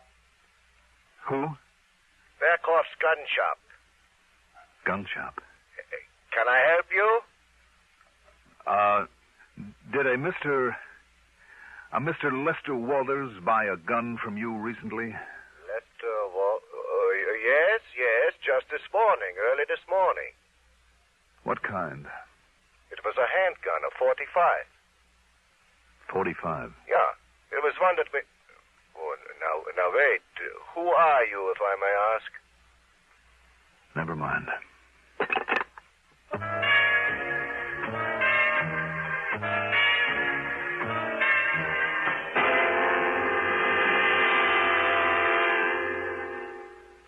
Not everyone is as lucky as yours truly, Johnny Dollar, who has an unlimited expense account. In many communities throughout the nation, though, high school youngsters are learning to conduct profitable businesses. They're learning by doing, running their own miniature business firms under the sponsorship and guidance of Junior Achievement Incorporated.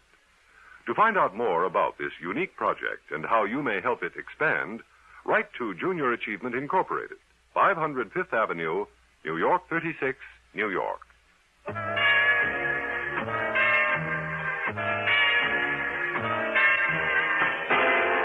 I still couldn't believe it. I wouldn't believe it. And yet all the evidence, every bit of evidence I had. Well, sure, it was circumstantial, that's all, every bit of it. But it all pointed to only one person, to my friend Les Walters. I still couldn't believe it. Yet there it was. His failure to check in at the office the way that he usually did. Didn't he know that would arouse suspicion? His slip-up on our date for the hockey game. Didn't he know that would make me suspicious? Connie's having been seen with Willoughby. If the cops knew about that, why not Les? And then Connie's evasiveness about Les's whereabouts. But did she really know about what finally happened to Willoughby? And the gun. A 45 did it, Sergeant Bravo had said. A 45, the gun shop owner had said. That was sold to Les only that morning. All right, there it was. Okay, now what? Go to the police? Tell them what I knew? Or let them find out for themselves? Why not? They had as much to go on as I had. Almost. It was their job to run down Willoughby's killer just as much as mine, wasn't it? Yes, and it was my job just as much as theirs. My dirty, rotten, lousy job. Why? Why did it have to be? Couldn't I just... No, I couldn't, and I knew I couldn't. If Les did commit that murder, if... I made another call there in the phone booth.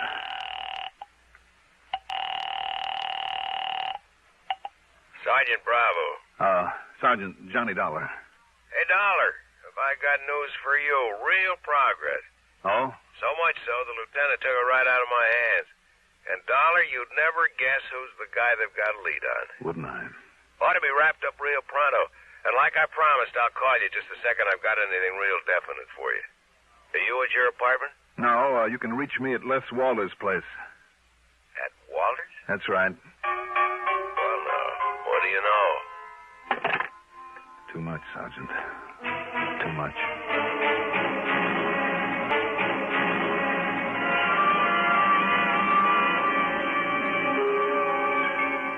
No, I don't know, and I don't know when he's coming back.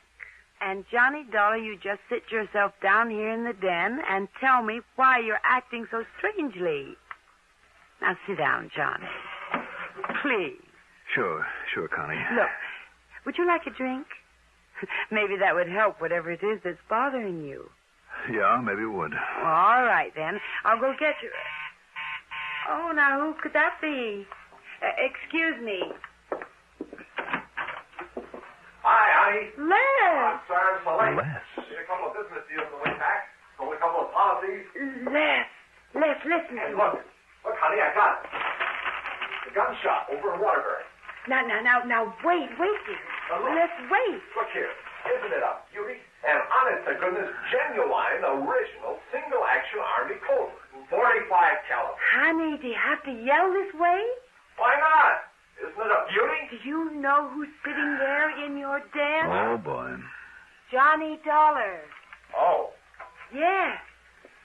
Well, you didn't tell him anything, did you? No. So go on in and make the best of it. Go on, Les, while I get the phone. Okay.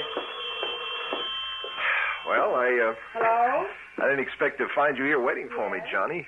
Kind of spoils all the big surprise. But here you are, baby. Catch it. Thanks, Les. Well, don't you like it, Johnny? Should I? Ah, now look. After seeing that gun collection of yours, and seeing what was missing from it, and after what you did for me last fall, and with that birthday you had, well, listen, I've been negotiating with the old man Berghoff over in Waterbury for 2 weeks to get this for you. What's the matter, Johnny? Johnny? Oh, yes, Connie. That phone call is for you. Sergeant Bravo, I think he said. Oh, thanks. Johnny? No. Johnny Dollar. Well, it's all wrapped up, Dollar. Well... Yeah? Yep. Prints on that glass led the lieutenant straight to him. Well, what was that? The killer, the one that knocked over Willoughby. It was Shorty Scarpone, one of his pals in the dope racket. Broke down and confessed the whole thing when the lieutenant busted in on him. And Dollar... Oh, brother.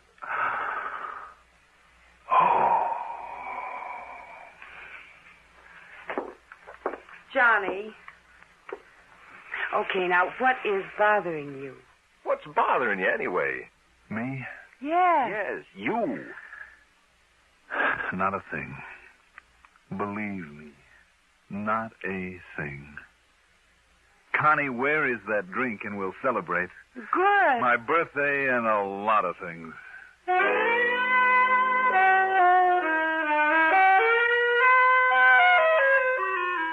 I can only tell you this. I was never so glad to be wrong in my life.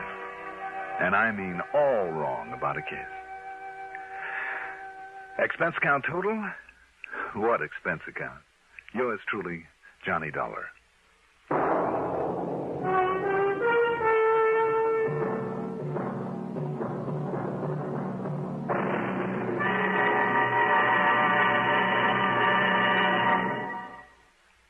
Now, here is our star to tell you about next week's story. Next week, a talisman.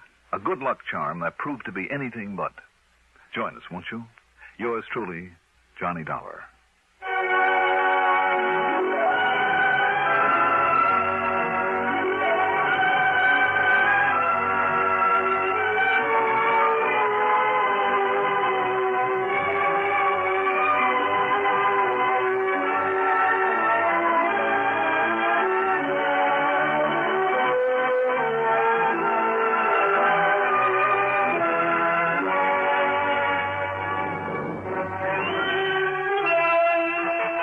Truly, Johnny Dollar is written by Jack Johnstone, produced and directed by Bruno Zerato Jr., music supervision by Ethel Huber. Johnny Dollar is played by Mandel Kramer. Also featured in our cast were Mason Adams as Sergeant Bravo, Margaret Draper as Connie Walters, Arthur Cole as Jonathan Harmon, Pat Housley as the telephone operator, Casey Allen as Les Walters, and Sam Gray as Mr. Burkhoff. Be sure to join us next week, same time, same station, for another exciting story of yours truly, Johnny Dollar. Art Hanna speaking. Durward Kirby's favorite program, The Gary Moore Show, on the CBS Radio Network. WROW Albany. Welcome wagon hostesses rate their work as the most fascinating public relations job in the whole world. In the United States and in neighboring Canada, too, you will find thousands of welcome wagon hostesses who do a vitally important job every day of the week. Right here in the Capital District, there are more than 20 welcome wagon hostesses, your neighbors and mine, each one a charming ambassador of goodwill. We'd like you to meet one right now. I'm Leiningen. I welcome all the newcomers in the McGonville-Giblin area. I try to make new families feel at home. The basket of gifts I bring is just a small part of my welcome. I'd like to call on your new neighbor. All you do is tell me who she is. Call Welcome Wagon at State 59640. Give the hostess the name and address of the newcomer you know. She'll call on them with a basket full of gifts from civic-minded businessmen. Call State 59640 for Welcome Wagon. Our sincere thanks go out to the wonderful network at CBS. And now, dear listeners, let's put your knowledge of the airwaves to the test.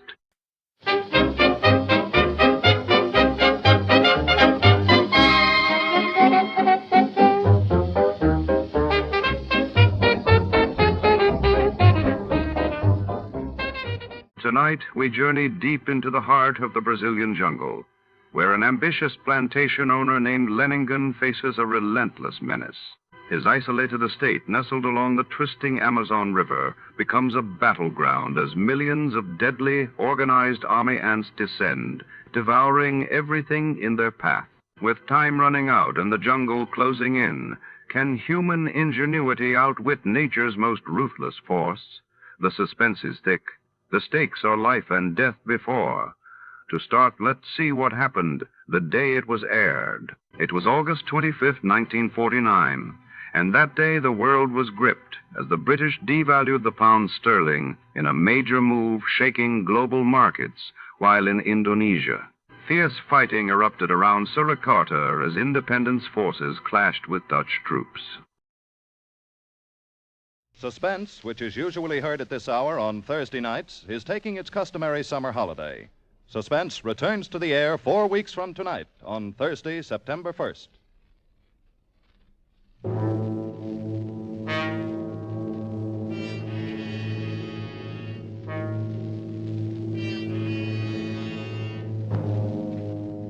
You are isolated on a remote plantation in the crawling Amazon jungle, and an immense army of ravenous ants is closing in on you, swarming in to eat you alive.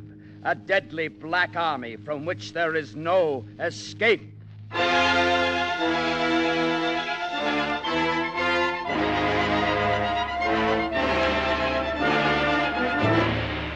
We offer you Escape, designed to free you from the four walls of today for a half hour of high adventure. Tonight, we escape to the Amazon jungle and to a creeping, crawling terror, as Carl Stevenson told it in his famous story, Leiningen versus the Ants.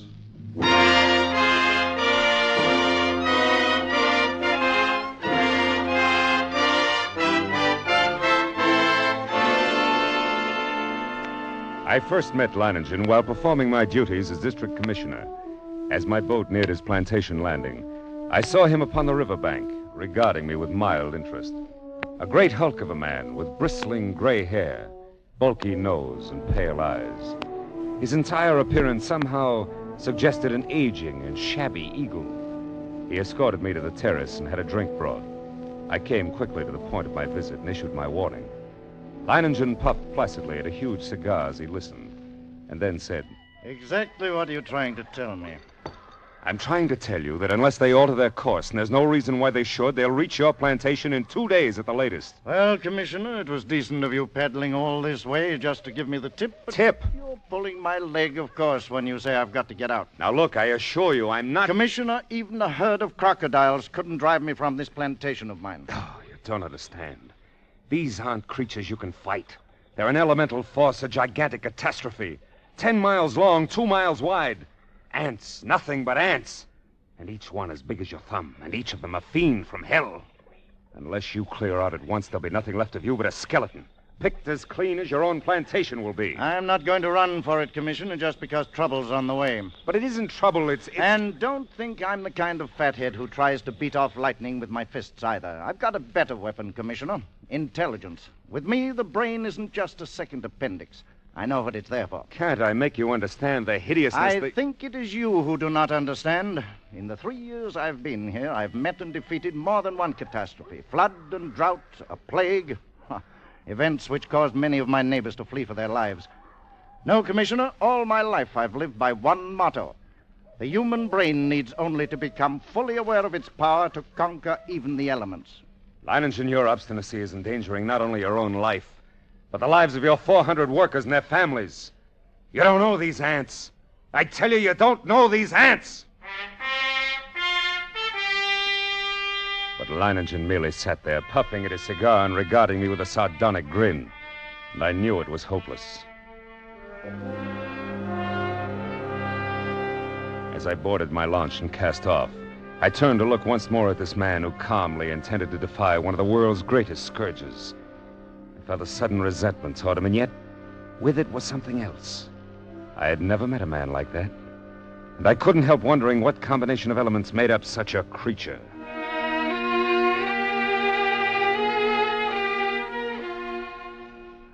I stood on the bank of the river watching the commissioner's launch until it rounded a bend and was lost to sight. There was a strange look in the commissioner's eyes as he stood on deck staring back at me. Clearly, he thought me, at the very least, unreasonable. Well, he wouldn't have been the first to think so. But I, Leiningen, knew my own powers. I was sure of myself. I knew that intelligence, directed right, always makes man the master of his fate. That night I called my Indian workers together in front of the plantation house. I saw their faces go ashen with terror as I told them the ants were coming. Watched them as they milled around, muttering. I said nothing more to them. Finally, one of the men stepped forward. Blas, the foreman. Patron, we have worked hard here for these 3 years, all of us. We have built the finest plantation in this district. We all share in it.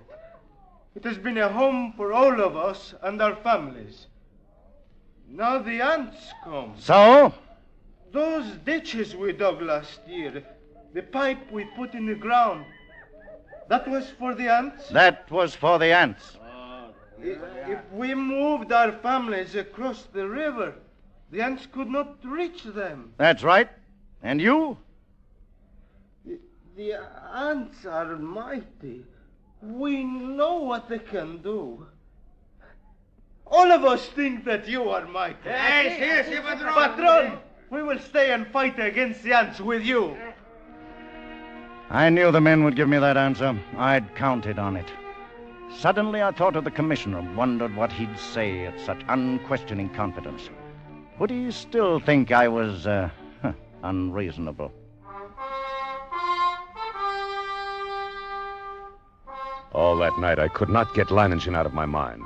One man who calmly evaluated his chances against a deadly menace, coolly decided that he could win, and was willing to stake his life on it, to risk a horrible death for it. It was terrifying, and yet it was fascinating. When dawn came, I sent for my assistant. Together we went to the huge map of the district which hung from a wall of my office. The last reported position of the ants came in last night. They were, here.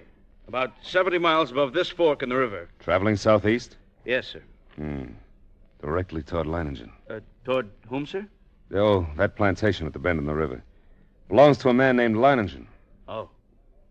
When would you say the ants will reach there? Why, I don't know, sir. I imagine about tomorrow noon. Tomorrow noon, huh? Still time. Still time? What do you mean, sir? Oh, nothing. Never mind.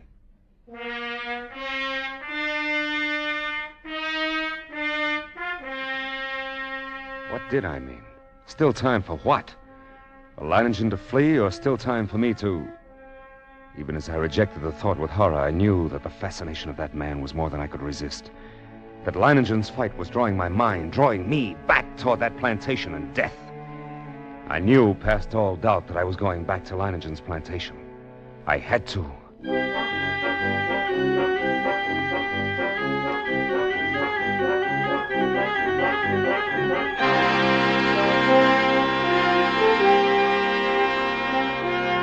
It was 10 o'clock in the morning when I rounded the bend and saw Leiningen's plantation before me. I put in at the dock and tied up the launch, and then I saw him standing on the bank above me. Arms folded, stubby cigar in his mouth, and that same sardonic grin on his face. I made my way up to him. Back for another warning, Commissioner? No. Oh, back to stay a while? Yes. Ah. You don't seem very surprised. I'm not. You expected me? I knew you'd be back. Come along, we'll get some horses. You'll want to ride around the plantation and take a look at the defenses I've rigged up. Yes. I'll want to see the defenses. And the ants. We'll be getting a glimpse of them before long, I should think. Yes, and the ants. Come along, then.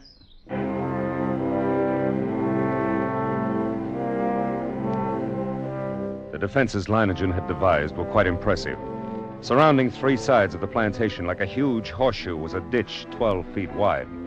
The ends of this horseshoe-shaped ditch ran into the river, which formed the fourth side of the plantation. And at the upriver entrance to the ditch, Leiningen had constructed a dam by which river water could be diverted into the ditch. A large handwheel controlled the floodgate of the dam, and apparently Leiningen had ordered it opened immediately after my arrival. For as we now approached the ditch and rode along it, I could see that it was nearly full. Well, how do you like my first line of defense, Commissioner? Well, it's reassuring, like a moat around a castle. Unless the ants know how to build rafts, they won't reach the plantation. But this is only the outer moat. There's a better one than this. Come along. We'll go up to the high ground where the buildings are. We can get a view from there. Leiningen! Huh? I didn't see any women or children around the plantation, or any animals. That's right. Moved them across the river. Oh, and you think there is danger? Oh, not because of danger, Commissioner. A matter of efficiency. Efficiency? Cuts down the efficiency of the men if they're worried about their families. Critical situations only become crises when oxen or women get excited. I might have known. Huh? Nothing. Here we are. See the ditch? It's much smaller than the other. You've noticed how all the buildings are on this piece of high ground. This inner ditch surrounds them, and it's lined with concrete. But even filled with water, this is no barrier. It's not big enough. Why, if the ants get this far, they'll get no farther. This ditch wasn't built for water, Commissioner. See the pipes leading into it? See those storage tanks on the hill? Petrol. We can throw up a wall of flame. You care to bet they won't like that? Leiningen, look! Over at the edge of the jungle, all those animals. Running like the wind, everything from jaguars to monkeys. Good heavens. Remember, they don't have any ditches. And there's no escape. They'll be all right as long as they don't get caught between the river and the ants. They can outrun the crawlers. But if they get trapped, it's either the ants or the crocodiles. Look. Look over there on the horizon. There are your ants. Look at them.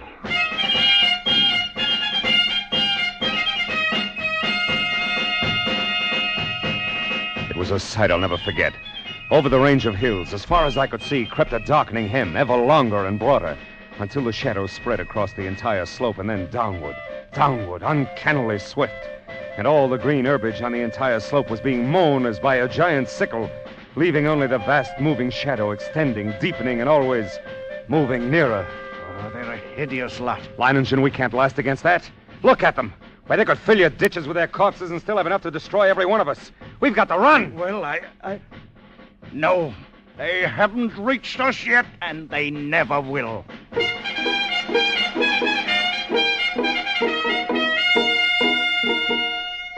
The hostile army was approaching in perfect formation. No human battalions, however well drilled, could ever hope to rival the precision of that advance. Along a front that moved forward as uniformly as a straight line, the ants drew nearer and nearer to the water ditch. As they approached, two outlying wings of the army detached themselves from the main body and started marching along the sides of the ditch, no doubt expecting at some point to find a crossing. And during this hour-long flanking movement, the main army remained still. Across the scant 12 feet of ditch, I stared at them. And they stared back at me. A solid mass, every one as big as my thumb, with a reddish-black body and long legs. Suddenly, a sound so unearthly as to freeze our blood. jerked our heads in the direction of the jungle on the far side of the ditch.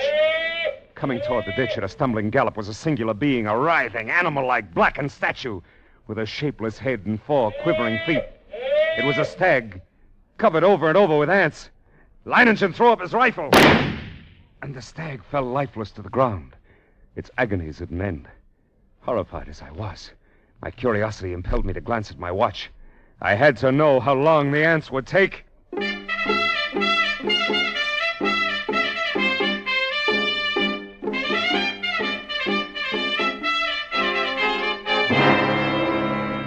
After 6 minutes, only the white, polished bones of the stag remained.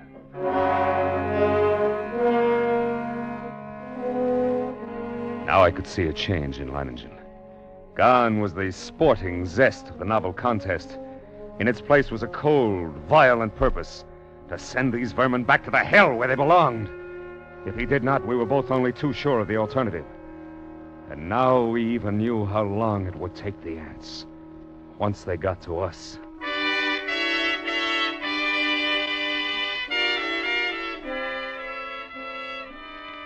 Around 4 in the afternoon, the ant scouts, having found no crossing, there was a stirring among the main army.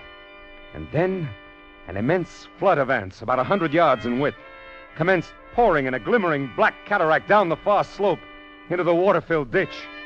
Thousands drowned instantly, but the rest began using the bodies as bridges. Leiningen immediately swung into action. Tanayo! Padron! Get to the dam. Open the floodgate more to get the water in the ditch moving faster. Si, senor. Oh, look at them drown by the thousands. Yes, but they keep coming. Even though the current carries many of them away, they're advancing. We'll fix them. Blas! Senor. How about those shovels and petrol sprinklers? Have you passed them out to the men? It has been done. Then get all hands here in a hurry. This looks like the spot for action. Commissioner. Yes? Beginning to see what I was talking about? What do you mean? About intelligence being more than a match for anything it tackles. Take the ants. They've got no intelligence. If they had, they'd have attacked along the whole length of the ditch instead of a narrow front like this. They'd have been across by now. Too bad for them I'm not running their campaign. You can joke about it like that with the ants halfway across the ditch? All right, men. Busy with the shovels now. Dump some sand and clods on them. See how they like that. And you with the petrol sprinklers, start pumping. They don't like it, Commissioner. They don't like it a bit. Look at them. Yes, but look at the ones on the far side of the ditch. Whole clumps of them rolling into the water. The rest are using them for bridges.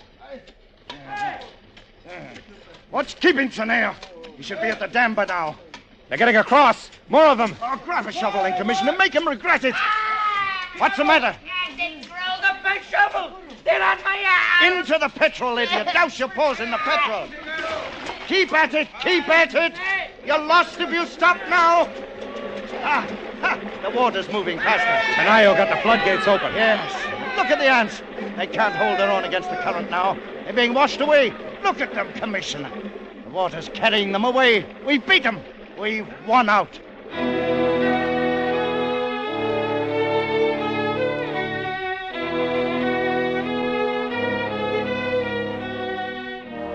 It was true. Leiningen had won the opening round. The floodgates were left open to forestall any night crossing. When dawn came, the dark blanket was still there, motionless across the ditch. Then we noticed the feverish activity on the other side of the plantation. Here, a grove of tamarind trees lined the far end of the ditch, and every tree swarmed with the crawling insects. But instead of eating the leaves, they were merely gnawing through the stems, so that a thick green shower fell steadily to the ground. Blas, have all the petrol pumps brought. Get everyone over here except the lookouts on the other side, then pass out the shovels. Si, senor. Looks like I underestimated them when I said they didn't have intelligence. What do you mean? I said if they wanted to get across, they'd have to have rafts. And that's just what they've got. Those leaves are their rafts.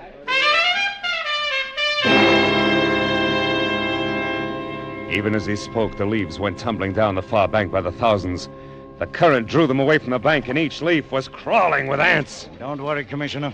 I've still got a trick up my sleeve for them. The water! The ditch is drying up. Of course it's drying up. That's the plan. Those are the orders I sent to the dam. Are you mad? As soon as it's empty, what's to prevent the ants from... Look, the water's way down. It's almost dry. They'll be able to come across the bottom. They'll not make it if the man at the dam carries out his orders. He should have opened the gates again by now. To flood the ants? Right. Oh, what a chance to take. If anything should happen, don't you... Here it comes. Here comes the water. Now we'll give the crawlers in the ditch a good ride out into the river. There. Look at them go.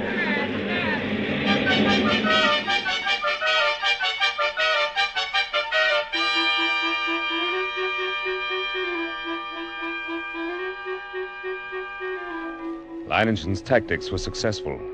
At first. The violent flow of water at the original depth raced through the ditch, overwhelming leaves and ants and sweeping them along. 3 times the ditch was emptied. 3 times the ants raced across its bottom. And 3 times the rushing water, arriving just in time, carried them away. But the 4th time, as the level dropped nearly to the bottom of the ditch, we waited in vain for the rushing waters, and then... Senor! What's the matter? What's gone wrong at the dam? The ants, senor. Just as the man at the dam lowered the water almost to the bottom, the ants attacked. Before he could open the floodgate, he was almost surrounded. He ran. The ants kept coming. They are across the ditch, senor. Leiningen stood, motionless, absorbing the news of his defeat without a word. Then, simply, he raised his pistol and fired 3 shots into the air. The prearranged signal for all men to retreat, instantly to the second line of defense. The concrete ditches more than a mile from the point of invasion. Soon after we arrived there, the natives commenced straggling in, silently. Leiningen waited until all of them had gathered. Then he spoke to them. Well, lads, we won the first round and lost the second. But we'll smash the crawlers yet. Anyone who thinks otherwise can draw his pay and push off. There are rafts enough on the river and plenty of time still to reach them. I stay, patron. We are with you. You stay then? I see, senor. Good. Thank you, lads. And you, Commissioner? I, can't persuade you to give up the fight, huh? You cannot. Then I stay, too. I knew you would.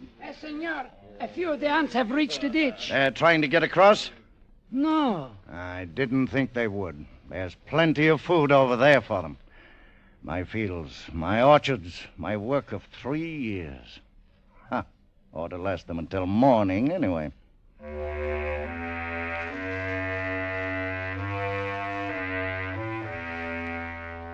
Yes, we were safe for the moment. But the next morning, the black swarm was solid around us. Their shock troops were hard at work. They were dropping shreds of bark and twigs and leaves into the petrol-filled ditches, forming a floating bridge across the surface of the liquid. Leiningen stood silently watching this operation, and I could see a grudging admiration in his face. Then, after several hours, the attack came.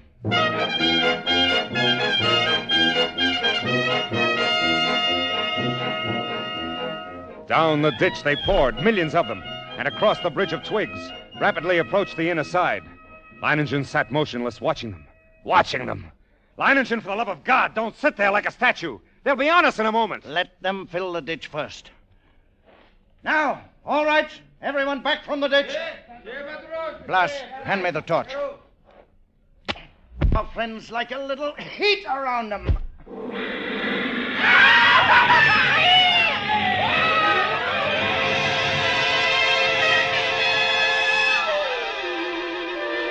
Flames from the ditch shot into the air, devouring ants by the millions. It was some time before the petrol burned down to the bed of the ditch. And when it did, the devils came back for more. Again and again, Leiningen fired the ditch to destroy them. But as they returned to the assault time after time, a slow, sickening horror crept into my mind. I looked quickly at Leiningen and then at the petrol tanks. He read my gaze, nodded slowly. That's right, Commissioner. We could hold them off forever if our supply of petrol was unlimited, but it isn't. We've only got enough to fill the ditch once more. Leiningen, isn't there a way? Any way at all? There must be. Yes, there must be a way. Yes. What is it? We'll flood the whole plantation. Flood? But how? The river's higher than any point except this high ground we're on now. If the river was dammed all the way, it'd overflow that stone breakwater and flood the whole plantation. We've got to close the floodgate at the dam. That'll do it. You're mad. The dam is more than a mile away, a mile of ants. It's impossible. You'll never get there, let alone get back. That's where you're wrong, Commissioner. I'll get there and I'll get back. Ha! Ha! Take care of things while I'm gone, eh?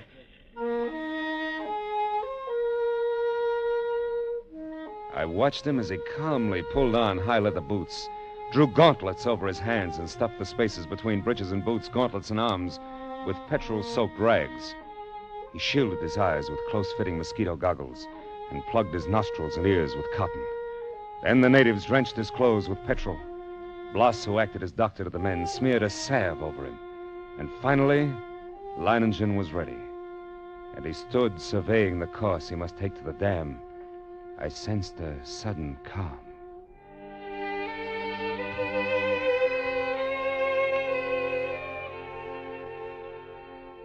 As I stood near the ditch ready for the run, I realized this was as it should be. I, Leiningen, would meet the ants and defeat them, or be defeated by them.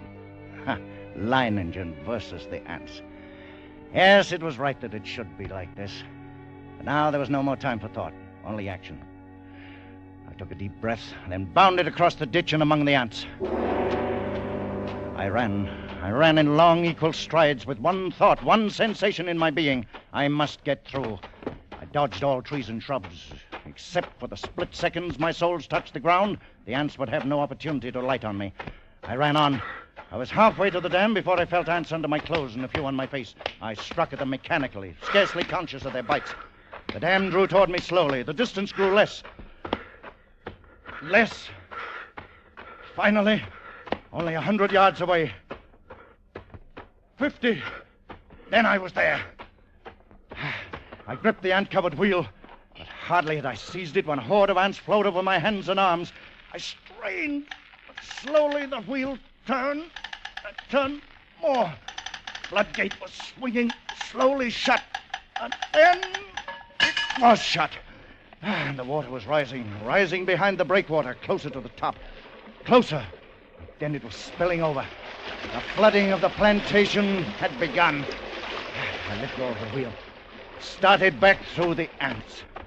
For the first time I realized I was coated from head to foot with the fiends. Tongues of fire stabbed me as they bit into my flesh. I almost lost my head with the pain as I ran, knocking ants from my body, brushing them from my bloody face, and then one bit me just below the rim of my goggles. Managed to tear it away, but the agony of the bite and its venom drilled into the eye nerves. I saw now through circles of fire into a milky mist.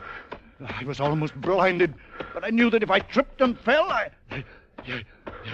ran on, my heart pounding as if it would burst, blood roaring in my ears, a giant's fist battering my lungs. Then I could see dimly that wall of flame at the ditch. Oh, but it was too far away. I couldn't last half that distance. I stumbled. I fell. I felt myself being swarmed over, devoured. Tried to rise. A great weight. Then suddenly the vision of the half-devoured stag in my brain. 6 minutes, then nothing but bones. I couldn't let that happen to me. I couldn't die like that. To my feet. My feet. I dragged myself forward. Toward the flame. The ditch. Ring of flame. Closer now. Only a little farther. 10 steps.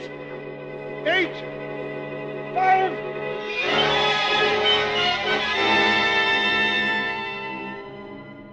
It seemed we had waited for hours, when all at once, through the blazing ring around us, an apparition hurtled and fell full length on the ground. It was Leiningen, alive with ants, unconscious with glazing eyes and lacerated face. We rushed to him, stripped off his clothes, and tore at the ants that covered him.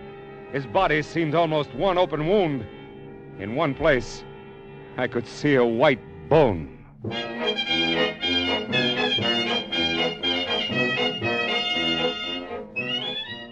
Later, as the curtain of flame lowered, I looked out where that blanket of ants had been and saw only a vast expanse of water covering the entire plantation and working its way to within a few feet of the concrete ditch. The ants were gone, drowned, And Leiningen had won. He lay on his bed, his body swathed from head to foot with bandages, but alive and still in command. Everything in order? Everything's in order. I told you I'd come back. Even if I am a bit streamlined. He grinned, shut his eyes. He slept.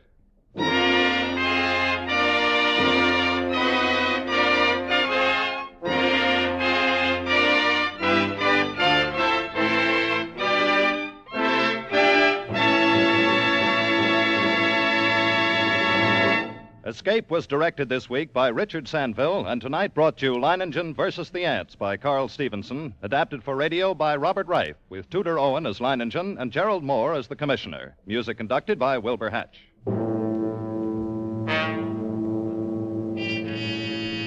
Next week, you are standing at the doorway of the cabin on Cashier Creek. Up on the ridge, the bloodhounds have caught your scent. And between you and a fortune, between you and escape, yawn the white jaws of a deadly snake, a cottonmouth moccasin.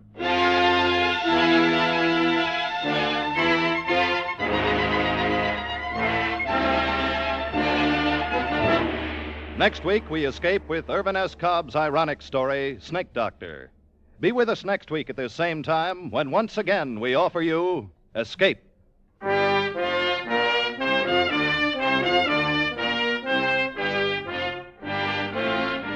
Ethelbert, Ann, and Casey will be along in a few moments with tonight's crime photographer drama entitled Sellout. All year long, Casey, crime photographer, has been one of radio's top rating shows. You're sure to enjoy the proceedings coming up over most of these same CBS stations. Tip Corning speaking. This is CBS, the Columbia Broadcasting System.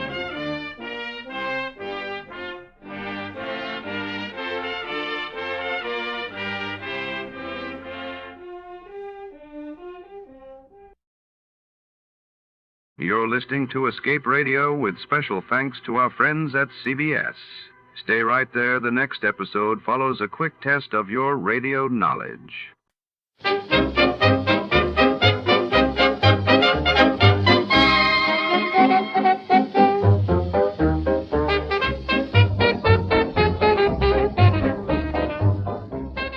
Tonight, shadows linger over Charmona's Grand Railway Station, a place where secrets travel as swiftly as the trains themselves. When a priceless diamond vanishes from a locked luggage compartment, Detective Sam Riker steps into a tangled web of deceit, luxury, and danger. Among the clamor of steam engines and whispered alibis, every passing stranger could be a suspect. Will Riker uncover the truth before the next train leaves the platform? Before to start, let's see what happened the day it was aired. It was March 10, 1952, and that day the world learned of General Fulgencio Batista seizing power in Cuba after a sudden coup, while in London, King George VI's funeral procession drew vast crowds mourning the late monarch. From Hollywood, it's time now for... Johnny Dollar. Johnny, this is Byron Kay at Intercoastal Maritime and Life in Boston. Hello, boy. Remember Hurricane Audrey? Back in the latter part of June, sure. Must have hit your company pretty hard. Yes, but if anybody ever needed help, it was those people down in Louisiana and neighboring states. Yeah. So we've paid up the claims just as fast as they've come in. Except for one. Oh, what's that? One we received only a couple of days ago. Okay, boy, give me the dope and I'll head for Louisiana on the first plane. Wrong direction, Johnny. Huh? Texas? No. Oklahoma? Arkansas? Buffalo, New York. What? And I think you'd better run over here and let me give you some facts. Yeah, I think I'd better.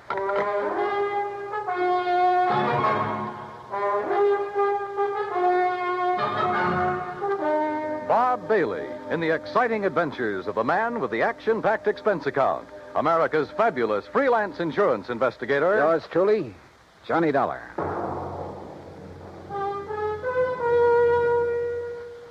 And now, Act One of yours truly, Johnny Dollar.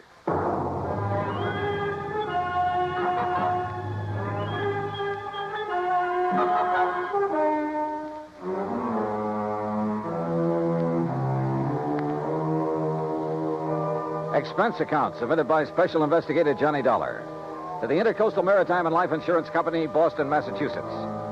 Following is an account of expenses incurred during my investigation of the Charmona matter.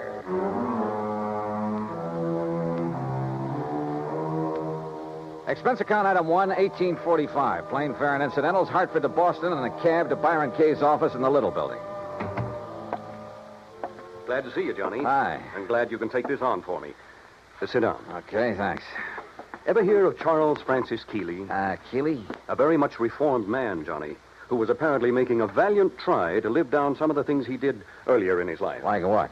Well, he was I guess you'd call him a promoter, stock manipulator, that sort of thing. The point is, he made himself a lot of money a few years back until the authorities, the Securities Exchange Commission and so forth, put a stop to his fancy dealings. Sounds like a real nice guy. In any event, he had enough money by the time he quit to live pretty well. Nice home, beautiful wife, 62-foot cruiser, and that, by the way, is our biggest problem. Oh, I wish my biggest problem was a 62-foot cruiser. It is, Johnny. Now. Then tell me all. Yes. Early in June, he took his boat across Lake Erie to Detroit to have some work done on it at the Detroit Yacht Basin. Then, a couple of days before the end of the month, he started back for Buffalo. Oh, yeah, that hurricane was moving north about then, wasn't it? Yes, it was. And his failure to appear in Buffalo within a reasonable time didn't worry his wife a bit. Often before making that same trip, he'd stopped off in Cleveland to visit some of his old cronies. But by July 20th, she began to get worried. She called the friends in Cleveland. They hadn't seen him. Then she called the Coast Guard. No word. A few days later, a couple of the life preservers from his boat washed up on the south shore of Erie near the little town of Lindsay. That enough for you, Johnny? How much insurance did he carry? On himself, $35,000. On the boat, $106,000. I see. Okay, bye. I'm on my way. Expense account item 2, transportation to Buffalo, where I signed in at the Statler Hotel. Item 3, $5.20 for dinner. Then taxi, that's item 4, to the Keeley home north of Delaware Park on Colvin Avenue. I don't know just what I'd expected Keeley's wife to look like. Suffice it to say, I was pleasantly surprised. She was young, tall, blonde, and beautiful, with eager, sparkling eyes and none of the signs of grief I'd anticipated. I don't know why you registered at a hotel, Johnny. May I call you, Johnny? Why, sure. Please call me Mona. May I pour you another drink? No, thanks. As I started to say, you could have stayed here. There's plenty of room, as you can see. Yes. This is a very beautiful house, Mona. Yes, but so empty now. I get terribly lonely, Johnny. Well, of course, I don't blame you. But now suppose we talk, if you don't mind, about the Johnny, thing if you have to be around for a few days, why don't you move out of that hotel and... Oh, I'm sorry. I shouldn't say that. I guess I'm sorry. It's all right. But I am lonely. Sure. Now, Mona, you realize this investigation is, it's just routine. Of course, Johnny. Now, as I understand, every effort has been made to find your husband. Of course. And to find the Charmona. Charmona? The cruiser. Oh, yes. It was a beautiful thing, Johnny. But now it's gone. And Paul. Paul? Yes, Paul Matthews was the pilot. Only he was more than that. He was very nice. Yeah. Well, now, as I... Oh, excuse me. Every time that phone rings, I hope it's some word, some news that perhaps... Well, you know. I'm not sure that I do. What? But by all means, answer it. Yes, excuse me. There was something distinctly wrong with this whole setup, that was for sure. The Coast Guard, yes. Yes, this is she. This is Mona Keeley. Perhaps Charles Keeley wasn't the only one in this family to arouse suspicion. What? Say that again. Especially now, with nearly $150,000 involved. Yes, well, how about Paul? I said, how about Paul? Then, when she finally finished with the phone call, came a couple of other surprises. Thank you. Johnny, he's all right. Huh? That was the Coast Guard. They found him. He's all right. Isn't it wonderful? That was the real surprise. Not what she said. Isn't it wonderful? Or even the way she said it. but something deep back in her eyes that gave her away, that told me beyond the shadow of a doubt that she was lying through her teeth.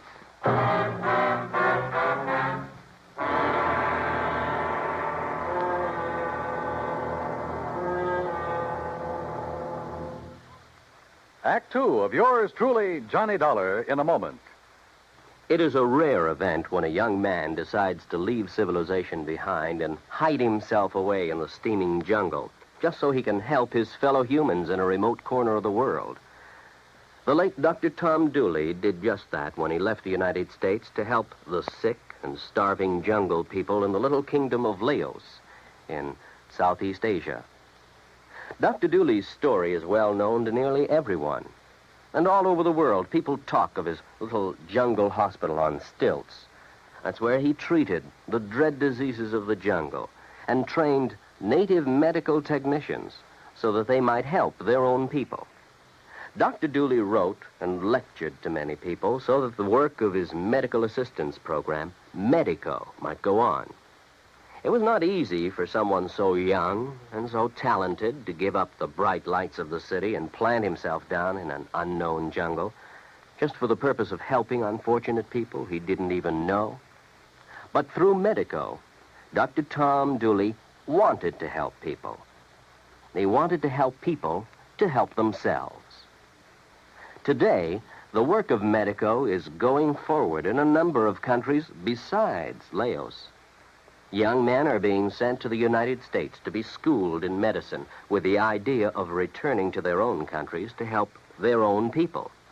Hundreds of thousands of dollars worth of medical supplies have been donated by American businessmen and pharmaceutical companies. Today, Dr. Tom Dooley's work is being continued for him. It is helping to create better understanding.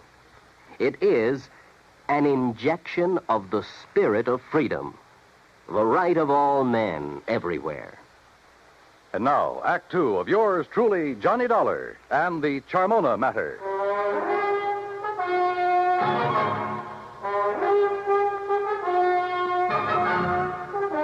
The news that her husband was still alive came as quite a surprise to Mona Keeley. Isn't it wonderful, she said. But I didn't believe that she meant it.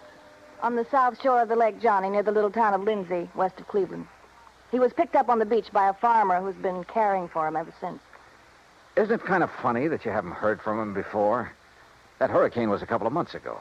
Well, he was out of his mind from the shock of what happened to him. Did the Coast Guard say anything about the yacht? No, Johnny, I'm afraid the Charmona is at the bottom of Lake Erie. Well, where is he now? In Cleveland, in a small private hospital. Well, hadn't you better go over there and get him, bring him back here? I told the Coast Guard we would. Mona, you're not really glad that he's been found, that he's still alive, are you? No, I'm not. I guess I never really loved Charles. I'm not sure he really loved me. He was a big shot, always out in the town, doing a lot of entertaining, that sort of thing. I was very pretty then. Kind of a business asset for him. When were you and Charles married, Mona? 9 years ago. It looks as though he's done pretty well by you. I never had any reason to complain. About that, I mean. But the things he did to make his money, it was... Well, I guess it was legal, but it wasn't right. It was almost like stealing, the way he promoted a lot of worthless inventions, penny stocks, worthless real estate, that sort of thing. But he always did all right. And you. Well, who worries about conscience when things are going well? A lot of people, Mona. But then they made him stop the things he was doing. And Charles became very strange. He took up religion like a fanatic. Oh? Kept giving his money away to a lot of crazy charities, money I could have used. And he got moody. He'd go off alone for weeks at a time, pay no attention to me. That's what I meant when I said I was lonely, Johnny. Not just since the accident that lost the boat and Paul. Paul again, huh? Don't you understand? These crazy things have been going on for over a year now. That's why I'm not jumping with joy that Charles is alive. Do you blame me? Hadn't we better drive on over to Cleveland and get him? All right. I'll run upstairs and change my clothes. Excuse me. I'll be ready in a minute. Maybe I should have felt a bit more sympathetic, but I didn't. Maybe Charles Keeley did marry her simply because he could afford to keep a smart, pretty ornament around at his beck and call. Yeah, but the chances were she'd married him solely for the things his money could buy her. She took a long time changing her clothes, which didn't surprise me, so I poured myself a drink. I glanced over some of the magazines on the coffee table. I got up and stared out of the window for want of something better to do. Wandered about the room. Wandered into the oak-paneled den. I looked over the shelves of fine books, the gun collection, and the cabinet in the corner. And almost idly, I reached out toward the leather-topped desk to shove back a slip of paper that stuck out of one of the drawers. Until I saw what it was. It was an unpaid bill, several months old, from an exclusive New York shop for some very expensive gowns. And inside, the drawer was packed with unpaid bills, thousands of dollars worth of them, and statements bearing a polite, firm warning to pay up or else. No wonder Keeley's sweet, charming wife had hoped she'd never hear from him again. Gone, he was worth $35,000 to her, and the yacht $106,000. Perhaps somehow Mona Keeley had even had a hand in the wrecking of that yacht. I wondered, and I decided I didn't care much for people like this. But my meditations were suddenly interrupted by a sound from the doorway, and there she stood. A pretty little pearl-handled .25 caliber Colt in a dainty gloved hand. I'm ready, Johnny. Are you? So I see. Ready for what, Mona? I guess that depends, doesn't it?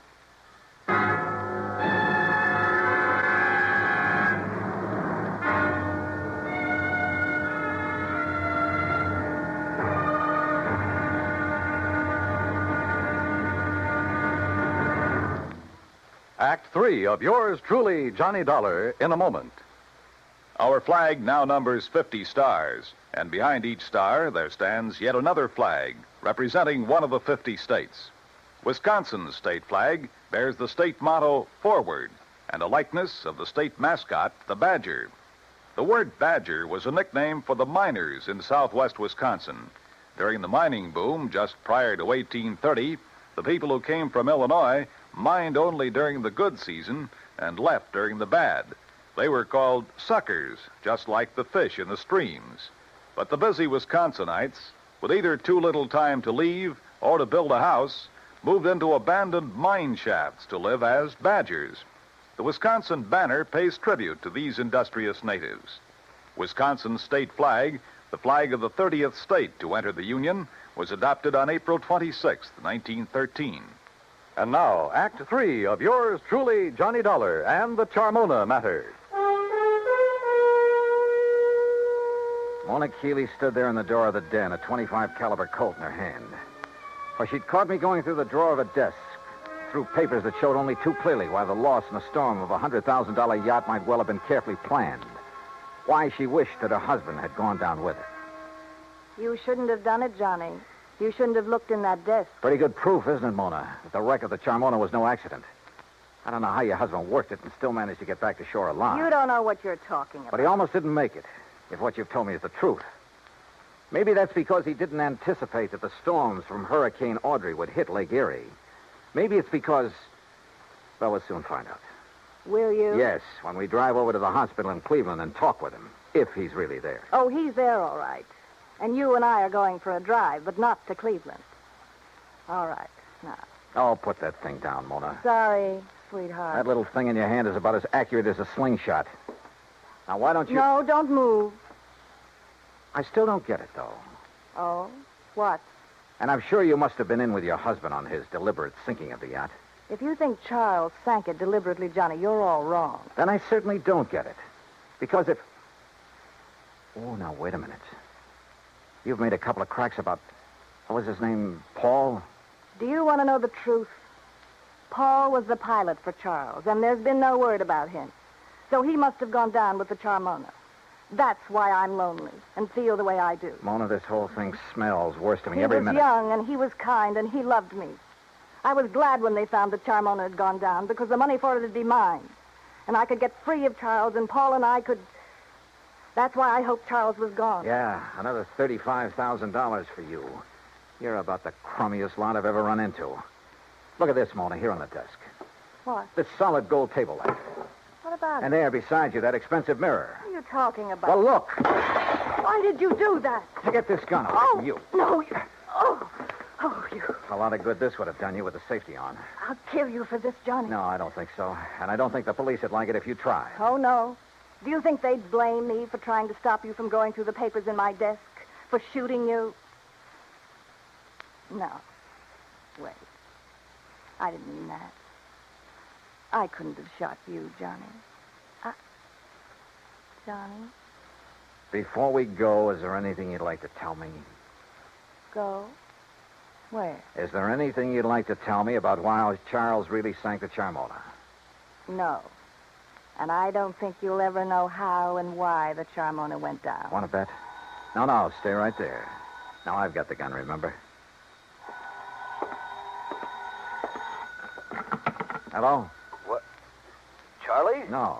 This is a friend of the family. Oh, well, this is Harry Nelson. You gave me a real start. I thought Charlie'd come back from his watery grave. He has, Mr. Nelson. What? Yes, he's in a Cleveland hospital. He's okay. Oh. Well, then I'll talk to him when he gets back. You see, I'm the man who was going to give him $98,000 for the Charmona when he got her back from Detroit. Oh? Oh, yeah, sure. But since the Coast Guard tells me she was a complete loss, well, naturally, I think I ought to have my deposit back. I'm sure you'll get it, Mr. Nelson. Yeah, okay, Mr. What did you say your name is? Bye. Who was that? Someone who threw some very interesting light on this whole matter. Come on. Where? Our little drive, remember? To Cleveland. During the 5-hour drive to Grace Hospital on the outskirts of Cleveland, I questioned her, using every trick I could, but she refused to talk. The theory that Charles Keeley had deliberately sunk his yacht had gone up in smoke. If he had a buyer for it, he wouldn't need to try to collect the insurance on it. But I still knew the whole case was anything but lily white, and hoped that Keeley could explain a few things. When we arrived at the hospital, there was a police lieutenant in Keeley's room and a stenographer. When she saw them, Mona gasped slightly and sank into a chair, to which the lieutenant promptly handcuffed her. As Charles Keeley talked, the whole case became crystal clear, and at the same time about as sordid as anything I'd ever heard. I should have realized what was up when Paul Matthews suddenly refused to make the trip back to Buffalo with me. He was my pilot, Lieutenant. I phoned the Coast Guard about him as soon as... Yes, sir. It was on the Coast Guard's tip that we ordered Paul Matthews picked up. Picked up? Then he's all right. Shut her up, Lieutenant, or get her out of here. As I started to say, they not only picked him up, but found where he bought the various parts for the little device he used. Good. Device? What are you talking about, Lieutenant? Let me tell him. Sure, go ahead, Mr. Keeley. Then this stenographer will have it all down on the record. I should have known what was up when Paul suddenly decided not to go back with me just before sailing time. You see, I've suspected for some months that he and my wife behind my back... Charles. Shut up, you rotten little... Go on, Mr. Keeley. I should have known then, but I had to get the cruiser back to Buffalo to a friend who'd offered me cash for it. Harry Nelson. Yes. Enough to get me back on my feet again. And I didn't know why Paul had left me to make the trip alone until the explosion about 5 hours out. What? Yes, Mr. Dollar, up forward, where there couldn't possibly have been anything explosive. A bomb of some sort? What else, Dollar? It was luck, sheer luck, that I was sailing in close, that I'd put on a life preserver because of the storm. That was the tail end of the hurricane down south, you understand? Yes, and it was luck that she went down right off Palace Rock. Yeah, that's exactly where the Coast Guard divers found her early this morning. A hole as big as a house blown out of her front end. Yes, that storm, that hurricane may have taken a lot of lives, but it saved mine.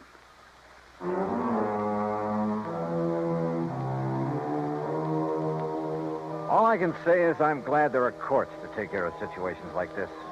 I myself would hate to have to dirty my hands any further. Yeah, it probably does take all kinds to make a world. But believe me, the world would be a lot better off without some of those kinds. The claim on the yacht, sure, it'll have to be paid. And to a man I honestly think is trying to live a decent life for a change. Expense account total, including incidentals, and the trip back to Hartford, $103.80. Yours truly, Johnny Dollar.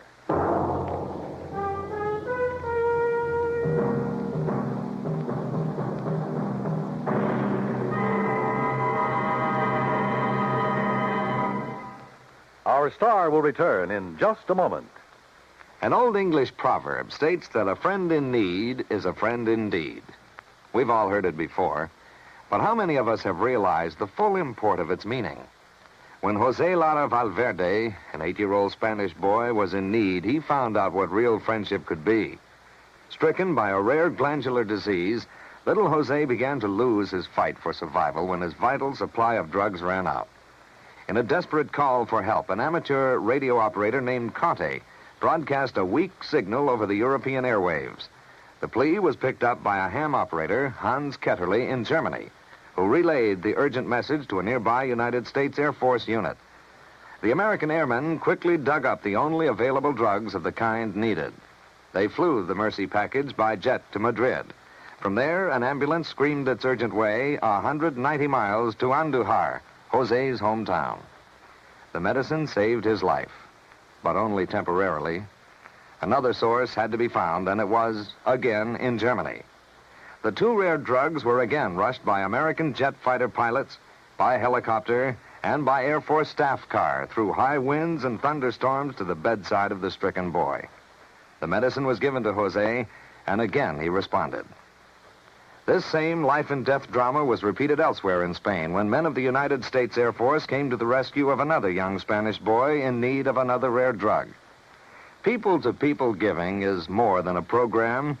It is an act of friendship. It is a fight for freedom, the right of all men, everywhere.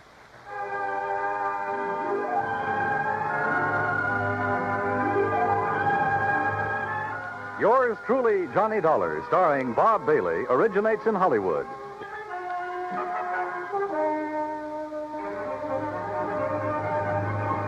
This is Dan Cumberly speaking.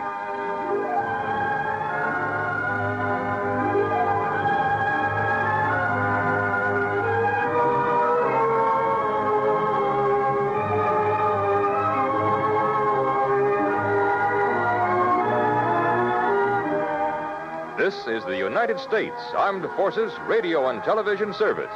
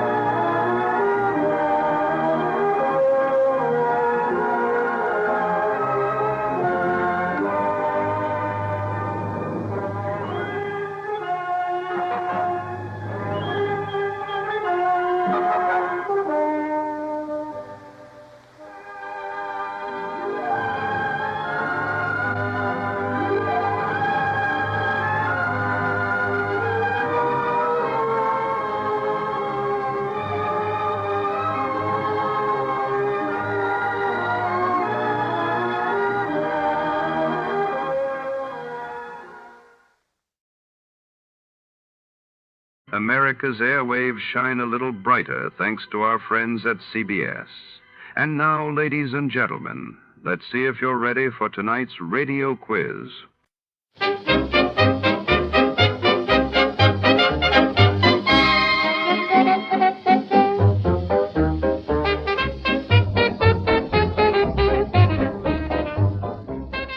Under the dim glow of neon lights, the plush corridors of Los Angeles' exclusive Pacific Gold Club conceal more than just jazz and cocktails.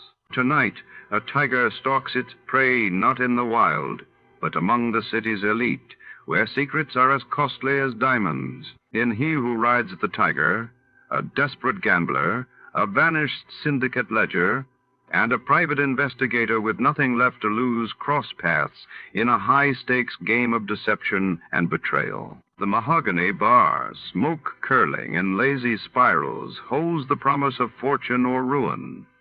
Before to start, let's see what happened the day it was aired. It was February 26, 1959. That day, the world reeled as Turkish Prime Minister Adnan Menderes survived a dramatic plane crash near London while in the United States. The first successful test firing of the Titan intercontinental ballistic missile made headlines. You are lying helpless in a rude hut in the deep interior of China, not knowing how you got there or why. And before you, you see the face of a beautiful girl and the hard, ruthless figure of a guerrilla chieftain. And you know that in this room there is danger for you, perhaps death.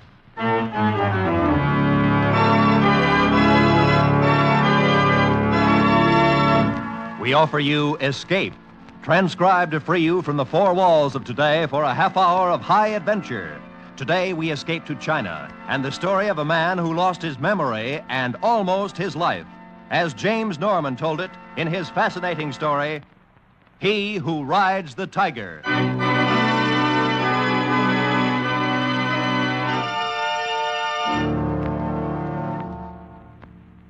The figures and faces would come and go. Sometimes I seemed to be floating along with them through endless space, but more often I could feel myself lying on a hard bed and watching, not moving, with sick and fevered eyes. And there was a big man with brown skin and close-cropped hair, and an older man with a white coat. But best of all was the girl, a beautiful girl. Usually her face would dissolve into a great lotus flower that would hang for a moment in the air and then float slowly beyond reach of my thoughts and disappear. Part of this was a dream, of course, and part reality, but I was unable to separate one from the other.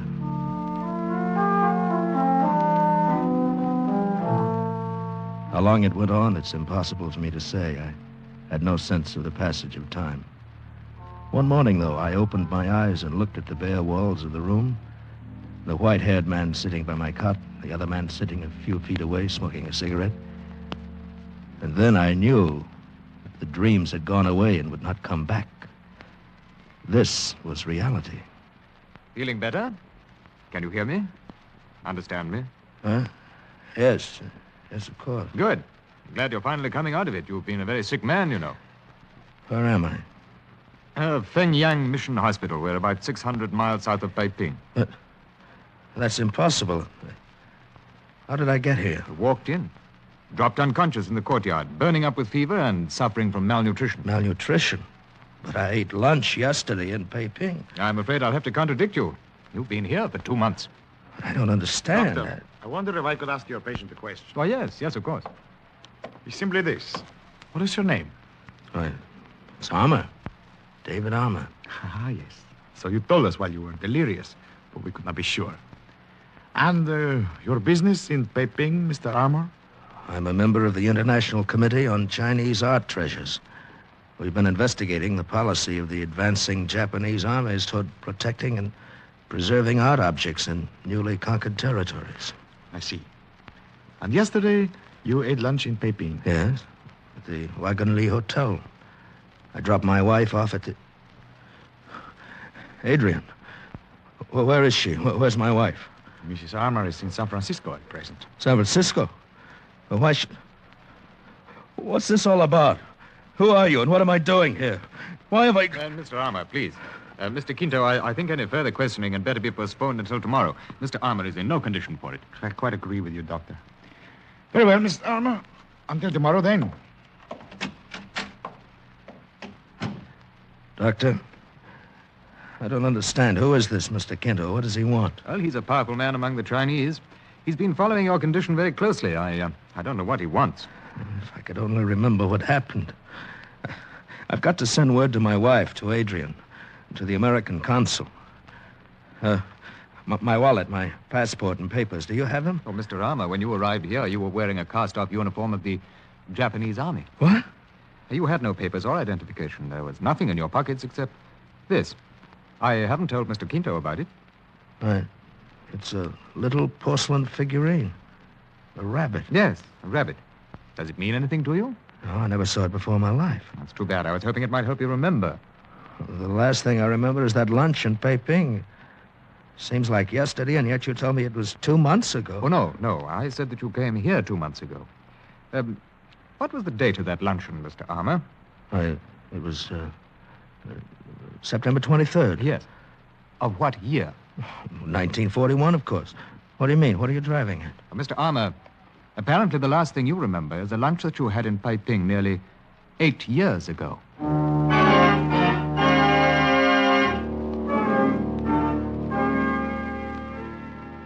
I understand the doctor has brought you more or less up to date, Mr. Armour. Well, in a general way, yes. He told me about Pearl Harbor and the war, and finally the Japanese surrender, the revolution in China, and so on.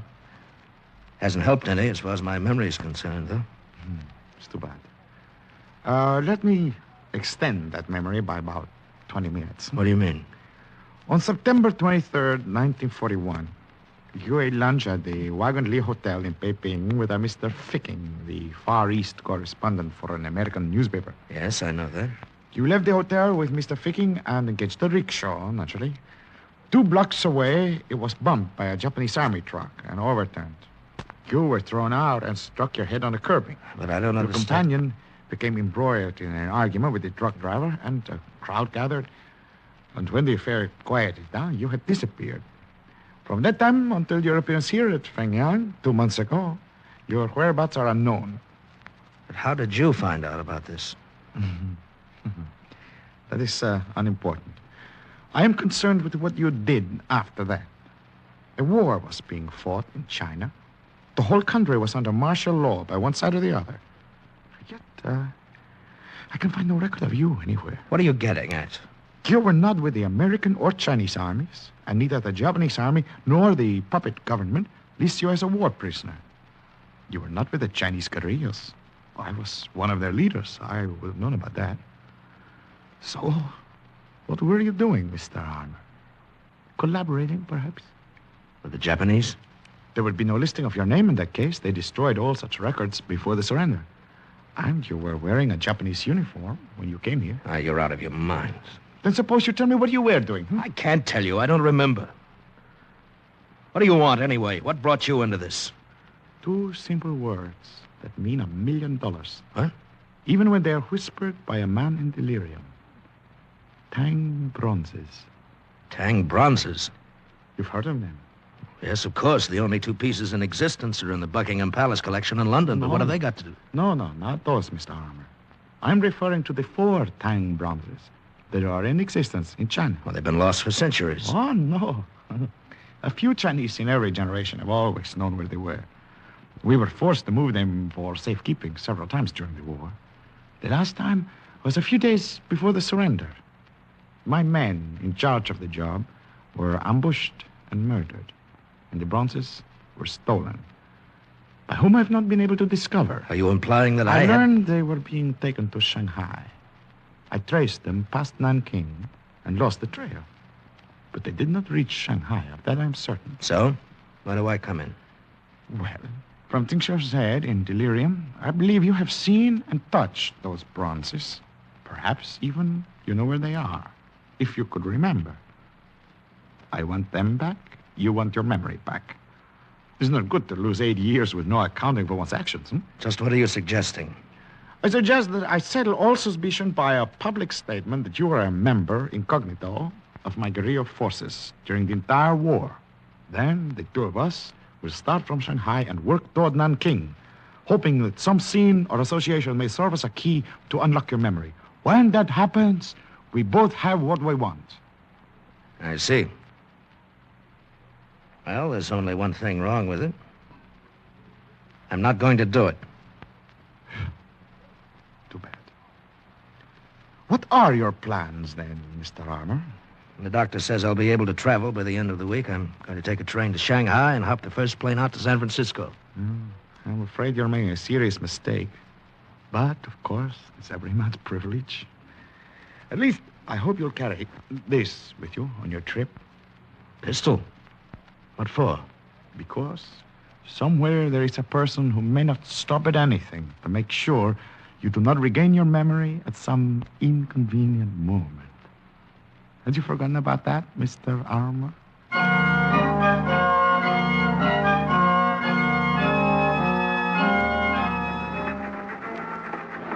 Most of the long train trip to Shanghai was uneventful.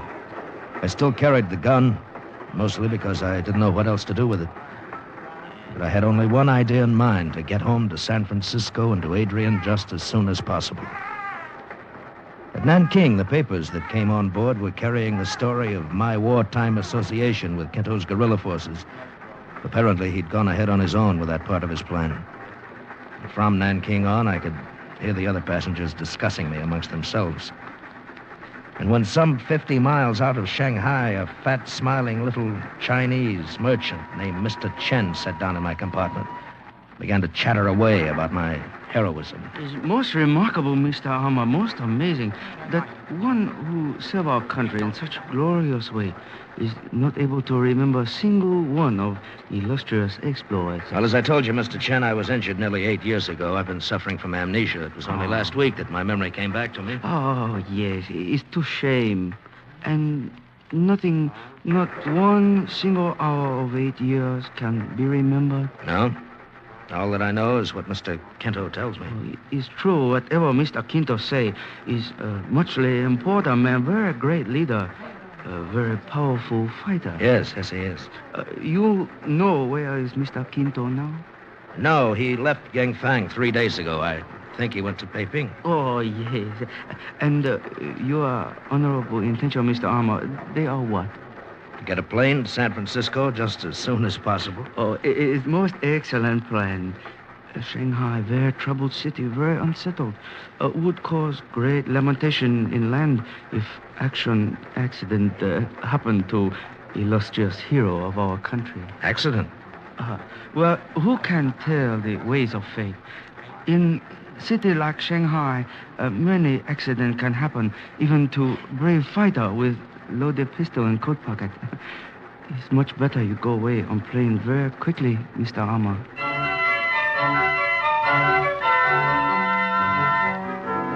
In Shanghai, I took a taxi to the Cathay Hotel. When I started to check in, I got the first of several surprises. The clerk told me that I had a room already reserved and paid for, by whom he didn't know. At any rate, it was a nice room, one of the best in the house. I picked up the telephone, called the American consul. Then I started the hotel clerk working on an airline reservation. Set my clothes out to be clean, climbed into a shower. And by the time I'd finished, a boy knocked on my door with an envelope. I opened it, took out the note. Humble token of appreciation for illustrious wartime services, Mr. Chen. Attached to the note was a plane ticket to San Francisco and a seat reservation for noon the next day. I should have expected the second note delivered 15 minutes later, but I didn't. It read, "Please do me the honor of joining me in the American bar downstairs at your convenience. Signed, Kinto." But of course it was I who reserved the room, Mr. Armour. I knew you were planning to stay here at the Cathay, and I was only too happy to assist you with a small favor. It won't do you any good, Mr. Kinto. I told you in Pengyang I'm going home right away. Hasty decisions are often reconsidered. Anyway, I think you may have helped some already. Oh? In what way? You were approached on the train by Mr. Chen, who urged you, if I am correctly informed, to leave Shanghai at once. He did more than that. He arranged for a reservation on tomorrow's plane. Well, Mr. Chen becomes more interesting by the minute. And did you know that he also arranged to have you followed from the railroad station? I don't care. I'm not interested in your game, his game, if he has one, or anybody else's. I'm flying to San Francisco tomorrow. What a pity. And without knowing a thing about a period of your life that covers nearly 8 years. Yeah, whatever it was, it's over and done. What's wrong, Mr. Armour? That girl who just came in. The one who walked past our table. Oh, yes. What about her? Do you know her? I only wish I did. She's beautiful, isn't she? Can you find out who she is? Of course. Although for a man so anxiously hurrying home to his wife, it's... oh, well. Waiter. I sat there with my mind spinning madly while the waiter took the folded bill Kinto handed him and went over to ask discreet questions. I was certain the girl had looked at me strangely as she passed the table. Even now, she glanced back from the bar before moving on through the room and out the door. To the best of my knowledge, I'd never seen her before in my life. And yet, the face I'd dreamed of so often in my delirium had been the face of this girl. Mr. Lady live here on hotel. It's known by name Etoile. Etoile, huh? All right. Thank you, boy. Etoile. Was she, by any chance, who you thought she was? No, I was wrong. I mistook her for someone else entirely. I see. Merely a case of mistaken identity. Yes. That's very interesting. In view of this note, what? The waiter slipped this into my hand when he came back. It's addressed to Mr. Armour, so it isn't mine. But I don't... Why not open it and read it? Now, I, for one, am quite interested in finding out what a complete stranger has to say to you. While Kento stared at me thoughtfully through the smoke from his cigarette, I unfolded the paper and read the hastily written lines. And then crumpled it and thrust it into my pocket without showing it to him. The words danced in my brain. My dearest David, why would you not speak to me when I came to your table? Have you forgotten me? Do the 6 years we spent together mean nothing to you? Please come to me at once. As always, your adoring wife, Étoile.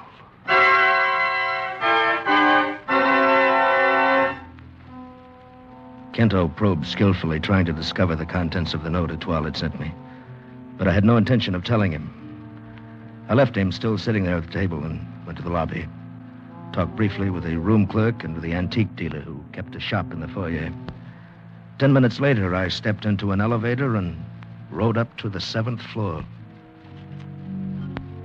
And an hour after I'd seen Étoile in the bar, I was facing her again through the open doorway of her room. Her dark hair lay softly on her shoulders. Her skin was velvet and warm cream. And the subtle scent of an amir perfume hung in the air like a tender challenge. She was lovely. She was supposed to be my wife. And I couldn't remember her. David, my darling, won't you please come in? Thank you. I suppose you're Étoile? Well, of course, David. And you did send me a note downstairs in the bar. But who else, my dear? Oh, it's the old trouble again, isn't it? Trouble? The sickness of forgetfulness, my doctor called it. So often you suffered from it at Suchow, weeks at a time. Suchow? Don't you remember Willow House, the beautiful estate that Uncle Liu gave us when we were... Oh, that's why you did not speak to me in the bar. You've forgotten all of it. Even me. Yes, I'm afraid you'll have to bear with me, Étoile. I don't mean to hurt you, Oh, it but... doesn't matter, my darling.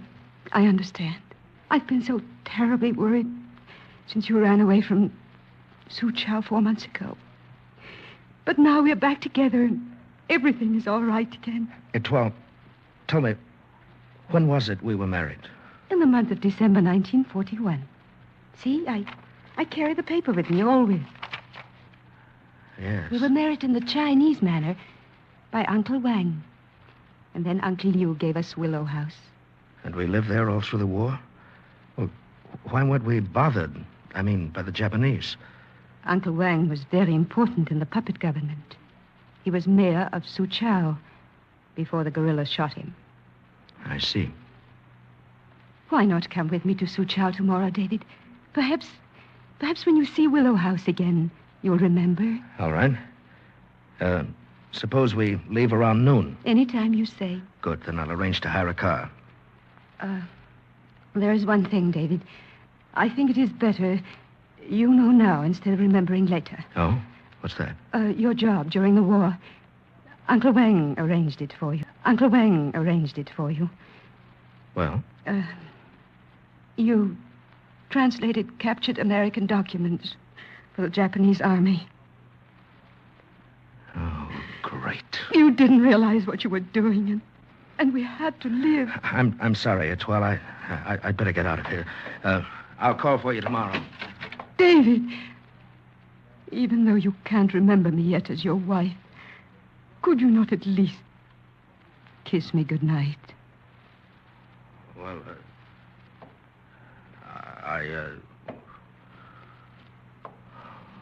of course. David. Until noon tomorrow, darling. Good night. Early the next morning, I climbed into a hired car and headed out of Shanghai. Étoile was not with me. I had to face this for the first time alone. I felt I was heading into a showdown. Etoile's story was backed up by something else I'd learned the night before. The antique dealer at the hotel had told me he wasn't sure of the significance of the little porcelain rabbit the doctor at Feng Yang had turned over to me, but he was certain that it had come from Su Chao.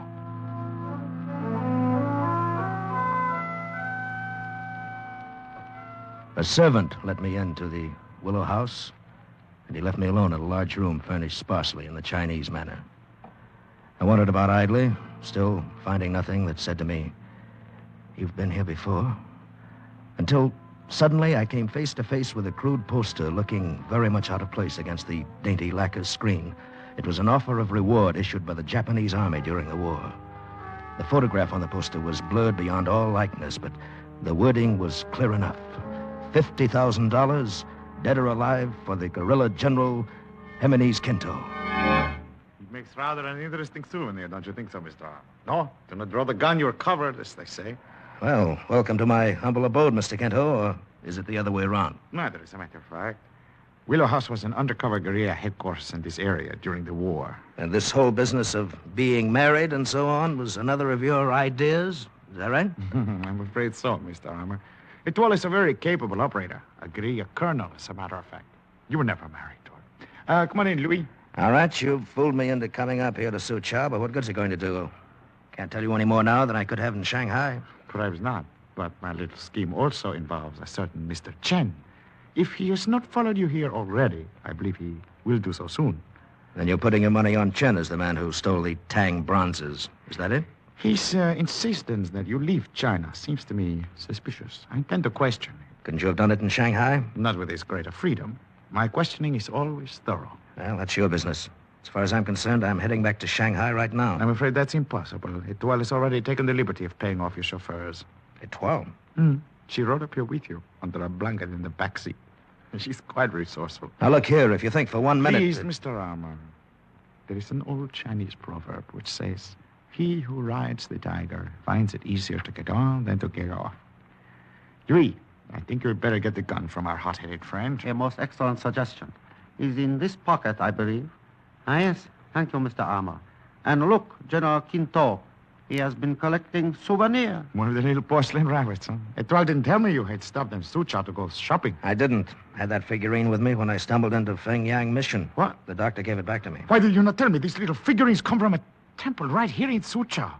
They're given out to pilgrims during the annual festival. Mr. Armour, does the name Mei Ren Pagoda, Temple of the Moon, mean anything to you? Mei Ren? Temple of the Moon? Hey, wait. Yes, it's coming back to me. And Mr. Chen, too. And the Tang bronzes. I remember now, Quinto. I can remember. It's muchly unfortunate that you can't, Mr. Armour. Mr. Chen. The gun General Quinto dropped at one. Other one also. So, Mr. Armour, lost memory has returned. Yes. Yes, I only saw you a few times during the 7 years. That's why I didn't recognize you. You were the abbot in the Temple of the Moon. After previous abbot was disposed of early in 1942, temple served as excellent headquarters for operation of this lonely one. Also, a very amusing location being so near to your headquarters, General Quinto. I'm to understand that you were a collaborator. Quite so. Among other things, of course, even Kung Fu Tse say men must live. Yes. I wandered here to the temple after that accident in Shanghai. The old abbot took me in without question, and I became one of the brothers. I had no memory at all, was out of my mind half the time. They called me the forgetful one. What about the Tang bronzes, Mr. Armour? Well, one night I couldn't sleep. I wandered onto the balcony of the great hall of the temple. Chen was there with some other men who were showing him the 4 bronzes they just brought in. I had a vague feeling that they were very important. I guess that's why I raved about them later at Feng Yang Hospital. Mr. Armour, you know what was done with the bronzes after you saw them? Yes, they were buried that same night under the tiles beside the 7th pool in the temple courtyard. Mr. Chen, are they still there? Oh, but of course. And in a matter of moments, you may tell location to ancestors. Mr. Chen, by your own admissions, added to things of which I know already, you are apparently guilty of collaboration, theft, a number of murders, and various high crimes against China. Have you anything to say in your defense? Only to confess freely. Much less satisfying feeling when confessor hold gun in hand. Then I find you guilty and the case is closed. Oh, it's most amusing, General Quinto. Colonel Etoile, you will carry out the sentence of the court. As you say, General. Excellent shooting, Colonel Etoile. Oh, not at all. The range was nearly point blank. Man should be designed with eyes in back of head. Man should not try to ride the tiger. This lowly one, muchly favored by having such beautiful executioner. Thank you, little Chen. Mr. Armour, you have met Etoile before, under a false impression. May I now present her as my wife? Your wife? Well, last night I thought she was my wife. Yes, such are the remarkable ways of fate. You didn't mind it, did you, David? Well, Colonel Etoile. Oh, my Jimenez. But come, we must round up the men and enter the temple as quickly as possible. We cannot afford to lose the bronzes now. You're quite right. Yui, take care of the late lamented Mr. Chen. Come, Etoile. You have served well, Mr. Armour. My advice to you now, go to San Francisco at once. To your wife. Your own wife. Adios. Come and see us, David, when we are the rulers of China. Au revoir. I stood there and watched her go, swinging along beside him, lithe and graceful.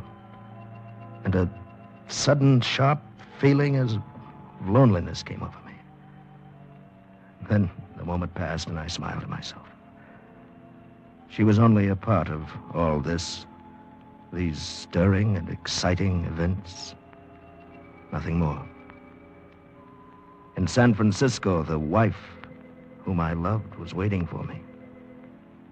And Adrian, too, was a very beautiful woman.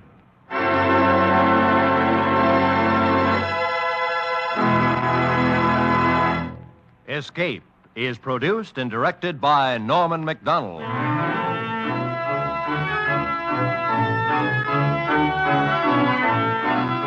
Today we have presented transcribed He Who Rides the Tiger by James Norman, adapted for radio by Les Crutchfield, with editorial supervision by John Dunkel. Starred as David Armour was Bill Conrad, with Barry Kroger as General Quinto. Featured in the cast were Maria Palmer, Jack Crucian, Ben Wright, and Edgar Barrier.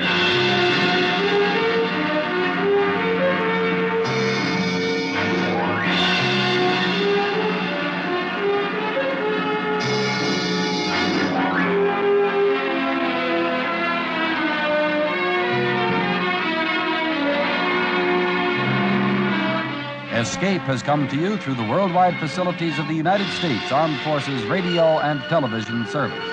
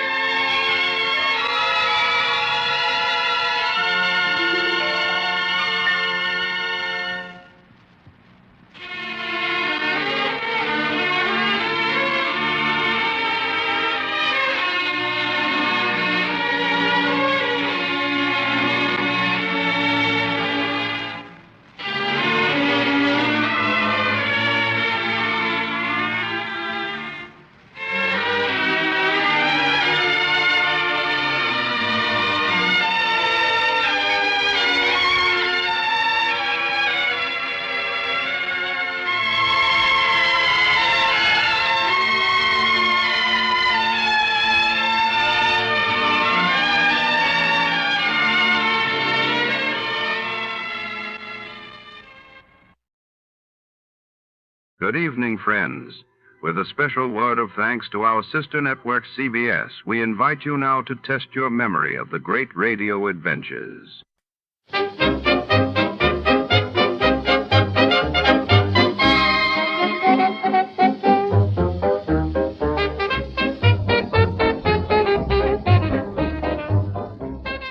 Tonight on the Dry Martini Caper, The city's shadows grow longer as a famed nightclub's prized recipe vanishes without a trace.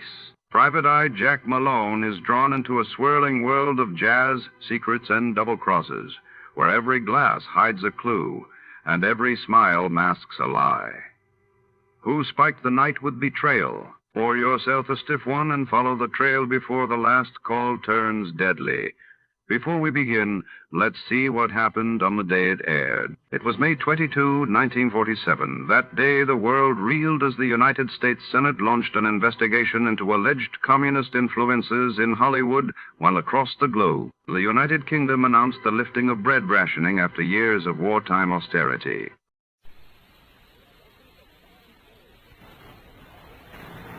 The Adventures of Sam Spade, Detective, brought to you by Wild Root Cream Oil Hair Tonic, the non-alcoholic hair tonic that contains lanolin. Wild Root Cream Oil, again and again, the choice of men who put good grooming first.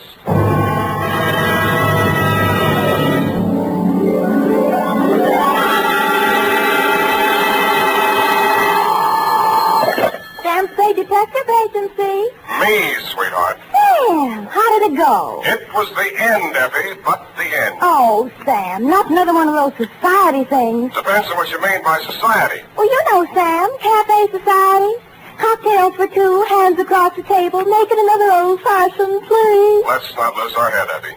Nothing but double martinis, very dry, with 2 olives, sweetheart. 2 olives? Oh, Sam, isn't that overdoing it? It was all overdone, sweetheart. That's what cranked it.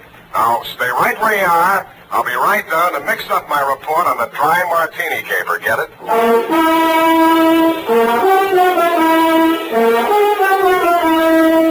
Dashiell Hammett, America's leading detective fiction writer and creator of Sam Spade, the hard-boiled private eye, and William Spear, radio's outstanding producer-director of mystery and crime drama, join their talents to make your hair stand on end with the adventures of Sam Spade. Presented by the makers of Wild Root Cream Oil for the hair.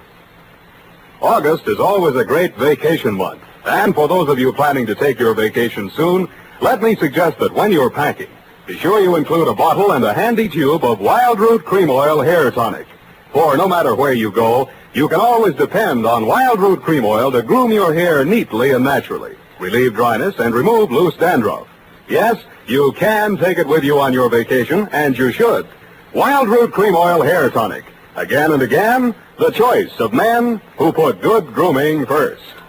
And now, with Howard Duff starring as Spade, Wild Root brings to the air the greatest private detective of them all in The Adventures of Sam Spade.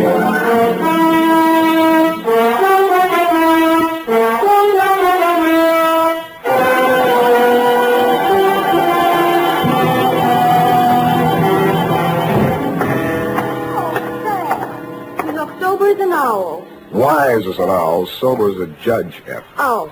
Well, the way you talked on the phone, I thought you'd ground the shamrock, kissed the Black Betty, spliced the Ming brace, decorated the mahogany, made a Dutch bargain, or, in a word, gone to give a Chinaman a music lesson. Effie, I wish you'd spend more time with Harper's Bazaar while I'm gone and less with the thesaurus of slang. Didn't know I could say that. Are you sober? Well, I've been riding the choo-choo, drinking Adam's ale, and if you don't believe it, just ask me to walk a chalk. Okay, heelsy-toesy, arms akimbo, eyes glazed. Yes, Sam. Now then, tip of the forefinger to the tip of the nose. Oh, Sam, it makes me dizzy. Dizzy Gillespie? Dizzy go, oh, Sam. Exactly. And you are not sewn up, shagged, shellacked, shickered, stuccoed, tap-shackled, stiffo, or real crazy. Well, you know best, Sam. Good, now try this one. Yes, Fred. Sitting posture, limbs cruciform. What? Cheesecake stop. Oh, Sam. That's it. Now place the notebook. Just a little higher. Good. Now apply the tip of the pencil to the top of the fool's cap and proceed viz. Viz. Date. August 1st, 1948. To Mrs. Netta Martini, 1000 Marina Boulevard, San Francisco. From Samuel Spade, license number 127596. Subject, Dear Netta. The first I knew of the caper was day before yesterday morning when I saw your husband's picture in the paper. It was one of those lovingly retouched executive-type photographs of a man in his late 40s or early 50s, graying at the temples and wearing an embalmed man of distinction look. The story was headlined, Corporation Head Waylaid by Mysterious Assailant. chauffeur foils would-be kidnappers at offices of Martini Trading Company. The item under it wasn't as thrilling as the headline. It sounded as if he'd been knocked down for his wallet and the attempted kidnapping had been dreamed up by a bored city news reporter. I tossed it in the wastebasket along with my morning mail and went back to the Police Gazette. On page 3, the phone rang.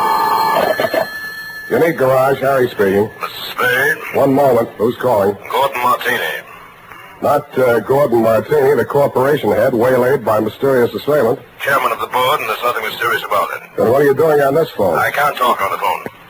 Where are you? In a hospital? I left that pest house this morning. I'm at my residence, 1000 Marina Boulevard. Yeah. It'll take you exactly 20 minutes by cab. You will meet me in front of the building, and we'll have our conference in my car en route to the office. Where's your office? Downtown Post Street. Well, why don't I meet you there? I'm a busy man. I have a full calendar. I'm already late due to all that hospital red tape. But I can fit you into my schedule if you'll hurry. Now, look alive, man. Well, it's a little early in the morning, but I'm trying hard. Good. What will you want for a retainer? I'll let you know if I decide to take the job. Fair enough. 20 minutes. I'll expect you.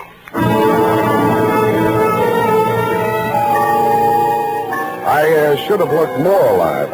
It took me 2 minutes to get onto the street, 1 minute to flag down a cab, and 18 minutes to reach your address, Netta. A total of 21 minutes.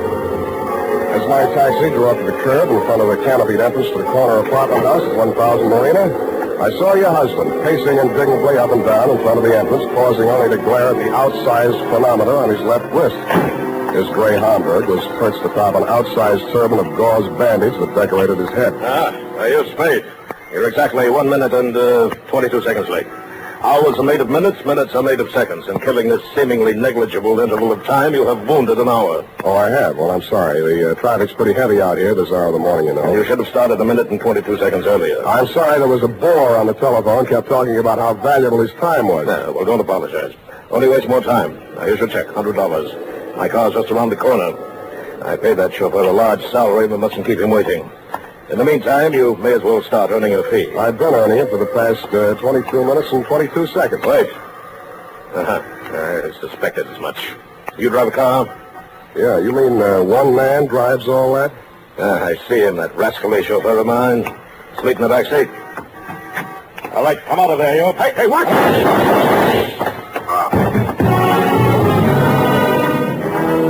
I was behind him and a little to the right. The shock of the rapid-fire 30-caliber slugs lifted him off his feet and knocked him against me. I went down under his 300 pounds of dead weight. By the time I rolled him off of me and got up, the gunman had jumped out of the limousine and into a gray sedan that was double-parked alongside. In the welter of traffic on the boulevard, I didn't dare risk throwing a shot after him, but I did get the first 3 numbers of the license plate before it buried itself in the heavy stream of AM commuters. That's when the air changed from exhaust fumes to something out of a Persian garden. I turned and looked for the first time into your Nile green eyes, Netta, and saw you twisting a handkerchief in your pale hands I might have loved beside the Shalimar, but on Marina Boulevard they looked like hysterics dead ahead. Who did it?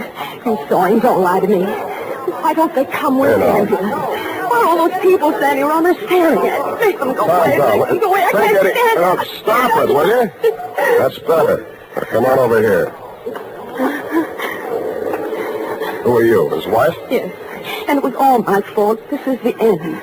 I called Ernie out the window and asked him to come upstairs. I wanted him to return some lingerie. They sent the wrong color, Pete. Yeah. Who's Ernie? He's our chauffeur. I was looking for the exchange slip when we heard the shots. Is he dead this time? Yeah, don't go to pieces. Poor Gordon, he had so many enemies. He didn't drink well, you know.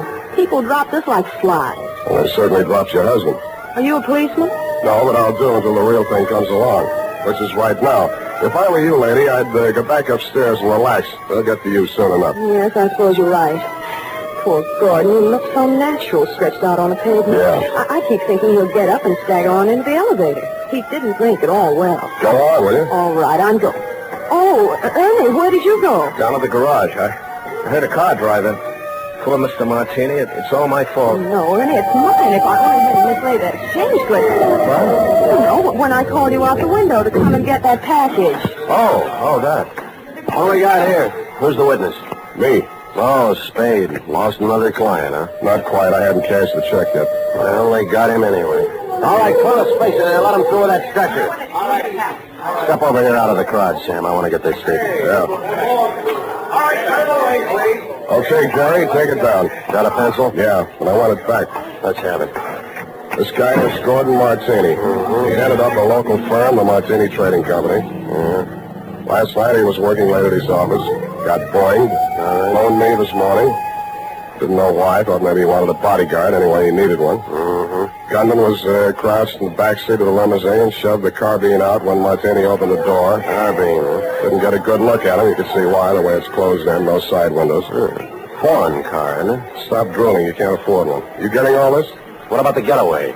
Martini fell on top of me. I saw the getaway car on the back of his head. Yeah. The car was a gray sedan. The back of his head was a standard make, too.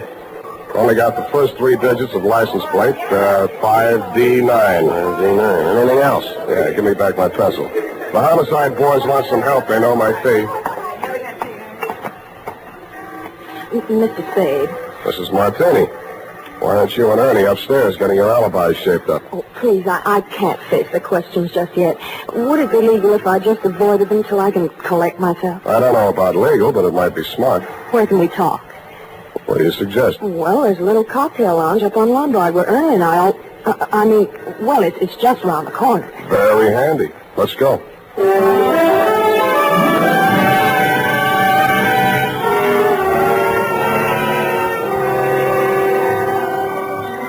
Against my mother's advice, I should have listened, but, well, that's why I married Mr. Martini. Well, that brings us up to 1943, and it's only 11:45. You're just like him, always holding a stopwatch over my head. Always? Well, he drank, you know.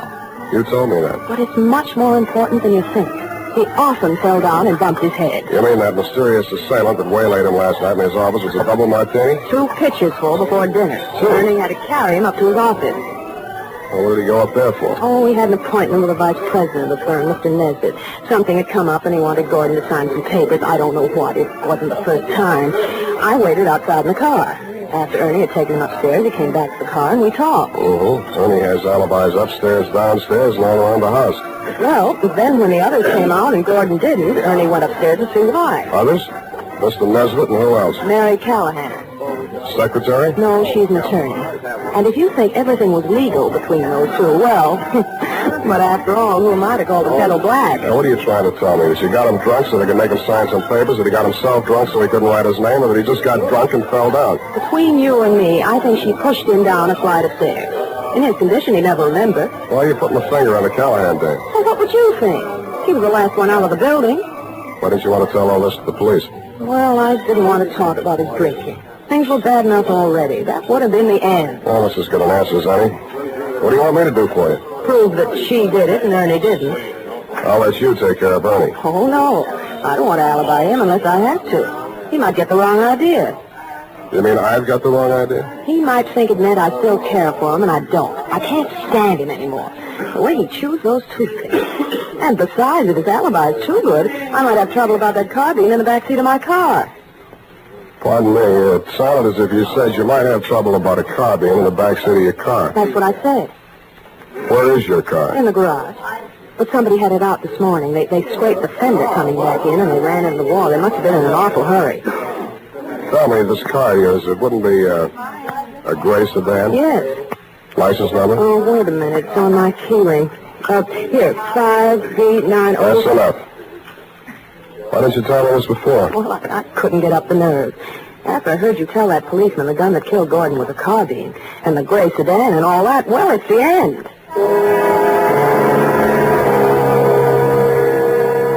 I hoped you were right, but I didn't think so. When I went to look at the gray sedan in your garage, I knew you were wrong, dead wrong. It was the getaway car, all right, and the carbine, as you know, was proven later to be the one that killed your husband. But Ernie had turned into a very poor suspect indeed. He was hugging the carpet between the front and rear seats, and when I nudged him, he didn't move. He'd been shot at closer range than Gordon Martini, and the killer had used only one slug. It was planted in the base of his brain, which made him not only a very poor suspect, but a very dead one.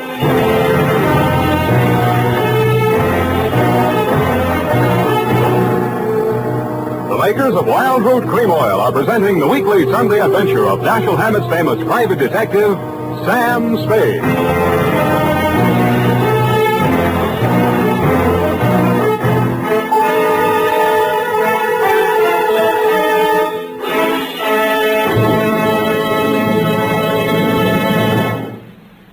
want the well-groomed look that helps you get ahead socially and on the job? Listen.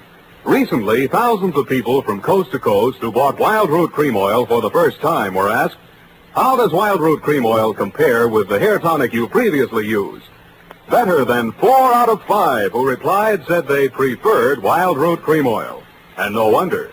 Wild Root Cream Oil grooms the hair neatly and naturally, relieves annoying dryness, and removes loose dandruff. What's more, non-alcoholic Wild Root Cream Oil is the only leading hair tonic that contains soothing lanolin. So ask for Wild Root Cream Oil Hair Tonic. Again and again, the choice of men who put good grooming first. By the way, smart girls use Wild Root Cream Oil too, and mothers say it's grand for training children's hair.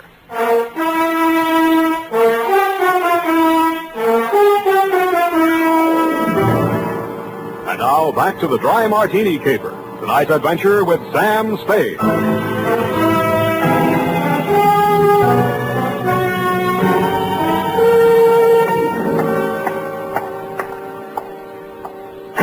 Martini Trading Company, good afternoon. I'm sorry, Mr. Nesbitt is in conference. I'll see that he gets your message. Well, what can I do for you? I would like to see Miss Callahan. Miss Callahan is in conference with Mr. Nesbitt. Good. I would like to see them both. But I have orders not to disturb them. You do not have to. I will. Just a minute. You can't go breaking in like that. Yes, and I'll tell you something else. He won't ever get away with it. Why, everyone in this town knows about your underworld connection. Why, you doddering old fool, when I get through with you, if you don't go to the gas chamber for Gordon Martini's murder, you'll wish you had. If I go to the gas chamber, it'll be for killing you, not Gordon. Oh, you said it all. Why didn't I have witnesses here? Miss Callahan? Did you hear that? You weren't talking loud enough. I didn't hear a thing. Well, come on in here and I'll tell you a thing or two. Close that door. Now, sit down. Thanks. I listen better on my feet. Oh, so you're the detective Netta Martini employed, eh? What's she paying you? That'll depend on how much I have to do for her. Well, I'll tell you how much you'll have to do for her. You'll have to make a case against me, and that's not going to be easy. Why do you think she's out to get you? Why, indeed. For years, this moth-eaten mouthpiece, this parboiled porker, has been victimizing poor Gordon, taking advantage of his weakness for good. Oh, Now that she's liquidated him, she appears with 55% of the common stock. Motive enough, eh? Why, you fraudulent old fool. I simply bought up his debts and threw an attachment on those stocks. Unethical, but perfectly legal. Look, Well, you're not even a proper thief. You're nothing but a bumbling old embezzler. Now, listen You only here. trouble because he was going to call in the auditors look over those books of yours. The deed of double entry, Mr. Spade. Look, will you save this for the courtroom scene? Now, you've convinced me. You're both crooked. I'll see that you both go up for something. That's a promise. Mr. Spade, I gave you credit for better sense. Do you know that this Medusa of the magistrate's court, this harpy of the Hall of Justice, tricked him into changing the beneficiary of his insurance the very night she pushed him down the stairs? And you were all in favor of it when you thought you held a controlling interest in the company. Answer that to me, Mr. Spade. He can't answer that. Good. I'm glad one of you is temporarily lost for words. Now, I only want to know one thing, and I want a straight answer, and if either one of you starts off on another speech, I'm going to push you into the nearest cloakroom and lock you in together. Why, you wouldn't dare. Try me, sweetheart. Well, what do you want to know about this Amazon ambulance chaser, this Trilby of the traffic court? Watch it.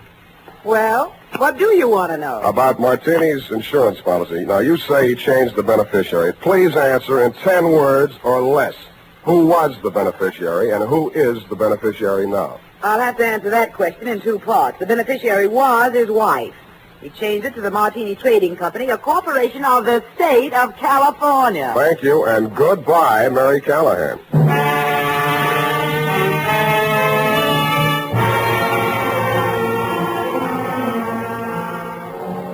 And that matter took the heat off of you for the time being, which made things tough for me, because Callahan and Nesbitt were so horrible I never wanted to see them again, even to testify against them in court. I was sure of one thing. None of you had pulled the trigger of that carbine. There'd been a hired killer behind it, and the way he operated, taking crazy chances in broad daylight in a crowded street, told me an important thing about him. That night, I made the rounds of the joints. At a plant called the Bing Room, I found a bouncer who'd tossed out a customer that run up a bill and tried to pay it with a $1,000 check. He sent me to the Atlas Hotel.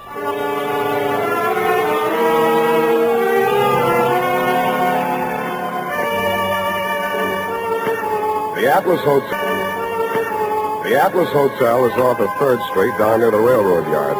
Not even a flea bag. The fleas sickened and died a long time ago. They couldn't take it. And from the look of the guests sprawled out in the mission furniture of the lobby, they wouldn't be able to much longer. A half-dead room clerk came back to the land of the living long enough to mutter a room number and wave me feebly toward a flight of crummy stairs.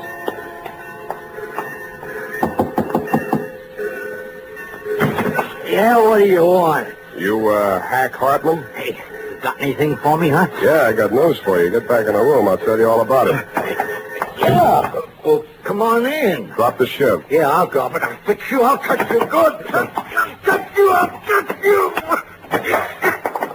I'm glad you did that. You make it easy for me. Now get over there. Leave me alone. Leave me alone. I'm not feeling so good. You can feel a lot worse. Who hired you to put the burn on Martini? You don't get nothing out of me. Who gave you that check? Oh, leave me alone. I got all night, Hack, and I feel better than you do. Now, what did you do with that check? I'll shake it if your teeth come out with it. Come on. All right. Stop it. I don't feel so good. Okay. Where? Pocket. My shirt. Don't reach. I'll get it. There was a company check, which is what I'd expected. It was for $1,000 drawn on the Golden Gate Trust and Loan, but I wasn't expecting to find the signature on the bottom line. It was signed in a bold, firm hand, Gordon Martini. Who was the penman on this? He wrote it himself, right in front of me. What was it supposed to be for? He wanted I should knock off his brother. You get mixed up? Well, he's dead, ain't he? That's what I mean. Gordon Martini's dead. The papers got it wrong. That was his brother, his twin brother. And that other guy, that chauffeur, kept hanging around the garage so I couldn't get out. I had to burn him, too. You know what you're saying? Yeah. I'm making sense. Now get out of here. I'm getting steamed. Don't let it worry you. I got a nice, cool place all picked out for you.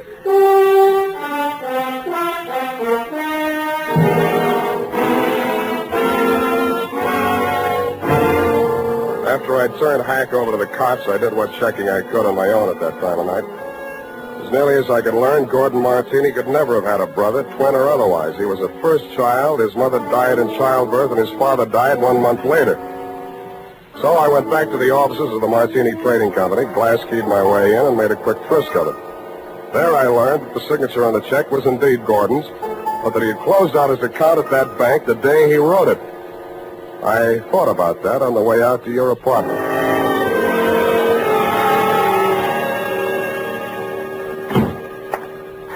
Sam, I've been calling, trying to reach you. I've been so worried. It's the end. This time you might be right. Fix me a drink. Well, there's nothing in the house but those prepared martinis Gordon used to drink. Is that all right? No, but fix me one anyway. Never mind the ice. It's not morning yet, but I hate myself already.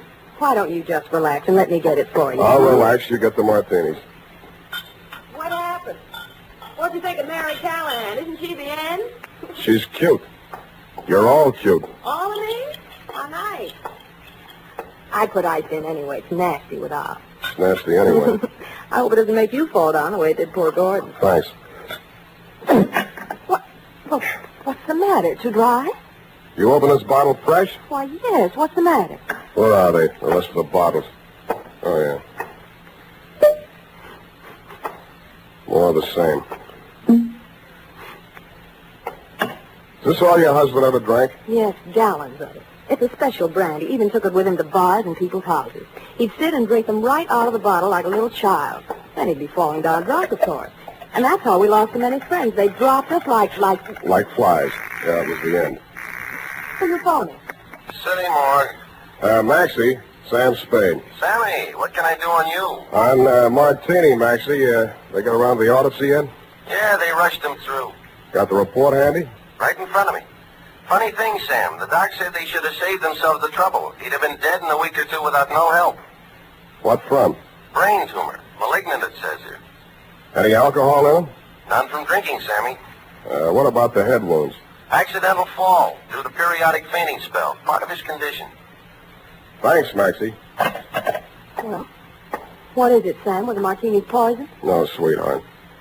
The martinis were colored water. Why, they couldn't. Well, what made him get so drunk? He didn't. He was sick. Sam, who killed him? Killed himself. But he couldn't have. He hired a gunman to do it. He planned his own murder. But that... Why...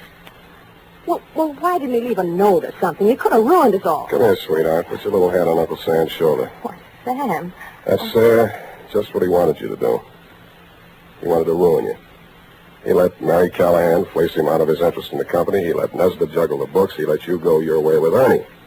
He let all three of you fix yourselves up with as nice a set of motives for murder as a jury could ask for. Couldn't have... The real joker was the check he used to pay off the man he hired to kill him. It bounced. It also proved he'd planned his own murder. But he still has his revenge. Because the insurance that would have kept the corporation from going broke won't be paid off on account of a self-liquidating cause. Oh, Sam, darling, what's going to become of us all? Well, Callahan and Nesbitt will probably sue each other to death. You might have to go to work and earn a living. Well, I have $500. I might invest it in something. You already have. Here's my bill. But, Sam, you didn't help me. What? This is the end. No, it isn't, sweetheart. This is the beginning. Come here.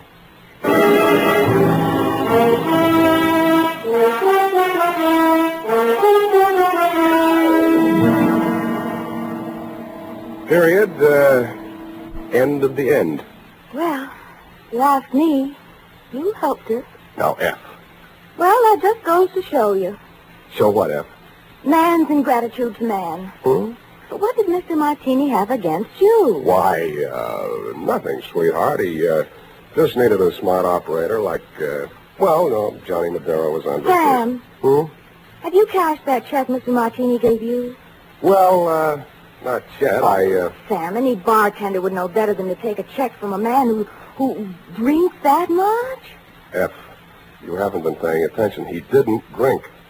He didn't. I was able to establish that later on. You Well, haven't at the been listening. time, Sam, for all anybody knew, he was a hopeless drunk. He was, Sam. Oh, you're so wonderful and trusting. But I do wish that you'd understand this. He was a hopeless drunk. For the last time, Effie, he didn't really drink. I'll just type this up, Sam, while you call the bank. I'll do that.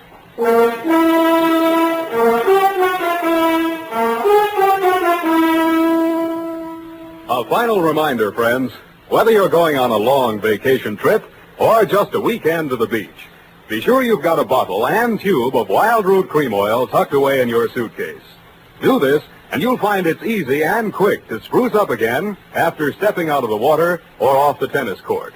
For no matter where or when you use it, Wild Root Cream Oil grooms your hair neatly and naturally, relieves dryness, removes loose dandruff. So at home and away from home, help yourself to handsome hair with Wild Root Cream Oil. And next time you have a chance, ask your barber for a professional application of Wild Root Cream Oil Hair Tonic. Again and again, the choice of men who put good grooming first.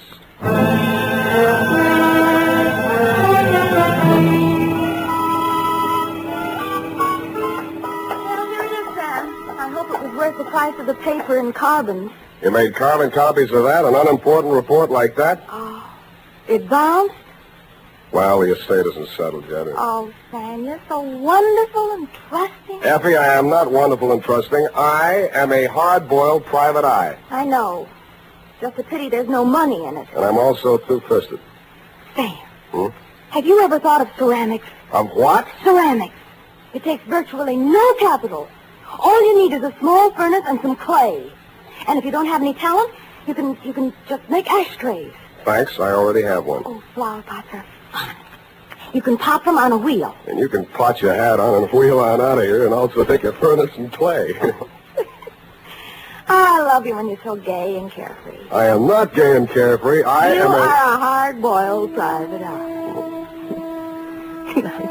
Good night and sue me for your back salary, sweetheart.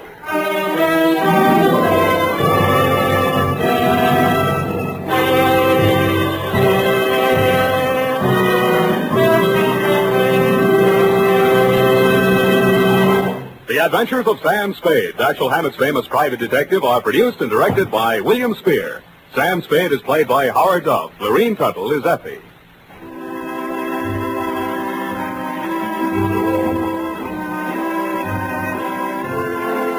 The Adventures of Sam Spade are written for radio by Bob Tallman and Gil Dowd, with musical direction by Lud Gluskin. Gil Dowd directed tonight's broadcast in William Spear's absence. Join us again next Sunday for another adventure with Sam Spade, brought to you by Wild Root Cream Oil. Again and again, the choice of men who put good grooming first. This is Dick Joy reminding you to get Wild Root Cream Oil, Charlie. It keeps your hair in trim. You see, it's non-alcoholic, Charlie. It's made with pseudolanolin. You better get Wild Root Cream Oil, Charlie. Start using it today. You'll find that you will have a tough time, Charlie. Keeping all the gals away. Hiya, Baldy. Get Wild Root right away. This is CBS, the Columbia Broadcasting System. America's airwaves shine a little brighter thanks to our friends at CBS. And now, ladies and gentlemen, let's see if you're ready for tonight's radio quiz.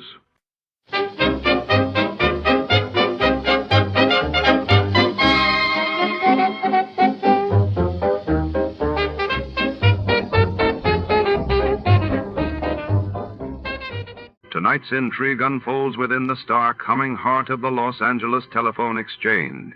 Late at night in 1949, rows of switchboards and tangled cords form a labyrinth where secrets travel faster than footsteps. When a mysterious stranger manipulates the lines, the city's fate hangs on each whispered connection. In this world of blinking lights and hidden motives, trust is as rare as silence. Before to start, let's see what happened the day it was aired. It was May 5, 1949.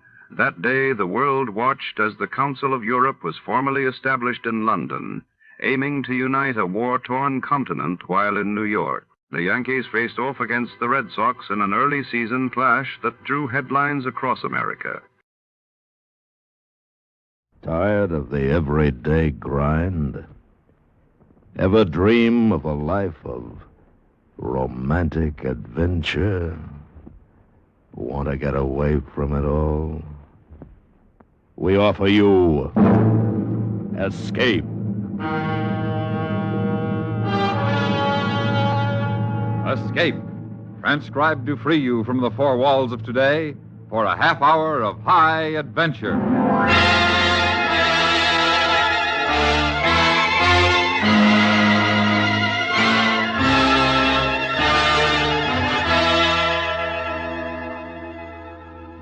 You are groping your way through the belly of a sunken ship, a fortune and pearls secured to your belt.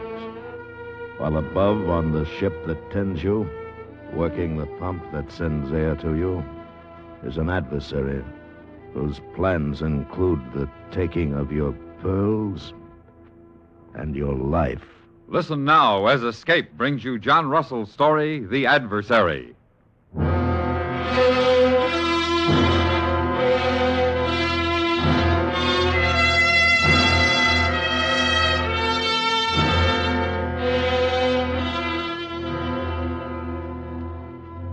It was at dusk and on an ebb tide that the purling schooner Fancy Free came smartly up into the wind and dropped anchor in the harbor of Thursday Island.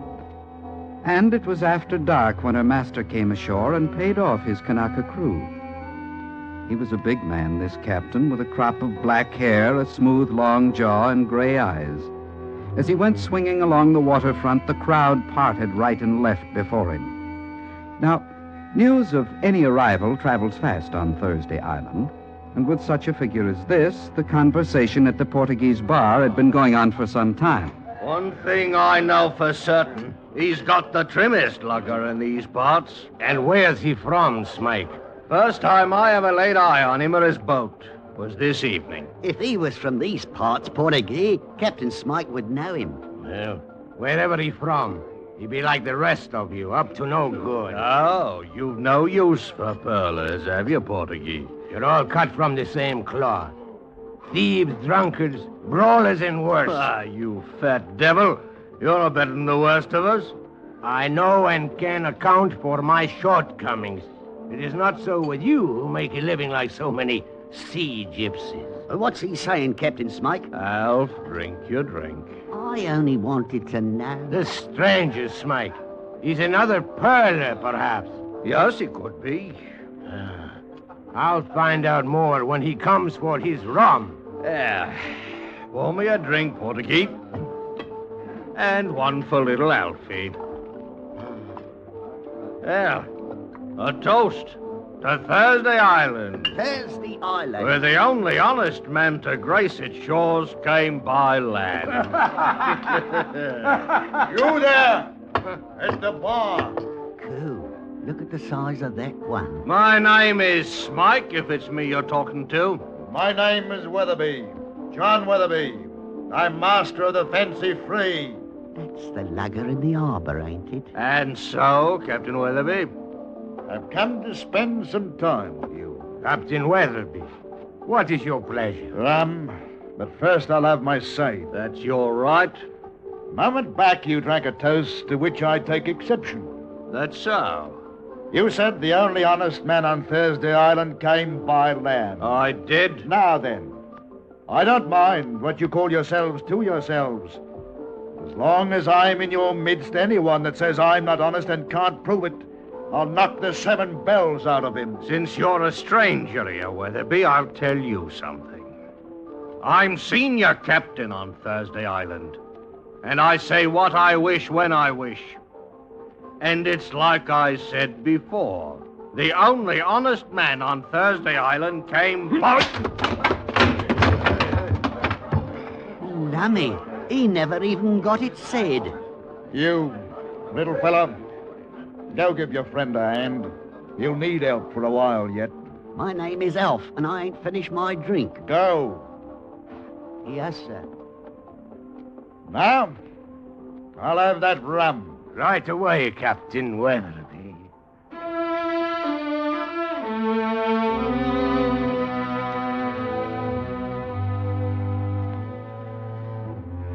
Now, on Thursday Island, there was no prying into a neighbor's affairs unless one was prepared to push the inquiry with a knife. And so it was that nobody questioned where Weatherby came from, or his pearling license, or the motley crew he picked to replace the skilled Kanaka boys he'd let go. His new cook was Chinese, his head diver a Manila man, and his mate a giant North African who went by the name of Buttermilk. But questions or no, as the months passed, a legend was growing about Captain Weatherby. Or he'd chase you right across the Pacific to pay you tuppence he might owe you. That's his sort. You never had tuppence in your life, Alfie. 5 nights ago, he was in here, and he drank 5 hard cases under the table. And when they left, he squared the whole bill himself. Honest Weatherby, they call him. Honest Weatherby, he's up to something. They say nothing but good about him. You're right as rain, Portuguese. Last month he stayed in quarantine voluntary-like, just because of that island steamer and the cholera scare. Then paid his crew their monthly wages anyway. His crew? A good master wouldn't allow one of them to set foot on deck. Well, they ain't been exactly trained by the Queen's Navy. What I want to know is this. Why's he got the fastest lugger in these parts manned by that collection of trash? You still hold that blow against Weatherby, Smike. But he's all right. Harbour authorities, pilots, and other masters, and the whole lot. They all like I him. don't. Listen, that will be the Brisbane steamer. It's trying to get her bloody passengers back aboard. She sails at midnight. Australia. I wish I was going. I'd like to see Australia again. Yeah, she'd probably like to see you, too. Oh, now, Captain. Like as not, it's her pilot the Fernshaw's blowing for. Pilot? Ever since she put in here, Weatherby and that ship's pilot been trying to drink the island dry. I wonder where he is now. Down at the docks, like as not. Pouring his pilot friend aboard the steamer. Another rum, Portuguese. And another for little Alfie. And in truth, Weatherby was down at the docks, his coat turned up against the squalls that were blowing wet from the ocean. He was standing in the shadows by some packing crates, watching from a distance the yellow cargo flares that showed the loading of the Fernshaw was still in progress. Then, just as Captain Weatherby was turning away, Another figure slipped from the shadow and moved to confront him. Captain Weatherby? Yes? I'll take halvers, if you please, Captain Weatherby. What? I said halvers. Now, don't move, Captain. I've got you well covered, and I'm not afraid to shoot. Deacon! After all these years, the Deacon. Bless me if I didn't think I'd done you in. I should have died, but I didn't. No thanks to you. And what are you doing on Thursday Island? I dropped in from Samurai, meaning to catch the Brisbane steamer. Huh? I've been doing some diving up the way, but I'm only a fair diver, and my luck's been poor until tonight. Until tonight? And why the change, little beetle? Because I chanced to see you, my old friend, and I was strolling along the front, and I made inquiries, and I heard what they call you in these parts. Honest Weatherby. Why, you wasp.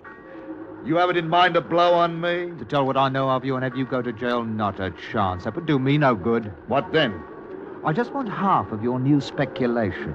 Your latest deviltry. What makes you think I've got a plan, Deacon? Oh, do you think I couldn't smell it out? I know your methods too well.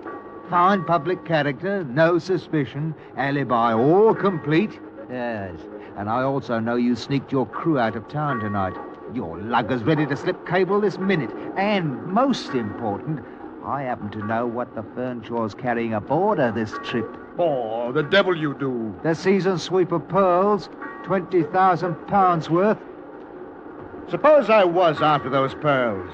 How would I get them? That's for you to do, and me to profit by. Oh, so you'll let me do the dirty, and then take ours, That's right, Captain Honest Weatherby. Blast me if it isn't hard to know whether you're with me or against me, Deacon. Thus saith the Lord, an adversary there shall be, and he shall bring down thy strength from thee. All right. All right then, Deacon, I'll put up with your blackmail and piracy. And I'll take you on as an adversary. And you'll be part of the enterprise. Good. And now, Weatherby, tell me this. How are you to get the pearls that are aboard the steamer there? I shall have to dive for them, Deacon. Dive for them? And like it or not, since you've declared yourself in, you'll be a party to it. You mean you're going to sink her? That's exactly what I mean, Deacon. Within 2 hours of sailing, the Fernshaw will be resting on the bottom of the passage.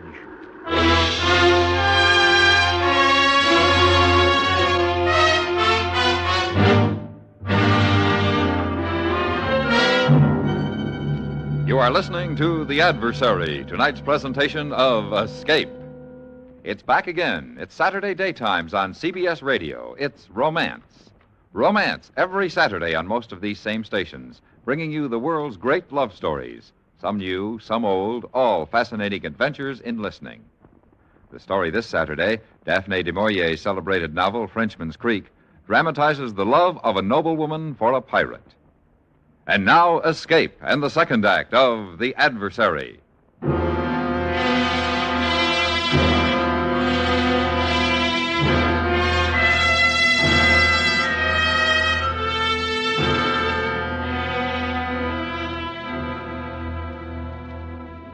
Within half an hour, the little lugger Fancy Free was standing out to sea. The master, Captain Weatherby, and a small and shivering passenger sheltered in the lee of the deck house. The deacon had wanted in on the profit, but he had hardly counted on mass murder as a means to it. One man's death he might have countenanced, but to murder a steamer was something else. Weatherby, you can't do it. You can't drown a whole ship's company. Did you ever hear the Volga, the Kate, or the Mecca? Well, they all fell a trifle off the track. Their bottoms were ripped out on Tribulation Shoal. Now, the same thing might happen to the Fernshaw. But how? There's a light on Tribulation Shoal. So there is. It's a fourth-order fixed dioptric, unattended. Now, suppose that light were moved. But like you say, it's fixed. And besides, the keeper lives only a mile away on Horn Island. You couldn't move it. Suppose a man were to land on the lee of Tribulation Shoal, and with a canvas, blanket the light to westward. Now, if that same man were to take a discarded lightship lantern that he might have aboard his lugger, and after anchoring some half-mile away, show this light at his masthead, what then?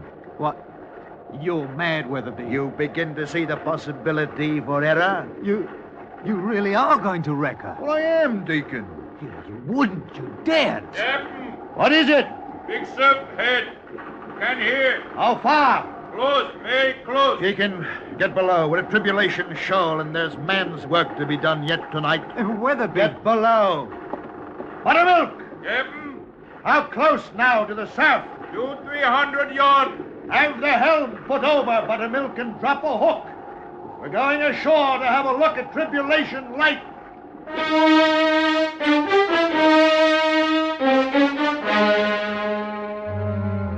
Now, it is a fact that no one knows or is ever likely to know the actual explanation for the wreck of the Brisbane steamer, which left Thursday Island and came to grief some 2 hours later on Tribulation Shoals. But the records declare that she went clean off her course, and a coral reef laid her open as neatly as a butcher's knife lays open a carcass. She sank within 5 minutes. The next morning, as the dawn spread in iridescence over those waters, Captain Weatherby anchored his lugger between the tips of the two sunken masts. All right, Buttermilk. Get my equipment ready. I get diving suit. Well, Deacon, you'll note for yourself there's not a trace of evidence. We've not been spied. The lantern we used is sunk, the canvas destroyed, and Tribulation Light as it was before. You're evil, Weatherby. Pure evil. Deacon, is there so much difference between a lot and a little? Come now, Deacon, cheer up. Here we are, and there are the pearls. 20,000 pounds worth of them, just oversized. No, I don't want any part of them. And within 3 hours, I'll be back out on the pearling banks about my business, never having heard of the wreck. Captain, you strap diving shoes. Next week, or any time I choose, I'll be walking the streets of Thursday near the news. And who will be as surprised as Captain Weatherby, that hard-working man. Honest Weatherby, with a fortune in his belt to dispose at leisure. All ready now. Put helmet, Captain. Yes, Deacon. I've not a problem in the world. Except you. Me? Why me? You are evidence. This stinking crew doesn't matter. I've kept them too befuddled to know what's happening, but you could be Queen's evidence. I'm not forgetting you. Hey, but, now, listen to me, Weatherby. I want no part of... What kind of an adversary do you call yourself, Deacon? I'd hope for some sport from you. Now, come below, Deacon. Now is the time to change your luck. Come below once and for all. No, I won't go down with you, not down there. Well, you're a diver, aren't you, Deacon? I can't. Not in that ship. I can't. Oh, blasted, Deacon. I thought at least you'd be amusing. Eh, very well. When I come back, I'll knock your silly head in. Captain, you want helmet? One thing, Buttermilk. Yes, Captain. You see that fellow white man? Maybe he want to go below. Good. You give him other suit. Yes, Captain. Maybe he touch pump or raise fuss. You knock 7 bells out of him. Otherwise, no order. You savvy? I savvy, Captain. Good. Now help me with the helmet. Yes. Put on now.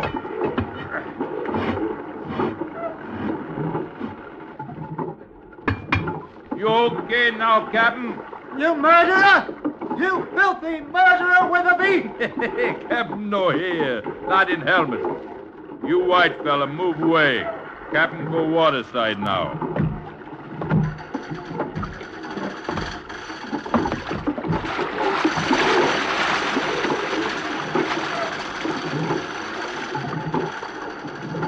You fella pump plenty good. Captain need much air. Listen, I've got to talk to you. Captain say you no good. Look, I'll give you money. Anything, just cut those lines. Captain die we cut line. No bleed down there. Yes, that's right, he'll die, but I'll pay you more than he will.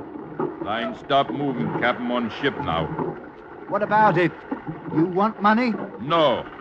What do you want? Then I'll give you anything you say. Just cut those lines and leave him. White fella no good. But don't you understand? He'll kill me after he gets those pearls and comes up. Captain say no order. Huh? You got to listen to me. Go away. Look, put me in the longboat. Turn me loose. I'll take my chance in the open sea rather than with him. I can't stay here. You stay. No, I won't. I won't just wait here like a fool for him to come up and kill me when he pleases. I'll go down below there with him first and fight it out. You want out a dive suit? Go waterside. I don't know. I don't know. I've got to think. You nothing.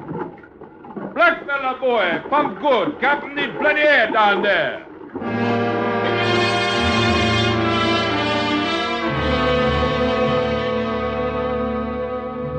And down below, everything went exceeding fine for Captain Weatherby. In a matter of 20 minutes or less, he had found the strongbox, broken it open with an iron bar, filled his canvas sack with pearls, and was making his way back towards the companionway through which he had entered the ship. The light was getting stronger as he came back. Then suddenly he stopped. A dim form was facing him.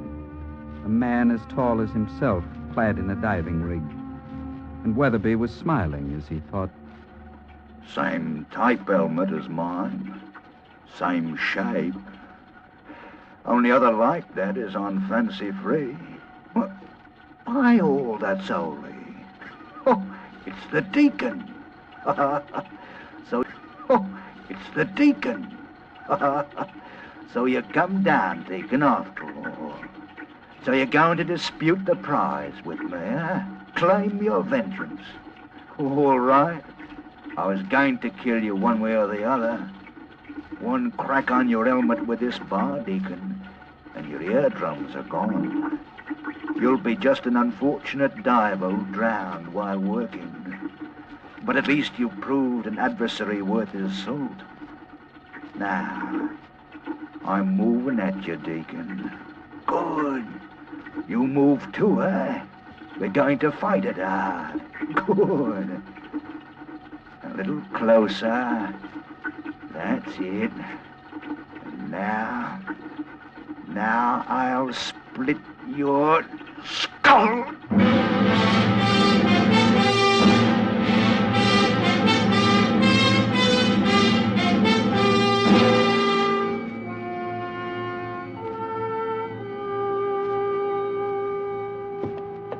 Oh, set out another bottle of rum, Portuguese. I'm cold clean through to the marrow. 5 days out there at the wreck, and no thanks from anybody. Not even from the man you brought back? Him? He's crazy as a tick. Calls himself a deacon, a man of the cloth. Look at him over there, sitting alone at the table, talking to himself. Scripture, But it what is. of Captain Weatherby?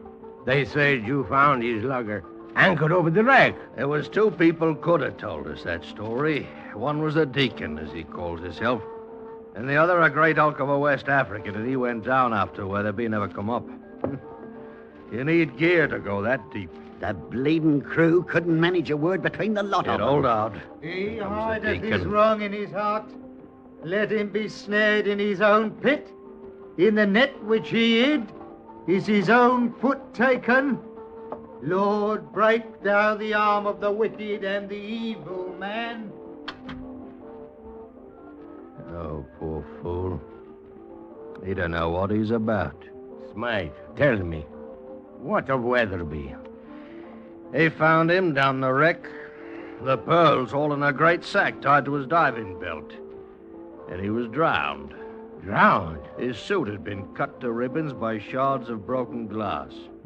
He was drowned for fair, right inside of his suit. But the glass, Smite. What was the glass? Oh, a broken mirror. A mirror? It served as a facing for the saloon door leading out of the companionway. It's like he stopped to take a look at himself. Just that one last time. Well, a toast to Captain Weatherby. Rest his soul. The only honest man who came by sea to Thursday Island.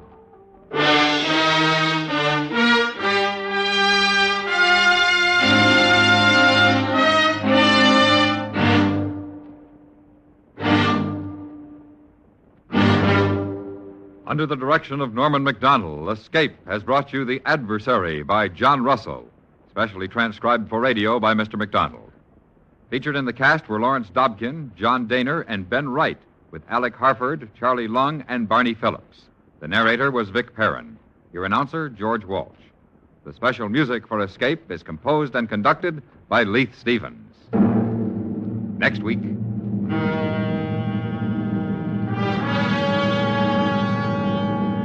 You are running through the alleys of a Mediterranean village, the blackness of the Italian night confusing you, while somewhere in the dark behind you, coming closer as they search for you, are a man and a beautiful woman who mean to take your life. So listen next week when Escape brings you Kathleen Height's story, An Ordinary Man.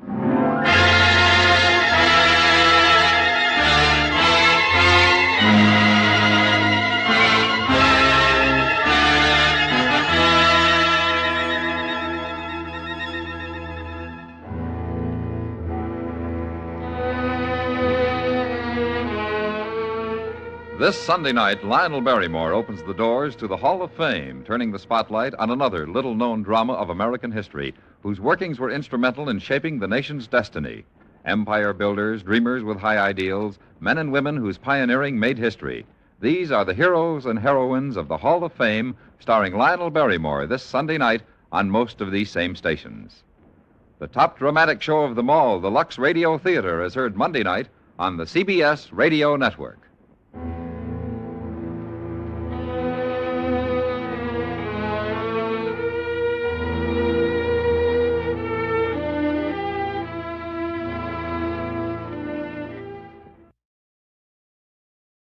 Good evening, friends. With a special word of thanks to our sister network, CBS, we invite you now to test your memory of the great radio adventures.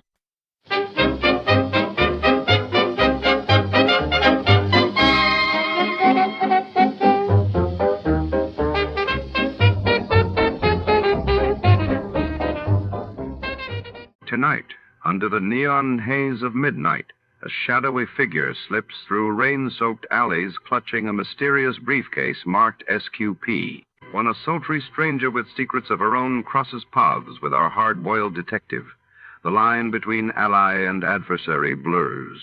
As the city sleeps, a high-stakes chase for the SQP heats up what's inside, and who will claim it first.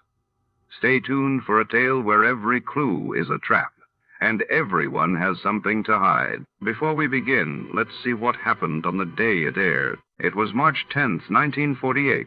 That day saw the world reeling as John Masarek, Czechoslovakia's foreign minister, was found dead beneath his window, while in Panama, the government declared martial law after fierce political unrest erupted in the capital.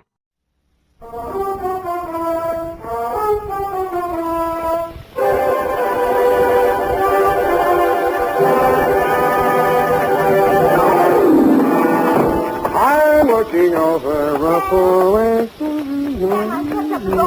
There's something terribly wrong with my typewriter. Looks okay to me. Those old models stand up, F. They don't make them like that nowadays. I should hope they don't. Somebody shot it. SQP. No, the alphabet is all right. It's just the one key. One missing? No, but it's bent. This one right here, Sam. Look at the at and set. That makes sense. You won't need it for this one. Come on in. Oh. Sam, wasn't I smart? I got the answer right away. The answer to what? That to which you referred to, Sam, is the whole ghastly ribble. SQP, to be exact. Well, I was tired. Of course you were. And besides, I was right here where I can see it, right out the window. See, the neon sign, Sam, over the Mr. Drugstore. See? Like a stability, quality, purity. And a blink. Say. Wasn't I smart, Sam? Wasn't I? Yeah, of course you were. But that isn't quite the answer. Well, what is that? To Detective Lieutenant Dundee, Homicide Detail, San Francisco Police, from S. Spade, license 137596. Subject, the SQP Caper. The minute she walked into my office, I smelled trouble. But it also smelled like $50 an ounce. She was small and brunette. Her eyes were large, appealing, and moist. But her pitch was disappointing. And now I realize that what he really came to San Francisco for was to be with her. This isn't the first time, Mr. Spade. There have been others. I don't know who this woman is, and I don't care. This time I intend to do something about it. They're registered at the Belvedere Hotel, and I want you to go with me. And... Just a moment, Mrs. Pierce. Yes? I think I know what you're leading up to. You want a detective to go with you and be a witness so you'll have grounds for divorce. Is that it? Yes. I can't go on any longer with a man I can't trust. Oh, it's so humiliating. Mrs. Pierce, please, I do sympathize with you. Honest, I do, but I can't take the job. After I poured out my heart to you, exposed myself. Oh, now, please, it's not as bad as that. It happens every day. It's just that I don't take divorce cases, but I do know a detective who might help you. You'll be much better off with me. But I'm sure I'd feel much better with you. Maybe after your divorce, Mrs. Pierce. Patricia, my friends call me Pat. All right, Pat, I'll see what I can do.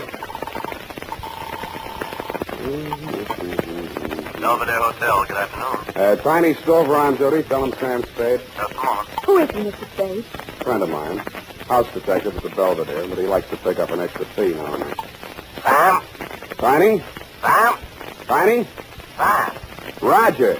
Who? Look, Tiny, I'll stop if you will. Oh, Sam. Yes!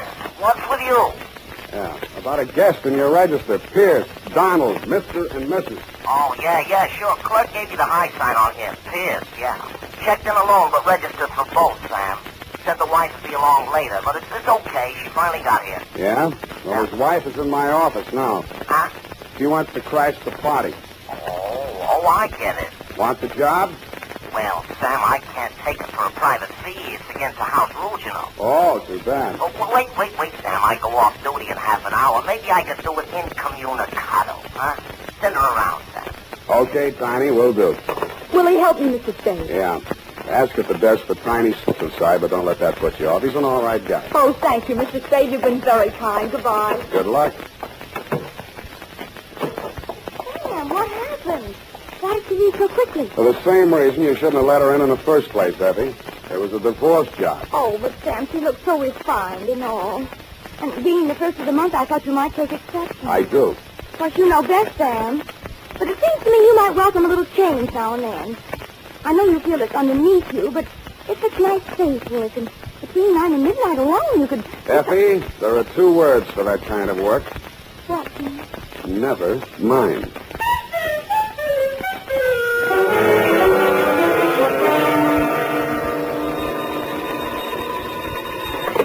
Sam Spade, detective agency. Oh, just a moment, Mr. Stover. Tiny Stover, Sam. What is it? I think he's crying. I'll take it. Tiny? Sam? Yeah. What's up, Tiny? That dame you said over here. Listen, I better not take time telling you. Get over here. Room 418. Come in the side entrance and walk up. What happened? I cannot tell you over the phone. Just get over here, Sam, and hurry.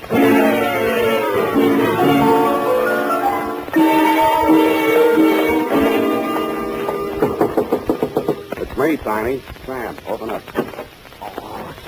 Come in, Sam. Sort of ease in, will you? He's lying in the way of the door. The first thing I saw as I squeezed through the narrow crack of the door was the brunette that had visited my office that afternoon. She was handcuffed to a chair, and a gag had been stuffed into her mouth. Tiny's frightened eyes shifted uneasily from her to the body on the floor. What kind of a caper is this? You better tell me, Tiny, what happened. Who handcuffed her to the chair? I did. We broke in just like it says in the book, only there was no dame here, just him.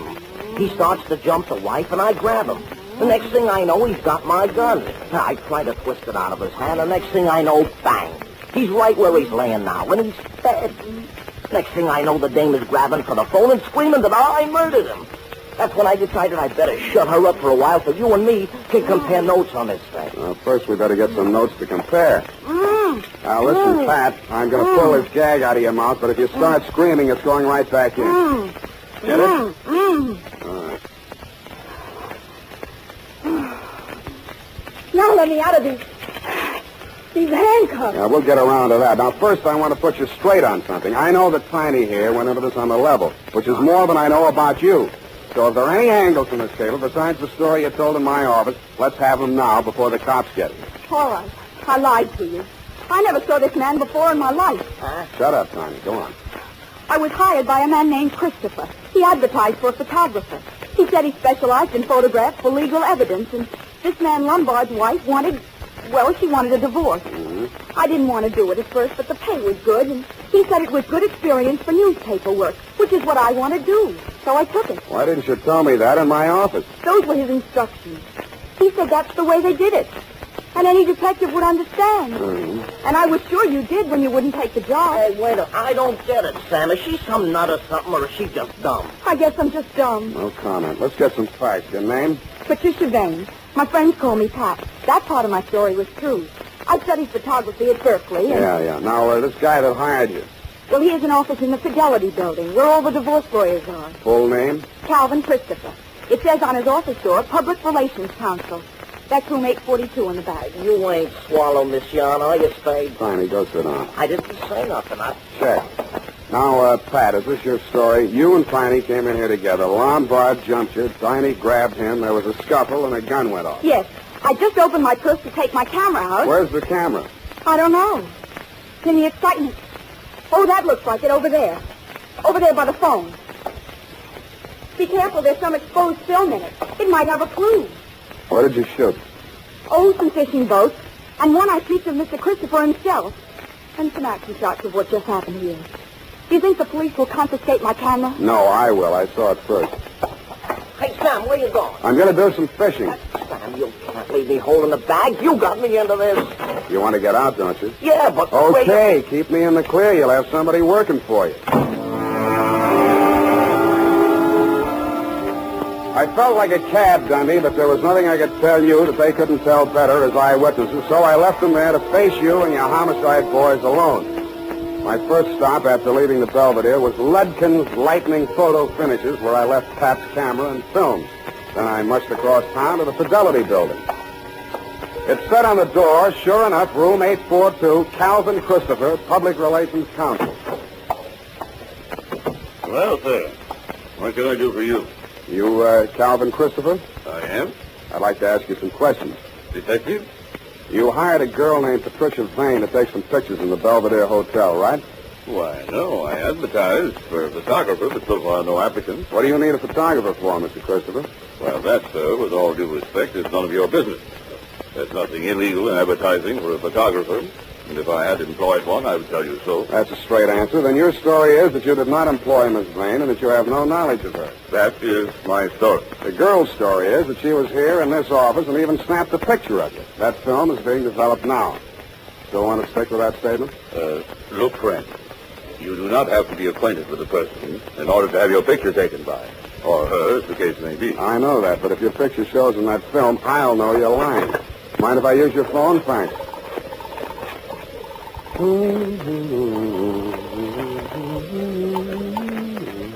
Homicide. Lieutenant Dundee. Dundee, Sam Spade. That girl you're holding in the Pierce death, Hotel Belvedere? What girl, Sam? Who's Pierce?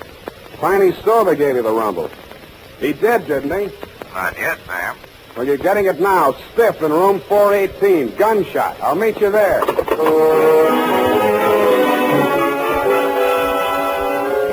And I did. I won't dwell on that part of it, Lieutenant dear. You were cross with me, and I didn't blame you. Pierce's body was still there, and it was still dead, but there was no brunette, no house stick, no gun, and no bullet wound. The medic called it death from natural causes, heart attack, but the worst was yet to come. When I rushed down to Ludkin's to get those pictures, just to prove to you that I wasn't completely out of my mind, there were no fishing boats, no pickets, no Mr. Christopher, and no struggle. Nothing but pictures of a complete set of dental x-rays. There was a date on them, 7/14/48, and some initials, SQP.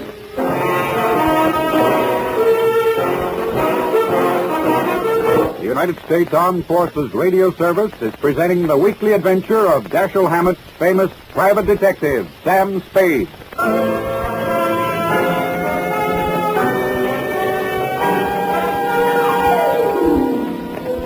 SQP. Seemed very familiar somehow. Society of Quail Prevention? Too neat. After you and your boys had cleared out, Dundee, I went back to room 418. I wondered who had fired the shot that both Tiny and the brunette believed had killed Mr. Pierce. I didn't find out, but I did find a .38 slug in the floor under the rug pad. The fibrous material had been scuffed by somebody's foot to hide the bullet hole. Tiny had been reaching for the phone as I left. According to the operator, there had been no flash on her board from 418.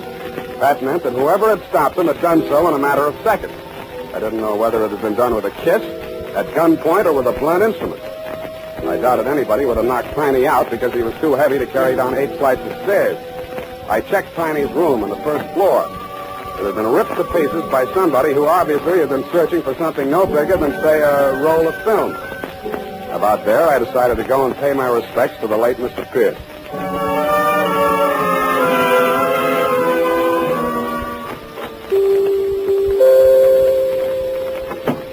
Good evening, sir. I'm Converse Jeffries.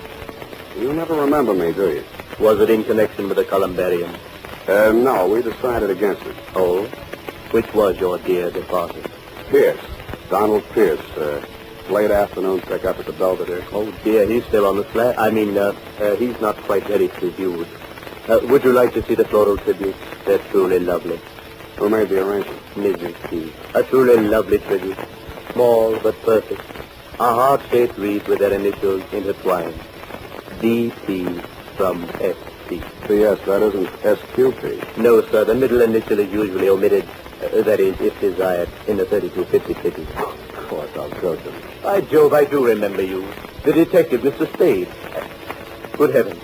Foul play in regard to our Mr. P? I'm not sure, Mr. Etheridge, but maybe you can help. These x-rays. Could you check and see if they're his? Why, surely. Oh, dental x-rays. Needn't spend the time. No use? No teeth. A completely dentured subject. For a good 10 years, I would say. Oh, pardon me. Something, madam. Oh, yes, if you'll just wait. Do you know Mr. Spade? Oh, they told me at the hotel. Very fortunate that you're here, Mr. Spade. Well, I'll go and see how things are backstage.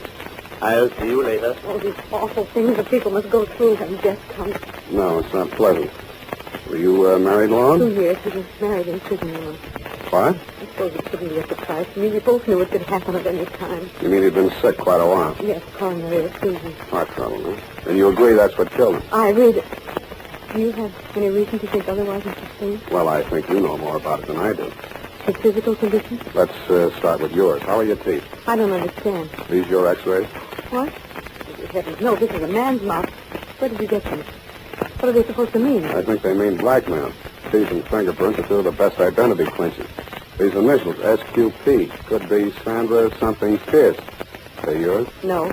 Do the initials SQP mean anything to you? Well, only I thought, of course, the prison. The what? San Quentin prison. San Quentin. Oh, I've been stupid. That's what you meant, married in prison. Of course, I thought you knew. Ronald was head of the prison dental laboratory there for 11 years.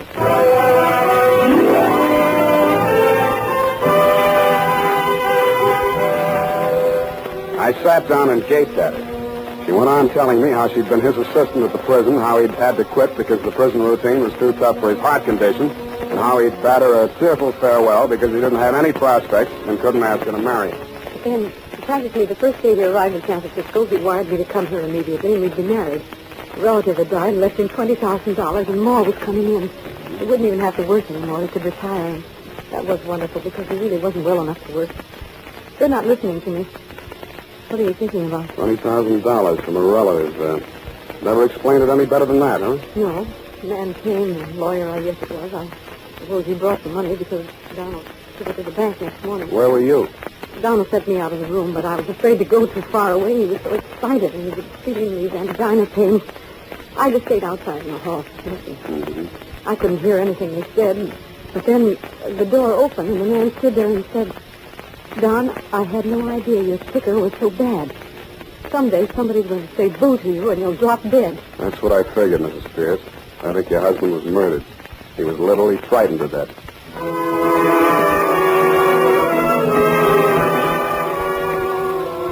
I had almost all of it now.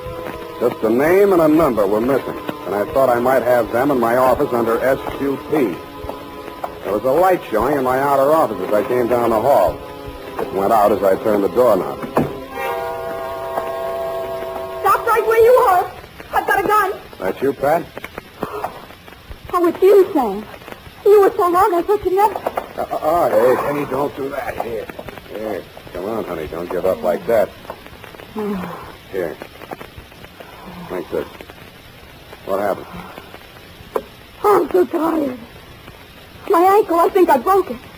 I jumped out of the car. Let's see. I think it's just a sprain. Christopher's car? We were in the back. He slowed down on the ramp. There was something stuffed in my mouth. I couldn't make a sound. What's funny? I'm sorry, baby. You seem to have spent the entire day bound and gagged. I'm sorry. Go on. Oh, after you left us in that awful hotel room, he came in, and he was furious. Wanted to know why we had spoiled everything by letting the gun go off, even though Mr. Stover explained that it was only accidental. Yeah? And then he started laughing and said he was only fooling, and he would take charge. So Mr. Stover left. And then Mr. Christopher held a gun on me and took me down the hall to another room. He pushed me in there, and then he tied me to a chair and put the gag in me. I'm sorry, honey. So he let you cool off in there until it got dark enough and late enough to get you downstairs and in the car without attracting too much attention. You say he was heading over the bridge to Oakland, huh? Yeah. Why are you shouting so? I guess I'm just excited. And I was, but not over Pat's story. It was something I just seen. The shadow of a man against the frosted glass of my office door. I went on talking. I hoped loud enough for him to hear every word I said. Pat, I don't know how to tell you this. It's going to make you feel bad, but sooner or later you'll have to know about it. This guy named Calvin Christopher, that isn't his right name, and in just a minute I think I'll have that too. He gave you a phony pitch about a photography assignment to help somebody get a divorce. But what he had in mind from the beginning was to use you as a murder weapon. Me? A murder weapon? You and whichever detective happened to go there with you. You see, Pierce was a blackmailer. He'd been a dentist at San Quentin, and who did he run into one day here in San Francisco but an escaped con whose teeth he had worked on, and of whom, by a happy chance, he had a complete set of dental x-rays. This con bought the x-rays from him for $20,000. He's still at large and thinks he's safe now that Pierce is dead. But what he doesn't know is that Pierce took snapshots of the x-rays before he turned the originals over. The cameras got switched, and I have the x-rays right here. Look at them, sweetheart. What are you... Get down, lie flat.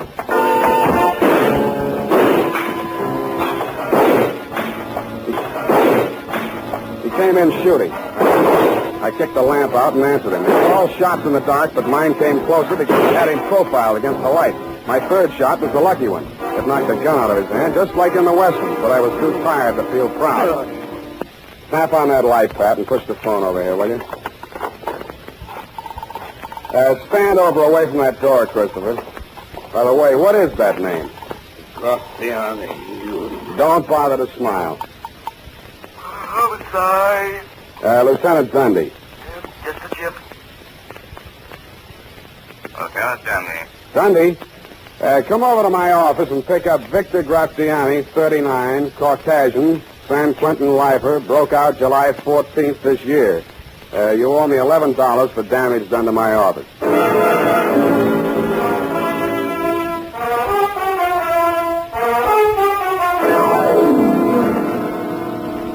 Period. End of SQ paid.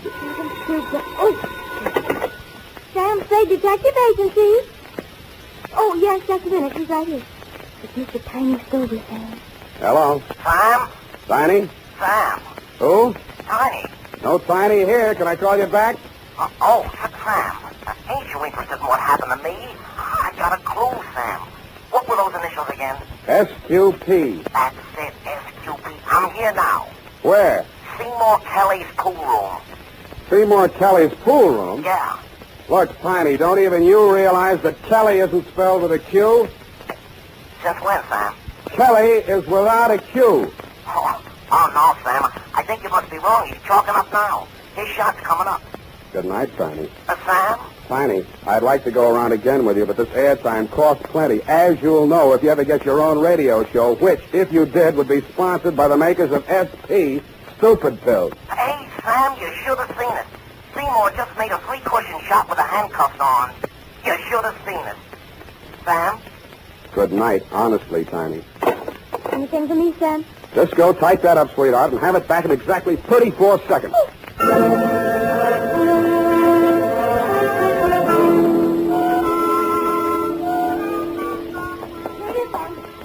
I'm confused about who's getting divorced. Sam, you shouldn't accept divorce cases. Effie, it was not a divorce case. You actually mean we require the usual partial recap? Partial recap? Oh, yes. The dental x-rays would have shown that, wouldn't they? Effie, you're not happy here. What? You have no one to talk properly to. Have you ever thought about maybe Tiny Stover?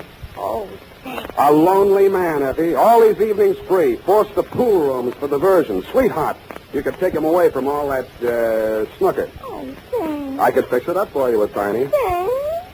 Come here, sweetheart. Has anyone ever told you how lovely you are? You know what always happens when you get me mixed up. I just...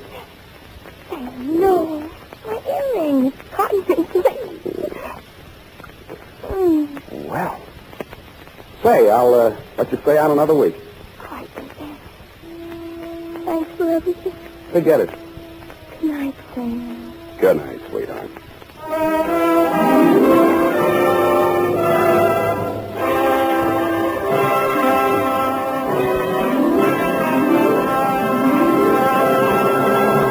The Adventures of Sam Spade, Dashiell Hammett's famous private detective, are produced and directed by William Spear.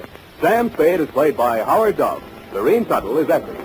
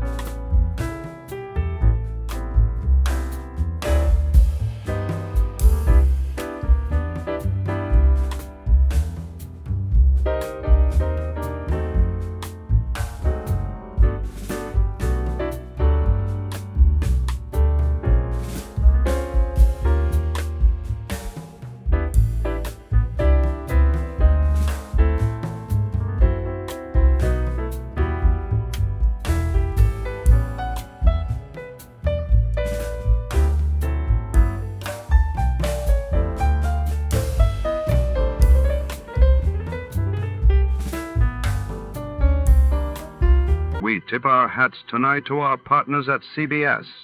Stay tuned, folks, because before the next story begins, it's time for a fast and fun radio quiz.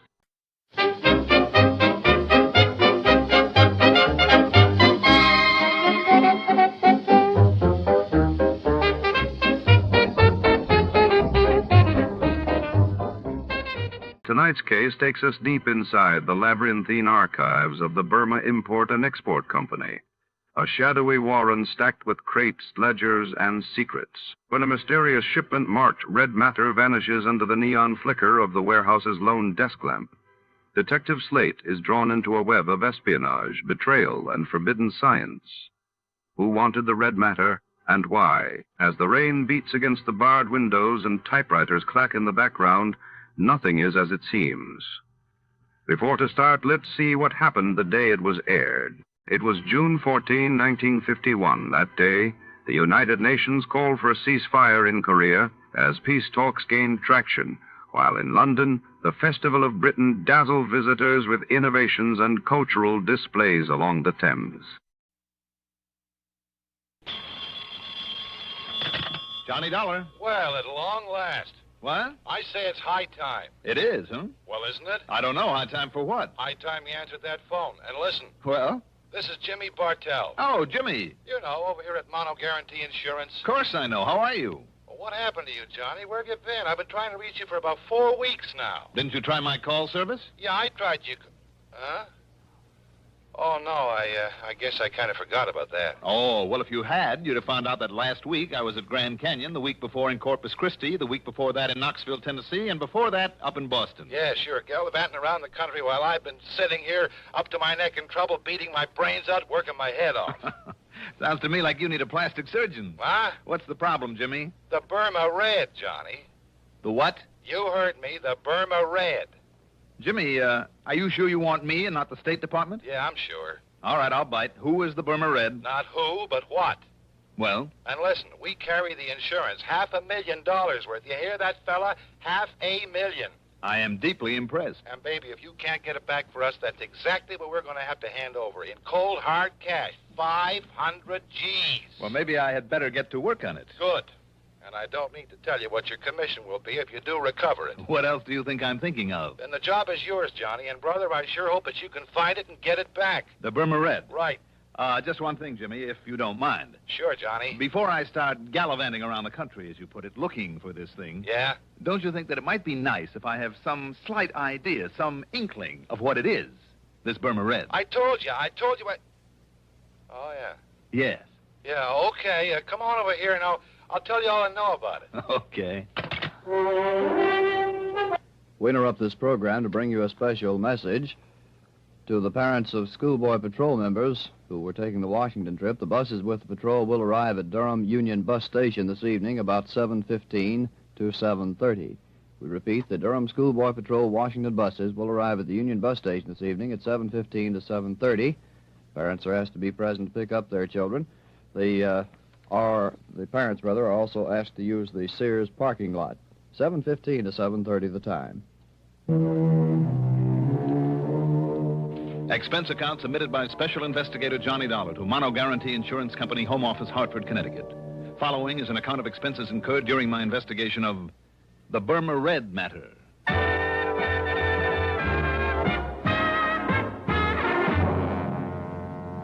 Expense account item 1. $1.20 for a cab from my apartment to Jimmy Bartell's office in the Spear Building down on the square. Jimmy's specialty, incidentally, is property insurance, especially where fine artwork is concerned. And in this case...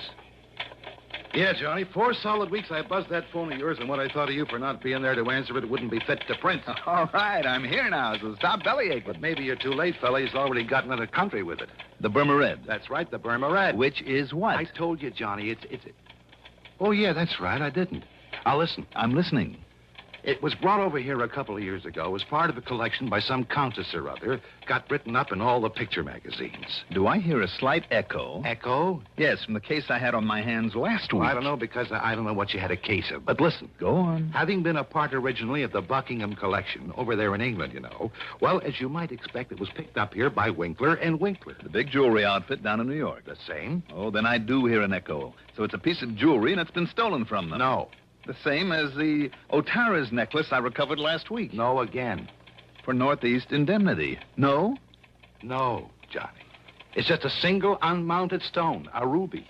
But so help me, it's big enough to choke a horse, and now it's gone. When did you say it was stolen from them? I didn't, because it wasn't. They'd sold it to that wealthy old Mrs. Harvey Larriman Brittingham. Lives out in the edge of town. Oh, I see. But 4 weeks ago, somebody neatly chiseled open her wall safe and walked off with it. Chiseled? Okay, blew it. What's the difference? Plenty. Knowing a safecracker's method can help a lot in pinning him down. No, the police think they know who did it, all right. But what do you need me for? To get that stone back. But if they already know who did it... But they couldn't prove it. Sure, the modus operandi, the way the safe was blown, it pointed straight to him and nobody else. But also he was known to be here in town. Who? But they couldn't pin it on him. He had himself a perfect alibi. Who, Jimmy? So maybe it was rigged. They couldn't break it. Jimmy... But, Johnny, it had to be Oscar Mayfield. Mayfield? They held him as long as they could, went through everything he owns, checked out every contact he made while he was here in Hartford. And all that got him was nothing, and not very much of that. I'll say this. If Oscar Mayfield, the old master, made that heist... So what could they do but let him traipse merrily on back to New York, where he's been living lately? Look, Jimmy... But I figure, despite the police report and all the work they did, I figure that somehow Mayfield got away with that ruby. Jimmy, I'm inclined to think you may be right. I know Oscar Mayfield. He's clever. I've tangled with him before. And, come to think of it, he made a promise to me once. Mayfield? Made a promise? Mm-hmm. What was it, Johnny? That if I ever tried to interfere with him again... Yeah? Well? He'd see to it that I had a very nice funeral.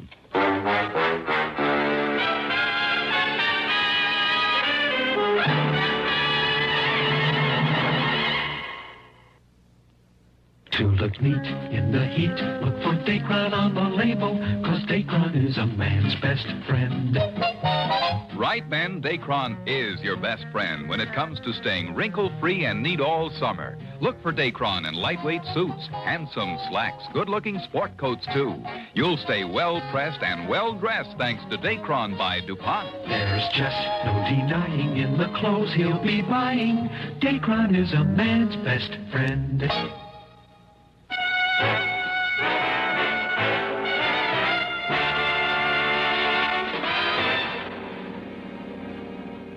Expense account item 2. 65 cents for a cab to police headquarters where, after some inquiries, I ended up talking with Sergeant Holly Holcomb. He wasn't very encouraging. Sure, Dollar. He was known to be in town. Known to have tried to leave right afterward. Trademark he left on the wall safe was his. Plain as the nose in your face. Mm-hmm.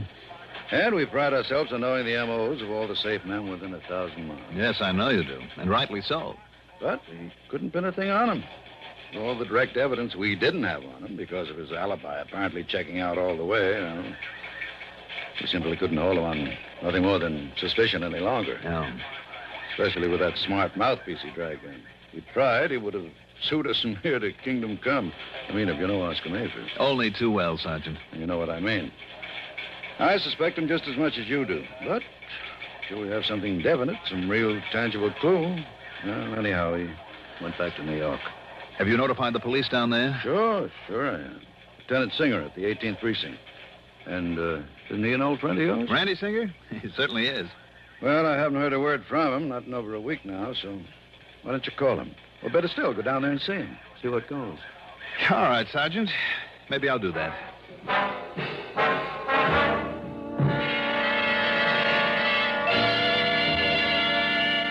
There was some more talk between us, and Sergeant Holcomb gave me every detail of the job. Told me what they'd found and what they'd done about it. And yes, all the completely unconfirmed evidence pointed straight to Oscar Mayfield. Unconfirmed and unconfirmable evidence because of the man's unshakable alibi. Item 3, 85 cents for a phone call to Lieutenant Randy Singer, 18th Precinct, New York Police Department. You mean to say you just now found out about that heist? That's right, Randy. I just found out. You see, Johnny, if you didn't spend so much time gallivanting all over the place, you might be of some use around here. You didn't get a promotion for all the gallivanting I did for you last week. Oh, darn it, I guess I should have worked that case myself. Well, how about this Mayfield? You've kept an eye on him? I've done everything but tap his phone line. And? Nothing, Johnny, absolutely nothing. You just didn't get on this one soon enough. I know what you mean. Unless he's changed these last couple of years. Oscar Mayfield is not one to hold on very long to whatever he's lifted. Right. And if he did snatch that stone, you can be sure he passed it on and collected for it long before this. And yet there's always the chance. So, in the case of a big hunk of rock like that, it means one of two things. The guy who bought it from him is either carting it out of the country and far away, or having it cut up into little ones that nobody will ever be able to identify. I guess Mayfield would have passed it along in one big fat hurry. I know we couldn't find it. Anywhere on or around him. We tried every trick. And I mean trick, Johnny. Until he started to yell at the DA, and the DA started yelling at us. Johnny, I understand. I've just heard this, mind you. Yeah? Well, I understand that one of my boys... Oh, well, he was off duty, of course, so it was completely unofficial, you understand? Yeah. Well, I heard he even went so far as to roll Mayfield one night in the alley back of a nightclub. What? Not a sign of that, Ruby. Randy, if the department ever catches up with these unofficial tricks of Look, yours... I told you, Johnny, I only heard that. But I know myself it isn't hidden anywhere in his apartment. Oh, you do? I do. Randy, didn't you and your clever little boys completely overlook the Otara's necklace that was hidden in the back of a camera just about a week ago? Oh, now that was different. So that I had to get lucky and find it for you? Okay. So you happen to guess right. For once. So maybe I better get on down your way and look around for myself. Tell me, where does Mayfield live? A hotel apartment over at 614 East 49th. But it's no use, Johnny. Why, just because he's always gotten rid of things quickly in the past? Nope. Or because you knuckleheads couldn't find the ruby? No, Johnny. You haven't been able to hold him on suspicion and make a real investigation? I mean because by the time you can get here, he won't be. All right, then I'll grab the first plane I can and... What was that? Your pal Mayfield has paid up his rent and he's moving out. He's got himself a reservation on a plane to Mexico City this afternoon. Uh-oh. And by the time you get to his place, he'll be gone. Randy. Yeah? Can't a genius like you come up with some excuse to hold him there for me? Oh, Flattery will get you nowhere, Johnny. The answer's no. I've run out of tricks. Anything else I might try would only get me into hot water. No, wait, Randy. Yeah? Maybe I know a little trick to hold him over. Well, don't expect any official help from me or the department if you do come down it. What kind of a trick, Johnny? What's the difference? Now, look, if you're thinking you're doing something illegal... Oh, Randy, how that you would talk. only get us in order to clamp down on you. Don't worry about it. I'll be in touch.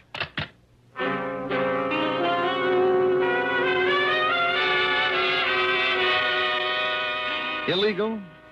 I don't know why, but I'd suddenly remember that during my run-in with Mayfield a couple of years ago, there'd been talk about a man who was fencing his stuff. A man who had been only vaguely identified as Hugo. The last name had never come to light. Okay, maybe that name still meant something to him. If so, it justified item 4. $1.26 for a telegram to Mayfield. It read as follows. Urgent, that before you make any deal, you call me immediately at Plaza 3, 9970, and I signed it, Hugo. And I had them put a rush on it, hoping it would give me some much-needed time. Item 5, $6 for a cab to Bradley Field. Item 6, $10.12 for a plane to New York. And when I got there, item 7 is $5.80 for a taxi to 614 East 49th Street. It was a smart, good-looking apartment hotel, which is more than I can say for the stuffy uniformed doorman. Mr. Mayfield, did you say? That's right. Mr. Oscar Mayfield. Is he still here? Is he in? Whom shall I say is calling, sir? Don't. Don't? Just give me his apartment number. Your name, please? Now, don't worry about it. I'm sorry, but I must have your name, sir. It's Dollar. Now, what's the apartment number? Dollar. Very well. No, you don't. Just put the phone down. I beg your pardon. It's granted. Now, the number of his apartment. Not unless I announce you, sir. Now, look, I am a special investigator. Oh, you are? Yes, and if you'd like to call the police and check on me, only I haven't time. Look here. These are my credentials. And I tell you, sir, that unless I... Oh, I see. Mr. Johnny Dollar. That's right. The insurance investigator. Yes. I didn't know. Well, you do now. Well, nonetheless, Mr. Dollar... Just give me Mayfield's apartment number, please. Now, what is it? Well, it's 7G. Okay, thank you. And I'll phone that you're on your way up, sir. You do, and I'll break your neck. 7G, Just in case he remembers what he once promised, I better make sure that this thing is working properly.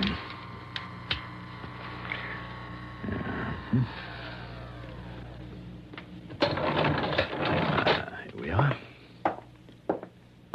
Now, let's see.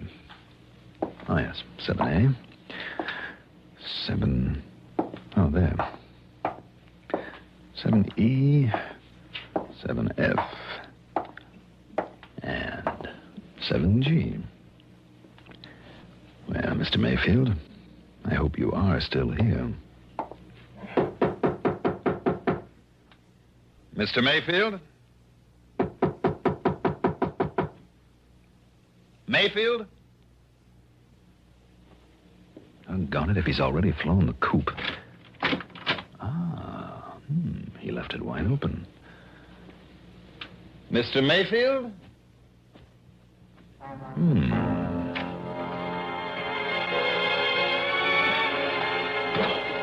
The well-furnished living room was empty. And so was a kind of study off at one side and a little bar kitchenette beyond it.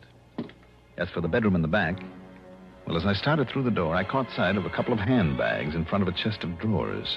So he was still here. What I didn't catch sight of, though, was the gun shoved around the side of the door into my back. Just lift them up slowly, Dollar. Slowly, while I see whether you're armed. Yes, here it is. Thank you. Okay, Mayfield. Now, over there, next to the bed. Go on. Sure, why not? Are you happy now? Dollar, I made you a promise once. Kind of foolish of you, wasn't it? I'm going to keep that promise now. You going to pull off a shot in a place like this? This apartment is absolutely soundproof. One of the reasons I selected it. I see. Well, are you ready?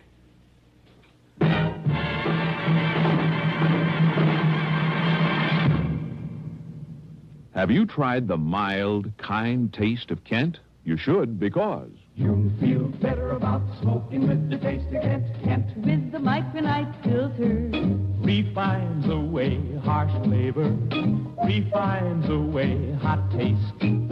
It makes the taste of a cigarette mild as a balmy day in the month of May.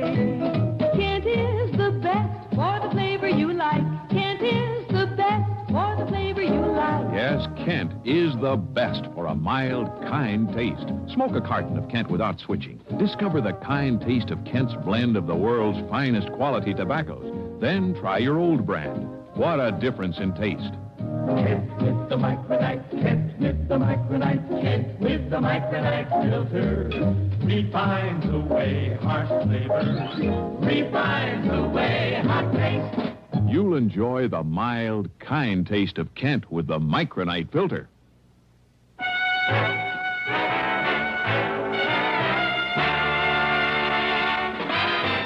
And it looks like you were expecting me, Mayfield. Oh, yes, Dollar, I was.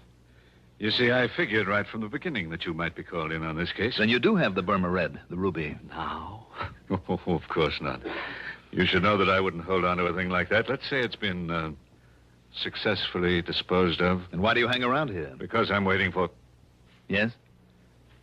I was waiting for you. To settle my old score with you.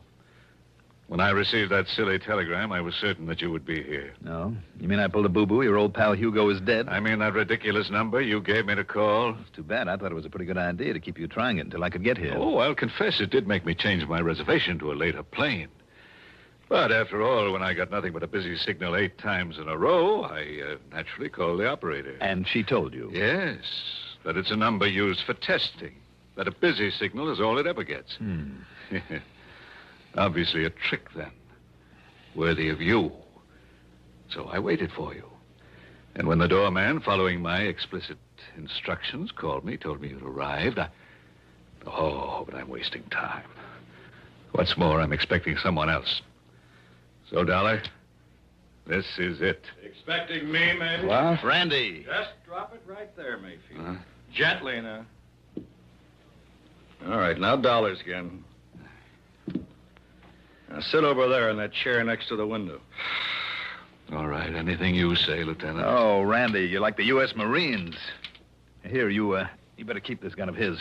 You know, I'm just glad you got careless and left that front door open out there. I thought I heard a door close just before you made your dramatic entrance. But how come, Randy? What do you mean, how come? Well, from what you said on the phone... So what? I'm off duty. Any reason I shouldn't just kind of drop around for a visit? Oh, I'm glad you did. You know something, Johnny? What? So am I. You did. You know something, Johnny? What? So am I. Now, I'll probably hate myself in the morning for saying this, but I've waited a long time for a chance to return some of the favors you've done me over the years. That I've done you? Well, Mayfield? I'm afraid your so-called visit is completely pointless, Lieutenant. You must know very well that you won't find the ruby around here or anything to even remotely connect me with it. Do I need to, after the little party I walked in on? Yeah, that's right. Huh? You can stop smiling now. Oh, very well, very well. If you insist on booking me for an alleged attack on Johnny Dollar with a, quote, deadly weapon, unquote, let us go down to your station house and have done with it. This Grand Central Station? Shall we? Shall we go, Lieutenant? You just stay in that chair, Mayfield, while I... No, Randy. While I answer the door. Okay, but leave this one open so I can hear. Right. Yes? Yeesh, what a fancy layout this is. Who are you? You Oscar Mayfield. Well, who did you expect to find here? Santa Claus? Yeah, well, no. Look, Mr. Mayfield, you mind putting down a gun, huh? Not till I'm sure you're okay. Come inside. Yeah, sure. All right, now what's your name? Yeah, Rosie Gilliam. Look, you can frisk me. I'm clean. And that package? Well, you know, it's from the boss. It's from Hugo. It's what you've been waiting for. Oh, it's from Hugo, huh? Yeah, sure, honestly. He said I should deliver it and get a receipt, then maybe you'd hand me a fin or a tenner. Oh, he did, huh? Yeah. Maybe I better make sure that it's, whatever he was supposed to send over to me. Well, you think I'd meddle with it, maybe do myself out of these delivery jobs he gives me and pays me so good? You're on the level? Yeah, honest, if you hit it. Well, this contains, and I think it does. By the way, where does Hugo hang out? Well, how should I know? All I know is he calls me now and then, meets me at some place, and gives me something I should deliver. I guess you're okay, then. Sit down there while I take a look at this. Yeah, sure. We'll just see now. You know, you're the first gent to ever open one of those deliveries in front of me. Am I? Yeah, you're the very first. Holy jumping, look at that loot. Where is he waiting to pick up the receipt, Rosie? Yeah, I don't know. He only hunts me up when he's ready. Look at all that dough. What kind of a receipt, Rosie? He said you'd know what kind. Oh, man, would you look at that? Would you look at it? All right, I'll write you one. Yeah, maybe I could have a 20 for bringing it. I'll give you a receipt to Mr. Hugo. Let's see, how is it now that he spells his last name? You don't know, Mr. Mayfield? Well, don't you know? I should know how to spell Hemperschlag. Hemperschlag. So that's it. Hey, now, wait a minute. Listen, you are Mayfield, ain't you? All right, Randy. Randy who? Lieutenant Singer of the police. Come in, Randy. The police? Oh, no, I've been took. Mr. Hugo will kill me. No, Rosie, I don't think he'll ever get the chance. Just take it easy, Rosie. Oh, no, listen, cop, I was... We'll give you all the protection you need after we sign you in at headquarters. Rosie, whatever your name is, you hair-brained idiot. Just take it easy, Mayfield, and sit down. You too, Rosie. Well, now, look at all this beautiful money. Randy, unless I'm awfully wrong, it's payment to Mayfield for the ruby. And if you can locate a Hugo with the unlikely name of Hemperschlag, or maybe you'll save us the trouble, Mayfield. After all, now that we have his name, and who knows, if you talk, maybe the judge won't throw the whole book at you. Well? Okay, Dollar. I know when I'm licked, I'll talk. Mr. Hugo Hemperschlag, believe it or not, turned out to be a gem setter for the famous jewelry house of Winkler & Winkler, where he couldn't help knowing about all the important stuff brought into this country, and with the know-how to break it up after he'd arranged to have it stolen. Expense account total, well, in view of the commission I'll get on this one, forget it. Yours truly, Johnny Dollar.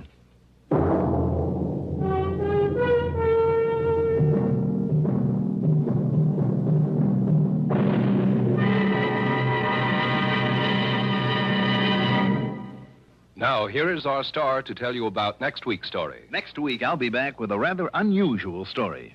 Join us, won't you? Yours truly, Johnny Dollar. Yours truly, Johnny Dollar, is written by Jack Johnstone, produced and directed by Bruno Zerato Jr., music supervision by Ethel Huber, sound patterns by Joseph Cabibo.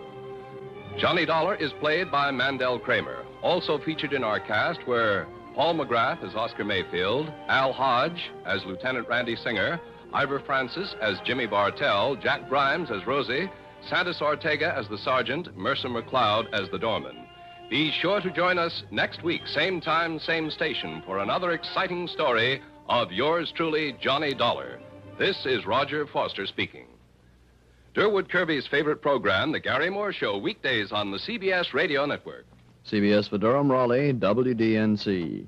Here at Escape Radio, we proudly thank our partners at CBS. And now, folks, a quick challenge before the next thrilling chapter.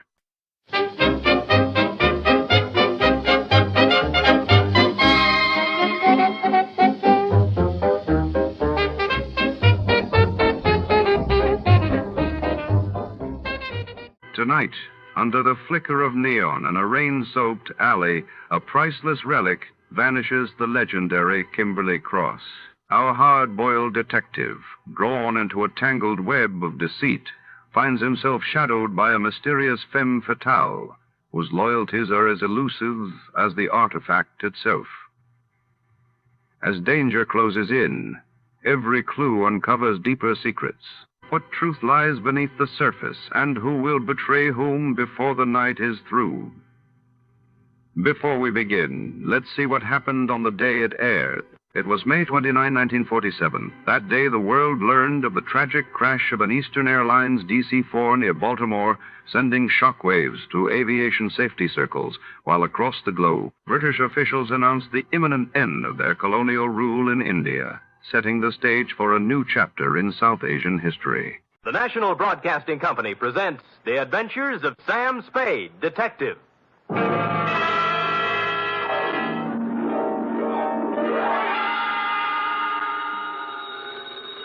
Sam Spade Detective Agency. This is Miss Bergamot. Oh, Miss Bergamot, I'm so sorry, but Mr. Spade isn't in. He ought to be back any moment, however.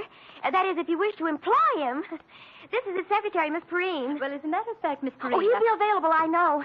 The matter he's attending to is purely routine. what he calls a humdrum number. Humdrum? Well, it's a private detective version of babysitting. You see, all Mr. Spade had to do was sit on a chair for 24 hours. And that's why I say he'll be back any minute. His last words to me were, take anything. So if you desire services... I do not desire Mr. Spade's services. As a matter of fact, he's using mine. What? I'm his nurse at the Harbor Emergency Hospital. Nurse, another shot. Please, this time, bourbon. You must lie quietly, Mr. Spade. He's coming along quite nicely. The bullet didn't enter the cranium at all. Bullet? Cranium? Close. Mr. Spade wants to... But I Now, refuse, Mr. Spade, nurse. I refuse. But, Miss Nightingale, I am. F.F. Wonder Girl. Sam. Ah. Oh, Sam. Dry those big brown eyes, Cherub. Fluff up the sofa and spread out some lamp for me to lay my poor bullet-ridden head on. In practically no time at all, I'll be staggering in to gasp out a humdrum report on the Kimberly Cross Caper.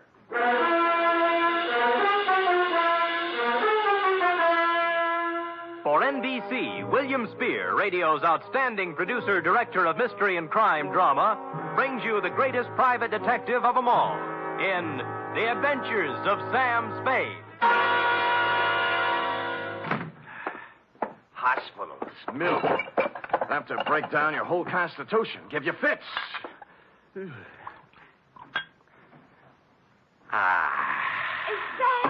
Who else? Oh, Sam. You look like the drummer man in the Spirit of 76. Nothing. As you know, Angel, no profession is without its hazards, least of all this tawdry one of ours. Now, sit down now. Oh, yes, Sam. Now, may I put my poor wounded head in your lap? Oh. Comfy? Mm-hmm.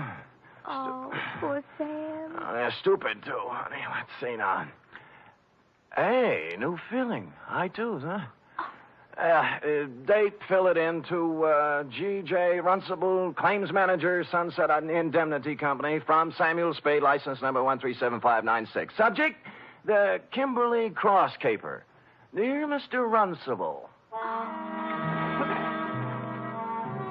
It's just as well for private investigators that we have no way of knowing, by the way a job starts, how it's going to end. I remember once I went beating the bushes for a mad dog killer and ended up playing Monopoly with him in a hotel room for 6 hours.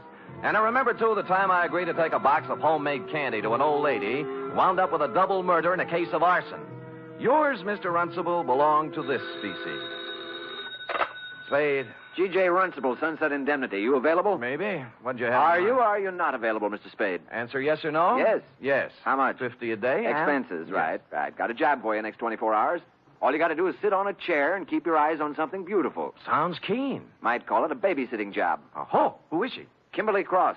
Pretty? Like $250,000. Oh, rich, too, huh? She's on exhibit at the Bergendorf Galleries on Sutter Street. She's on exhibit? Get over there right away. Well, I'd better. Check with Mr. Bergendorf personally and then see Johnny Stroud, our company man. He'll give you instructions. Fine. Now, why don't you tell me what we're... Hello? Hello? Always happens on page 6.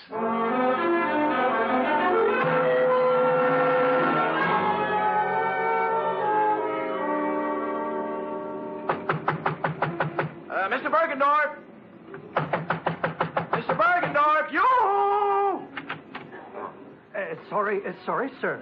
The exhibit officially does not until 9 a.m. begin. As you see... It's 8:45. I won't charge you, Mr. Bergendorf. I won't charge you. You can bring out the baby any time now. Mr. Runcible of the Sunset Indemnity sent me. Here's my credentials. Mr. Spade, you are? Mr. Spade, I am, yes. Now, what's with this Kimberly Cross? To a single-horse gallery such as mine comes such an honor only once. Yeah. Today only Bergendorf's is with Tiffany's in the same class. Here. Huh? Is picture of Kimberly Cross. Yeah? 14 stones, all blue-white. 8 down, 6 across. Total, $268,000 plus 20% tax. Oh, jewelry. To call this jewelry is to call Elizabeth Taylor a garden variety tomato. Yeah. Is a crown jewel from Thuringia, Mr. Spade. Really? Is part of estate of a dead duke. Is price tag $268,000 plus 20%. Yeah. Where is it? Involved. Time lock. Comes 9 o'clock on the nose, she opens. Then... Yeah, the exhibit begins. Yeah, there's a company man here from the insurance outfit, isn't there? Johnny Stroud. Oh, where is he? He's working concealed. Oh? This man Stroud undercover. Clever stuff, huh? You see, parked at curb across the street, one autobus. Oh, yeah. Department of Public Health, City and County of San Francisco. What, Anti-tuberculosis campaign. Pardon? Is giving to public for free gratis 1 X-ray per citizen for chest cavity. Oh, chest X-ray. Handily parking opposite the Bergendorf Gallery, so inside Mr. Stroud can take for himself a plant. Get it? Clever. The free gratis autobus for chest X-rays was a square-end job, complete with reception compartment, X-ray machine, and attendant. The latter a sincere type with horn-rimmed glasses and white-starched blouse. I use the word sincere advisedly, since he was at the moment doing a selling job on Johnny Stroud. You know what I always say, Stroud? What do you always say, George? You never can tell about a call. You never know. Yeah, you see right there. I got a cold. Maybe. 8 to 5, it's only a cold. But 5 to 8, oh, let me take a picture now. No charge, no pain. No dice. Go away. Oh, Spade? Yeah. Good. Come on in. The boss said he was sending you up. Plenty of room back here. You realize you're standing right in front of my X-ray machine? We'll move when you get a customer. Customers, yes. Where are they? Where are those chests? If people only knew that 8 to 5, it may be a cold. Then Did Runcible brief you on this, Spade? Yeah, it was brief, all right. How do you make it? 14 vulgar-sized diamonds looking for a buyer. Sunset indemnity insuring Bergendorf against loss during the 24 hours they're on his hands. That's 2 for you. That's 2 against me, too. Oh? Like, why does Sunset indemnity need outside help when they have you? And why are you playing like a movie dick when the sensible thing to do is to sit down next to the exhibit with both eyes open and a rod under your arm? What are you doing, George? I'm testing my machine. Don't let me interfere with you, boy. George doesn't like me. I see that. Well, I guess the boss left out one item, Sam. A tip? Yeah. Last night, some schmo called him around midnight and got him out of bed. Oh? Runcible's a pessimist, you know. When Sunset Indemnity's on the line for $250,000, he tends to get jumpy. Who had the tip? Anonymous. They all are. Right from the oat bin, the guy says. Somebody's going to take a running jump at the Kimberly Cross while it's at Bergendorf's. Mm-hmm. Needless to say, for the balance of the night, Runcible does not sleep. So today we got reinforcements. Georgie? Yes? I'm going to leave you now, George, to take my post across the street while Mr. Spade... Hey, wait a minute, Johnny. Look, in front of Bergendorf's. The dame? The dame. To paraphrase Bergendorf, calling her a dame was like calling the Kimberly Cross a hunk of jewelry. But that's not what interested me, at least not right then. She was walking back and forth in front of Bergendorf's like a kid at the dentist door trying to get up the nerve to push the button. Quoting from my notes, it says 9:02 a.m., girl, 5'2", blonde, early 20s, gray tweed suit, spent a few indecisive minutes in front of Bergendorf's, finally went in. She came out almost immediately, started west on Sutter, then evidently saw a patrol officer approaching on same side of street, hurriedly crossed toward our post in Public Health Department Mobile Unit number 2 and entered. Hello. Well, good morning. Am I too early for the... Oh, you're just in time. First customer of the day. Yeah, let's see now. Name? Martin. Martin. First name? Bernice. Address? 826... She wasn't a very good liar. While she was telling him her name was Bernice Martin, she filled with a leather handbag with the initials PC on it, big enough to read from across the street. George filled the form out, then moved her around to the machine. By now, the cop she was ducking had walked by and turned the corner. Shall I... No, it won't be necessary to take off your coat. Is this all right? That's good. Stand right there. Hold still now. Take a deep breath. Hold it. There. That's all there is to it. You're doing a wise thing, lady. You think so? Certainly. 8 to 5, it's only a cold, but 5 to 8, you never know. There. Here's your stub with your number on it. We'll notify you in a few days. Thank you. Thank you.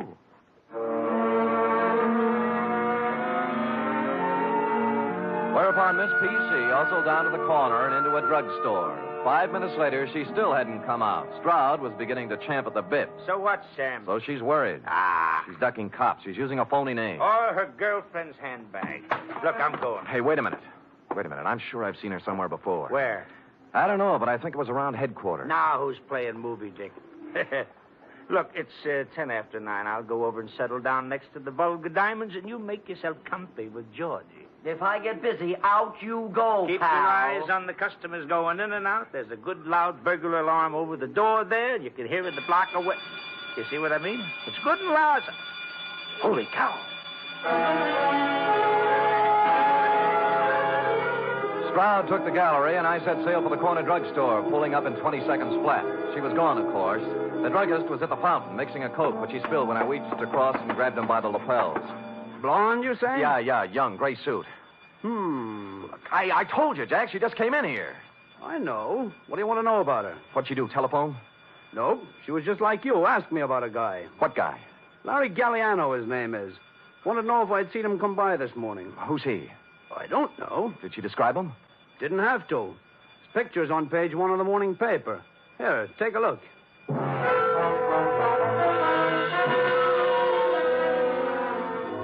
It was no time to dawdle, but I gave it 10 seconds. Larry Galliano, a one-time gas station stick-up artist, had just been released from Quentin after doing 5 years.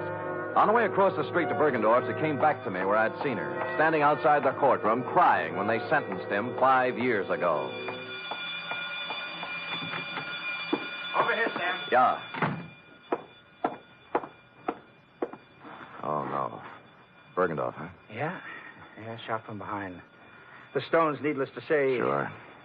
Maybe you were right about that day. No, she didn't have time. Someone was hiding in here waiting for Bergendorf's to open up this morning. How'd you get out? Oh, there must be a back door in this joint. I'll check it. The phone's on the desk. Wake up Lieutenant Dendy, huh? Right. How he'll love it, too. 2 of us holding hands across the street while... Stroud! Johnny Stroud! Look, it's me, Bergendorf, Sam Spade. Stroud? He's checking the back door. Who did it? Oh, double-cross me. Wanted it all. Who? Who you talking about?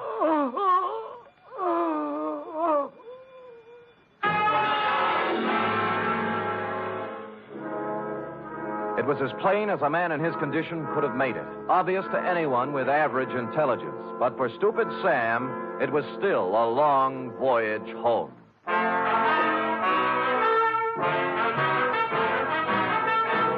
You are listening to the weekly adventure of radio's most famous detective, Sam Spade.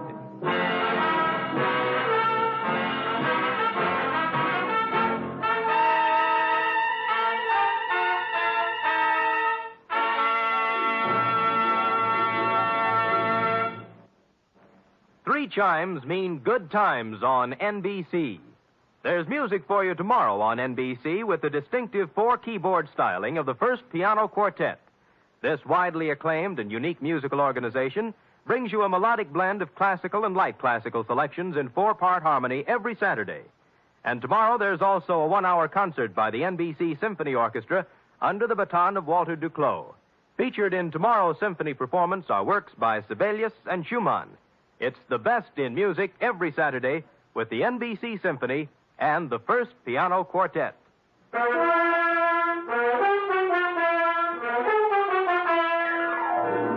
And now back to the Kimberly Cross Caper, tonight's adventure with Sam Spade.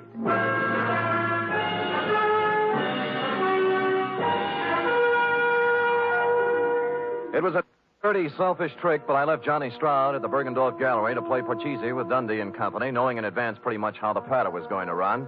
Then called the Chronicle and found the picture of Larry Galliano had been taken yesterday as he walked out of a flea bag on Mission Street called the Aeolian Hotel. You're, Galliano? Yeah. Sure. I know him. Stayed here night before last. Until I found out about him. Oh, found out what? That he was an ex-con. Wow. This here's a respectable joint, house, mister. We don't cater to felons, misdemeanors, or any other members of the Demon. Demon? Yes, indeed. So, when I found where Galliano come from, why... Yeah. Now, look, did he give you a forwarding address? I don't know. Let me see, son. Yes. Oh, Oh, yeah. Christopher Apartments on Joseph. See. Huh? See, you're in luck, young man. Yeah, my girlfriend's the landlady over there. Now, looky here. Don't you sweet talk her now.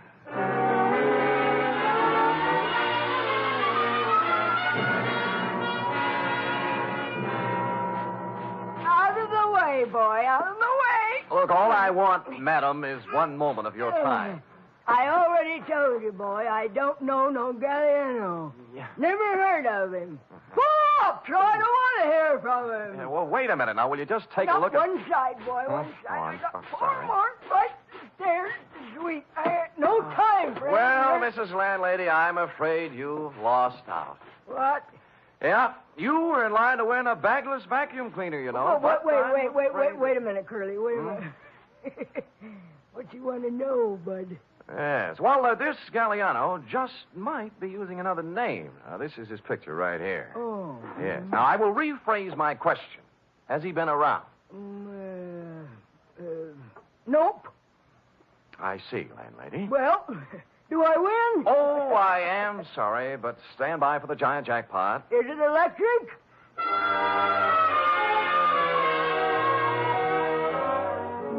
I patted her cheek, made a detour around her, and left, figuring to check with the parole board. But as I was climbing into the cab in front of the building, a stray thought hit me, and I went back to the doorway and cased the nameplates again. This time for someone with the initials I'd remembered seeing on the blonde's handbag, PC. I did better. Patricia Conroy was living in apartment 402. I buzzed 4 times, then tried the door. It was open. I gave the living room and bedroom a fast toss, moved on to the kitchen, and cased a hamper full of laundry on the back porch. Result, nil. I'd about decided I was in the wrong apartment when I noticed something that changed my mind.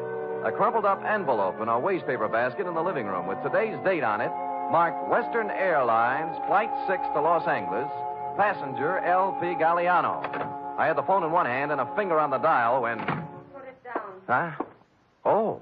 Are you going to put the phone down, or do I have to shoot? You mean there's no third choice? Put it down. Sure. Now what? Sit down. You'll be here for a while. Oh? His plane lands at Burbank in a half hour. If you have any dates between now and 4:30, forget them. Mm-hmm. Mind if I smoke? Go ahead. Oh. You know, this is pretty heavy-handed stuff for an you know. I've grown up a lot in the last 2 days. Not enough, honey, or you wouldn't be stooging for Galliano. He can't run away from this kind of a rep, you know. 48 hours. Hmm? That's how long Larry's been out of the pen. Well, he didn't waste any time getting back in stride.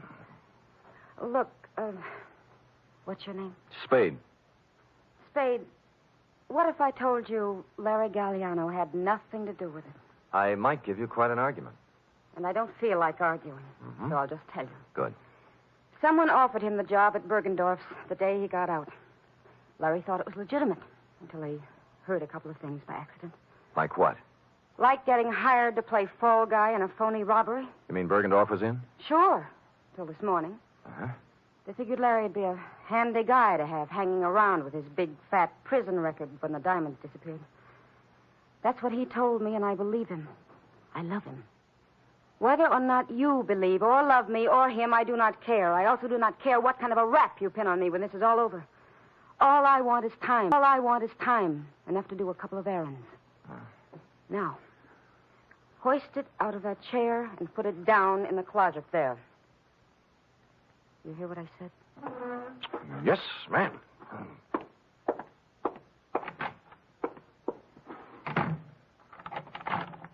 I was wrong.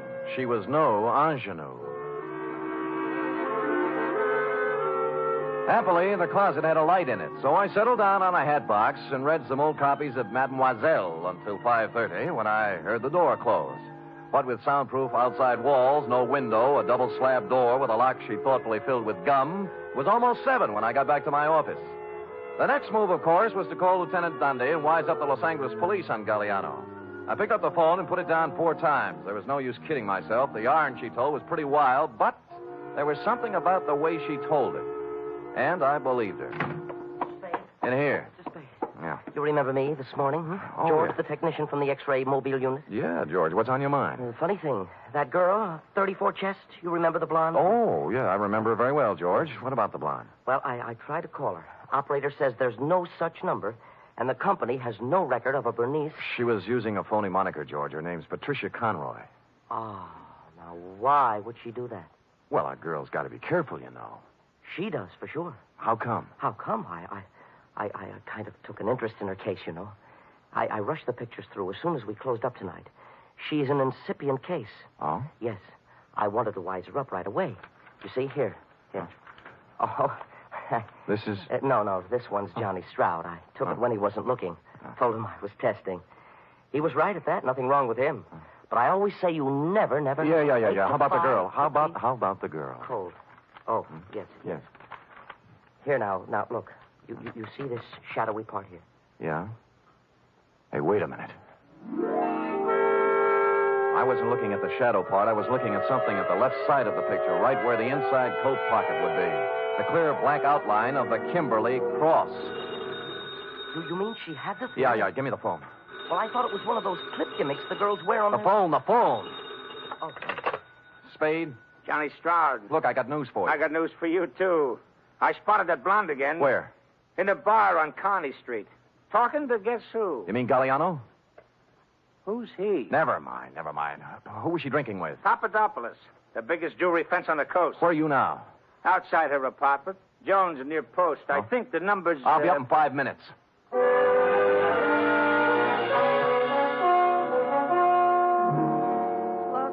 like I told you, Spade, I don't want to argue. She says she doesn't want to argue, Sam. Too bad. I don't mind telling you I'm a little burned up, baby. I fell for that line you handed me this afternoon. I didn't even mind sitting in your closet for 2 hours. What's that? Sure, she's got a 32 tucked away here somewhere. Had me looking up the barrel while she dished out a lot of... Who's got the cross, honey? You or Galliano? We don't know anything about it. Then what were you doing in that bar with Papadopoulos? Larry said whoever had it would try to move it through him. I thought I could get to him, but I was wrong. How does that sound? What do you think? Look, I walked into Bergendorf's this morning. Why'd you run out? The vault was open. Furniture was overturned, and Bergendorf didn't answer when I called. I figured it was a setup for Larry to check in, and he was on his way, so... It does sound phony, doesn't It sure does, honey. I had a lie, I guess. I could make up a better story than that. Oh, you're doing great. Why'd Larry blow Tom? You need a diagram? He was scared. What chance is the next convict when it's his story against someone else's? What did you do with the 32? In the drawer. Over there. Now, here's the big question, honey. I can't tell you anything else. Where are the diamonds? How do I know? How do I know? Look, you're a real modest girl, Patricia. As a liar, you're sensational. I'm not lying. Oh, believe me. You had the Kimberly cross in your inside coat pocket when you came into the wagon this morning. What are you talking about? I'll get it. The X-ray, baby. Take a look. You asked for a diagram. There it is, in your inside left pocket. Oh, wait a minute. Hello? Mr. Spade? Yeah? This is George, the technician again. This is all wrong. Hold it, George. Let me see that. I don't have any inside pockets. Look, I'm wearing the suit right now. Hold it. George, what is it? Well, I got to worrying about that print of Miss Conroy's, the incipient case, 34 chest. Yeah, what about it? I called the lab and they checked again. It's a mistake, Mr. Spade. A switch. It belongs to someone else. Who? Johnny Stroud. Oh. Oh, well, George, you won't have to worry about making more extra prints. What? The ones you have will do. Huh? Yeah, thanks. Thanks a lot, George. George is getting worried. Extra prints? Yeah, I had him run off a batch. Evidence, trial, DA's office, you know. Now, let's take her in, huh? Just a minute. This is crazy. I have no inside pocket. How You wouldn't argue with a picture, would you, honey? Give me the gun, Johnny. We'll take her in together. No, wait. I want to settle something else. Johnny, you're pointing that thing at me. It might go off. Yeah, it might have that. What's eating you, Johnny? I know what's eating him. He's... Shut up. You aren't a very good liar either, are you, Sam? There aren't any extra prints. Well, there's always George. In a couple of hours, there won't be any. George! Now you don't.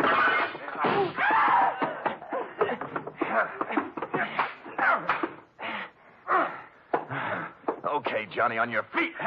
Let me go, Sam. Let me go. We can work out a deal. Shut up. Sam, your head. You're shot. Here, take the gun. Call Dundee. Get it? Dundee. Homicide.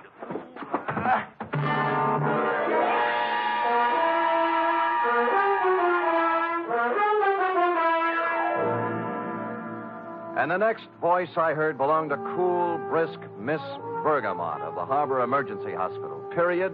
End of babysitting session. How intrepid, Sam. What's your wound? Nothing, sweetheart, nothing. As Hopalong Cassidy always says in Reel 6, don't worry, honey, it was only a scratch. Now... Wait. Can't you get up without moving your lap? No, but Sam, there's one important omission. Oh? The Kimberly Cross. What did Stroud do with it? That cherub is an intramural affair between Stroud and Mr. Runcible. While, as you know, this report is an affair between you and the portable. Oh. Scoot.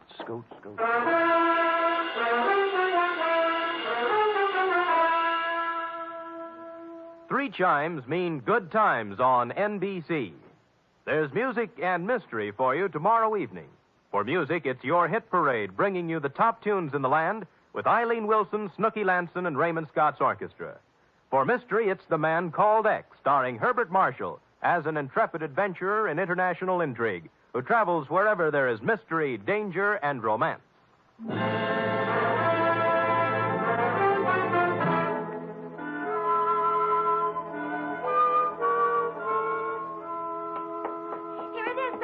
Oh, brisk, efficient Miss Perrine. You may lay it on my desk and restore your lap to its original position. Oh, yes, sir. Ooh.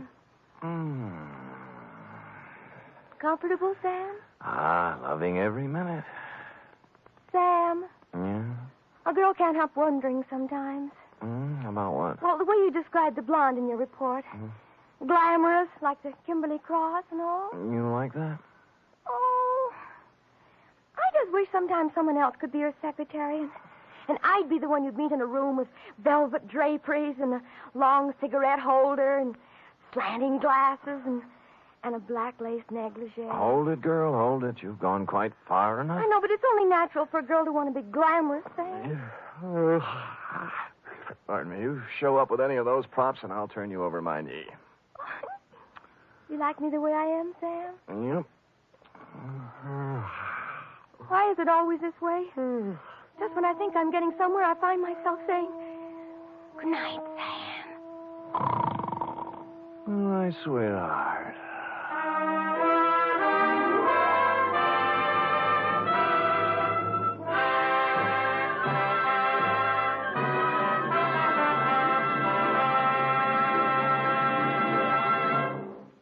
The Adventures of Sam Spade are produced, edited, and directed by William Spear. Sam Spade was played by Stephen Dunn.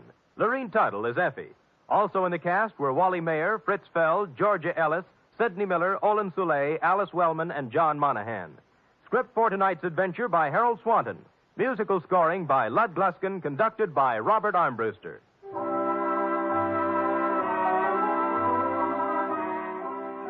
Join us again next week, same time, for another adventure with Sam Spade. Don't underestimate the danger of tuberculosis. Although great strides have been taken toward stamping out the disease, it still remains a menace. Last year alone, it caused 50,000 deaths in the United States. 50,000 needless deaths, because TB can be controlled and cured if caught in time. Ladies and gentlemen, we begin tonight by thanking our good neighbors at CBS. And now, before the next adventure reaches your radio set, a quick listener challenge.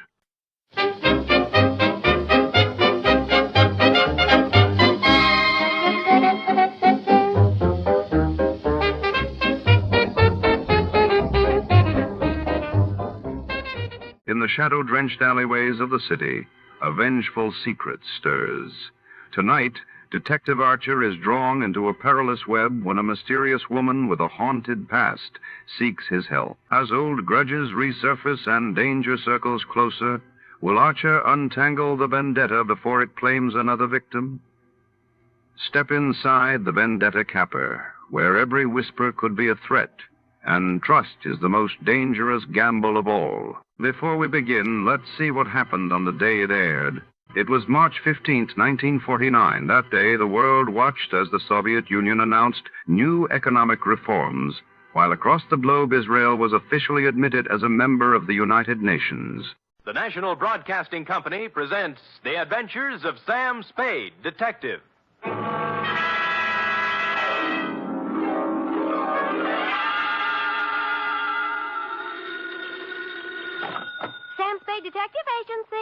sweetheart. Sam! I heard you were hobnobbing with the wealthy set of our city. If what I was doing is their idea of hobnobbing, I'm glad I'm in the lower income brackets. What do you mean? What happened? I will only reveal that, Effie, in the intimate secrecy of our office. Was it that bad? Worse, F. Emotions ran amok. Passions were strewn from Fisherman's Wharf to the peninsula. Oh. Hatreds festooned the very air. And there was jealousy, too. My. It was positively lurid, as they say. Well, do you think it's all right for me to hear it? Well, I'll expurgate it a little, F. I'll water it down to your strength. I'll use monosyllabic instead of polysyllabic words, and so on. Now, Sam, I want you to tell me everything you think I should hear. And then just a little more. It's a deal, F. Prepare yourself for listening, and I will shortly make my entrance with a saga of society skullduggery, the lowdown on the uptown and all that. Now, if we need a name for it, why not call it the Vendetta Caper or the Revenge of Monte Christoph?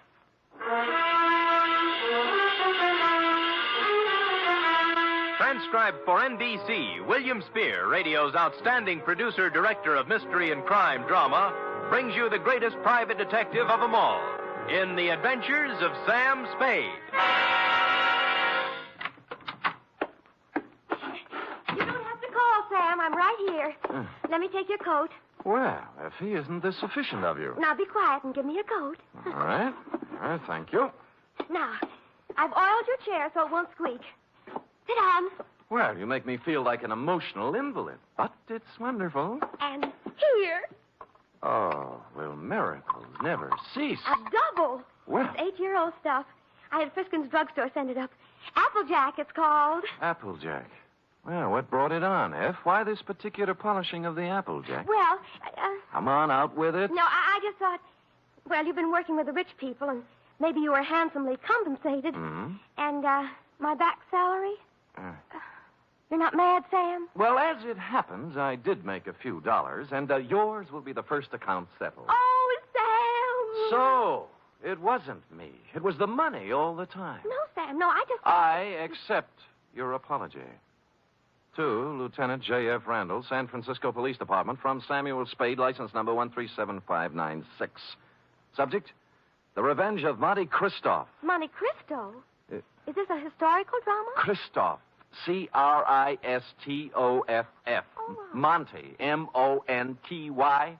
And it's still a historical drama. Dear Lieutenant, revenge is an old-fashioned motive, but when you get it raw and distilled, as in the Gosden affair, it's new all over again. This was the slow-burning, deliberate kind of passion that starts smoldering way back in the forgotten days and explodes among some people who never knew they were living over a keg of dynamite. It was yesterday morning that the distant sputtering of the fuse began to be heard by a man named Chandler Gosden. You know him, the hulking rich boy, the electrical appliance scion who took up professional boxing for a while. I think he was billed as Gold Plate Gosden, a society scrapper.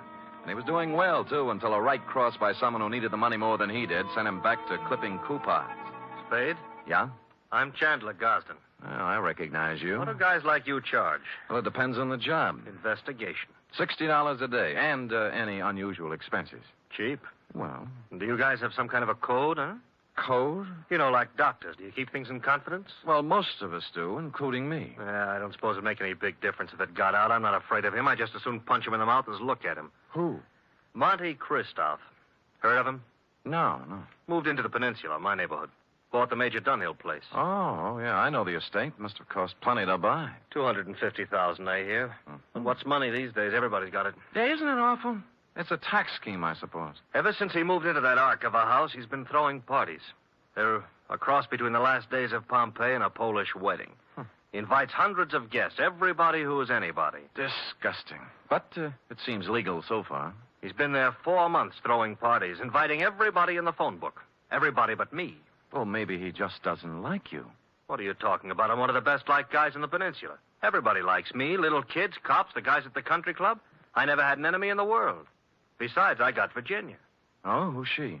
My wife. Oh. One of the sweetest little girls that ever came down the pike. Well, my apology. She was a bald one. Oh. The year I married her, she was the social catch of the year among the women. Really? Yeah. So was I among the men. Well, look, I got to tell you some more. A month ago, one of my company warehouses burned down. Somebody slipped up and the fire insurance hadn't been renewed. I lost $350,000. Guess who had lunch with my insurance man a week before the fire? Monte Cristo. You got it. Next thing is, the rumor gets around that the Gosden Electrical Company is on the verge of bankruptcy. No, of course it isn't. Absolutely not. A gossip columnist reports that I'm going to close up shop and beat it to South America with what dough is left. Then when the stock prices start dropping, somebody suddenly buys them up so fast they disappear overnight. Some corporation I never heard of called the Dantes Corporation. I see. And then all my friends start getting unfriendly. As soon as I show up, everybody stops talking. Act as if there's some big secret about me that I don't know. And they've all been to Monte Cristo's parties lately. That's right. The week after he arrived in town, all these things started happening. Now, what I want to find out is why. I don't even know the guy, but he's making a big change in my life. Well, it sounds like you're entitled to know. I don't know how far I can get. The best I can do is find out who he is, where he comes from, who his friends are, all those things. Okay, you're hired. Now, find out everything about this Monte Cristo. I got to know what's going on. I'm sorry, Chandler. I wasn't able to get here when you said. The traffic was absolutely unbelievable. Cars everywhere. They must be giving cars away these days. Everybody has one. I think we should get a helicopter. Mr. Spade, my wife, Ginny. Well, how do you do, Mrs. Gosden? Chan, I hope you haven't lost your head and blabbed everything to him. I told you these sort of men weren't trustworthy. I beg your pardon, madam? Look, Ginny, I told him, and he's a good guy. Well, if you just want to go around giving your life secrets... Oh, shut up, will you? I'm the man of the house. Really? And I suppose I count for nothing? Oh, no, forget it. Spade, I'm depending on you. Don't let me down. You wouldn't think a millionaire would be hard to biograph, but I came up with very little information on Mr. Monte Cristo. He'd arrived in town 4 months ago, stayed 10 days at the St. Mark Hotel, then bought his house. He had a bank deposit running into 7 figures. He had no known business connections, just money. The register at the St. Mark said he came from Chicago, and an airline company verified that he'd been a passenger aboard one of their ships from the Windy City. This was as far as I'd delved when my place of business was entered by a man in powder blue livery. You Spade? The same. Mr. Monte Cristo sent me to pick you up. I see. Up for where? For his mansion on a peninsula. Oh. He said he knew what a rough time you must be having at your present job and that he'd be glad to make the whole thing simple to you. Oh, he really said that? That's what he said. Oh. But I don't know what it means exactly. Well, I don't know what it means exactly either, but there's one good way to find out. Home, James? My name is Bertuccio, sir. Bertuccio? I see. How long have they been calling you that? Well, let me see. It's about... Oh, what do you mean? I mean, it's my name. All right. We'll talk it over in the car.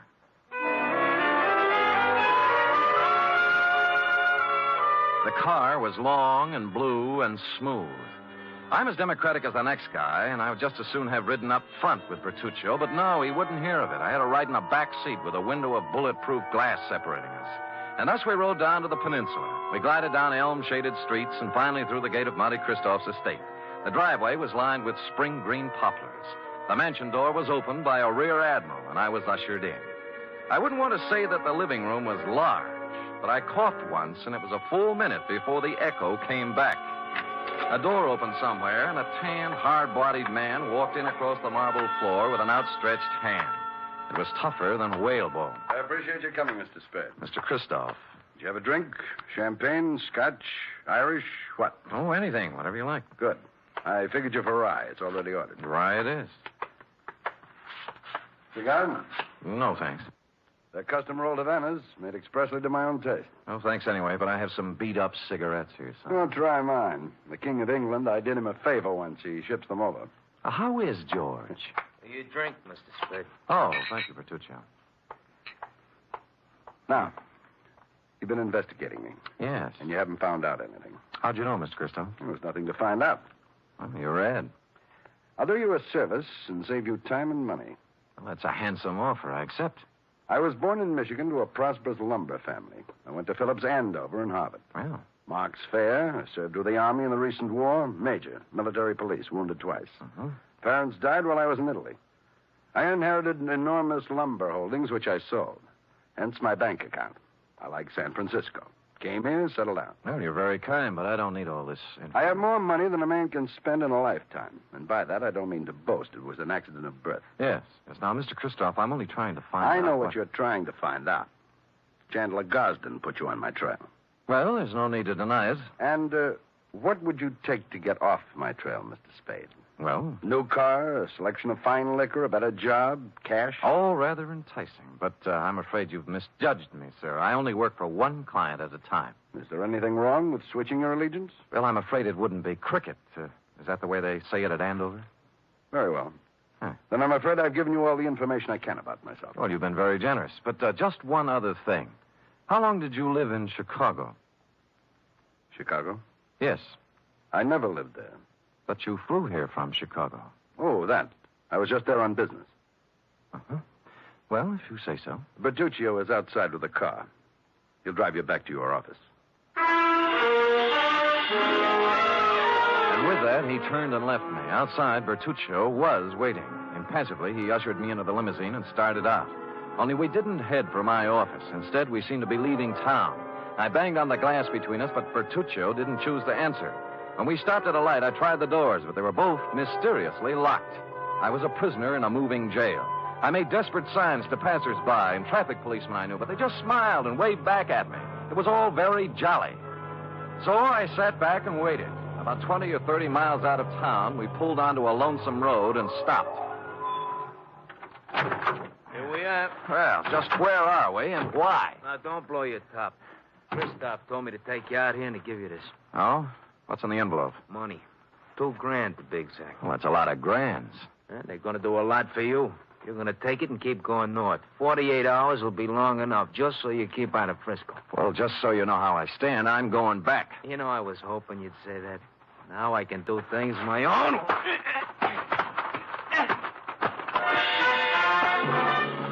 He pulled out a long black sap and started wielding it. The first cut just grazed my head and smashed into my shoulder. I blocked his second blow and moved in for some close work.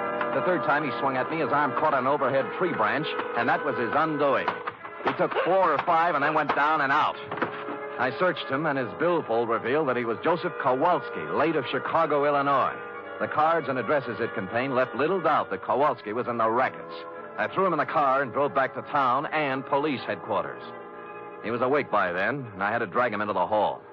You want him locked up, Sam? What for? Assault and battery, assault with a deadly weapon, assault with intent to murder, mayhem, anything. You can't lock me up. I didn't do any of those things.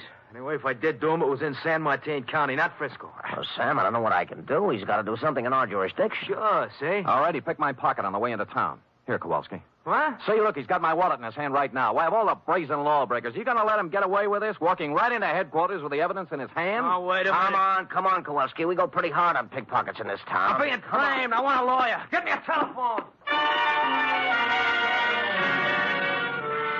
He was dragged away protesting. He got no sympathy from me. He started. Lieutenant Randall then teletyped Chicago to find out more about him. In about an hour, the report came back.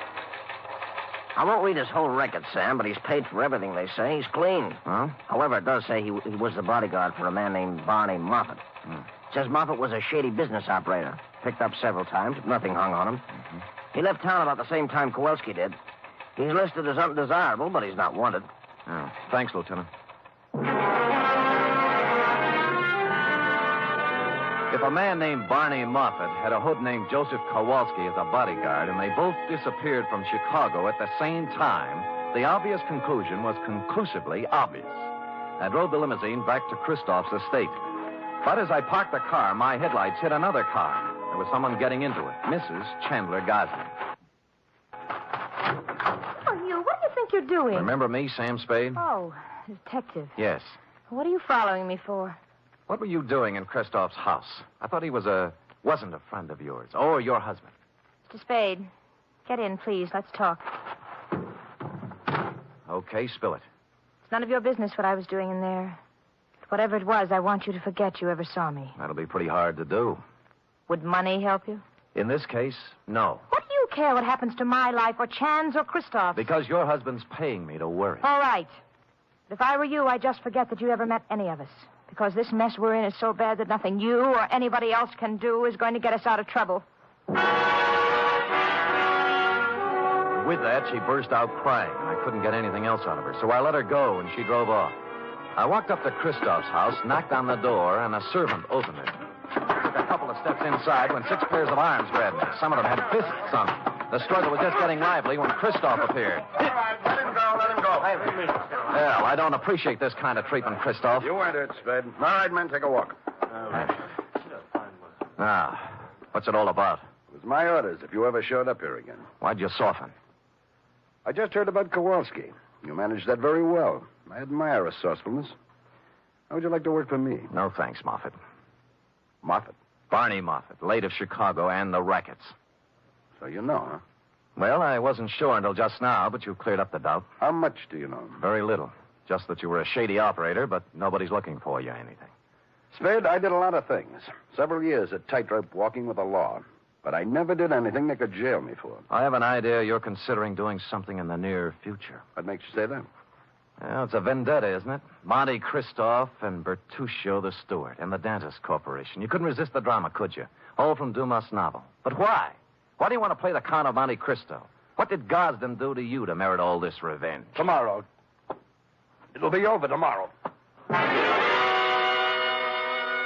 And with that, he clutched at his heart and fell forward at my feet.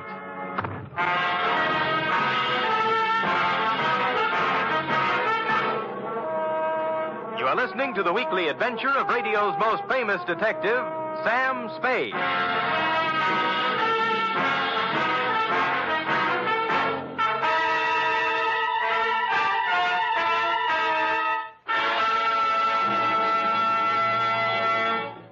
Three chimes mean good times on NBC. If you've been searching for mystery on Saturday night, put away your magnifying glass and follow these clues. Dial this NBC station tomorrow evening and listen for the chimes, and then you'll be off on a perilous trip with The Man Called X, starring Herbert Marshall. And if you've been searching for music, too, on Saturday, then Eileen Wilson is your dish as she stars in Your Hit Parade with Snooky Lanson and Raymond Scott's orchestra. And now back to The Vendetta Caper, or The Revenge of Monte Christoph, tonight's adventure with Sam Spade.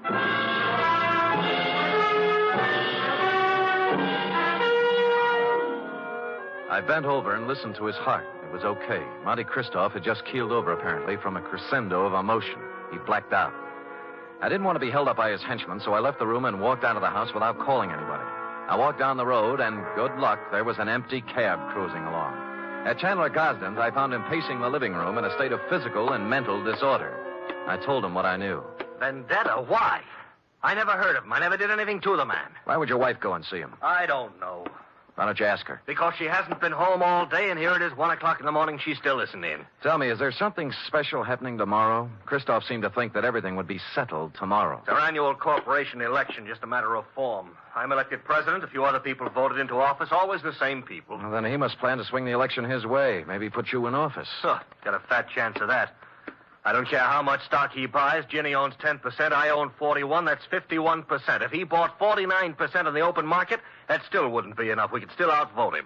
You're sure you've got the stock in your possession? Sure. I saw it last week when I was down in the hall looking for my birth certificate. Stupid me, forgot I don't have a birth certificate. Huh? No, that must be Edson, my lawyer. Called and said he had something on his mind. Chandler, I have bad news for you. It can wait. No, it can't. This is Sam Spade, Ralph Edson. How do you do? Spade. Now, Chan, listen to me. All right, what's biting you? Just this. We're liable to lose that election tomorrow. What are you talking about? We can't. I just found out that Monte Christoph has 59% of the voting stock in Gosden Electric. 15? He can't have it. Oh, look, wait a minute. If my wife sold her stock, he could have 59, couldn't he? He could. Spade. Huh? Are you positive you saw her coming out of Christoph's house? I'm afraid I did. I'm gonna find her. And if she sold any of her stock to Christoph, I'll kill her. I tried to dissuade him, but he brushed me and the lawyer aside and ran out of the house. I called the police and told them to try and find Virginia Gosden before her husband did. Then I went looking myself. The first place I tried was Monte Christoph's mansion. There were lights on, so I entered, gun in hand. I didn't have any time to dicker with servants and bodyguards. Christoph appeared in a matter of seconds. All right, Spade, what is it you want now? Virginia Gosden. She hasn't been here since the last time you saw her. You know where she is? I haven't any idea. Well, if you know, tell me. Her husband's looking for her with homicide in his eyes. I can't say I'm sorry. Well, that's a nice sentiment. She sold you her stock in the Gosden Company, didn't she? Since you seem to know about it, yes. Why? She in love with you? I think maybe she is. And you're in love with her? She's a stupid, empty-headed nothing. I can't stand the sight of her. I hate her. Now, hold it now. You'll knock yourself out again. Yes. Yes. Come over here.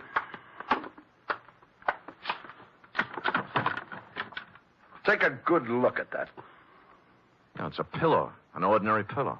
So? You notice how dirty it is? Yeah. Notice that it isn't even stuffed with feathers. They were too good. It's stuffed with dirty cotton rags. Well? My father's head was lying on that pillow when he died. I've kept it ever since as a reminder of who killed him. Who did? A man named Elwood Gosden. A man who cheated and lied and stole everything he had in his life. Chandler's father, huh? Yes. My father and Elwood Gosden had a hardware store once. My father invented an electric iron. Ever heard of the Gosden iron? Yeah. It should have been the Moffat iron. Elwood Gosden stole the plans from my father, registered them first, and then drove my father out of business. He made a fortune out of it, and then went into other electrical appliances.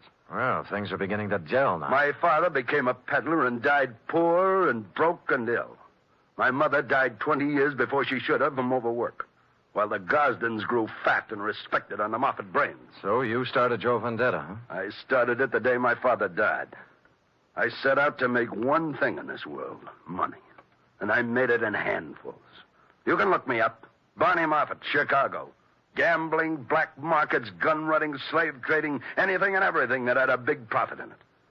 And then I set out for San Francisco to break that Creighton son of Elwood's and his whole family. And on the way, you lost a guy named Barney Moffat. What difference? Huh. Look, you've got money now and everything you need. Why go on with it? I don't care anything about money. I only want to use it against them. Do you know why I had all those parties? To buy stock from people. Yes. Stock in the Gosden Company. I've paid twice, 3 times what the shares were worth. But right now, I own 59% of the Gosden Enterprises. And tomorrow morning, when the two of us meet at the stockholders' meeting, I'm going to vote him out of office and take over the company. And then, I'm going to drive it right into bankruptcy. And you got Mrs. Gosden's stock by making her fall in love with you. I had to. Now, let's talk about it anymore. About Chandler Gosden. He's a man with a very short and violent temper. He might come gunning for you. That's just what I hope he does. Ask the man at the door to show you out.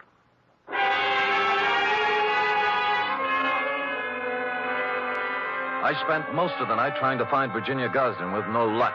Chandler didn't return to his house, so I didn't know what he was up to. It was early the following day when I got my first report. Lieutenant Randall called me down to police headquarters. We found her, Spade. Dead or alive? Oh, about halfway in between. She was shot in the chest at close range. Gun right up against her. But she's still living. And what are her chances? Fair. Where'd you find her? In a walk-up apartment on Polk Street. It was registered to her. Looked like a love nest, a place where she met a boyfriend or something. No weapon. I see. I figure murder attempt. Her husband. We have a pickup on him right now, but so far he's vanished. Shame. Fine old San Francisco family. What do you know, Sam? Well, give me a free hand for a couple of hours, will you? Maybe I can do something for this fine old San Francisco family.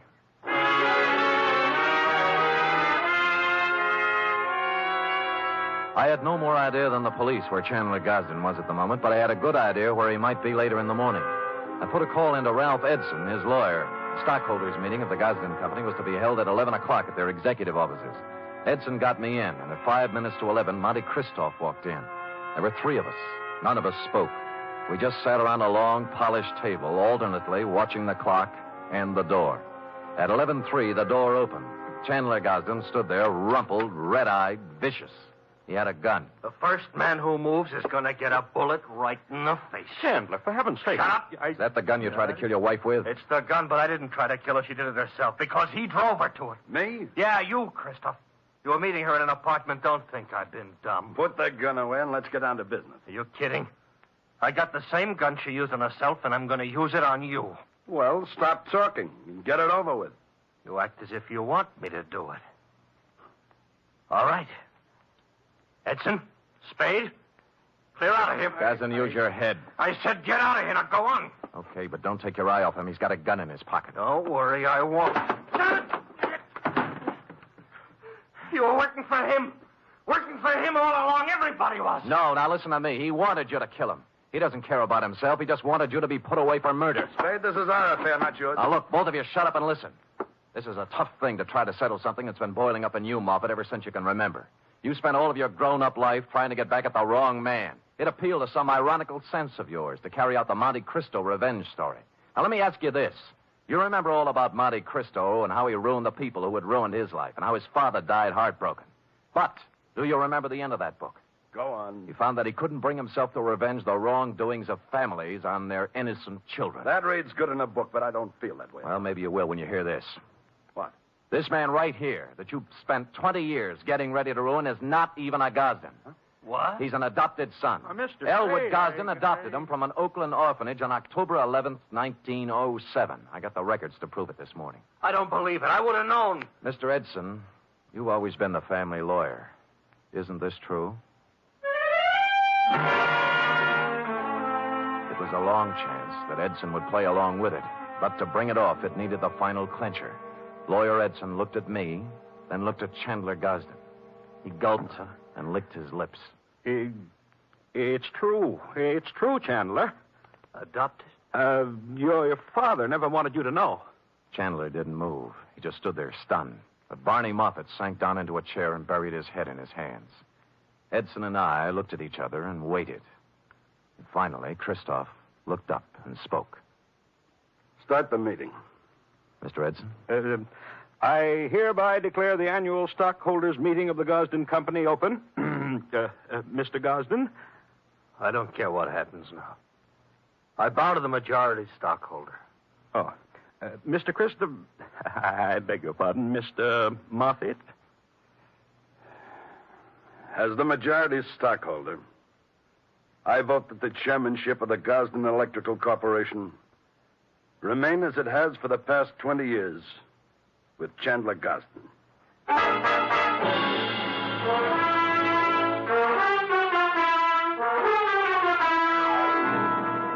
Period. End of report. Oh, Sam, you were magnificent. It was rather a stirring scene, wasn't it? I was good. But it was superb. It really was. Mm-hmm. Did he sign over the stock and everything? Oh, he did indeed. Oh. Sam, do you think the world will ever get to a time when everybody has all he wants? And instead of trying to get more, everybody spends his time just trying to enjoy life? Well, you know best, Effie. Do you really believe that, Sam? Well, you've got to believe something. It's better than nothing. I guess. I have a theory, too, Sam. Well, spout it out. Well, if everybody in the world picks somebody else to be nice to, there'll never be any more trouble anywhere. How do you figure that? Well, before you can be nice to somebody, you have to think nice thoughts, see? And once you start thinking nice thoughts, well, you can see how silly the bad ones are. Effie, come here. You know, I might just put you up as a candidate for a chair of philosophy at Columbia. Oh, Sam. I know who you picked out to be nice to. Me. True. And I picked you. Good night, Sam. Good night, sweetheart.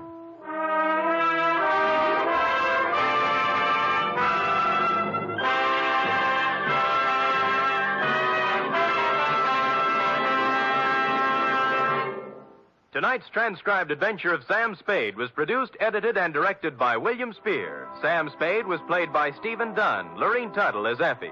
Script for tonight's adventure by John Michael Hayes. Musical scoring by Lud Gluskin, conducted by Robert Armbruster. Join us again next week, same time, for another adventure with Sam Spade.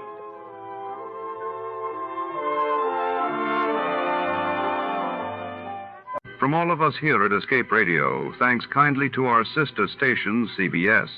Now then, let's see if you're true masters of classic radio.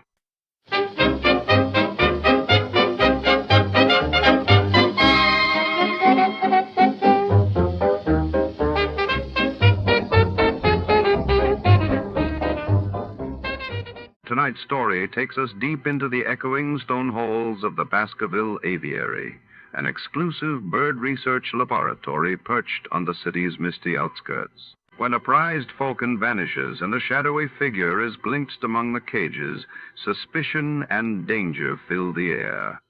Our detective faces locked doors, secret codes, and a glamorous ornithologist with secrets of her own. In this web of feathers and deceit, trust is as rare as a golden egg. Before to start, let's see what happened the day it was aired. It was March 10, 1951, And that day the world was gripped by headlines as the trial of Julius and Ethel Rosenberg for espionage began in New York, while across the Atlantic, the British government announced the successful development of their first atomic bomb. From Hollywood, it's time now for Edmond OBrien as... Johnny Dollar. Philip Martin, Johnny, I've got a job for you. Fine. What is it? Mr. Carl Baskerville is insured with us. I've heard the name. Retired, wealthy. That's the best way. His brother is the beneficiary. Baskerville called us a little while ago and said he wanted the money to go to a charity in case of his death. What made him change his mind? He thinks his brother's out to kill him. Oh, that's charming. What do you want me to do? He's insured for $500,000, Johnny. You just made me a bodyguard. At least until we found out how true Baskerville's story is. We did some checking. 6 years ago, he sent his brother William to prison for absconding with company funds. William was released from state prison a week ago. Oh, yeah. That's where I've heard the name. I remember the case. Now, it's a strange setup. Sends his brother to jail, names him as beneficiary. Wants it changed because he says his brother's going to kill him. Cain and Abel really started something, didn't they?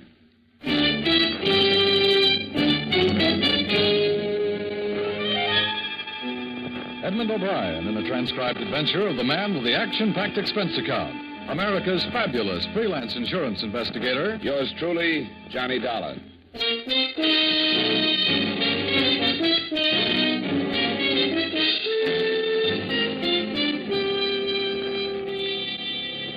Expense account submitted by Special Investigator Johnny Dollar to Home Office, Columbia All Risk Insurance Company, Hartford, Connecticut. The following is an accounting of expenditures during my investigation of the Baskerville matter. Expense account item 1, 3887, train fare and incidentals between Hartford and New York, after receiving from you the necessary information concerning Mr. Carl Baskerville.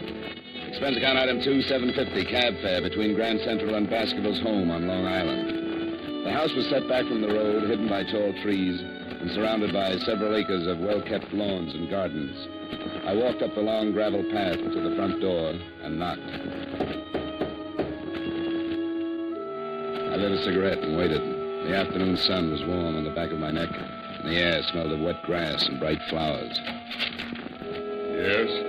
I turned around to see the biggest man since Goliath. He was close to 7 feet and must have weighed in at about 280. He was nice-looking and wearing a well-cut blue suit, probably made from the best part of a tent. Can I do something for you? Bend over. I'm getting a stiff neck. I'm Johnny Dollar. I'm here representing... Oh, yes, Columbia All Risk. They called and said you were on your way. Come in. I'm Mr. Baskerville's personal secretary. Mr. Baskerville is expecting you. The big man led the way through the big house, through the big French doors that opened on the big garden. Carl Baskerville was sitting in a chair, feeding the birds. He was reaching his late 50s with the sour look of a man that didn't want to. As he tossed the breadcrumbs out on the gravel walk, a big diamond on his little finger flashed in the sun. Mr. Baskerville. Oh, Collins. Who's that with you? The man from the insurance company. Pull up a chair and sit down, young man. Thanks. What's your name? Dollar, Johnny Dollar, Mr. Baskerville. It's your company called me, huh? I'm just feeding the little birds. Yeah, Birdie. Birdie! I've been doing it for some time now. Swell. What are you standing around for, Collins? I want to talk to Mr. Dollar in private. Oh, yes, sir. If you need me, I'll be in the study. I won't need you. Yes. How tall is he? 6 feet 9 inches. He's been with me for some time. I've been retired for 5 years, Mr. Dollar. I always wanted to spend my afternoons in the garden feeding the birds. I used to get up at 6 and go to work and have breakfast and look out of that window right over there. I used to see the little birds. I always said that someday I'd spend my afternoons out here feeding the little fellow. Glad you made it. I Mr. Baskerville, I was sent here. I know why you were sent. Sit down. Mr. Dollar, I'm 57. I spent most of my life making money, making a success of myself. Success in terms of what you consider success. That's an interesting statement. How is it? Why'd you say that? How do you know what I consider the norm of success? Isn't money important to you? Sure, it has to be. How important? Very, but not all important. Oh, yes. What else is important to you, Mr. Dollar? A lot of things. Don't be evasive. Tell me something. A philosophy. Oh, philosophy. I see. What kind of a philosophy? Not taking people for granted. Oh, I see. Here, you feed the birds for a while. Go on. Makes you feel real good. Sure. Here, Birdie. Birdie. Oh, that's fine. Get a load of that one. He thinks he's a pheasant. Yes, he's a greedy one. He always does that. A lot like people, aren't they? I suppose you know about my brother, Mr. Dollar? William Baskerville worked for you 6 years ago. Supposedly took some company funds. Definitely took some.